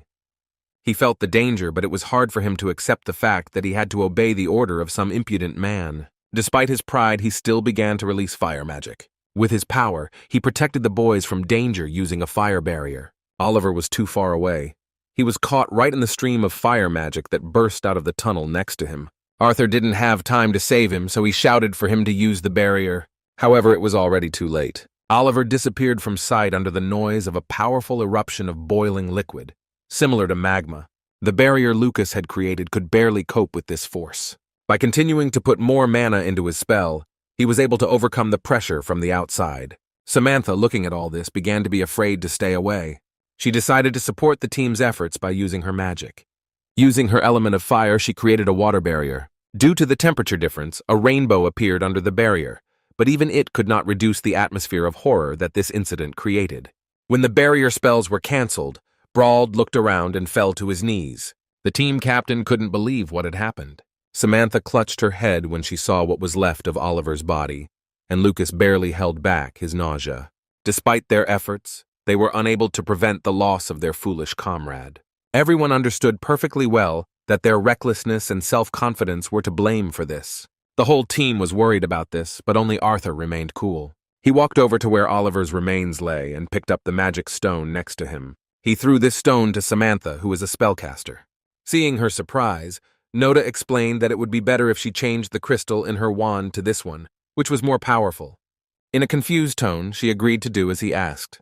After this, Noda suggested getting out of this place, and the captain, who had just begun to come to his senses, nodded in response and began to rise to his feet. Taking up his sword, Brauld said that he agreed with Arthur's words. It was unlikely that anyone could argue with his words, that they needed to get out of this place before the next eruption of flame. Everyone rushed towards the exit. The passage that led to the exit from this terrible floor was already nearby. However, at the last moment, a worm appeared in front of them with a loud roar, bursting out of the ground right at the exit. Despite the surprise, Brauld did not lose his head and gave the order to Creole to deal with this problem. Their team's tank stepped forward and began using its shield to push forward. By using water magic, he was able to suppress most of the giant worm's power. However, this was still not enough. Despite his strength and experience, he could not handle such a serious mana beast on his own. Realizing the situation, the captain gave the order to Samantha and Elijah to join the attack. Samantha began to use water magic. Her water element spell, called Siren's Wail, was stronger than ever, and she was barely able to stand upright after the backlash. Thanks to the crystal that was left from Oliver's wand, she was able to amplify the spell to the point that it pushed back the massive mana beast. After her, the Earth Mage also rushed into the attack. A boy with an affinity for earth magic, which is related to his origin, used a powerful stone snake capture spell. No matter how much strength he put into this attack, the stone snake was not enough to hold back the huge worm. Moreover, according to the captain's observations, Elijah's spell did not even leave a scratch on the monster they were fighting. At this point, he asked Jasmine and Reginald to rush into the attack with him. Using his body's fire magic enhancement, Brauld showed his seriousness in fighting the monster. They began to run towards the monster. The captain and Jasmine were going to distract the huge worm, while the less agile Reginald was supposed to get into the gap between the monster's eyes. In case that wasn't enough, the captain ordered Lucas and Note to find the enemy's weak spot. Using wind magic, Jasmine and the team captain appeared above the worm, preparing a powerful attack. Brauld was the first to attack, using a sword enhanced with the element of fire. His attack was not enough to cut the worm in half, but it left serious wounds on its body. Jasmine launched the next attack, leaving 2 more cuts on the monster's body, which still weren't enough. Reginald was the last to strike and thus consolidate the result of the combined attacks. He aimed at a place that was above the supposed neck of the huge worm. His heavy axe, enhanced with earth magic, dealt significant damage to the huge monster and caused it to lose its balance. Watching the team fight so harmoniously against a monster that could incinerate them in the blink of an eye, Lucas couldn't even move from his spot. Gritting his teeth, he tried to figure out if he was really so scared that he was even willing to let these weaklings eclipse his glory. While he was sweating standing still, Noda also rushed to attack. As Arthur approached the monster, he realized that regular fire spells would not have enough firepower to harm this worm. Furthermore, even when outside his tunnels, he could continue to resist by attacking with seething magma. Dodging these attacks, cutting through some of the volleys with his sword, Arthur decided that he could deal with this worm's strong defense if his fire spell was even hotter than before. Using fire magic, Arthur increased the concentration of mana to such a temperature that the flames changed their color to blue. With this advanced use of the fire element, he heated the blade of the sword to the point where it became truly dangerous to the monster. Using a fire element-based explosive step, Arthur dashed towards the monster with lightning speed. He then delivered a swift blow with his blue flame-enhanced blade, severing several sharp appendages from the worm's mouth. As expected, it was enough to pierce the monster's thick skin, reinforced by a barrier of mana aura. Jumping to the side, Arthur dodged the counterattack and called on Jasmine to boost the effect with her attack. As soon as Note moved to the side, Jasmine, using the wind element to accelerate, delivered a powerful blow that tore the worm's mouth apart. After a series of successful attacks, the worm was seriously injured. It began to bleed and squeal in pain. However, this was not enough to kill the monster. Their series of attacks were missing one more important blow that could have finished off the enemy. Turning to the frozen Lucas, Brawl nervously urged him to finish off the worm, but Creole suddenly stopped them. As it turned out, instead of going berserk due to its injuries, the worm simply fled, making its way underground again. In just a moment, there was no trace left of the terrifying monster that had taken Oliver's life.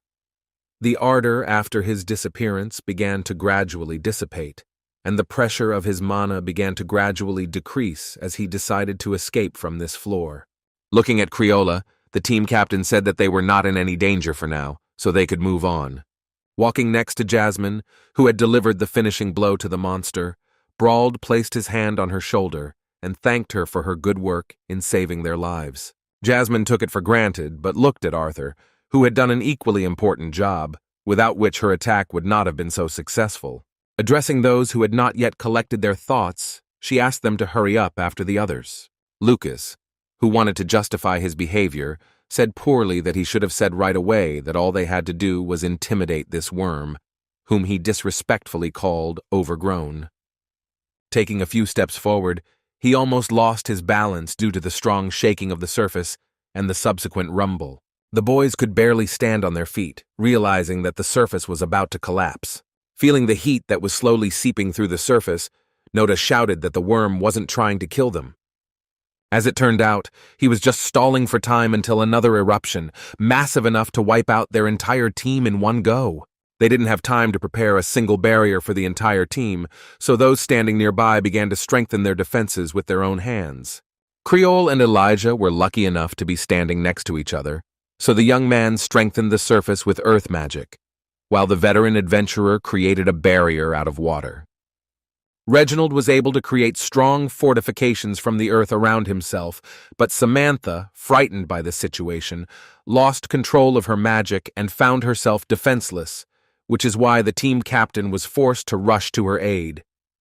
Assessing the situation at the last minute, Arthur saw that he could join forces with Jasmine. However, at the last moment, he noticed that another member of the team had not yet prepared to face the explosion. Arthur made a quick dash towards Lucas, who dropped his magic cane, with which he was going to make a fire barrier. At the last moment, finding himself next to this fool, Arthur began to use a barrier technique. His powerful mana flared up around them, creating a fiery barrier. Lucas couldn't believe that this guy in the mask actually came to his aid. Although he didn't want to admit that the commoner was more agile in this situation, he had no choice but to accept it. A moment later, a powerful explosion occurred that could have wiped everyone into dust. Luckily, the boys survived, and as soon as the flames of the huge worm dissipated, Lucas pushed Arthur aside, nervously telling him to leave him alone. Arthur didn't expect any gratitude from him, so he looked around to make sure everyone else was okay. Within moments, he was horrified to realize what had happened during the explosion. Brawl, with a completely calm expression on his face and a kind smile, looked at Samantha, who was frightened and confused at the most dangerous moment. Now there was an expression of horror on her face. Trying to protect her, he lost his right arm. Even though Brawl himself showed no emotion, having done what he had to, Samantha began to scream in horror. Rather, the rest of the team ran to him to help with this serious injury. As Reginald held him, Brawl struggled to stay conscious despite the horrific pain from the cauterization of his wound. Arthur, who was trying to stop the bleeding from his wound with his blade, asked them to hold their captain tighter. Gritting his teeth tightly, Brawl tried to endure this difficult test. Having finished treating his wounds, the guys began to rest, thinking about what to do next.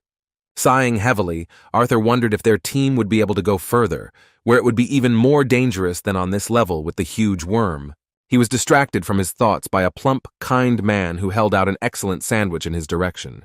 With a kind smile, the caring Creole offered him to try the food he had prepared for this trip. He promised that it would help him perk up.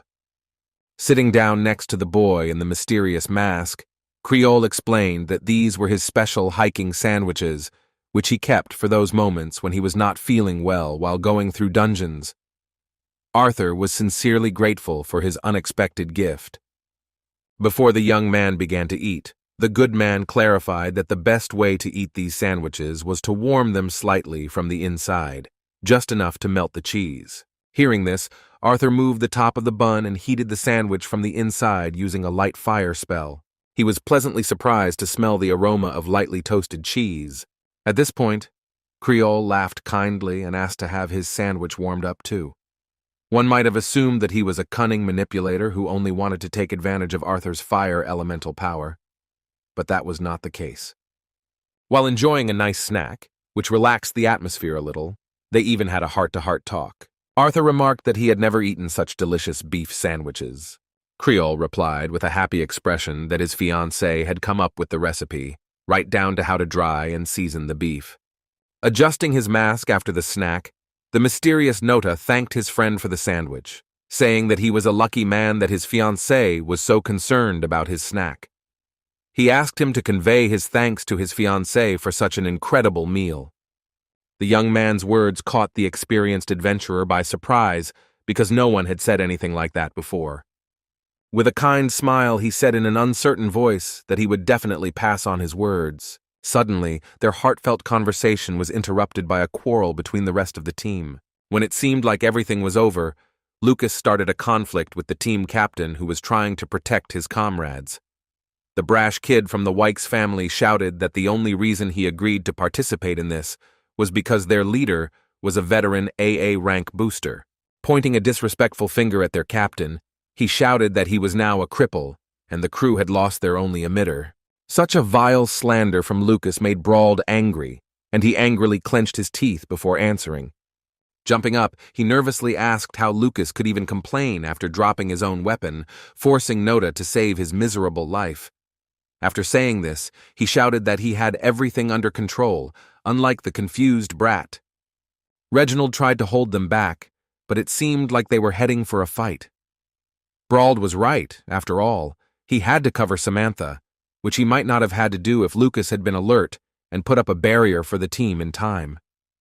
Everyone agreed with the captain's words that if Lucas had made a barrier, they would not have found themselves in this situation. Despite this, Nota decided to calm them down in his own way.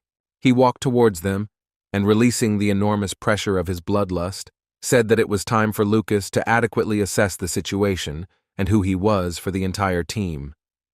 The self-confident Lucas, who did not feel guilty, arrogantly asked what this could be about. Walking towards Arthur, he said boldly that he saw no point in listening to the words of the amplifier, which was only at the orange stage.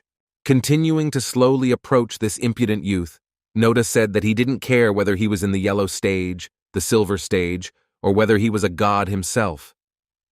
Looking into Lucas's eyes, he said with overwhelming bloodlust that the only thing he was to their team was a burden. Lucas Wykes took these words very seriously. His pride as the scion of a great family did not allow him to accept these words calmly.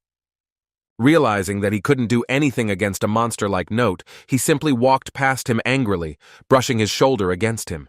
The childish antics of the idiot on their team had seriously shaken the team's spirit, but Reginald and Brauld tried to support each other. First, they were going to tend to their own wounds and give the others some rest before continuing this raid. It was obvious that if they went any further, they would find themselves in danger again and again due to Lucas's irresponsibility. Arthur asked this question to the captain of their team, who was already convinced that there was a burden among them.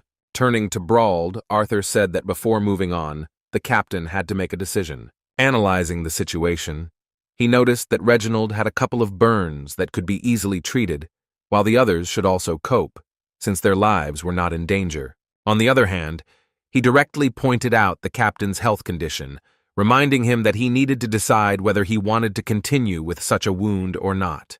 It was a difficult moment, the pressure of responsibility making Brauld clench his teeth nervously. Gathering all his determination, he replied that he would continue on, and that this would definitely be his last raid into the dungeon. With this idea, he made it clear that he was obliged to go to the very end. Samantha, worried about the captain's decision, was scared, because she did not understand how he was going to fight with only one arm. Brauld replied that despite his serious injury, he was still an AA rank booster, so he would not hold up the rest of the team. Yet it was no less a difficult decision that he asked Noda to lead the group. It was a surprise to Arthur, but he couldn't deny the captain's words that he was the most level-headed of them all, even when faced with unforeseen circumstances. Brauld thought that the masked man definitely had the talent to lead the crew. The rest of the team agreed with Brauld's words, nodding their heads. Jasmine supported him as always, and Samantha, who was alive only thanks to Arthur, could not deny what the captain said. Lucas's opinion could be ignored, so Noda, sighing heavily, agreed with Brauld's proposal. After an hour's rest, they continued moving forward. Brauld, who had been in this place before, began to see more and more strange things. Looking ahead, he said that he did not understand anything, because even this part had somehow miraculously changed. According to him, this tunnel had not been blocked before. After these words, Reginald came closer to the blocked passage, and taking his heavy axe in his hands, said that whining would not help matters. Taking a stance, he strengthened his weapon with earth magic. Swinging hard, he dealt a powerful blow to the strange wall that blocked the passage. Despite his efforts, he was unable to destroy the surface of this rubble, but only made a small dent. He was not happy with this unsatisfactory result, so he decided to continue trying to break through the blockage with even more powerful spells. Strengthening his axe with several balls of earth magic, he swung hard before his next strike. With a loud roar, he launched the explosive strike attack again. Although this blow was much stronger, this wall again absorbed most of the force, and instead of a crack, only a dent appeared. Reginald, sighing heavily, said that this was already a real challenge. Before he could continue to waste mana mindlessly, Jasmine stopped him. He looked around, not understanding if she was going to do it for him. As it turned out, Jasmine had no doubts about the effectiveness of his brute force, but she was going to support his attack with double use of wind magic. Reginald Bastian rushed forward first, and Jasmine ran after him. He swung his axe and aimed it at the wall, while Jasmine sped up his weapon, sending a powerful stream of wind energy towards his axe. The combined efforts created even more pressure on the rubble. Upon impact with the surface, Bastian's axe created a powerful explosion. This time they managed to knock down the wall that was blocking the way. As soon as the passage in the tunnel became clear, the boys began to cover their faces because of the blinding blue light. Reginald, who stood in front of the others, could not believe his eyes. In the middle of the dungeon, there was a blooming oasis full of vegetation. Moving forward, the guys began to look around, because they had never seen anything like this inside the dungeons before. There was not only surface vegetation such as grass and flowers, but even perennial trees. All this was separated from the previous part of the dungeon by a large wall that resembled ice. This place was more dreadful than delightful. Looking around, Arthur could not understand how this place had not collapsed yet, because there were no pillars that were supposed to hold up the vaults of this cave. Samantha, as the weak link, was touched by the beauty of the local vegetation and did not even think that some danger could be hidden here. Reginald, who had already encountered trouble several times during this expedition, did not relax for a second. In contrast, another veteran of the expedition, Creole, asked the team with a good laugh if the rest of them wanted to rest in such a beautiful place. He noted that he had been feeling a little sleepy lately. Arthur understood that the team really hadn't had the opportunity to rest well. However, being quite reasonable and having a huge reserve of command experience in the past, he could not relax at such a suspicious moment. Addressing the team, he firmly stated that they would not be stopping there, saying that there was something wrong with the place. Arthur asked everyone to be on guard, but Creole began to argue with him, saying that he could not hear or see anything around him except for trees and grass, which did not pose any threat to adventurers of their level. Walking slowly forward, the new team captain continued to search for whatever might be causing his concern. He was convinced that there was something about this place that made him nervous. Looking around, he could not understand what was bothering him and what he might have missed. Looking into the distance, Jasmine suddenly stopped because she saw something strange. It was the silhouette of a man in noble clothes, walking towards her with his arms outstretched. There was a sly, arrogant smile on his face, but it was hard to tell who it really was. The silhouette seemed familiar to her, so Mrs. Flamesworth froze in place. She began to lose her composure, because the appearance of this man shocked her greatly. Being an experienced adventurer, She came to her senses within a moment after realizing that such a meeting was impossible. As soon as she regained control of her consciousness, she saw that another member of their team had succumbed to a strange illusion. One of the most important members of their team, who acted as a tank, fell under her influence.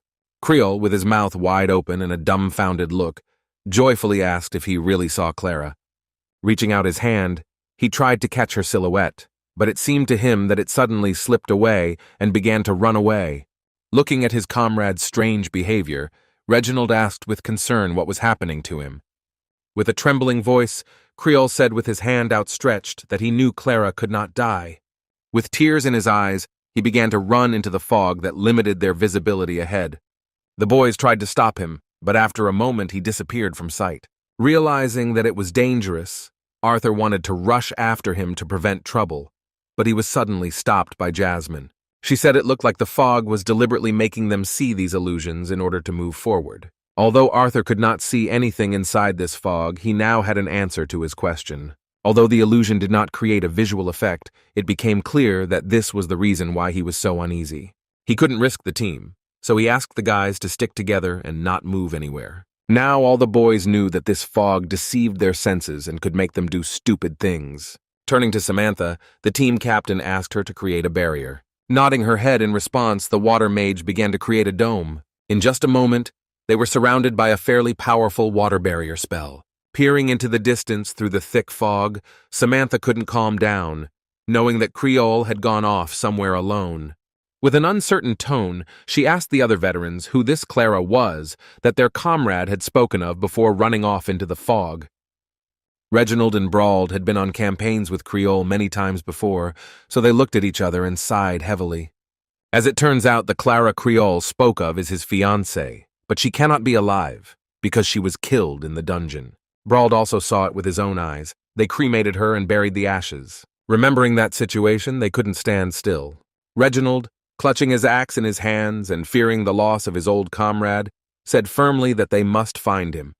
At this point, Lucas interrupted their conversation with a disgruntled, trembling voice, asking why nothing was going according to plan at all. Pointing his finger at Brauld and Reginald, he nervously asked if they were really experienced adventurers. Even though this accusation was made by a stupid, arrogant young man, they could not respond and only lowered their heads. Arthur, watching what was happening, suddenly noticed that Jasmine had withdrawn into herself. By asking her if everything was okay, he distracted her from her disturbing thoughts. In response, she began shaking her head from side to side, apologizing for being a little shocked. Hearing this, Arthur excitedly asked what she saw in that fog. Jasmine clarified in a sad tone that it was not something, but someone. As it turned out, she saw her father, who was stretching out his hands towards her. It was a real dream because she had never seen a smile on his face when he looked at her. Due to the fact that she, as the heir of the Flamesword family, did not receive an affinity with the element of fire despite previously awakening the magic core, she had to face condemnation and rejection from her family.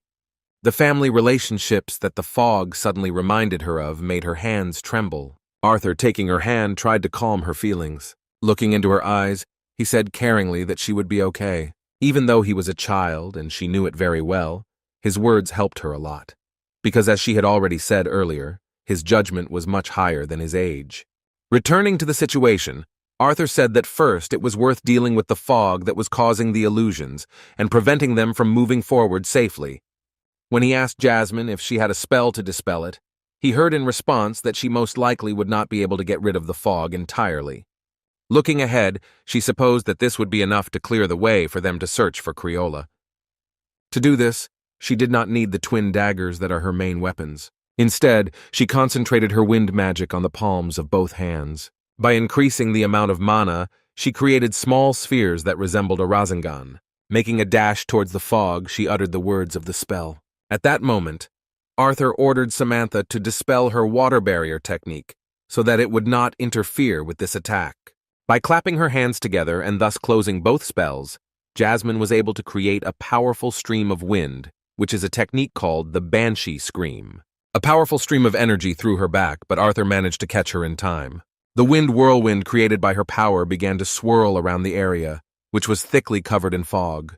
The true power of the AA rank booster amazed the guys who were one level below her abilities. Even the arrogant Lucas showed surprise at Jasmine's effective use of wind magic. However, what they saw later shocked everyone. When the thick fog cleared, a square opened up before them, which Arthur did not dare to thoughtlessly enter.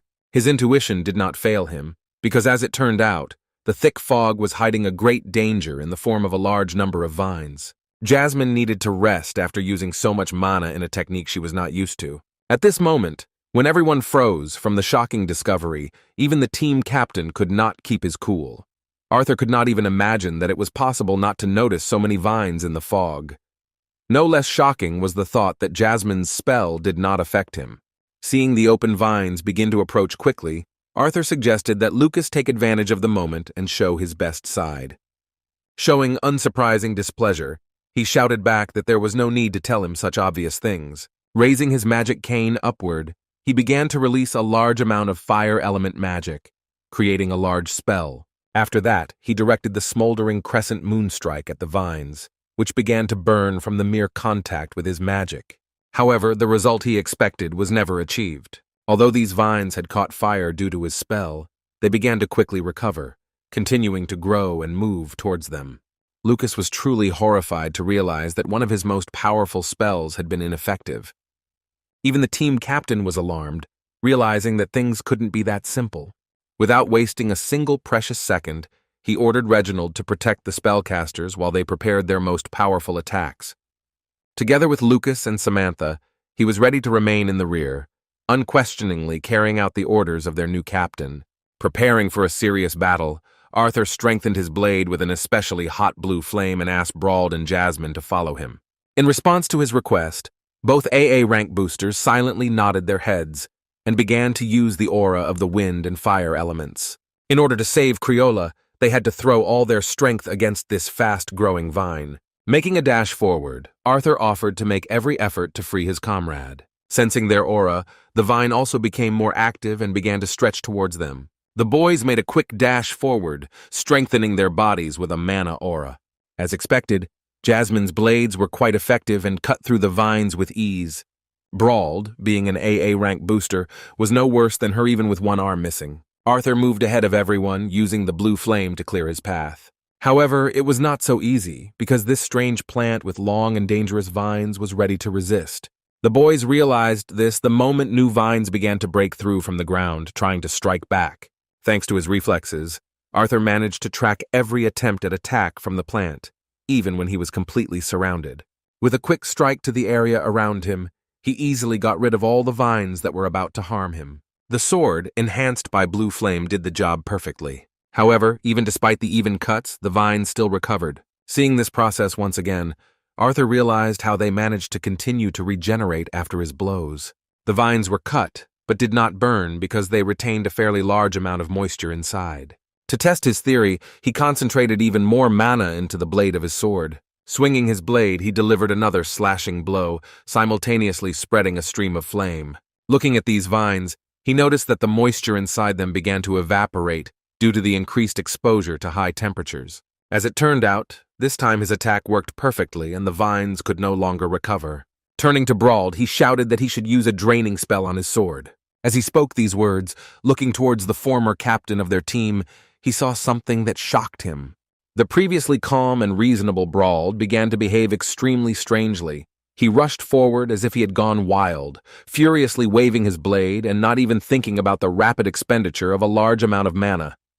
Continuing to fight like this, he shouted that the monsters were mistaken if they thought that a few overgrown rootlets would be enough to defeat an AA rank booster. Now Arthur realized that their plan was in jeopardy due to such recklessness. Brauld was unable to control his emotions, thereby endangering his comrades. However, Jasmine, who fought alongside him on the front lines, showed herself to be as cool and professional as before. She tried her best, demonstrating excellent efficiency. Arthur didn't expect anything else from her, so he decided that she didn't need his help. The situation with Brauld was very different, so Arthur decided to rush to his aid. Fighting with his only left hand, Brauld became so into the game that he began to make horrific mistakes.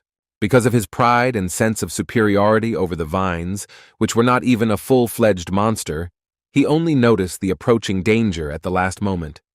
As he attempted to swing his fire blade again, he realized that his arms were bound by vines that had crept up from behind him without his noticing. Within moments, more vines burst through the surface, grabbing his legs and body. Unable to resist, he found himself completely immobilized. His condition became even more terrible when the vines even covered his mouth, preventing him from screaming out a plea for help. Luckily for him, Arthur was in perfect control of the battlefield even under enormous pressure from the enemy. He managed to come to his aid in time, clearing the vines around them and freeing his comrade before the unknown monster would have dragged him away after Creole. Looking at his distraught comrade, the new captain of their team reminded him of his own words about this being his last raid into the dungeon. Having said these words, he asked if he really wanted his journey to end in this place. Restoring Brawl's sanity, he asked him not to lose his head, saying that they all needed his strength in order to survive this terrible ordeal. He nodded his head and rose to his feet again, indicating that he was back in action. Lucas was also gradually returning to the ranks, gaining new strength with the help of miraculous potions. By throwing the empty test tube away in an epic manner, he demonstrated his readiness for the next large-scale spell. Seeing him start releasing a huge amount of mana, the guys started running to the sides to avoid getting hit by his attack. Using the full force of his flames in a powerful spell that was far more massive than the previous ones, he directed this deadly force at the vines.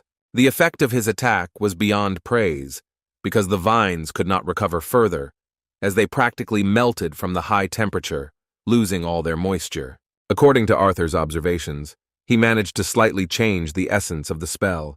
It became less powerful, but on the other hand, its flame easily spread even after light contact with the target. Luckily for the entire team, Lucas still had a clear head despite his arrogance towards his teammates. Meanwhile, the defense of their rear, which Reginald had diligently maintained, began to gradually fail. Several strands of vines broke through from the side, avoiding Reginald's axe, so he could only shout at Elijah to quickly create a protective barrier.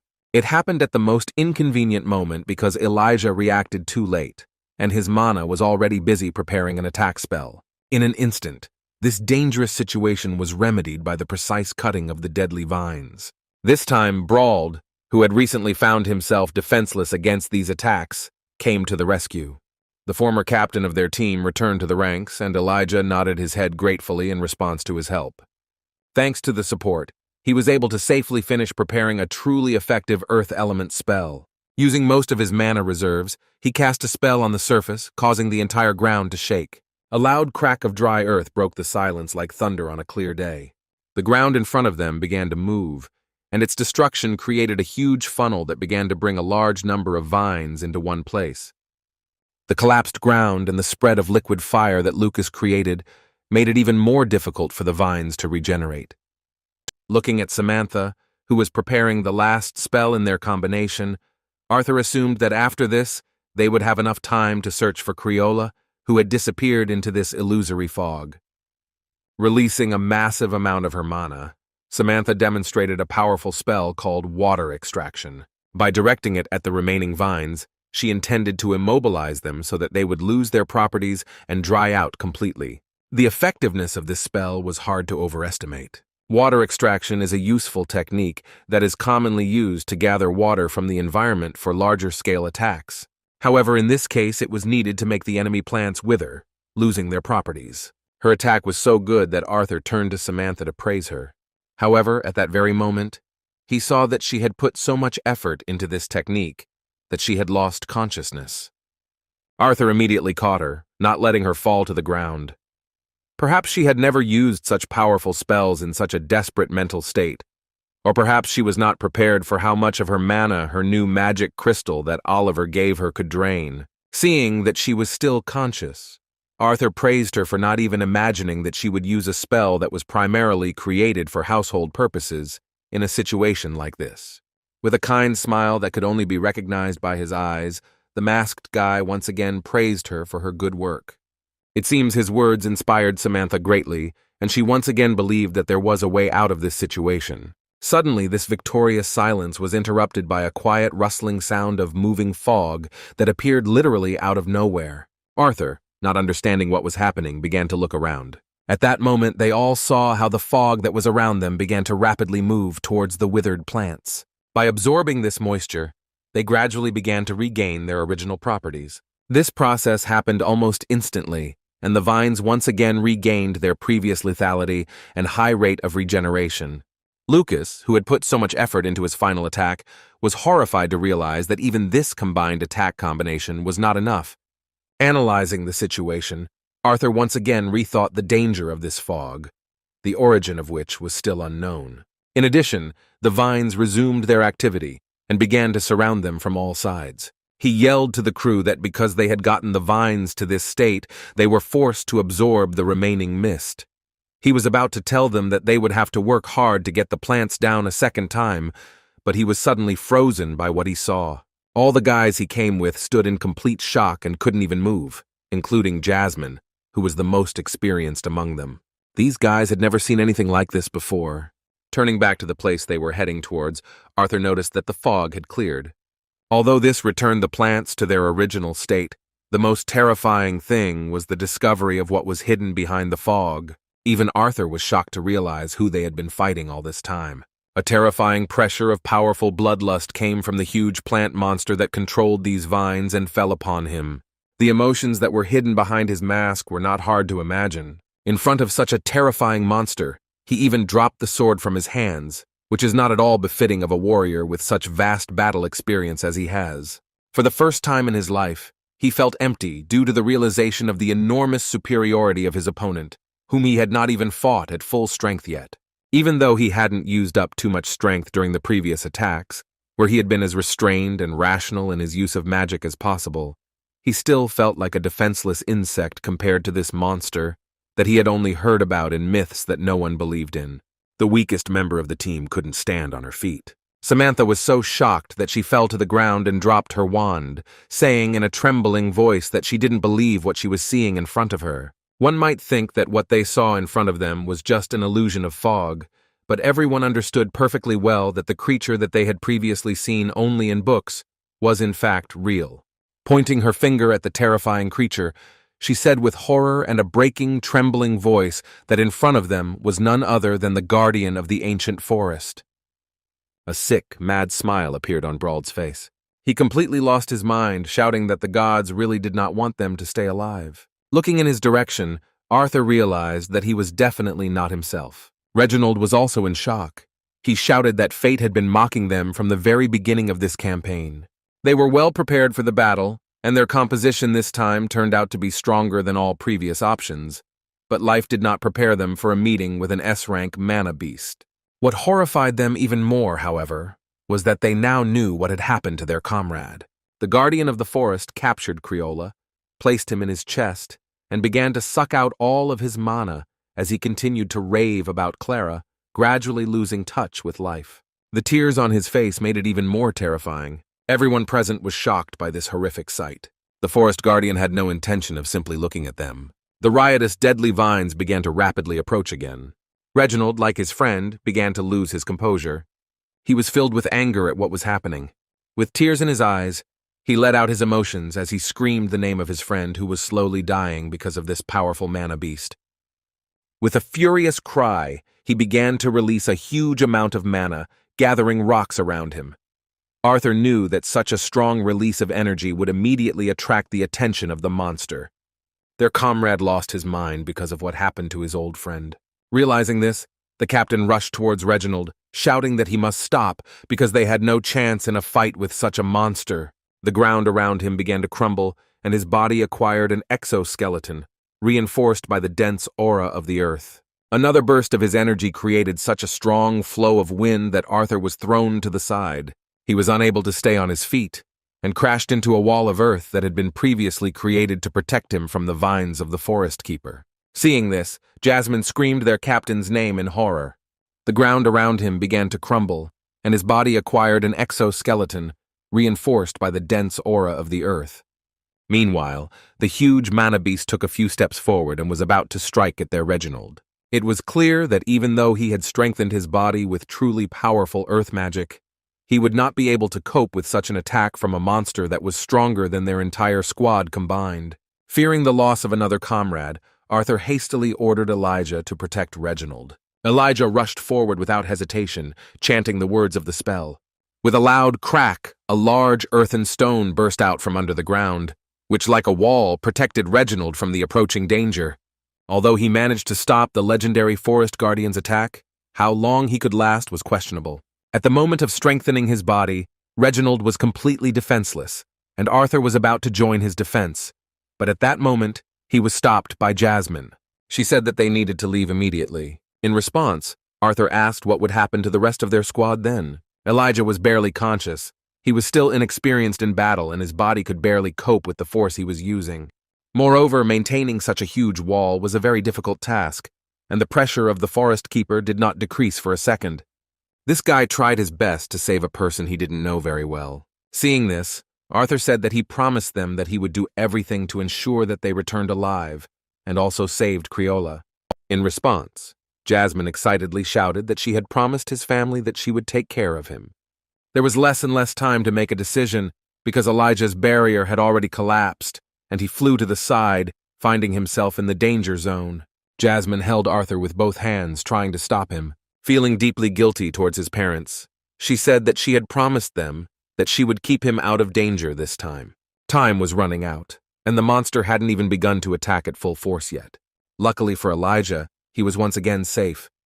This time, he was saved by Reginald, who had already completed the preparation of his strongest amplifier form, strengthening his own body with earth magic and increasing the size of his axe several times. He rushed into the attack, shouting that he would destroy this damn plant. Taking her hands, he tried to calm her down with words that they would definitely leave, but not in this way.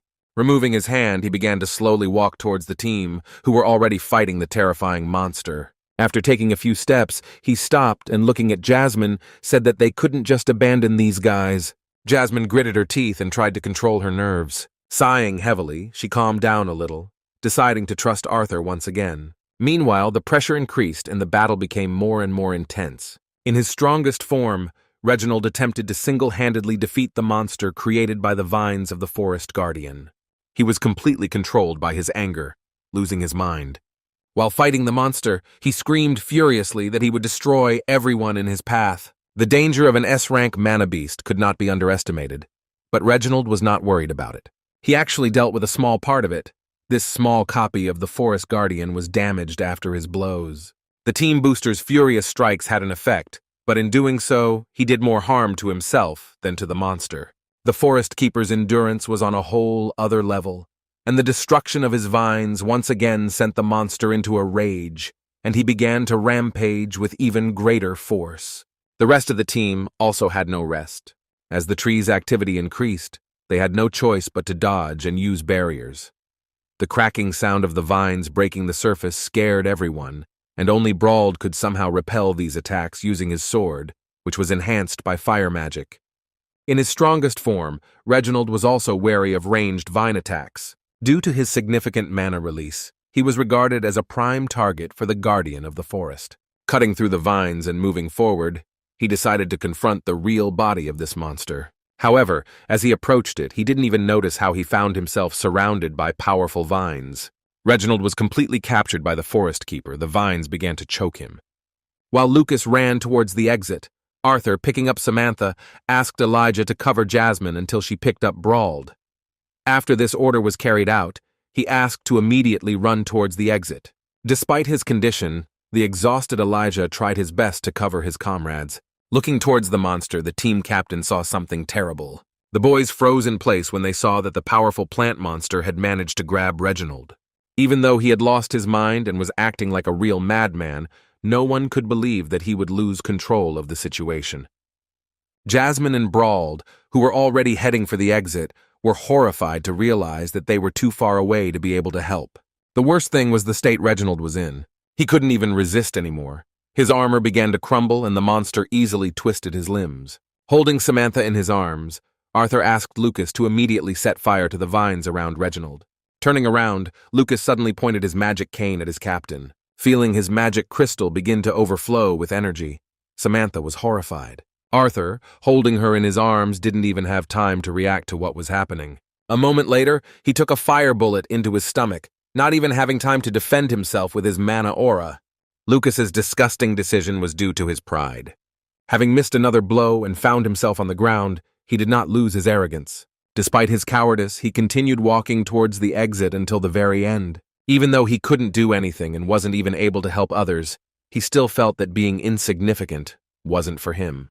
The forest guardian had no intention of letting them go, so the exit began to gradually become blocked by vines that were breaking through the surface. Seeing this, Lucas understood that he might not have time to escape if he stayed in this place for even a minute longer. Even looking back at his comrades, he did not feel a drop of guilt in the fact that he was abandoning them to their fate. Brawled, due to severe shock and several serious wounds, was unable to defend himself, so Jasmine was busy with this difficult task. Gritting his teeth nervously, Lucas rejected any opportunity to increase their chances of survival, arrogantly thinking that he, as a member of the great Wykes family, should seize the moment to save himself. As the heir to one of the major houses that had led Sapin to a conditional victory over Eleanor, he believed that staying alive and continuing his line was his primary duty, no matter the circumstances. With this thought in mind, he dealt that terribly vile blow that took Arthur by surprise. Flying back a few meters, he dropped his sword and did a few somersaults before coming to a stop. Everyone was shocked at how mean Lucas acted in a situation where their captain was doing everything he could for the team. The magic bullet hit Arthur in the stomach, however. The attack also left severe burns on the left side of his body, as well as destroying the lower left quarter of his mask.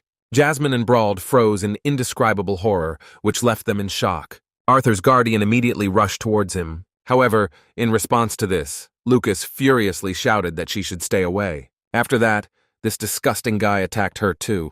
Jasmine, not expecting anything like this and being completely focused on the horror that happened to Arthur, did not have time to protect herself, and only at the last moment created a small stream of wind energy. A powerful explosion threw her aside as well. Her injuries were no less dangerous than those of Arthur, whom she tried to help. Elijah couldn't believe that Lucas would do something like this.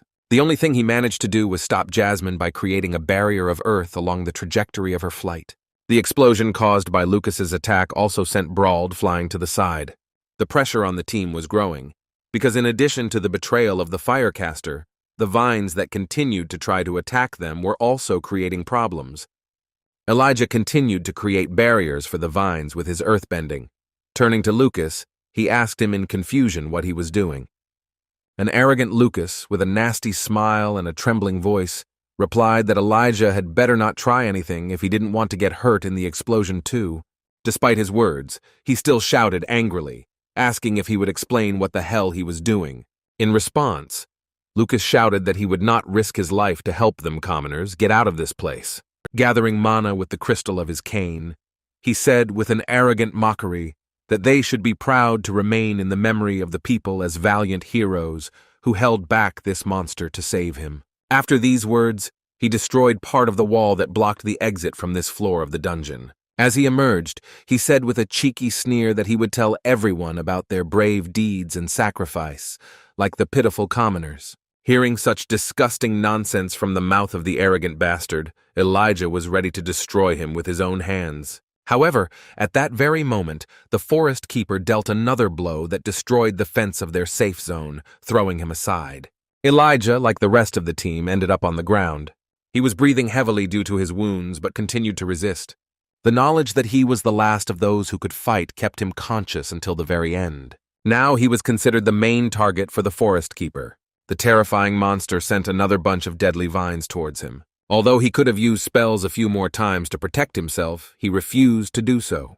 In the end, Elijah was ready to take this blow, feeling the hopelessness of this situation. In just a moment, flame magic flared up, protecting him from the deadly vines. It was Brawled. He returned to the ranks, realizing that no one but him could continue to protect his comrades. Surrounding himself in flames, Brawled began to laugh madly. Even though he knew he didn't stand a chance against an S-rank monster, he was determined to fight to the end, asking the monster if he really was going to continue picking on kids instead of trying to fight a truly strong opponent. The guardian of the forest responded to his bold appearance with an animal roar.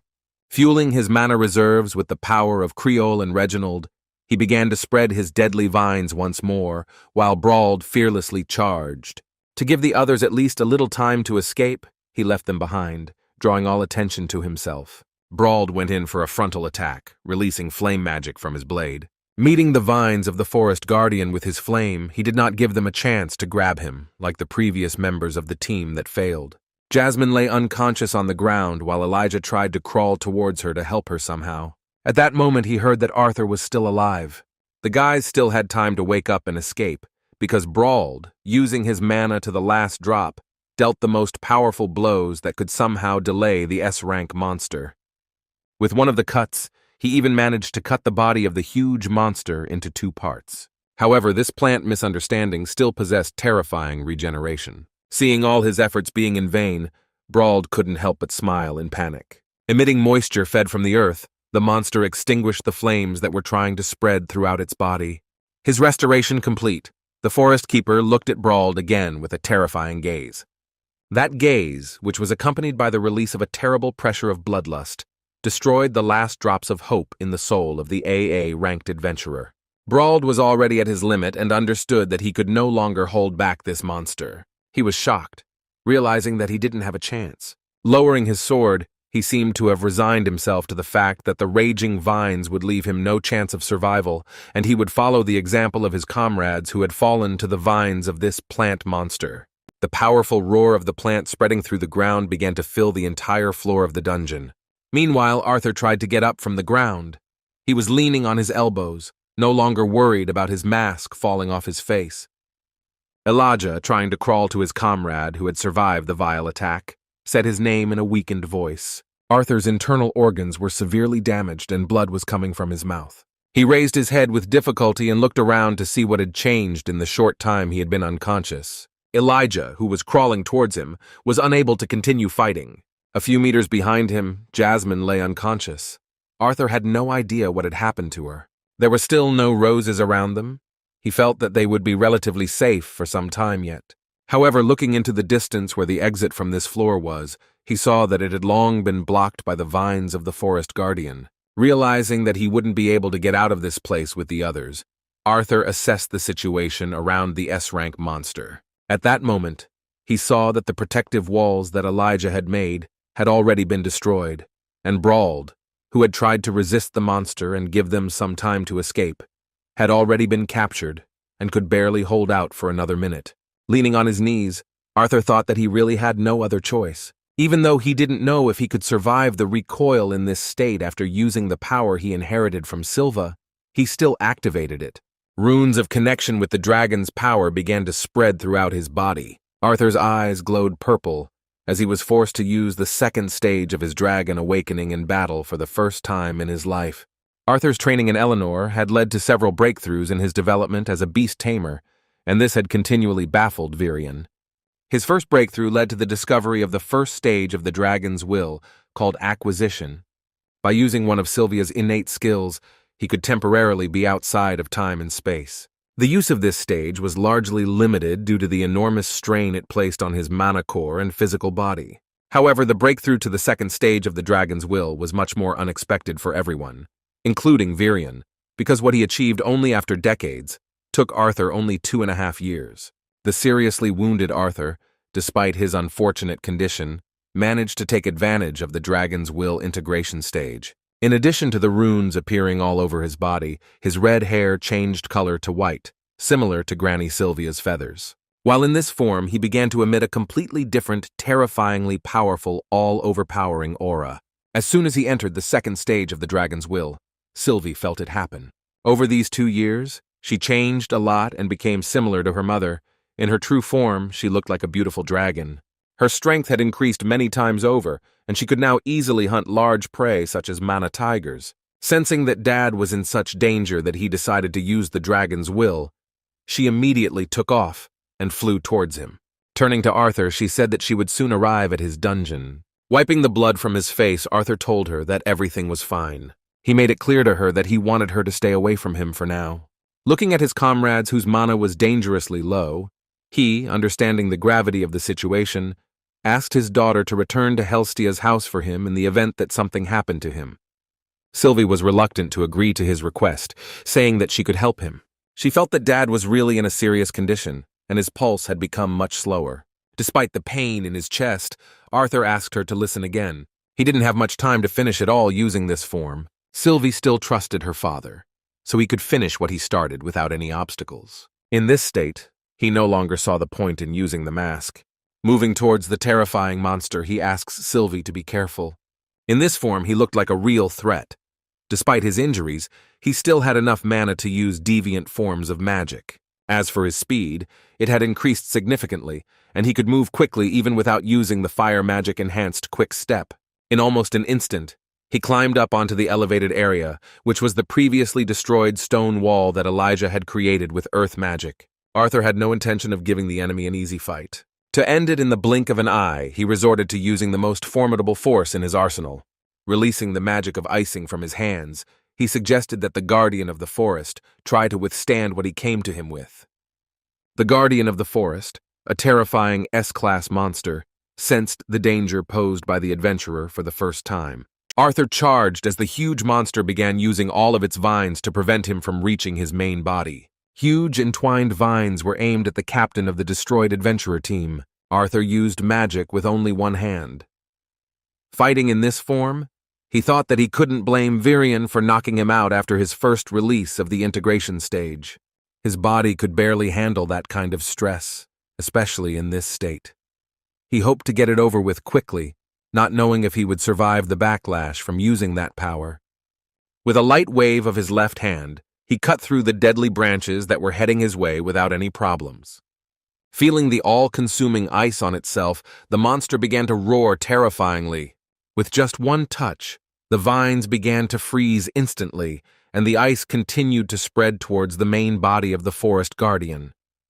While fighting this monster, Arthur immediately created a safe zone for himself in the form of ice under his feet, made up of frozen mana beast vines. Even though he had practiced using this magic before, it was still difficult for him, and his already wounded body could barely withstand the strain. Even though he could use all the surrounding mana in this form, his body still couldn't handle this spell as well as it should have. The only way out of this situation was to end the battle before he fell unconscious, facing the consequences of using the force. Dodging another attack of vines, he stopped them with ice magic and again made a dash towards the forest guardian. His main enemy in this form was time, so he dodged the attacks and hurried towards the monster. The limitless supply of mana that he drew from the surroundings at high speed did not allow his spell to weaken for a moment.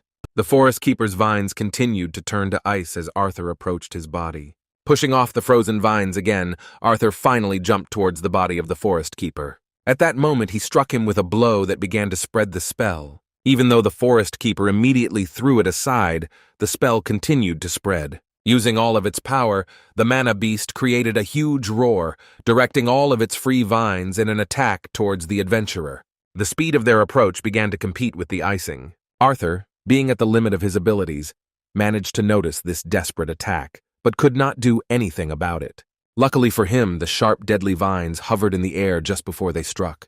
After that, Arthur stopped using the spell and the ice from his palms began to slowly slide down. The created absolute zero temperature, which he could withstand with his integration stage, completely immobilized the monster, freezing all the moisture in his body. After stopping the terrifying S-class mana beast, Arthur began to use the fire element. Along with it, he also added the deviant form, blue flames, and the deviant lightning element. By combining all these elements together, he achieved a terrifying power in the form of purple lightning that destroys everything in its path. His power, which he used with just his right hand, had such a terrifying pressure that everything around him began to collapse. Making a dash towards the body of the forest keeper, he destroyed it with one blow, turning it into small shards of ice. The spread of purple lightning began to pulverize the remaining vines that the S-rank mana beast was controlling. Using the last of his strength, he continued to destroy the frozen vines that could have become a real danger to his team. Having destroyed the remains of the monster, Arthur fell to his knees. He was seriously wounded, and from such a strain on his body, all the wounds began to bleed even more heavily. Breathing heavily, he looked up, feeling relieved that he had managed to defeat the monster and save the rest of the boys. His body could no longer hold up and he fell to the ground. At that moment, Arthur lost consciousness, finding himself in the midst of a zone of absolute zero temperature created by his ice spell. Meanwhile, in Xyrus, his parents had no idea what was going on. The caring father noticed that his daughter had fallen asleep during training. Alice wondered why, At 8 years old, Ellie managed to work on herself so hard that she simply fell asleep on the floor. After putting his daughter to bed, the father said in her defense that after Lilia woke up, Ellie began to train very hard to catch up with her. They hoped that this was her real reason, because in this she was eerily reminiscent of her father in his youth. Ray, who was happy to look at his sleeping daughter, was suddenly distracted by a bright glow. At that moment, their worst fears became reality, because the glow came from Alice's ring, which indicated that Arthur's mana level had dropped to a critical minimum, foreshadowing the death of her son. Seeing this, the parents were horrified, and Alice, in a trembling, shocked voice, began to say that this could not be true, and the ring must simply be broken and working with an error. After some time, Arthur finally opened his eyes. As soon as he regained consciousness, he clenched his teeth because of the terrible pain throughout his body. He could barely move his own body. It seemed to him that his legs were not obeying him. The excruciating pain from the severe injuries was what he faced as a return for using the power of Dragon Will integration. Due to multiple internal injuries, he began coughing up blood again. Through his heavy breathing, he suddenly heard someone say his adventurer name. He didn't know where they were, but he could barely make out Elijah, who said he was glad he was finally awake. As Elijah crawled closer to him, Arthur, in a weakened voice, uttered syllable by syllable that he needed to break the stone on his glove. Elijah didn't know what he meant, but he decided not to ask unnecessary questions to the seriously wounded captain of the team, who managed to save the survivors with his incredible self-sacrificing act. As soon as he picked up the stone and broke it with the pressure of his fingers, deviant magic began to emanate from it, accompanied by a quiet whisper. Within a moment, Arthur's entire body was filled with this deviant form of mana, and the healing process began. In addition to numerous burns all over his body, he almost lost the fingers of his left hand. They suffered from severe frostbite, and the ice had not melted since he used this power. Thanks to the spread of his mother's magic, even frostbitten fingers were able to recover to a milder form of damage. The internal bleeding stopped, and Arthur began to take deeper breaths of air. Having recovered his body a little, he remembered what happened before his battle. Arthur gritted his teeth in hatred at the one who had so vilely set up their entire team. Of course, at that moment, he was thinking about the disgusting Lucas, who had directed his magic at him and fled the battlefield, abandoning all his comrades to their fate. The vile offspring of a noble family not only set everyone up, but also stabbed him in the back, which is why he ended up in this state. He felt anger and hatred towards this bastard with his whole body. At that moment, he was filled with a desire for revenge. However, his anger was instantly dispelled by the realization that he was not the only one in such a deplorable state. Trying to find out how the others were, he began to pronounce the phrase in a weakened voice. A sharp pain interrupted his speech, and he fell to the ground again. Through teeth clenched in pain, Arthur asked Elijah where Jasmine was. Pointing his finger to the other side of the shelter, Elijah replied that it was there. She had suffered much more from Lucas's spell, and her body was not enhanced by mana. Elijah had a first aid kit with him, so he was able to treat her burns, but he was worried that she might still have internal injuries. Upon learning that Jasmine had also suffered at the hands of the traitor, Arthur angrily punched the surface, promising himself that he would make sure that Lucas was held accountable for his vile actions. Rising slightly from the ground, he asked Elijah to take the stone from his glove and use it to ease Jasmine's condition. Elijah nodded back at him in agreement. Taking the healing stone in his hands, he directed it at the wounded adventurer. As soon as the stone was destroyed, the mana that filled it began to be released and absorbed into Jasmine's body, causing her to feel increased pain. A moment later, she felt better and stopped grimacing in pain. Observing the effect of the deviant magic, Elijah said that her breathing had become much better. He thought she would be fine after a few hours of rest. Hearing these words, Arthur fell back on the pillow with relief. He was indescribably glad that he had the healing stones that his mother had made for him. In this state, he thought that he had not felt so terrible since he was 4 years old. The past began to make him nostalgic. He was glad that he had managed to escape death again. Sylvia, who continued to patrol the area around this dungeon, suddenly felt the mental connection with her father being restored. She was very happy that he had finally woken up. Turning to Arthur, she asked how he was feeling and if everything was okay with his body. Hearing that he was feeling quite well now, she said that she had listened to his words and stayed away. In fact, she even saw Lucas, who sneakily escaped from the dungeon, framing the captain and the rest of the team.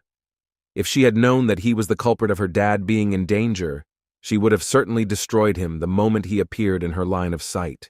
The caring father assured his daughter that they were safe now, saying she could focus on her training. When she replied that it was not that important, Arthur countered by saying that because of their connection, he was confident that she should continue in the same spirit.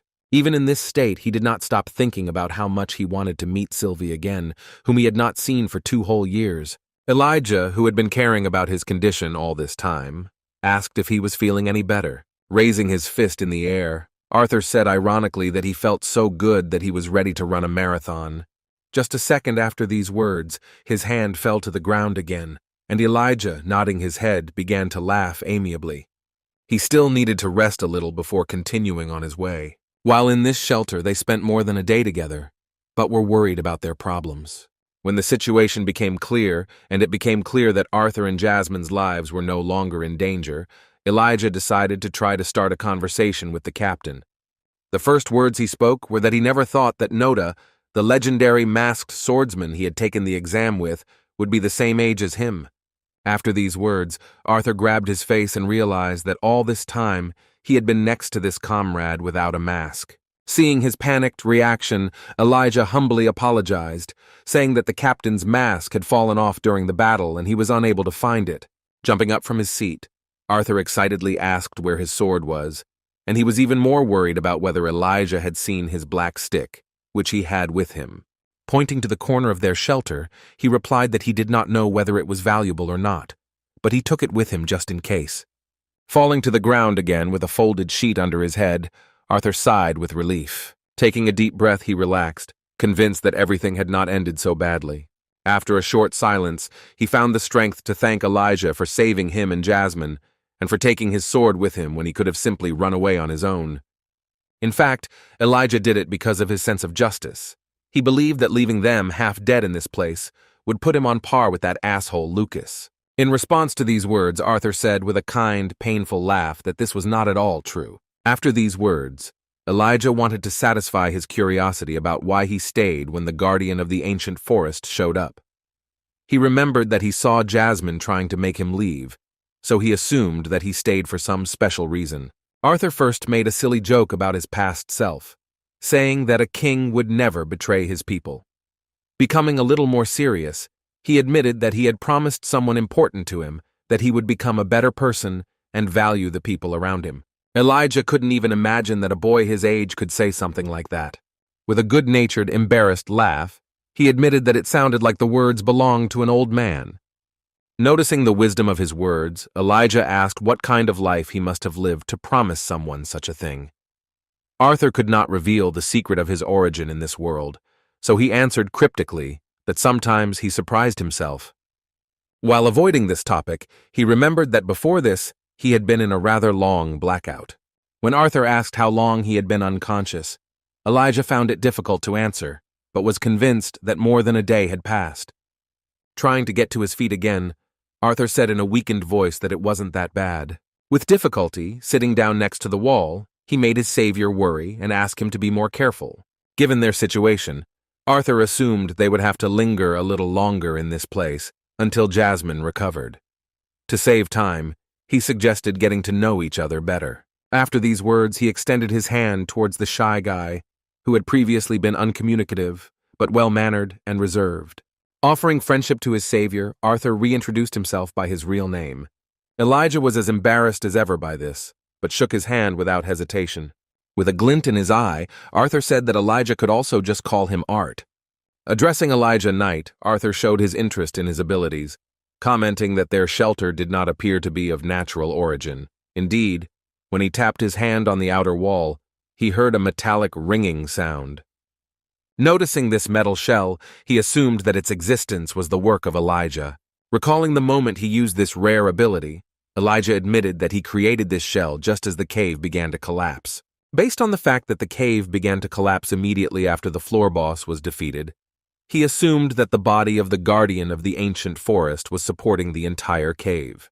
And yet, even after these words, it remained a mystery to Arthur how he had mastered it.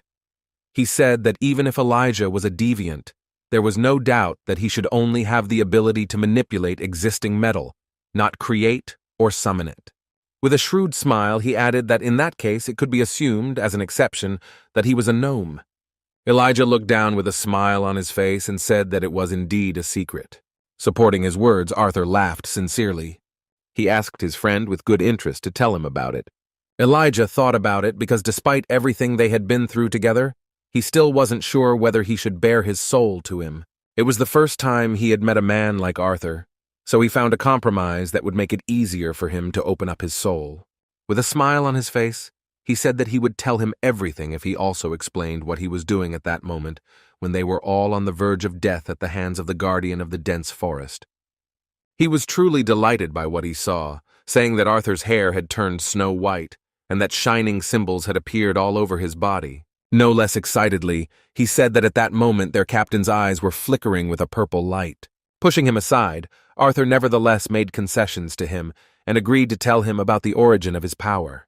Speaking about his abilities and his origins, Elijah began by saying that Arthur was right in one of his suspicions. Even though he grew up in the kingdom of Darv, he was still not sure where exactly he came from. He said Elder Radius had cared for him for as long as he could remember, but had always avoided talking about his parents. His only memories of the past came in painful and disconcerting flashes. Despite this, he lived quite normally, but everything changed the moment he reached the dark orange stage of the mana core. At that moment, a mysterious surge of energy occurred which even caused him to lose consciousness. When he woke up, for the first time in his life, he saw what had so interested Arthur. He then found himself surrounded by these black metal spikes, which were most likely some kind of deviant form of magic, so rare that according to records, it had never been encountered among the mages of the continent before. After what happened, Elder Radius told him that it was time to leave and begin exploring the rest of the Decathan continent, without even telling him the reason for such a sudden decision. It all happened so suddenly that Elijah still has a lot of questions, and it only gets harder for him because sometimes he has a strange feeling. Looking at his hand, which was shaking from the memories, he said that the strange feeling was like an itch that he couldn't get rid of. He guessed that it had something to do with his powers and where he really came from. Elijah's words really seemed like a mystery, and Arthur had no idea what the origin of this mysterious guy's power was, and he himself knew nothing about himself. The tense atmosphere of discussion of oddities was interrupted by Jasmine's loud snoring. She created a very awkward atmosphere with her sleep-talking, in which she explained to Arthur what kind of fish was worth catching and which would taste much better after being cooked over a fire.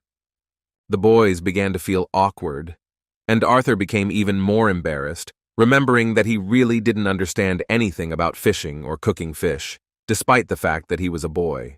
Observing this funny silence, Elijah began to laugh quietly, making this silence even more friendly. Breaking the silence, he apologized for his emotionality during the story, saying that he had not intended it to be an incomprehensible mystery. When Arthur asked him not to worry about it, Elijah decided to change the subject, asking what his story was and how it came to be that he became such an amazing warlock at the age of 11. As if nothing had happened, Arthur revealed secrets to him that even his family did not know. He reintroduced himself as an amplifier with an affinity for the 4 elements, who is also a deviant who wields lightning and ice. Shocked by this information, which sounded undeniably true coming from his captain, Elijah jumped up, suddenly hitting the back of his head on their metal shelter, causing a loud metallic ringing sound. Clutching his head, he was not so much worried about the sharp pain as he was afraid of going crazy from the sudden shocking information. Looking at Arthur, he said that he had previously thought that he was the odd one out, but now he was firm in his assumption that their team captain had won by a large margin. Then he remembered the marks all over Arthur's body, and also the changes in the color of his hair and eyes. Continuing to shock his interlocutor, Arthur, with an awkward, shy laugh and scratching his face, said that he was also a beast tamer, and what Elijah had seen before was the release of his beast will. As expected, Elijah was shocked to the depths of his soul by the words that an 11-year-old boy had mastered the will of the beast, which even the current kings of the 3 kingdoms did not possess. Upon learning Arthur's age, Elijah said that he was older than him, as he would be turning 12 in a few months. Considering how incredible his peer was, Elijah said that it was probably not something he should be proud of. After these words, he could hardly contain his laughter. Looking at Arthur, he realized that he was in the same situation.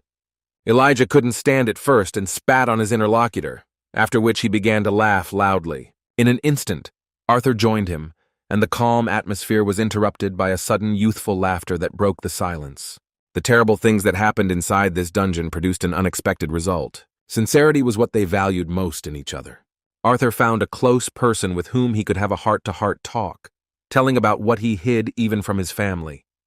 Even though quite a long time had passed since he had used the integration stage, he was still experiencing the effects of using the power. Seeing him in pain, Elijah worriedly asked if he was okay. Nodding his head, Arthur used another crystal to ease the pain in his internal organs. The bright light from the release of his mother's warm healing magic spread throughout the shelter. At that moment, Jasmine felt this power and woke up. Opening her eyes, she looked towards the flash and saw Arthur. Her reaction to the fact that he was alive was immediate. Without worrying about her own condition, she took off, pleasantly surprising the guys by finally regaining consciousness. When Arthur joyfully said that he was immensely glad that she had woken up, Jasmine threw herself at him with hugs.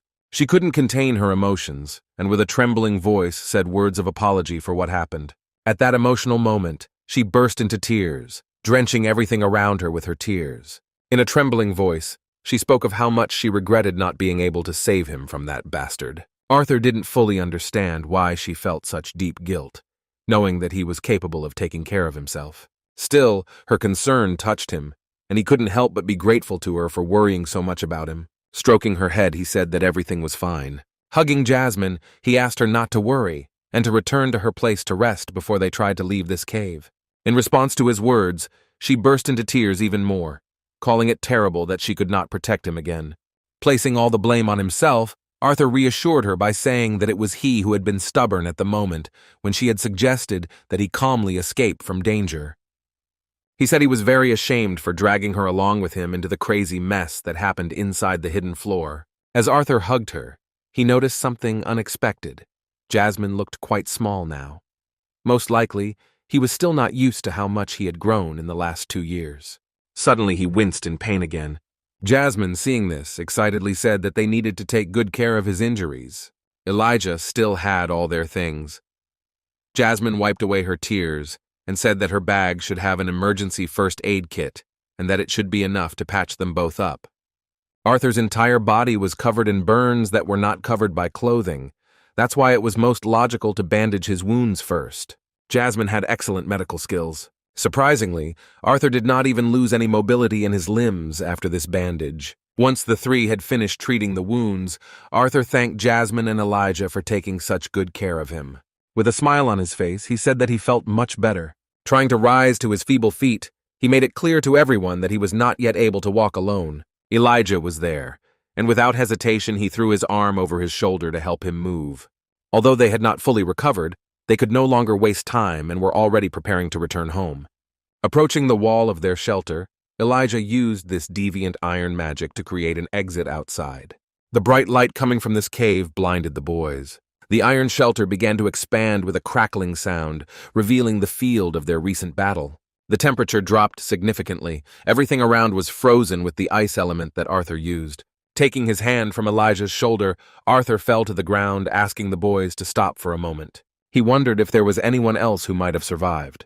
In response, Elijah sadly said that the guardian of the ancient forest had absorbed Reginald and Brauld even before the captain's fight with him began.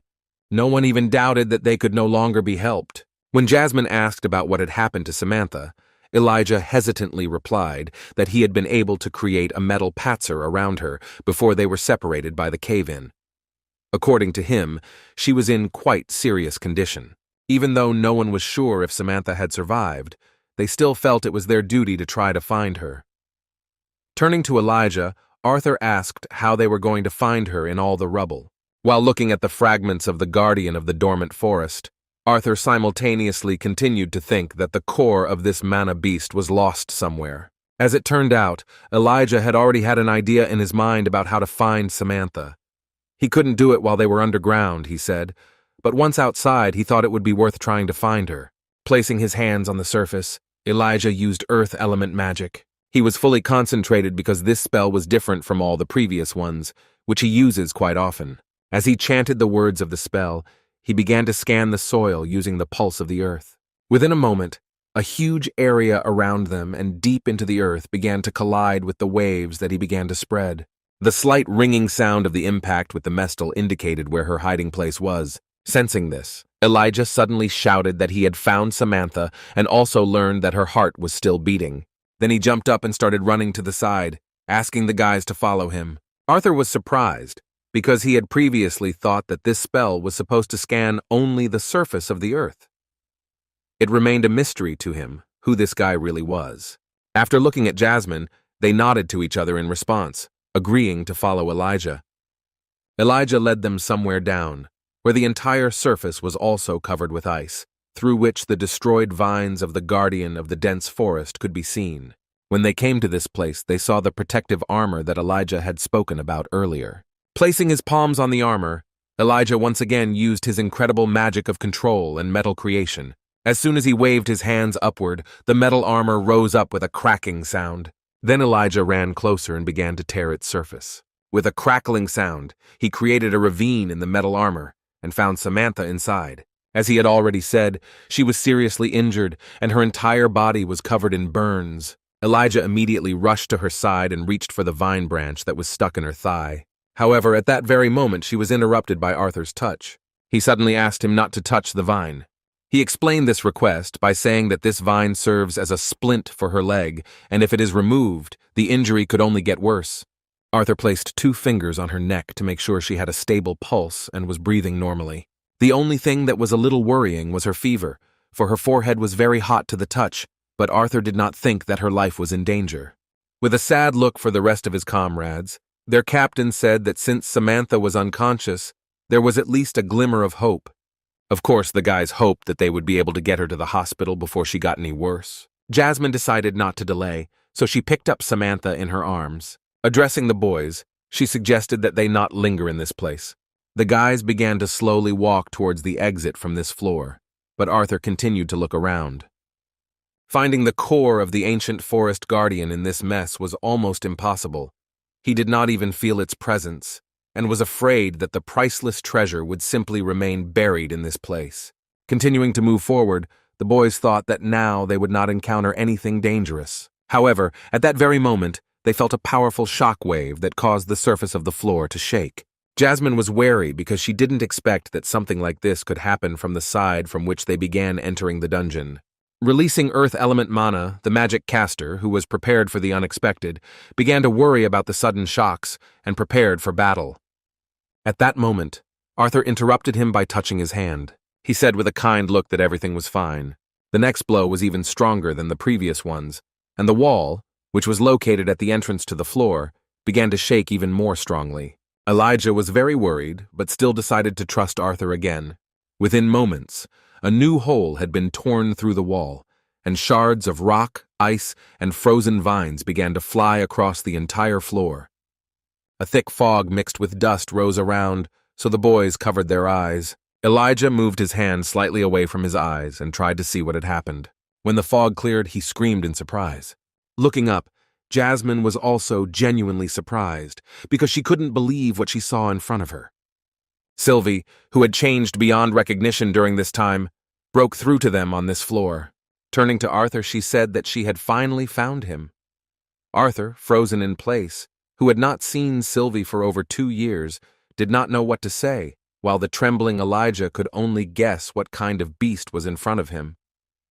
With a touching look, Arthur noticed that she had changed a lot. Looking at her torso, he said that she had gained a little weight and width.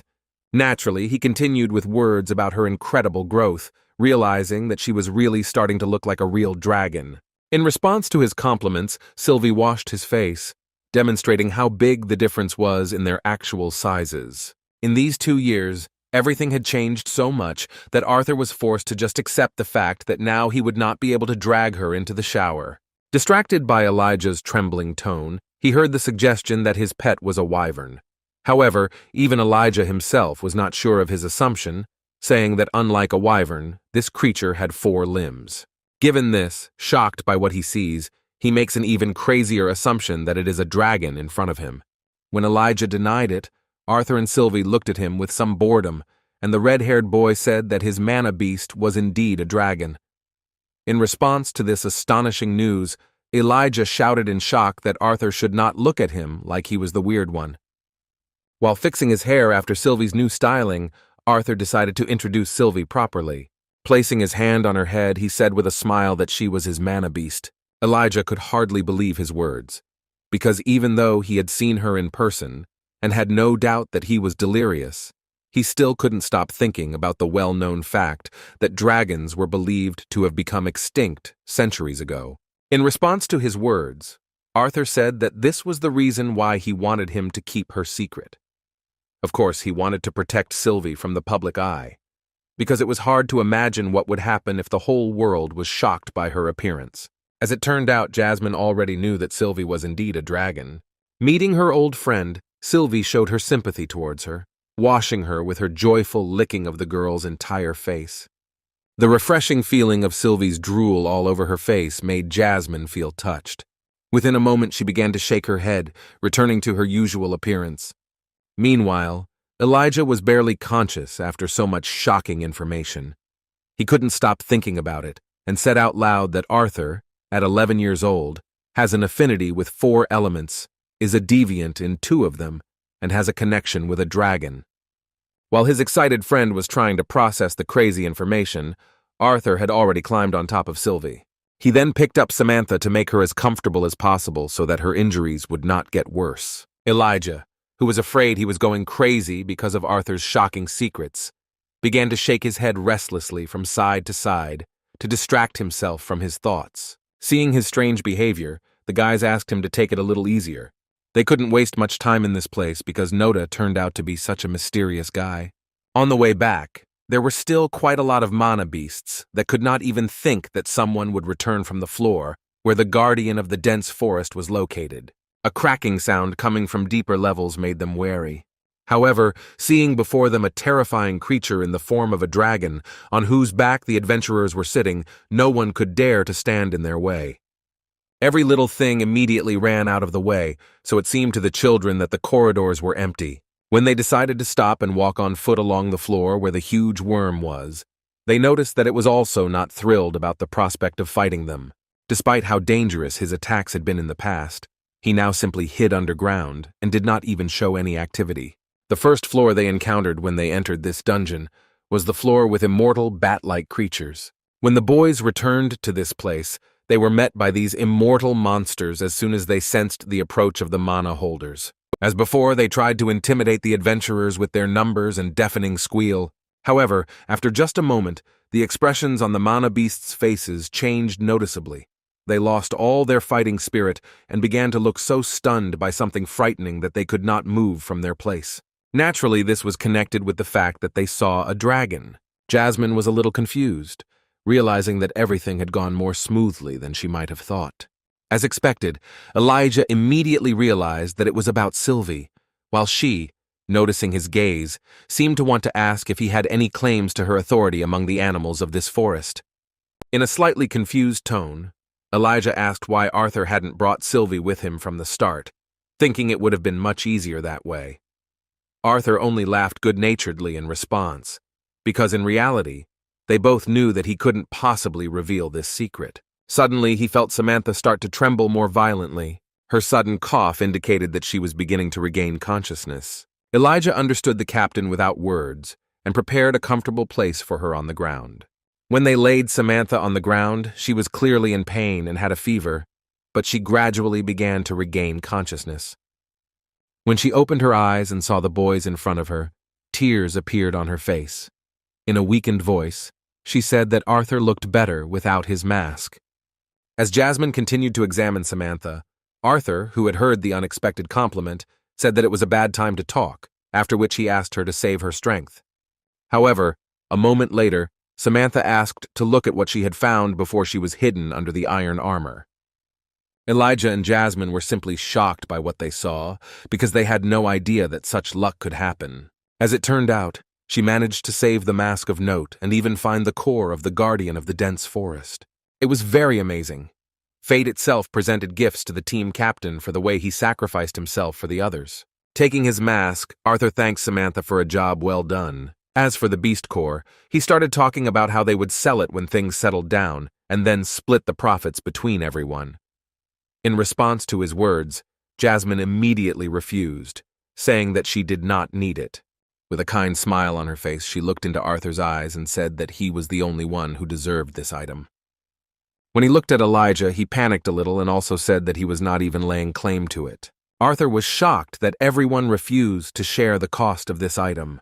It seemed to him that no one simply understood what a huge benefit they were about to miss out on.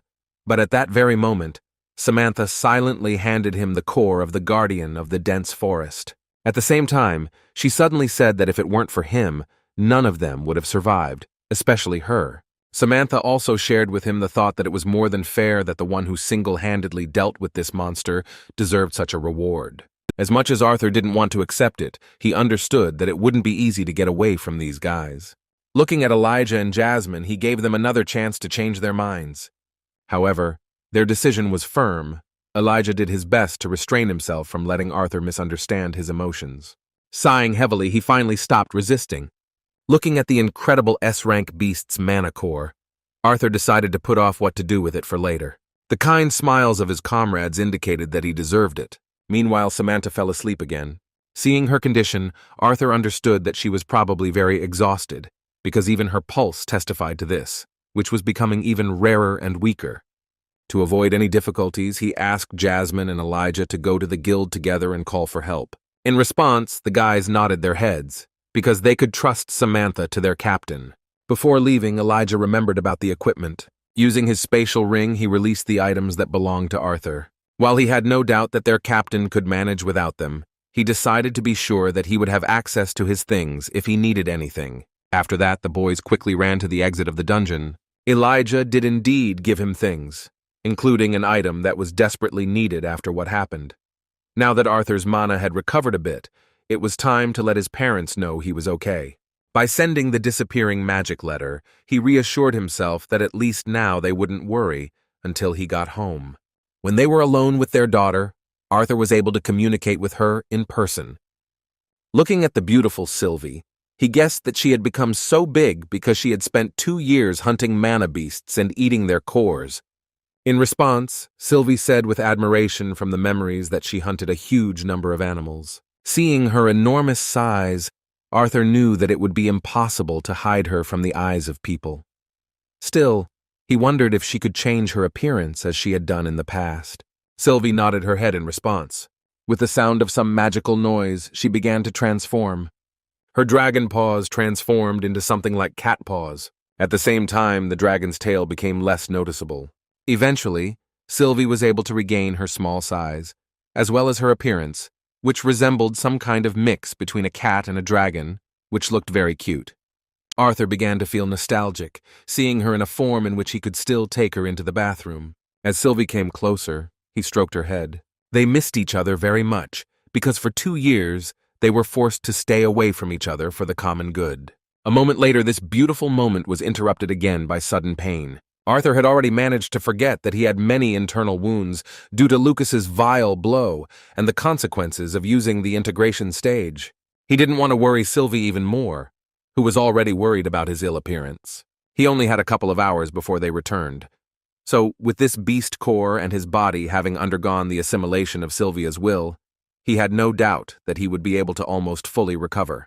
There was more than enough time for this, so Arthur decided not to overload himself with a large amount of mana in a short time. He continued to breathe calmly as he filled his body.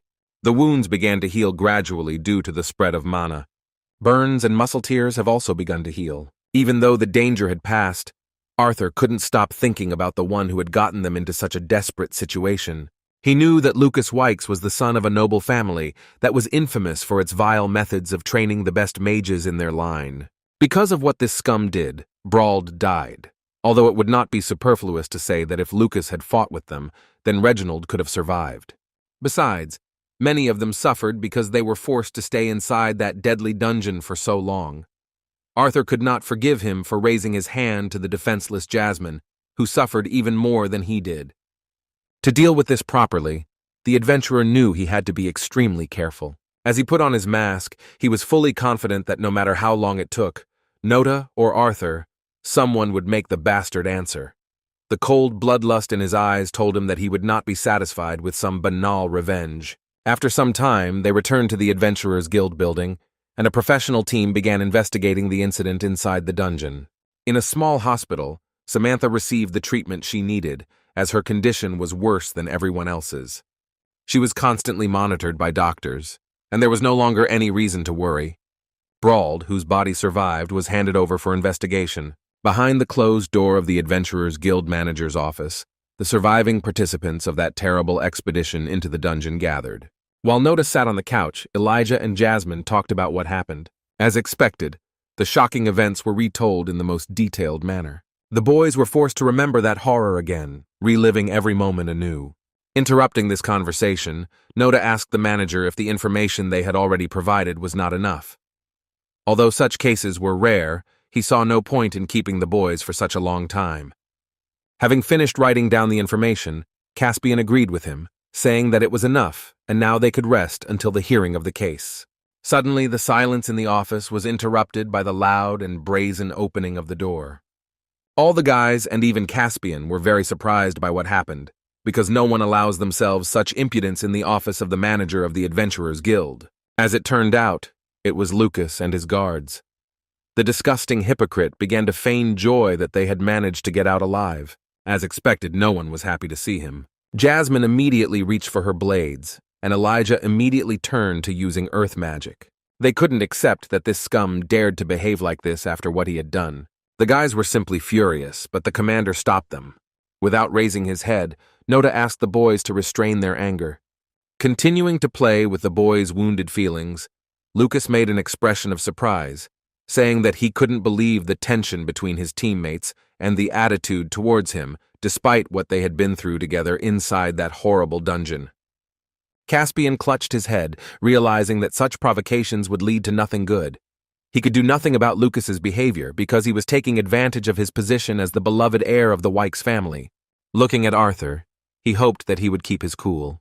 Arthur really didn't even raise his head, but only shook the dust off his pants, hoping that Lucas would stop being insolent and just leave.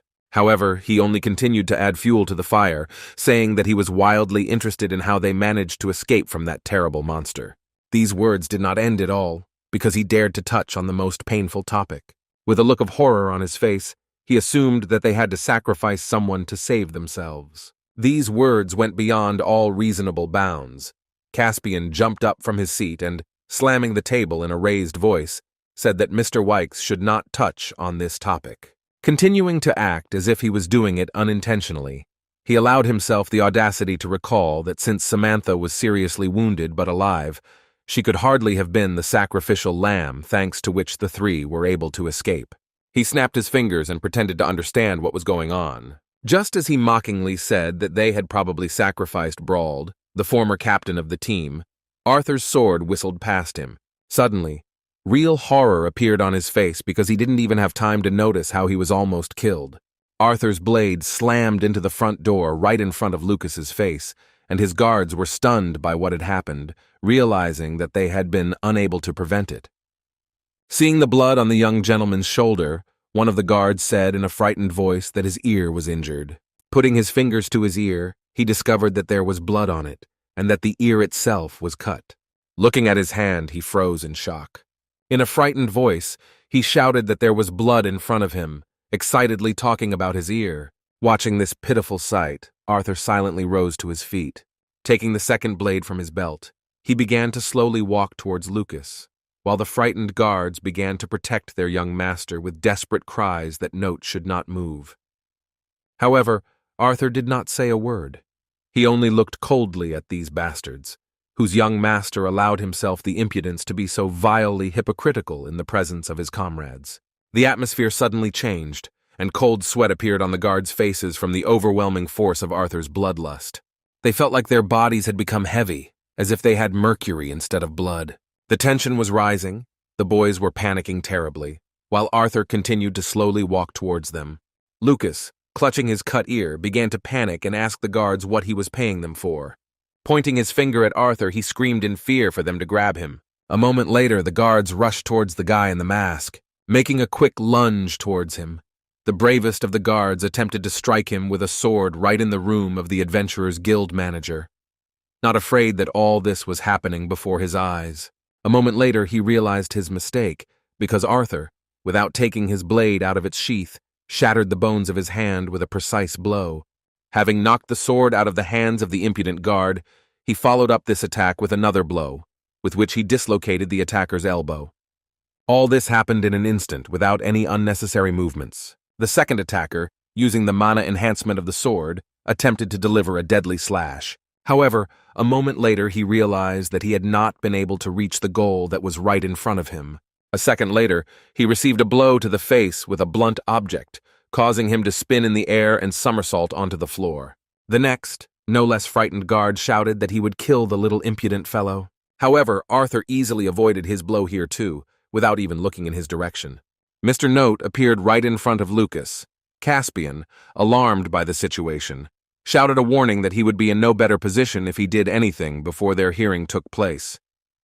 It seemed that Arthur could not be stopped. Standing at the door, trembling, Lucas could not even move, seeing the palm of a cold-blooded killer approaching him. However, when Lucas, scared to death, looked down and grabbed his head, Noda calmly apologized for his behavior and reached out to his blade, which was stuck in the door. Taking out his sword, he said that his sword had simply slipped from his hand and he wanted to put it back in place. Raising his tearful gaze, Lucas continued to tremble in fear, realizing that he had been mocked no worse than he had been. Caspian sighed heavily, realizing that in fact Mr. Note had not intended to make a stupid mistake, but had merely carried out a counter-provocation. Everything was under Arthur's control, no matter how much he wanted to destroy Lucas once and for all. Even while he was in the dungeon, he firmly decided for himself that his revenge would not be as banal as a simple murder on encounter. Breaking the dead silence, Caspian asked a stunned Lily to take Mr. Wykes to the infirmary to be patched up before the hearing began. Mrs. Lydia led the wounded guards and Lucas himself out of the room, while Arthur, turning to his friends, asked them to wait outside the room as well. After looking at each other again, Jasmine and Elijah decided to listen, realizing that Arthur was in control of the situation and was unlikely to do anything stupid while they were not around. Trusting their friend, they left the room silently. Having slammed the door from the inside, Arthur was left alone in the manager's office with Caspian.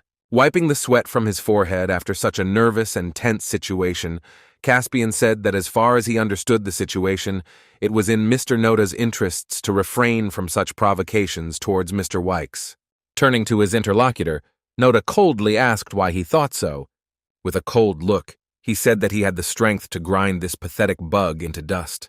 As he walked towards the meeting, he also noted that even if he did so, his identity would be unknown to his family. Although all these words were a provocation to see Caspian's reaction, the manager could not fully comprehend it, because what he knew about Note was not enough to know the limit of his madness.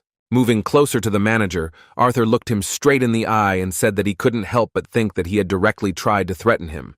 With a frightening, murderously cold look, he asked the manager if he really thought he was strong enough to protect the pathetic scum from his justice. Caspian was horrified at the sight of that look, realizing that he had never been like that before. He couldn't even imagine how many people and animals Noth had killed over the past 2 years to achieve such a piercing look. Caspian knew all the rumors about the mysterious swordsman and understood that they were no longer equals. Sighing heavily, he decided that it was worth avoiding a conflict with a man who was such a danger to the entire guild.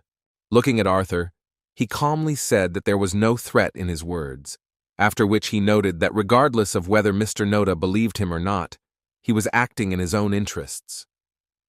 Adjusting his glasses, he decided to clarify that even if Mr. Noda was capable of killing Lucas, the Wykes family would not remain idle just because his identity was unknown.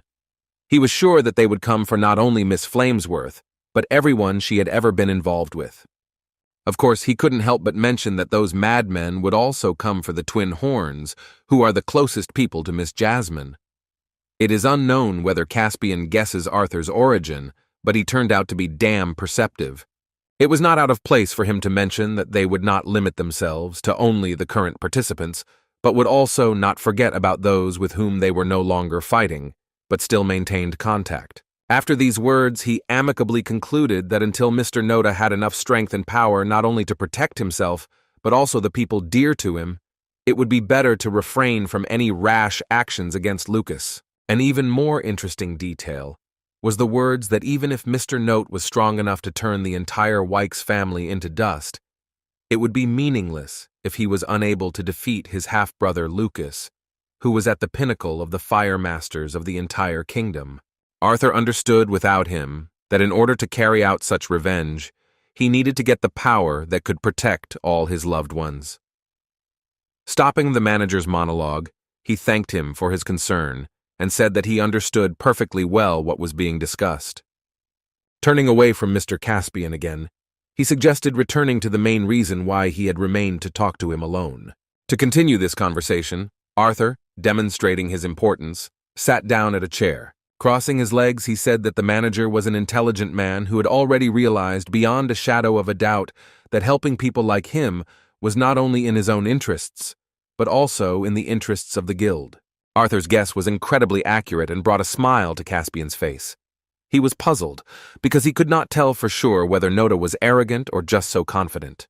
Adjusting his glasses, he decided not to play guessing games and just follow the path that the mysterious adventurer, who possessed a piercing mind and truly terrifying power, the potential of which had not yet been revealed, had prepared for him.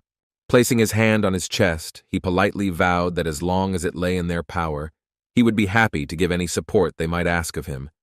Sitting in the guild manager's seat, the impudent youth thanked him for his good choice, after which he spoke about what would be required from the guild for his undertaking. After talking with the manager, Arthur went out into the corridor where his friends were waiting for him. At this point, Elijah began to emotionally talk about how he was scared by Arthur's actions, because at that moment he thought that he was really going to kill Lucas. Shaking his head to the sides, Arthur, sighing heavily, replied that despite his desire, now was not the right time for this. When Elijah excitedly asked if he was really going to kill that vile bastard, Arthur just slapped him on the shoulder and changed the subject. He said he was starving, so he should have a snack before the hearing. He also wanted to meet Sylvia, who had been bored waiting outside all this time. After that, he silently walked forward while the boys stared at his back. They didn't know what Arthur was planning, but they could trust him completely, knowing how reasonable and thoughtful he was, despite his age. After a snack, everyone went to the Adventurers Guild courtroom where the hearing had already begun. The defendants rose to their seats to appear before the court. Arthur and Lucas stood on separate podiums directly in front of the judges, who had already been familiarized with the materials of the case. All representatives of the court began to take their seats. Lucas was the defendant, while Noda represented the victims. 5 judges looked at the participants in the conflict. In the middle stood an older man, a gray-haired, reasonable man who knew such situations like no one else, because he himself had fought for a long time as an experienced adventurer. On behalf of the Adventurers Guild and the judges present in the courtroom, the old man stated that after reviewing the case materials, it was decided to find the spellcaster, Lucas Wykes, guilty. The judges found him guilty of sabotage and endangering the lives of the rest of the party, while exploring a particularly dangerous dungeon. They unanimously decided to sentence him to be stripped of his A-rank adventurer title. In response to the judge's words, Lucas responded with a sly grin, believing that his plan had succeeded and he had walked away with virtually no serious punishment. However, the judge continued the accusation, and another measure to prevent such things from happening in the future was a ban on Lucas from returning to the activities of an adventurer until the guild changed its decision. As soon as the chief judge of the Adventurers Guild announced his verdict, his assistant slammed his gavel on the table, thus announcing the end of the trial. Mr. Wykes was called upon to surrender his adventurer's card. The defendant made no objection and went to meet them. Arthur's guesses were correct. As was to be proved, Lucas only got off with a slight fright, although under normal circumstances he would have definitely ended up in prison. The next words of the chief judge concerned the Noda amplifier. There was a brief silence in the room as the judges looked at the very man who could single-handedly defeat an S-class mana beast. The guy's unheard-of level of strength made the boys look at him with real respect. The Chief Justice could not help but mention that given his obvious hostility towards Lucas Wykes, and possibly the entire Wykes family, as well as his aggressive actions against the defendant, they were forced to announce additional security measures. While Lucas nervously bit his fingers in conjecture, Arthur was ready for any decision the judge made. The judges looked over their shoulders, nodding to each other that their decision was not subject to discussion and was unanimous. In the name of the Adventurers Guild and the Board of Judges, Mr. Note has been sentenced to be banned from the city of Xyrus for the duration of Lucas Wykes' education at the Xyrus Academy. After these words, the judge's gavel struck the table for the second time. It seemed like the trial was already over, and Lucas had really gotten off so lightly that it seemed like there was no point to it all. Despite the unsatisfactory result, Arthur's mask hid a satisfied smile. Before the trial was due to end, Noda shouted out his protest against the decision. Putting his hand on his heart, he shouted that he sincerely did not understand why he should be punished for an act of justice towards Lucas, who betrayed them in the dungeon, creating a situation dangerous for the entire team. However, even though Lucas knew full well that 2 high-class adventurers had died because of him, he remained just as confident and arrogant, looking at Arthur with a disgusting grin. As expected, the judge responded sharply that it was not up for discussion. The old man, looking at the second defendant, said that they were well aware of the circumstances, and therefore decided not to revoke his license. As Lucas smiled smugly, anticipating the downfall of his enemy, who threatened him with death, the judge spoke the last words in this court. He shocked the repulsive youth by telling him that Mr. Note would be allowed to continue his career as an adventurer as long as he did not come near Mr. Wykes or his family. Immediately after these words, the enraged Lucas allowed himself the audacity to shout that this could not yet be the end of the trial, because he had not heard anything regarding the disclosure of the identity of the person threatening his life. Pointing a disrespectful finger at Arthur right in the courtroom, he panicked and shouted that Noda could easily take off his mask, slip into the city, and be able to harm him or his family. Lucas was damn right, but Madam Judge responded that Mr. Noda's identity would be revealed immediately after this sentencing was completed. To keep things quiet, they were not going to notify the Wykes family of Mr. Noda's identity or affiliation. In addition, she said, specially selected guild mages would be monitoring the whereabouts of the second defendant, regardless of whether he was wearing a mask or not.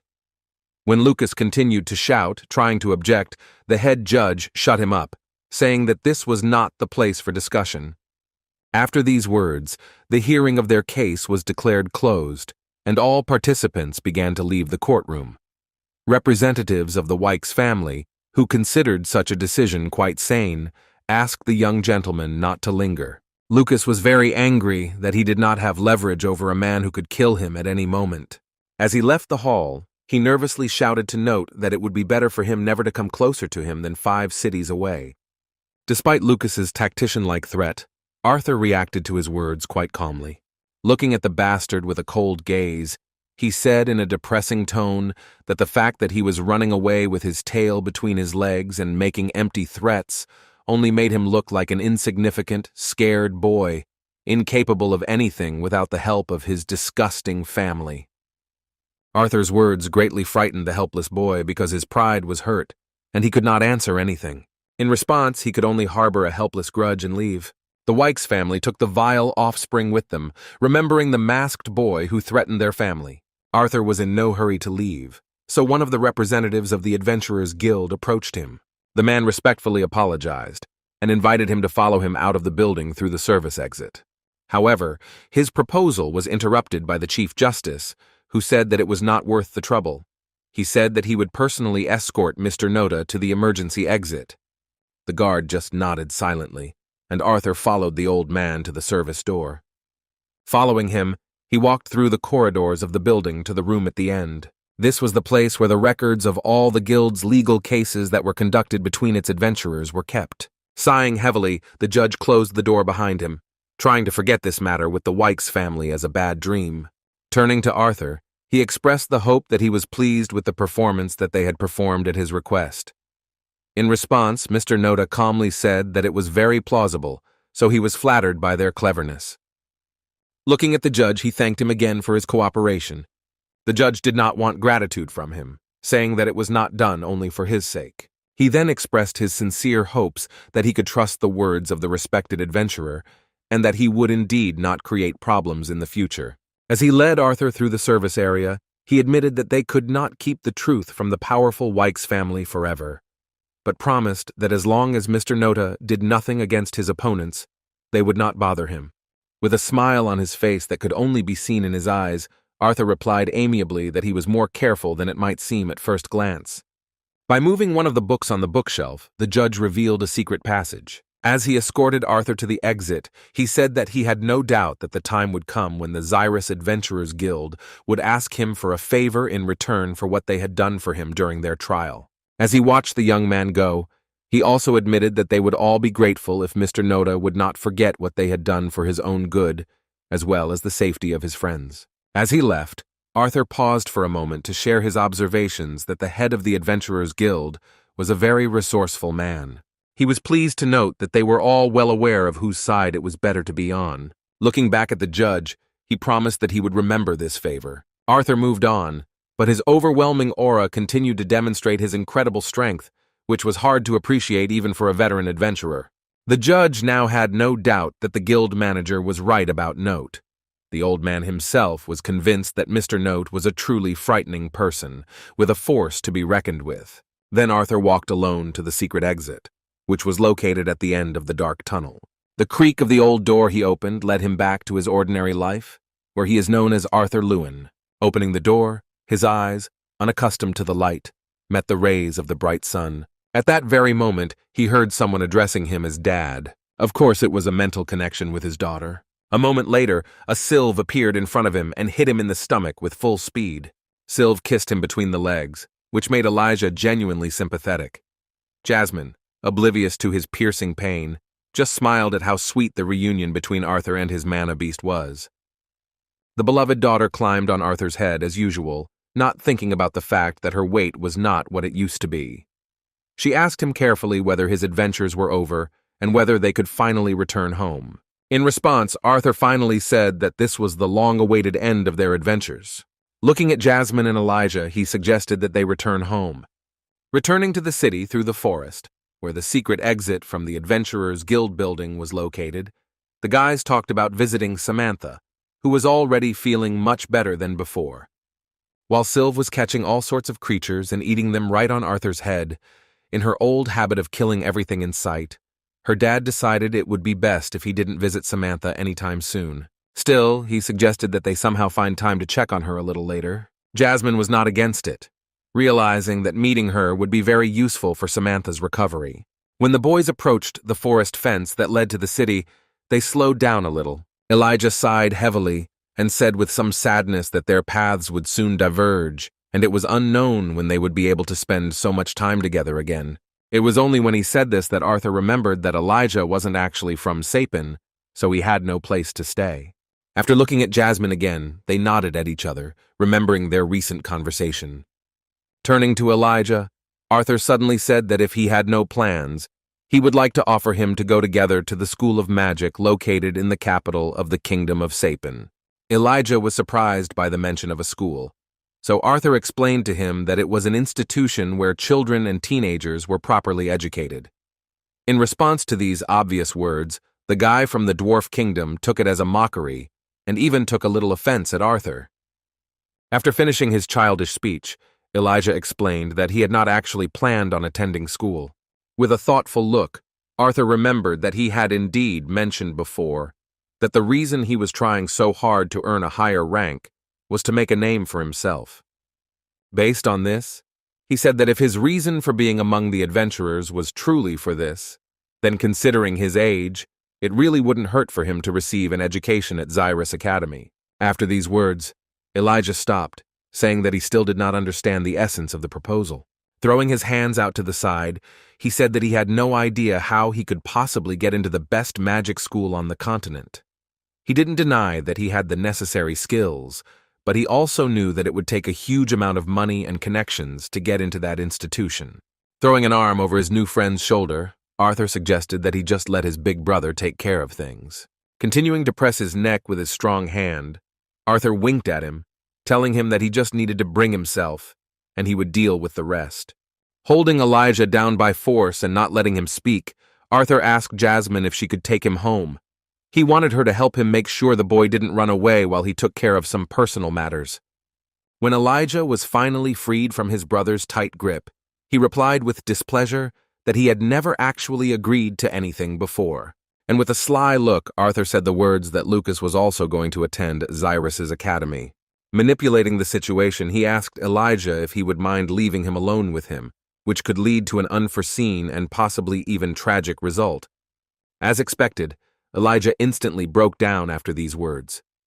Nervously walking towards the exit of the forest, he began to talk to himself, discussing what classes he would have to attend during his studies at the Magic Academy. As he left, Elijah addressed Note again, but by his real name. Trying to hide his emotions, he thanked him shyly without turning around for everything he had done for him. Arthur himself was glad to hear this, because this strange but sincere guy became a real friend to him. When the boys left, he felt a presence nearby. Arthur looked around because the one with whom he was supposed to settle the final details had arrived. In a calm tone, he suggested that they show themselves. It turned out to be the manager of the Adventurers Guild. Caspian emerged from behind a tree, saying that he was glad Arthur had taken the precaution of sending the other two ahead. Looking off into the distance, Arthur thanked him for arranging for the judge to play according to his devious little plan. He supposed it was unlikely that Lucas would suspect anything was wrong any time soon. In response, Caspian sighed heavily and said that he was simply glad it had been resolved without deaths. With a cold look, Arthur said that he should not forget that real people had already died and it happened inside the dungeon. Caspian was a little taken aback by the sudden, harsh remark directed at him, so he apologized, admitting his own mistake in his words. To avoid accentuating the atmosphere on this misunderstanding, he coughed into his fist and clarified that it was not his plan to start a fight anyway. He said he just wanted to see Mr. Noda off and leave him a small parting gift. After these words, he threw the mysterious bag towards Arthur. When Arthur opened the bag, he was dazzled by the huge amount of gold coins. Looking up at Caspian, who was already slowly returning to the Adventurers Guild, Arthur asked why this was done. As he left, Caspian briefly explained that this was so that Mr. Note could take additional precautions. As for precautions, Arthur knew he had to get rid of his old sword. He didn't have to worry about the Ballad of the Dawn. It wouldn't be a problem as long as he didn't show its blade during the campaign. The only potential problem was that Lucas had seen Sylvie's appearance. However, at the same moment that Arthur thought this, Sylvie suddenly changed her appearance, and now she looked more like a cute white fox. Gently touching Arthur's face, she asked if these changes were enough. Arthur was surprised by her ability, so he asked in surprise how many forms she could take. In response, Sylvie lazily replied that she had no idea, after which, saying that she was very tired, she went to sleep right in her dad's arms. Sylvie's unique abilities allowed them to change their personalities without any hindrance. Now Arthur had no doubt that there were some privileges in having a connection with a dragon. Before returning home, Arthur went to the local market. This place on the outskirts of the city is usually where adventurers shop, so Arthur made sure no one recognized him. Having hidden his mask, he changed his hairstyle slightly and acquired several new items of clothing. With his hair covering his left eye, he looked like some kind of homeless emo boy, so Arthur had no doubt that it would work. Luckily, Sylvie was still fast asleep and did not see the horror that her beloved dad had become. His next stop was an artifact shop where he was greeted by a shop assistant cleaning the display cases at the entrance. Seeing an 11-year-old boy in front of him, he was a little upset, thinking that this was not a potential customer, so he assumed that he was lost. In response, Arthur said that his father had sent him on an errand to buy a spatial ring large enough to fit on his thumb. The salesman awkwardly scratched his neck and addressed Arthur, calling him boy, saying that even though the spatial rings were indeed small in size, they were indeed expensive, and his father should have known that this purchase was quite serious. Apologizing for his behavior, Arthur reached into the backpack from which Sylvie's snores were coming. When he showed the shopkeeper the bag of gold, asking if it was enough, the white-haired man's jaw literally dropped in surprise. As they left the shop, they exchanged expressions. The shopkeeper was pleasantly surprised by the little customer's purchasing power, while Arthur was horrified, unable to believe that he had to spend most of his gold to buy a ring that barely contained a sword and a cannonball. Returning to Cyrus, he still decided not to be sad about it, because at least his adventures were over, and all worries were left behind. In addition, Thanks to his journey as an adventurer, he finished preparations for normal school life, including acquiring a ring. The capital of the Kingdom of Sapin, as always, greeted him with a pleasant sunset and noisy streets. Arthur decided not to play around with returning home on foot, so he immediately rented a carriage from the teleportation gate and directly to Helstia's mansion. Fortunately, there was enough gold left to travel this way for another year. With the creaking of old wheels, he drove home to meet his family. While in the carriage, he looked sadly at the mask of Mr. Note, which was an integral part of his life. Almost 2 years had passed since he first put on this mask, which made him a completely different person, not limited by the age of an ordinary young man. A cool evening breeze blew through the window into his carriage. Looking out the window, Arthur felt a little sad that his peaceful time in Jasmine's company had already come to an end.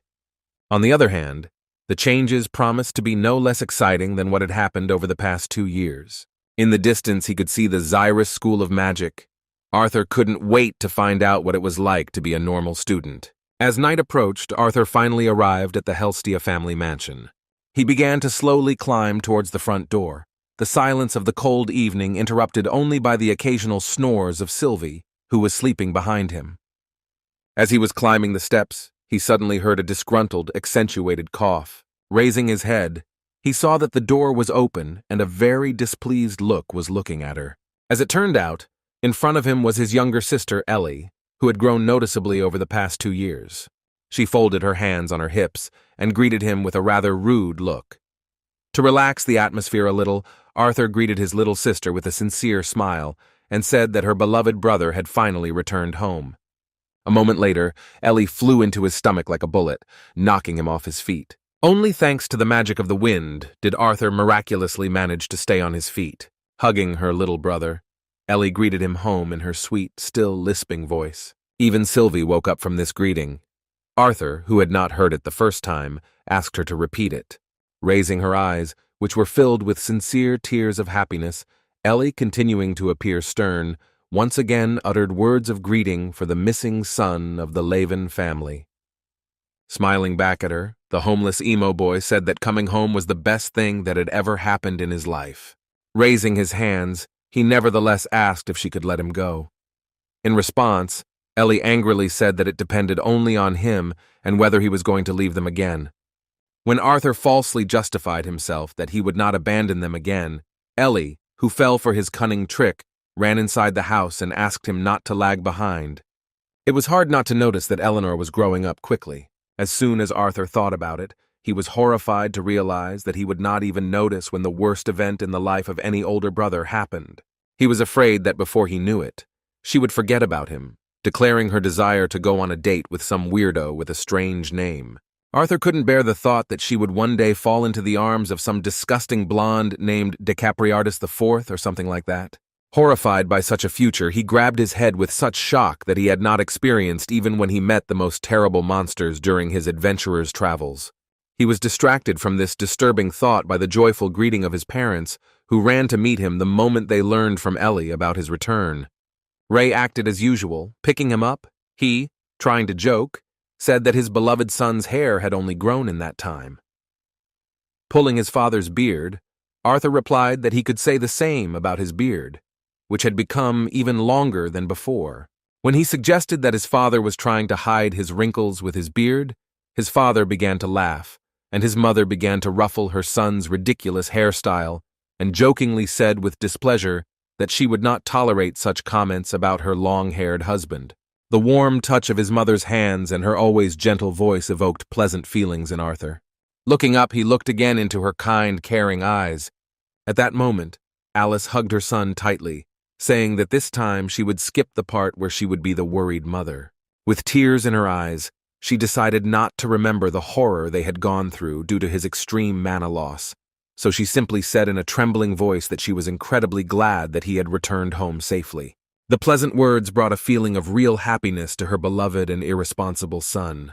In response, Arthur thanked her for her concern and apologized for always making her worry.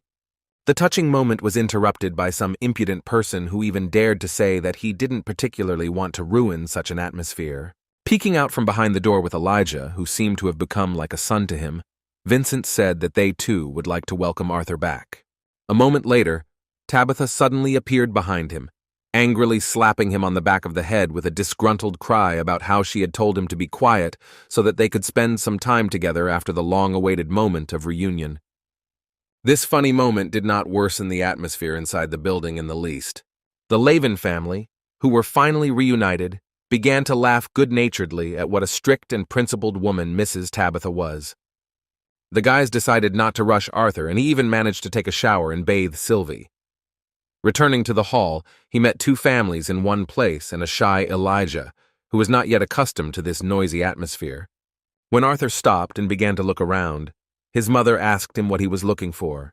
In response, he said that he expected to see a couple more faces here. Understanding what he was talking about, Elijah held out a small letter towards him that Jasmine had left before she left on a mission with the guys from the Twin Horns team.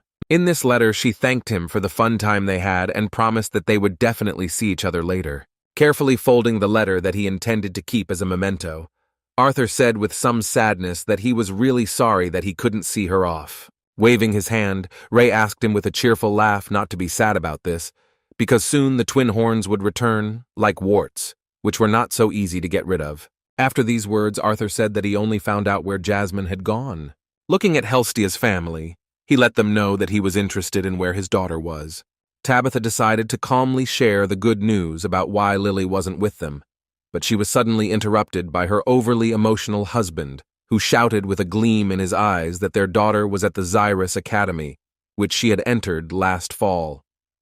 A moment later, Tabitha, who was very angry at her husband for interrupting her solemn story, grabbed her overly emotional husband by the hair and made him scream in pain. Arthur reacted to this news with genuine joy, seeing that the dream of such a close and caring family had finally come true. With a kind look, Tabitha said it was all thanks to him. She promised that the Helstia family would be forever in his debt for what he had done for their daughter. Sitting down on the sofa, Vincent continued to emotionally talk about how his wife's words were pure truth, because they could not even imagine that after several generations, a magician would finally appear in the Helstia family.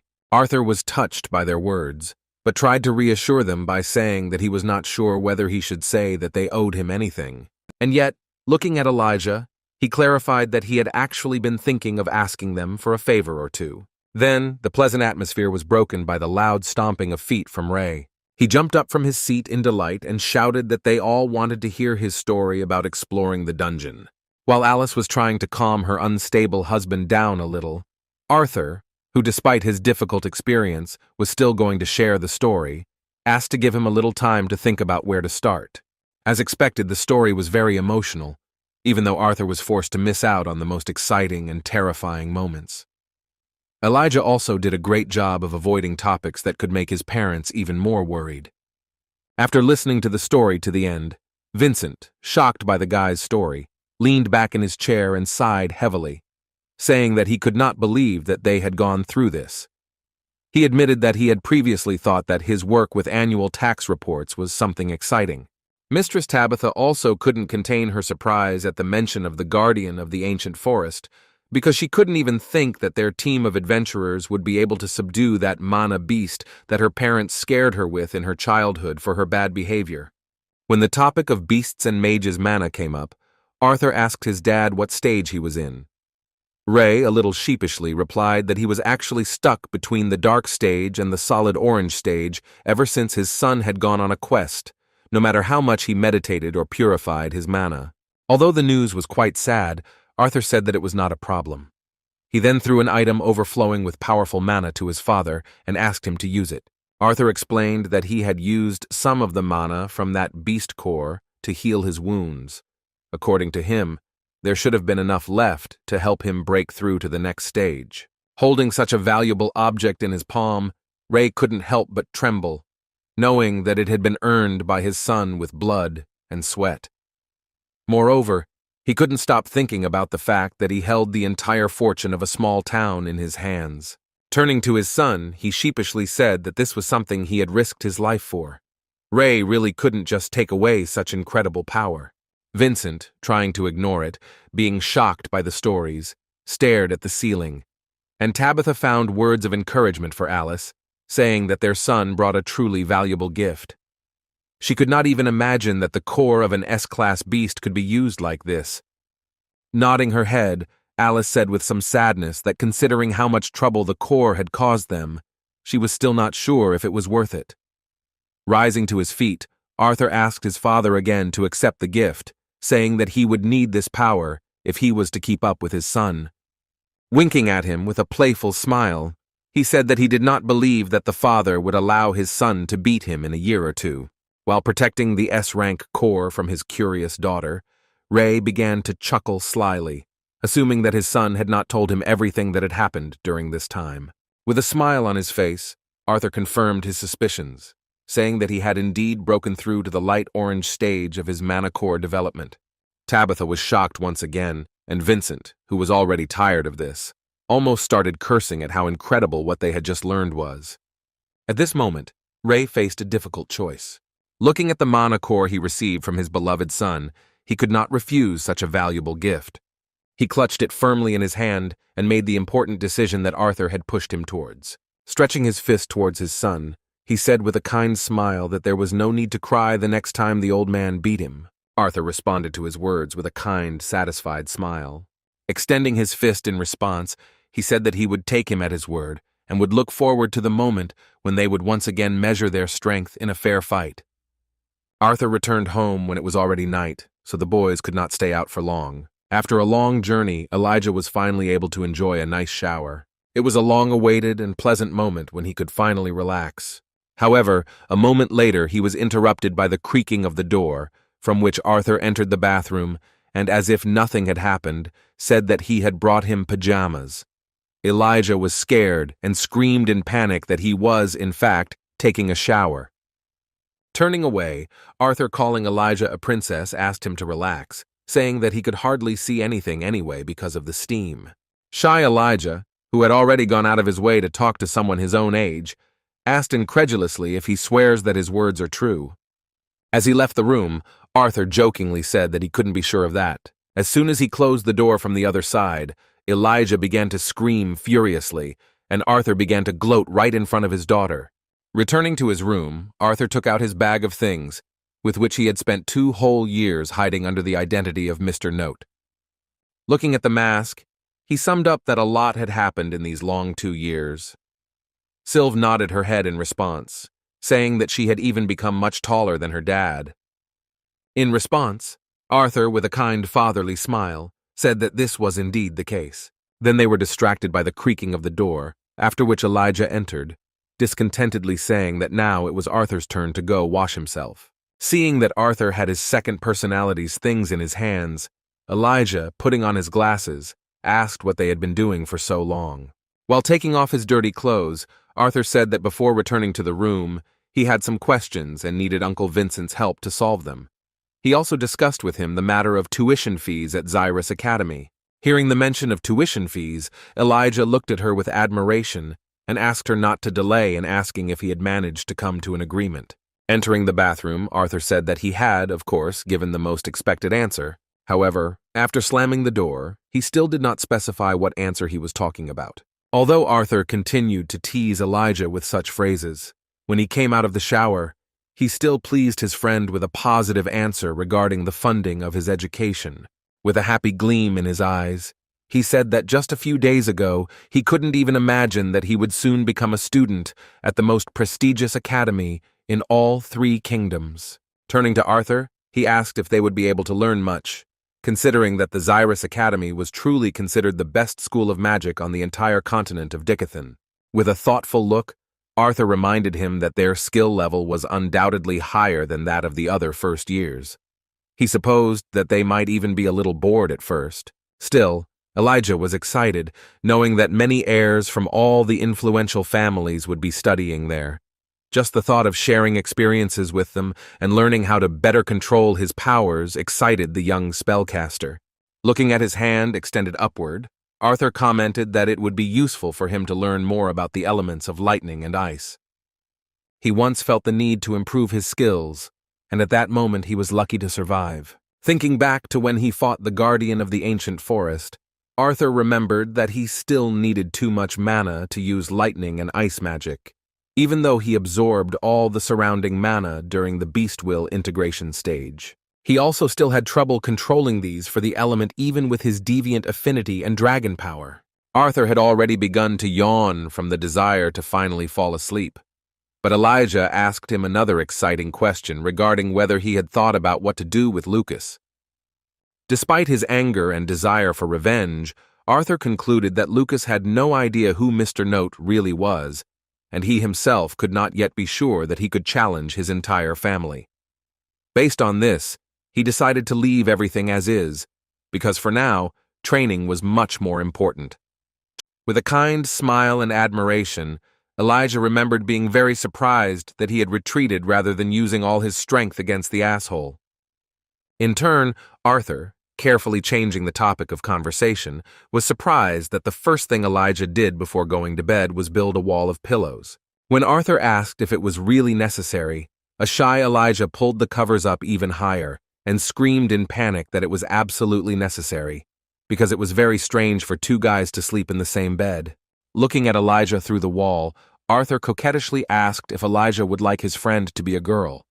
The awkward moment was interrupted when Elijah simply couldn't take it anymore and threw one of the pillows that made up the impenetrable wall in his friend's face. Falling on his back, Arthur began to laugh cheerfully and carefree because of his new friend's shyness. At that moment, he was interrupted by Elijah, who shyly peered through the wall of pillows and hesitantly touched on the topic of girls, asking if he would be able to find a girlfriend at Xyrus Academy. Arthur was taken aback by the suddenness of the question, so he replied that for a guy who looked so serious, he was strangely suddenly worried about the most ordinary things. Yawning before a long-awaited sleep, he asked his friend not to worry, saying that he was sure that he would meet a pretty black-haired girl with glasses, and then they would get married and have children with the same black hair and glasses. Elijah was surprised because he thought Arthur thought that children were born with glasses or something.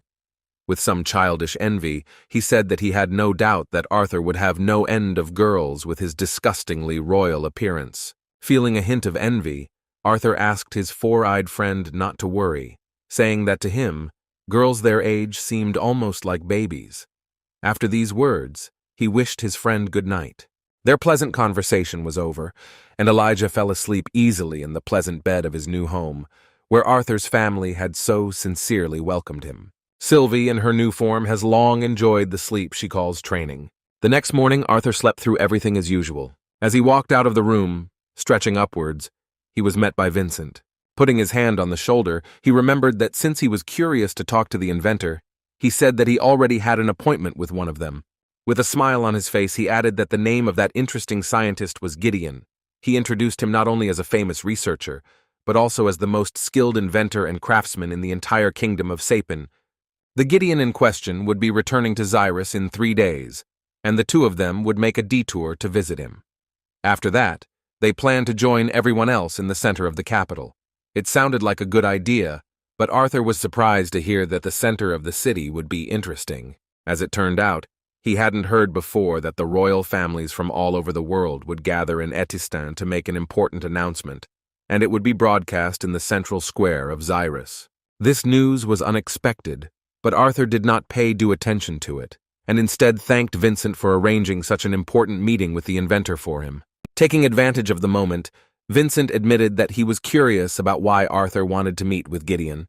In response, Gideon said that he wasn't sure that Arthur specifically needed anything. As it turned out, he just wanted to discuss an idea. He could not admit that through this meeting he wanted to use his knowledge from his past life. The boy's words seemed like a mystery. Vincent couldn't even guess what the talented young magician and brilliant inventor might be talking about. At this point, they were interrupted by Ray's cheerful greeting.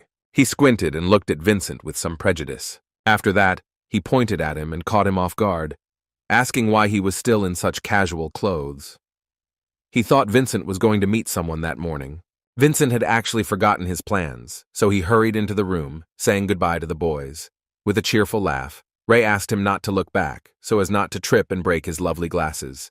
The son and father were left alone, and Arthur, giving Ray a friendly punch in the stomach, asked how his training was going. With a cheerful laugh, he proudly replied that he had officially made it to the solid orange stage. When the conversation turned to training, he remembered an interesting detail. Holding the core out towards Arthur, he said that for some reason, even after he had absorbed everything from the core, it did not crumble and retained its original shape. After handing the core over to his son, he asked him to have a good rest and enjoy himself while he went away to complete his preparations before leaving. He couldn't stop admiring his son, whom he hadn't seen for 2 whole years. Before leaving to finish his business, Ray clapped his son on the shoulder. After this gesture, he thanked him with a sincere smile for giving him a chance to break through to a new level. They said goodbye until they met for dinner. On the way outside, Arthur wondered why the core had managed to survive even after it had exhausted all of its mana. This made him think, so he went outside to avoid being distracted. In fact, it was the first time he had held such an object in his hands, so he could not even guess why it continued to retain its original shape.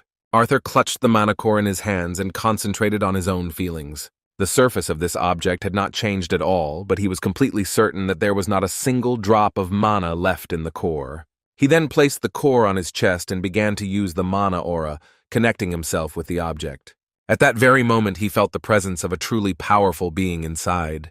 The realization of why the core had not yet collapsed simply shocked Arthur. As it turned out, the will of an S-rank mana beast was preserved inside.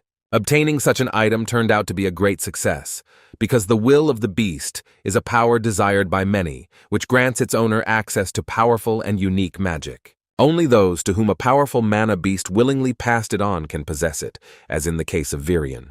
On the other hand, it is still possible to obtain such power in another, more difficult way, when the will is preserved within the core of the slain beast. With an anticipatory smile, Arthur wondered what would happen if he had 2 whole wills of the beast inside him. He didn't know if this was possible, so he decided to use the only available method to clarify the situation.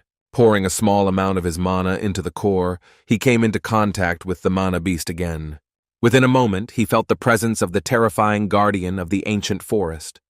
As expected, this monster was hostile towards Arthur. While in contact with this creature, Arthur felt the approach of its power, which was going to harm him. Just as the flow of restored mana from this beast began to approach Arthur, a barrier suddenly appeared in front of him. He didn't create this barrier, but it appeared exactly at the moment when the will of the beast from the core tried to make contact. Feeling the power that Arthur possessed, the keeper of the ancient forest was horrified. The will of the dragon, the most powerful of magical creatures, protected Arthur from the S-rank mana beast. With a loud growl, Sylvie's silhouette demonstrated that this was her territory. In just a moment, the dragon's will rushed to attack the keeper of the ancient forest, who froze in horror. At the last moment, before losing the will of the beast inside the core, Arthur managed to stop. Luckily, he managed to throw the cannonball to the ground, keeping the power inside. It was close. Goosebumps ran all over Arthur's body. If he had hesitated even for a second longer, the will of the guardian of the ancient forest would have been destroyed by the will of the dragon. As he picked up the core of the slain mana beast from the ground, he asked himself another question. He couldn't absorb the second will, but he couldn't understand why his father, who wasn't a beast tamer, couldn't sense the guardian of the ancient forest inside this core. A moment later, he remembered Virion's words that the elements that the beast and the mage possessed must be compatible. With a smile on his face, he decided that if this was the real reason for his father's failure, then there was no doubt who would benefit from this will. Of course, he started thinking about the princess of the Elven Kingdom again. Arthur even felt a little sad, wanting to know what she was doing at this moment. The next few days flew by quickly and productively. Even with his training, Arthur tried to spend more time with his family every day and live like a normal teenager. Like any ordinary teenager, he beat up his friend from the Dwarf Kingdom right in front of his father. Family dinners were as fun and carefree as ever. However, this could not last long, because the time had come for his meeting with Gideon, as well as for one of the most significant events in several centuries. Like every morning, Arthur could not wake up for a long time. Opening the door to this sleepyhead's room, his caring younger sister conveyed to him the words that it was time to go downstairs and have breakfast. Expecting Arthur to simply be lying in bed, Ellie suddenly heard his sleepy ramblings. Looking at the bed, she was surprised to see the following picture, where Arthur had thrown his legs over the sleeping Elijah, and Sylvie was sleeping right on his head. Walking slowly towards the bed, Ellie spoke in a menacingly calm tone as her mother told her that they should all prepare for this announcement in the main square of the city.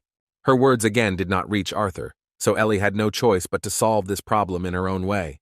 With a smile on her face, she resigned herself to the fact that words would not help here. She felt sorry to wrinkle her beautiful dress, but there was simply no other choice. With a joyful cry, she jumped onto the bed where Elijah and Arthur were sleeping peacefully and carefree with Sylvia on their faces. Arthur woke up with a yelp from the sudden pain, while Sylvia was thrown into the air by the momentum of the impact. Waking up in such an unexpected way, he said that Ellie was already too big to wake him up like that. In response, she pretended to be offended by his words, with which he called her fat. Turning his back to her, Arthur said in an offended voice that they were teaching her some strange things in this so-called school for real ladies. Patting the poor guy on the back, Ellie, without losing her status, asked him to make sure he was really ready for the trip before going down for breakfast. Together with his mother and Aunt Tabitha, they were going to go first. Waking up in a less traumatic manner, Elijah said he wouldn't be surprised if his friend's sister turned out to be as cruel as he was in the future. An old, beautiful carriage with a mana beast harnessed to it took them to the center of the city. It was noisy here as always, with many people gathered here to spend time with their families and see the announcement that was the subject of so much noise. This time Arthur and Elijah went to the city with Vincent. After getting out of the carriage, the red-haired guy immediately began to complain about being hungry. This was not strange because despite the usual excellent breakfast, he was not full because Sylvie stole quite a lot of food from his plate. Elijah said that if he didn't mind, they could go to some establishment, but first he planned to go to the nearby shops. Hearing his plans, Arthur was surprised at how he even had money for any sudden or even planned purchases. Adjusting his glasses, Elijah boasted that, unlike some, he had kept what they had earned in the dungeon. He was right, and it even hurt Arthur, but he had been forced to spend most of the fee, since he had not had a dimensional ring before he began traveling. Turning to Sylvie, Arthur asked her to accompany Elijah while he was visiting the inventor Gideon. Together with Vincent, they said goodbye, and Sylvie, in her usual manner, jumped on her new companion's neck. Arriving at the workshop, Vincent knocked gently on the door. A moment later, the old front door creaked open and a gloomy man looked out, who said in a frightening voice that Master Gideon was not there. However, a moment later he saw that his guest was the esteemed Mr. Vincent. After greeting him, the butler Himes invited them to come inside. The place seemed very gloomy, with strange barrels and huge bookcases everywhere. Despite Gideon being the great mind of the Sapin Kingdom, it was a mess. When Arthur entered the next room, the first thing he encountered was a terrible stench. When Arthur asked what was stinking, Himes said it would be easier to answer the question of what exactly wasn't stinking. Indeed, the entire room was filled with all sorts of garbage, and among it, one could even find all sorts of strange liquids on the floor. A moment later, they witnessed a madman in a terribly dirty robe, and with large bags under his eyes, break through the mountain of garbage and shout at Himes that he asked him not to allow anyone to enter inside. Seeing Vincent in front of him, the mad scientist immediately calmed down and said tediously that he had come to bother him again. In response, Vincent said with some kind of condemnation that the scientist was behaving as if he had not been warned in advance. Continuing to throw trash around the room, Gideon justified himself with dissatisfaction, saying that lately he was simply tired of people, because over the past year, about a dozen messengers from royal families had come to him. It seemed like a dozen people weren't a big problem, but as it turned out, they were chasing him and trying to force him to invent a way to travel across the ocean. Hearing this, the curious Arthur's ear twitched with interest, and he slyly asked why they needed to travel across the ocean. When Gideon brazenly replied that it was none of his business, Vincent asked him not to take his words to heart. After this question, the mad scientist finally noticed the small bug standing next to Vincent, so he couldn't help but ask what he was doing there. After these words, Arthur bowed respectfully and said that it was an honor to meet the great mind of the kingdom of Sapin. He explained that Uncle Vincent had told him a lot about his amazing works and inventions. Even though Arthur had introduced himself quite pleasantly, Gideon continued his disrespectful remarks by saying that Vincent was mistaken if he thought he was going to take some incompetent person as his apprentice. Looking at the young man, Vincent answered uncertainly that in fact he himself would like to know for what purpose Arthur wanted to meet him so much. Taking advantage of the moment of peak interest on both sides, Arthur said that he had actually come to make an offer to the one with the sharpest mind in his head. Remembering that Gideon was looking for a suitable way to travel across the ocean, Arthur decided to demonstrate his usefulness in practice. and noticed the sheets for the drawing. Gideon, who was extremely arrogant due to his status and the lack of any competition, mockingly asked to repeat these ridiculous words about help. Understanding the scientist's displeasure, Arthur grabbed the drawing sheet, saying that it would be much easier to show in practice than to explain. After these words, Vincent and Gideon saw a strange sight, because the 11-year-old boy standing in front of them began to draw something on a piece of paper with great intensity, as if he immediately realized that he could help them travel across the ocean. A disgruntled Gideon, who began to walk towards Arthur, said that he did not know what kind of scribbles the child decided to draw, but he did not have time for such nonsense.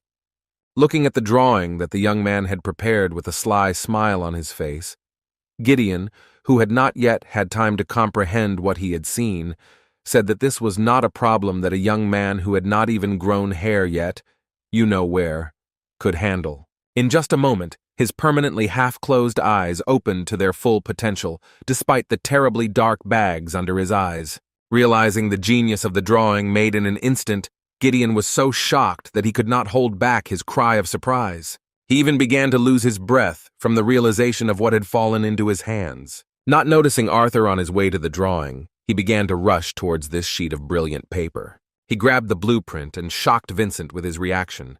He shouted that he had known all along that he needed an engine powered not by mana, but by steam, which was produced by burning certain materials. After shouting that he should have thought of this much earlier, his joy was suddenly interrupted when he noticed that something was missing from the drawing.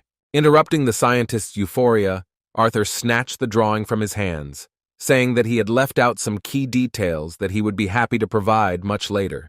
With a sly smile on his face, he said that these materials would be provided in full after the end of their negotiations. Hearing these words from the little boy, he was so shocked that a noticeable nervous tic appeared on his face. Pointing his finger at the harmless boy, he came to the very obvious conclusion that Arthur was not just a little bug. Waving his hand in front of Arthur's face, he said that none of this mattered anymore. He snapped his fingers and summoned his butler. A moment later, the door creaked open and Hames appeared with a box in his hands. With admiration in his tone, the scientist said that he was sure that even those things that were lying on his floor would surprise the curious young man. Opening the box of jewels, Gideon shouted that he was one of the few who could admire it with their own eyes. Vincent even cried out in surprise, realizing that in front of him was an iron diamond. Arthur, as expected, could not lose his status and only demonstrated his surprise. With his hands folded in front of him, the businesslike Gideon, anticipating victory in the negotiations, recalled Vincent's words that he was facing a young but promising mage. He introduced this diamond as one of the rarest gems on the entire continent, which contains a lot of mana. Vincent even put in a few words about how promising wasn't quite the right word to use. Shaking his head from side to side, Arthur politely declined with a sly, unwavering smile, saying that he wasn't interested in that sort of thing. Despite refusing such a rare jewel that even kings would bow to him for, Gideon signaled to Hames that they should move on to displaying all the items from the middle shelf of row C. In just a moment, a whole mountain of jewelry appeared in front of them, the glitter of which from the very beginning captivated the owner of the auction house, who wanted to make good money from selling these items. As he sorted through all these things, Gideon shouted that he had never shown anyone one very interesting thing before. Making the situation exclusive, he specified that he would make an exception for the young genius. With full confidence that this would be enough, Gideon presented a mirror that could deflect up to 5 magical spells at once. Unexpectedly for the scientist and everyone present, the young man once again shocked them with his steadfastness, responding to this crazy proposal with another polite refusal. The scientist was already at his limit when he let go of the mirror, which Hames fortunately managed to catch before it smashed to the ground. After that, a wild auction began, the likes of which Vincent had never seen before. He was amazed that Arthur was able to speak his mind right to the great Gideon's face. Throwing objects at Arthur that could have been the property of the royal treasury, an enraged Gideon began to beg him to take it all in exchange for that damn drawing. What was happening before Vincent's face was a real devilry that neither he nor Hames could believe. With his hands on Arthur's shoulders, Gideon found himself in a position where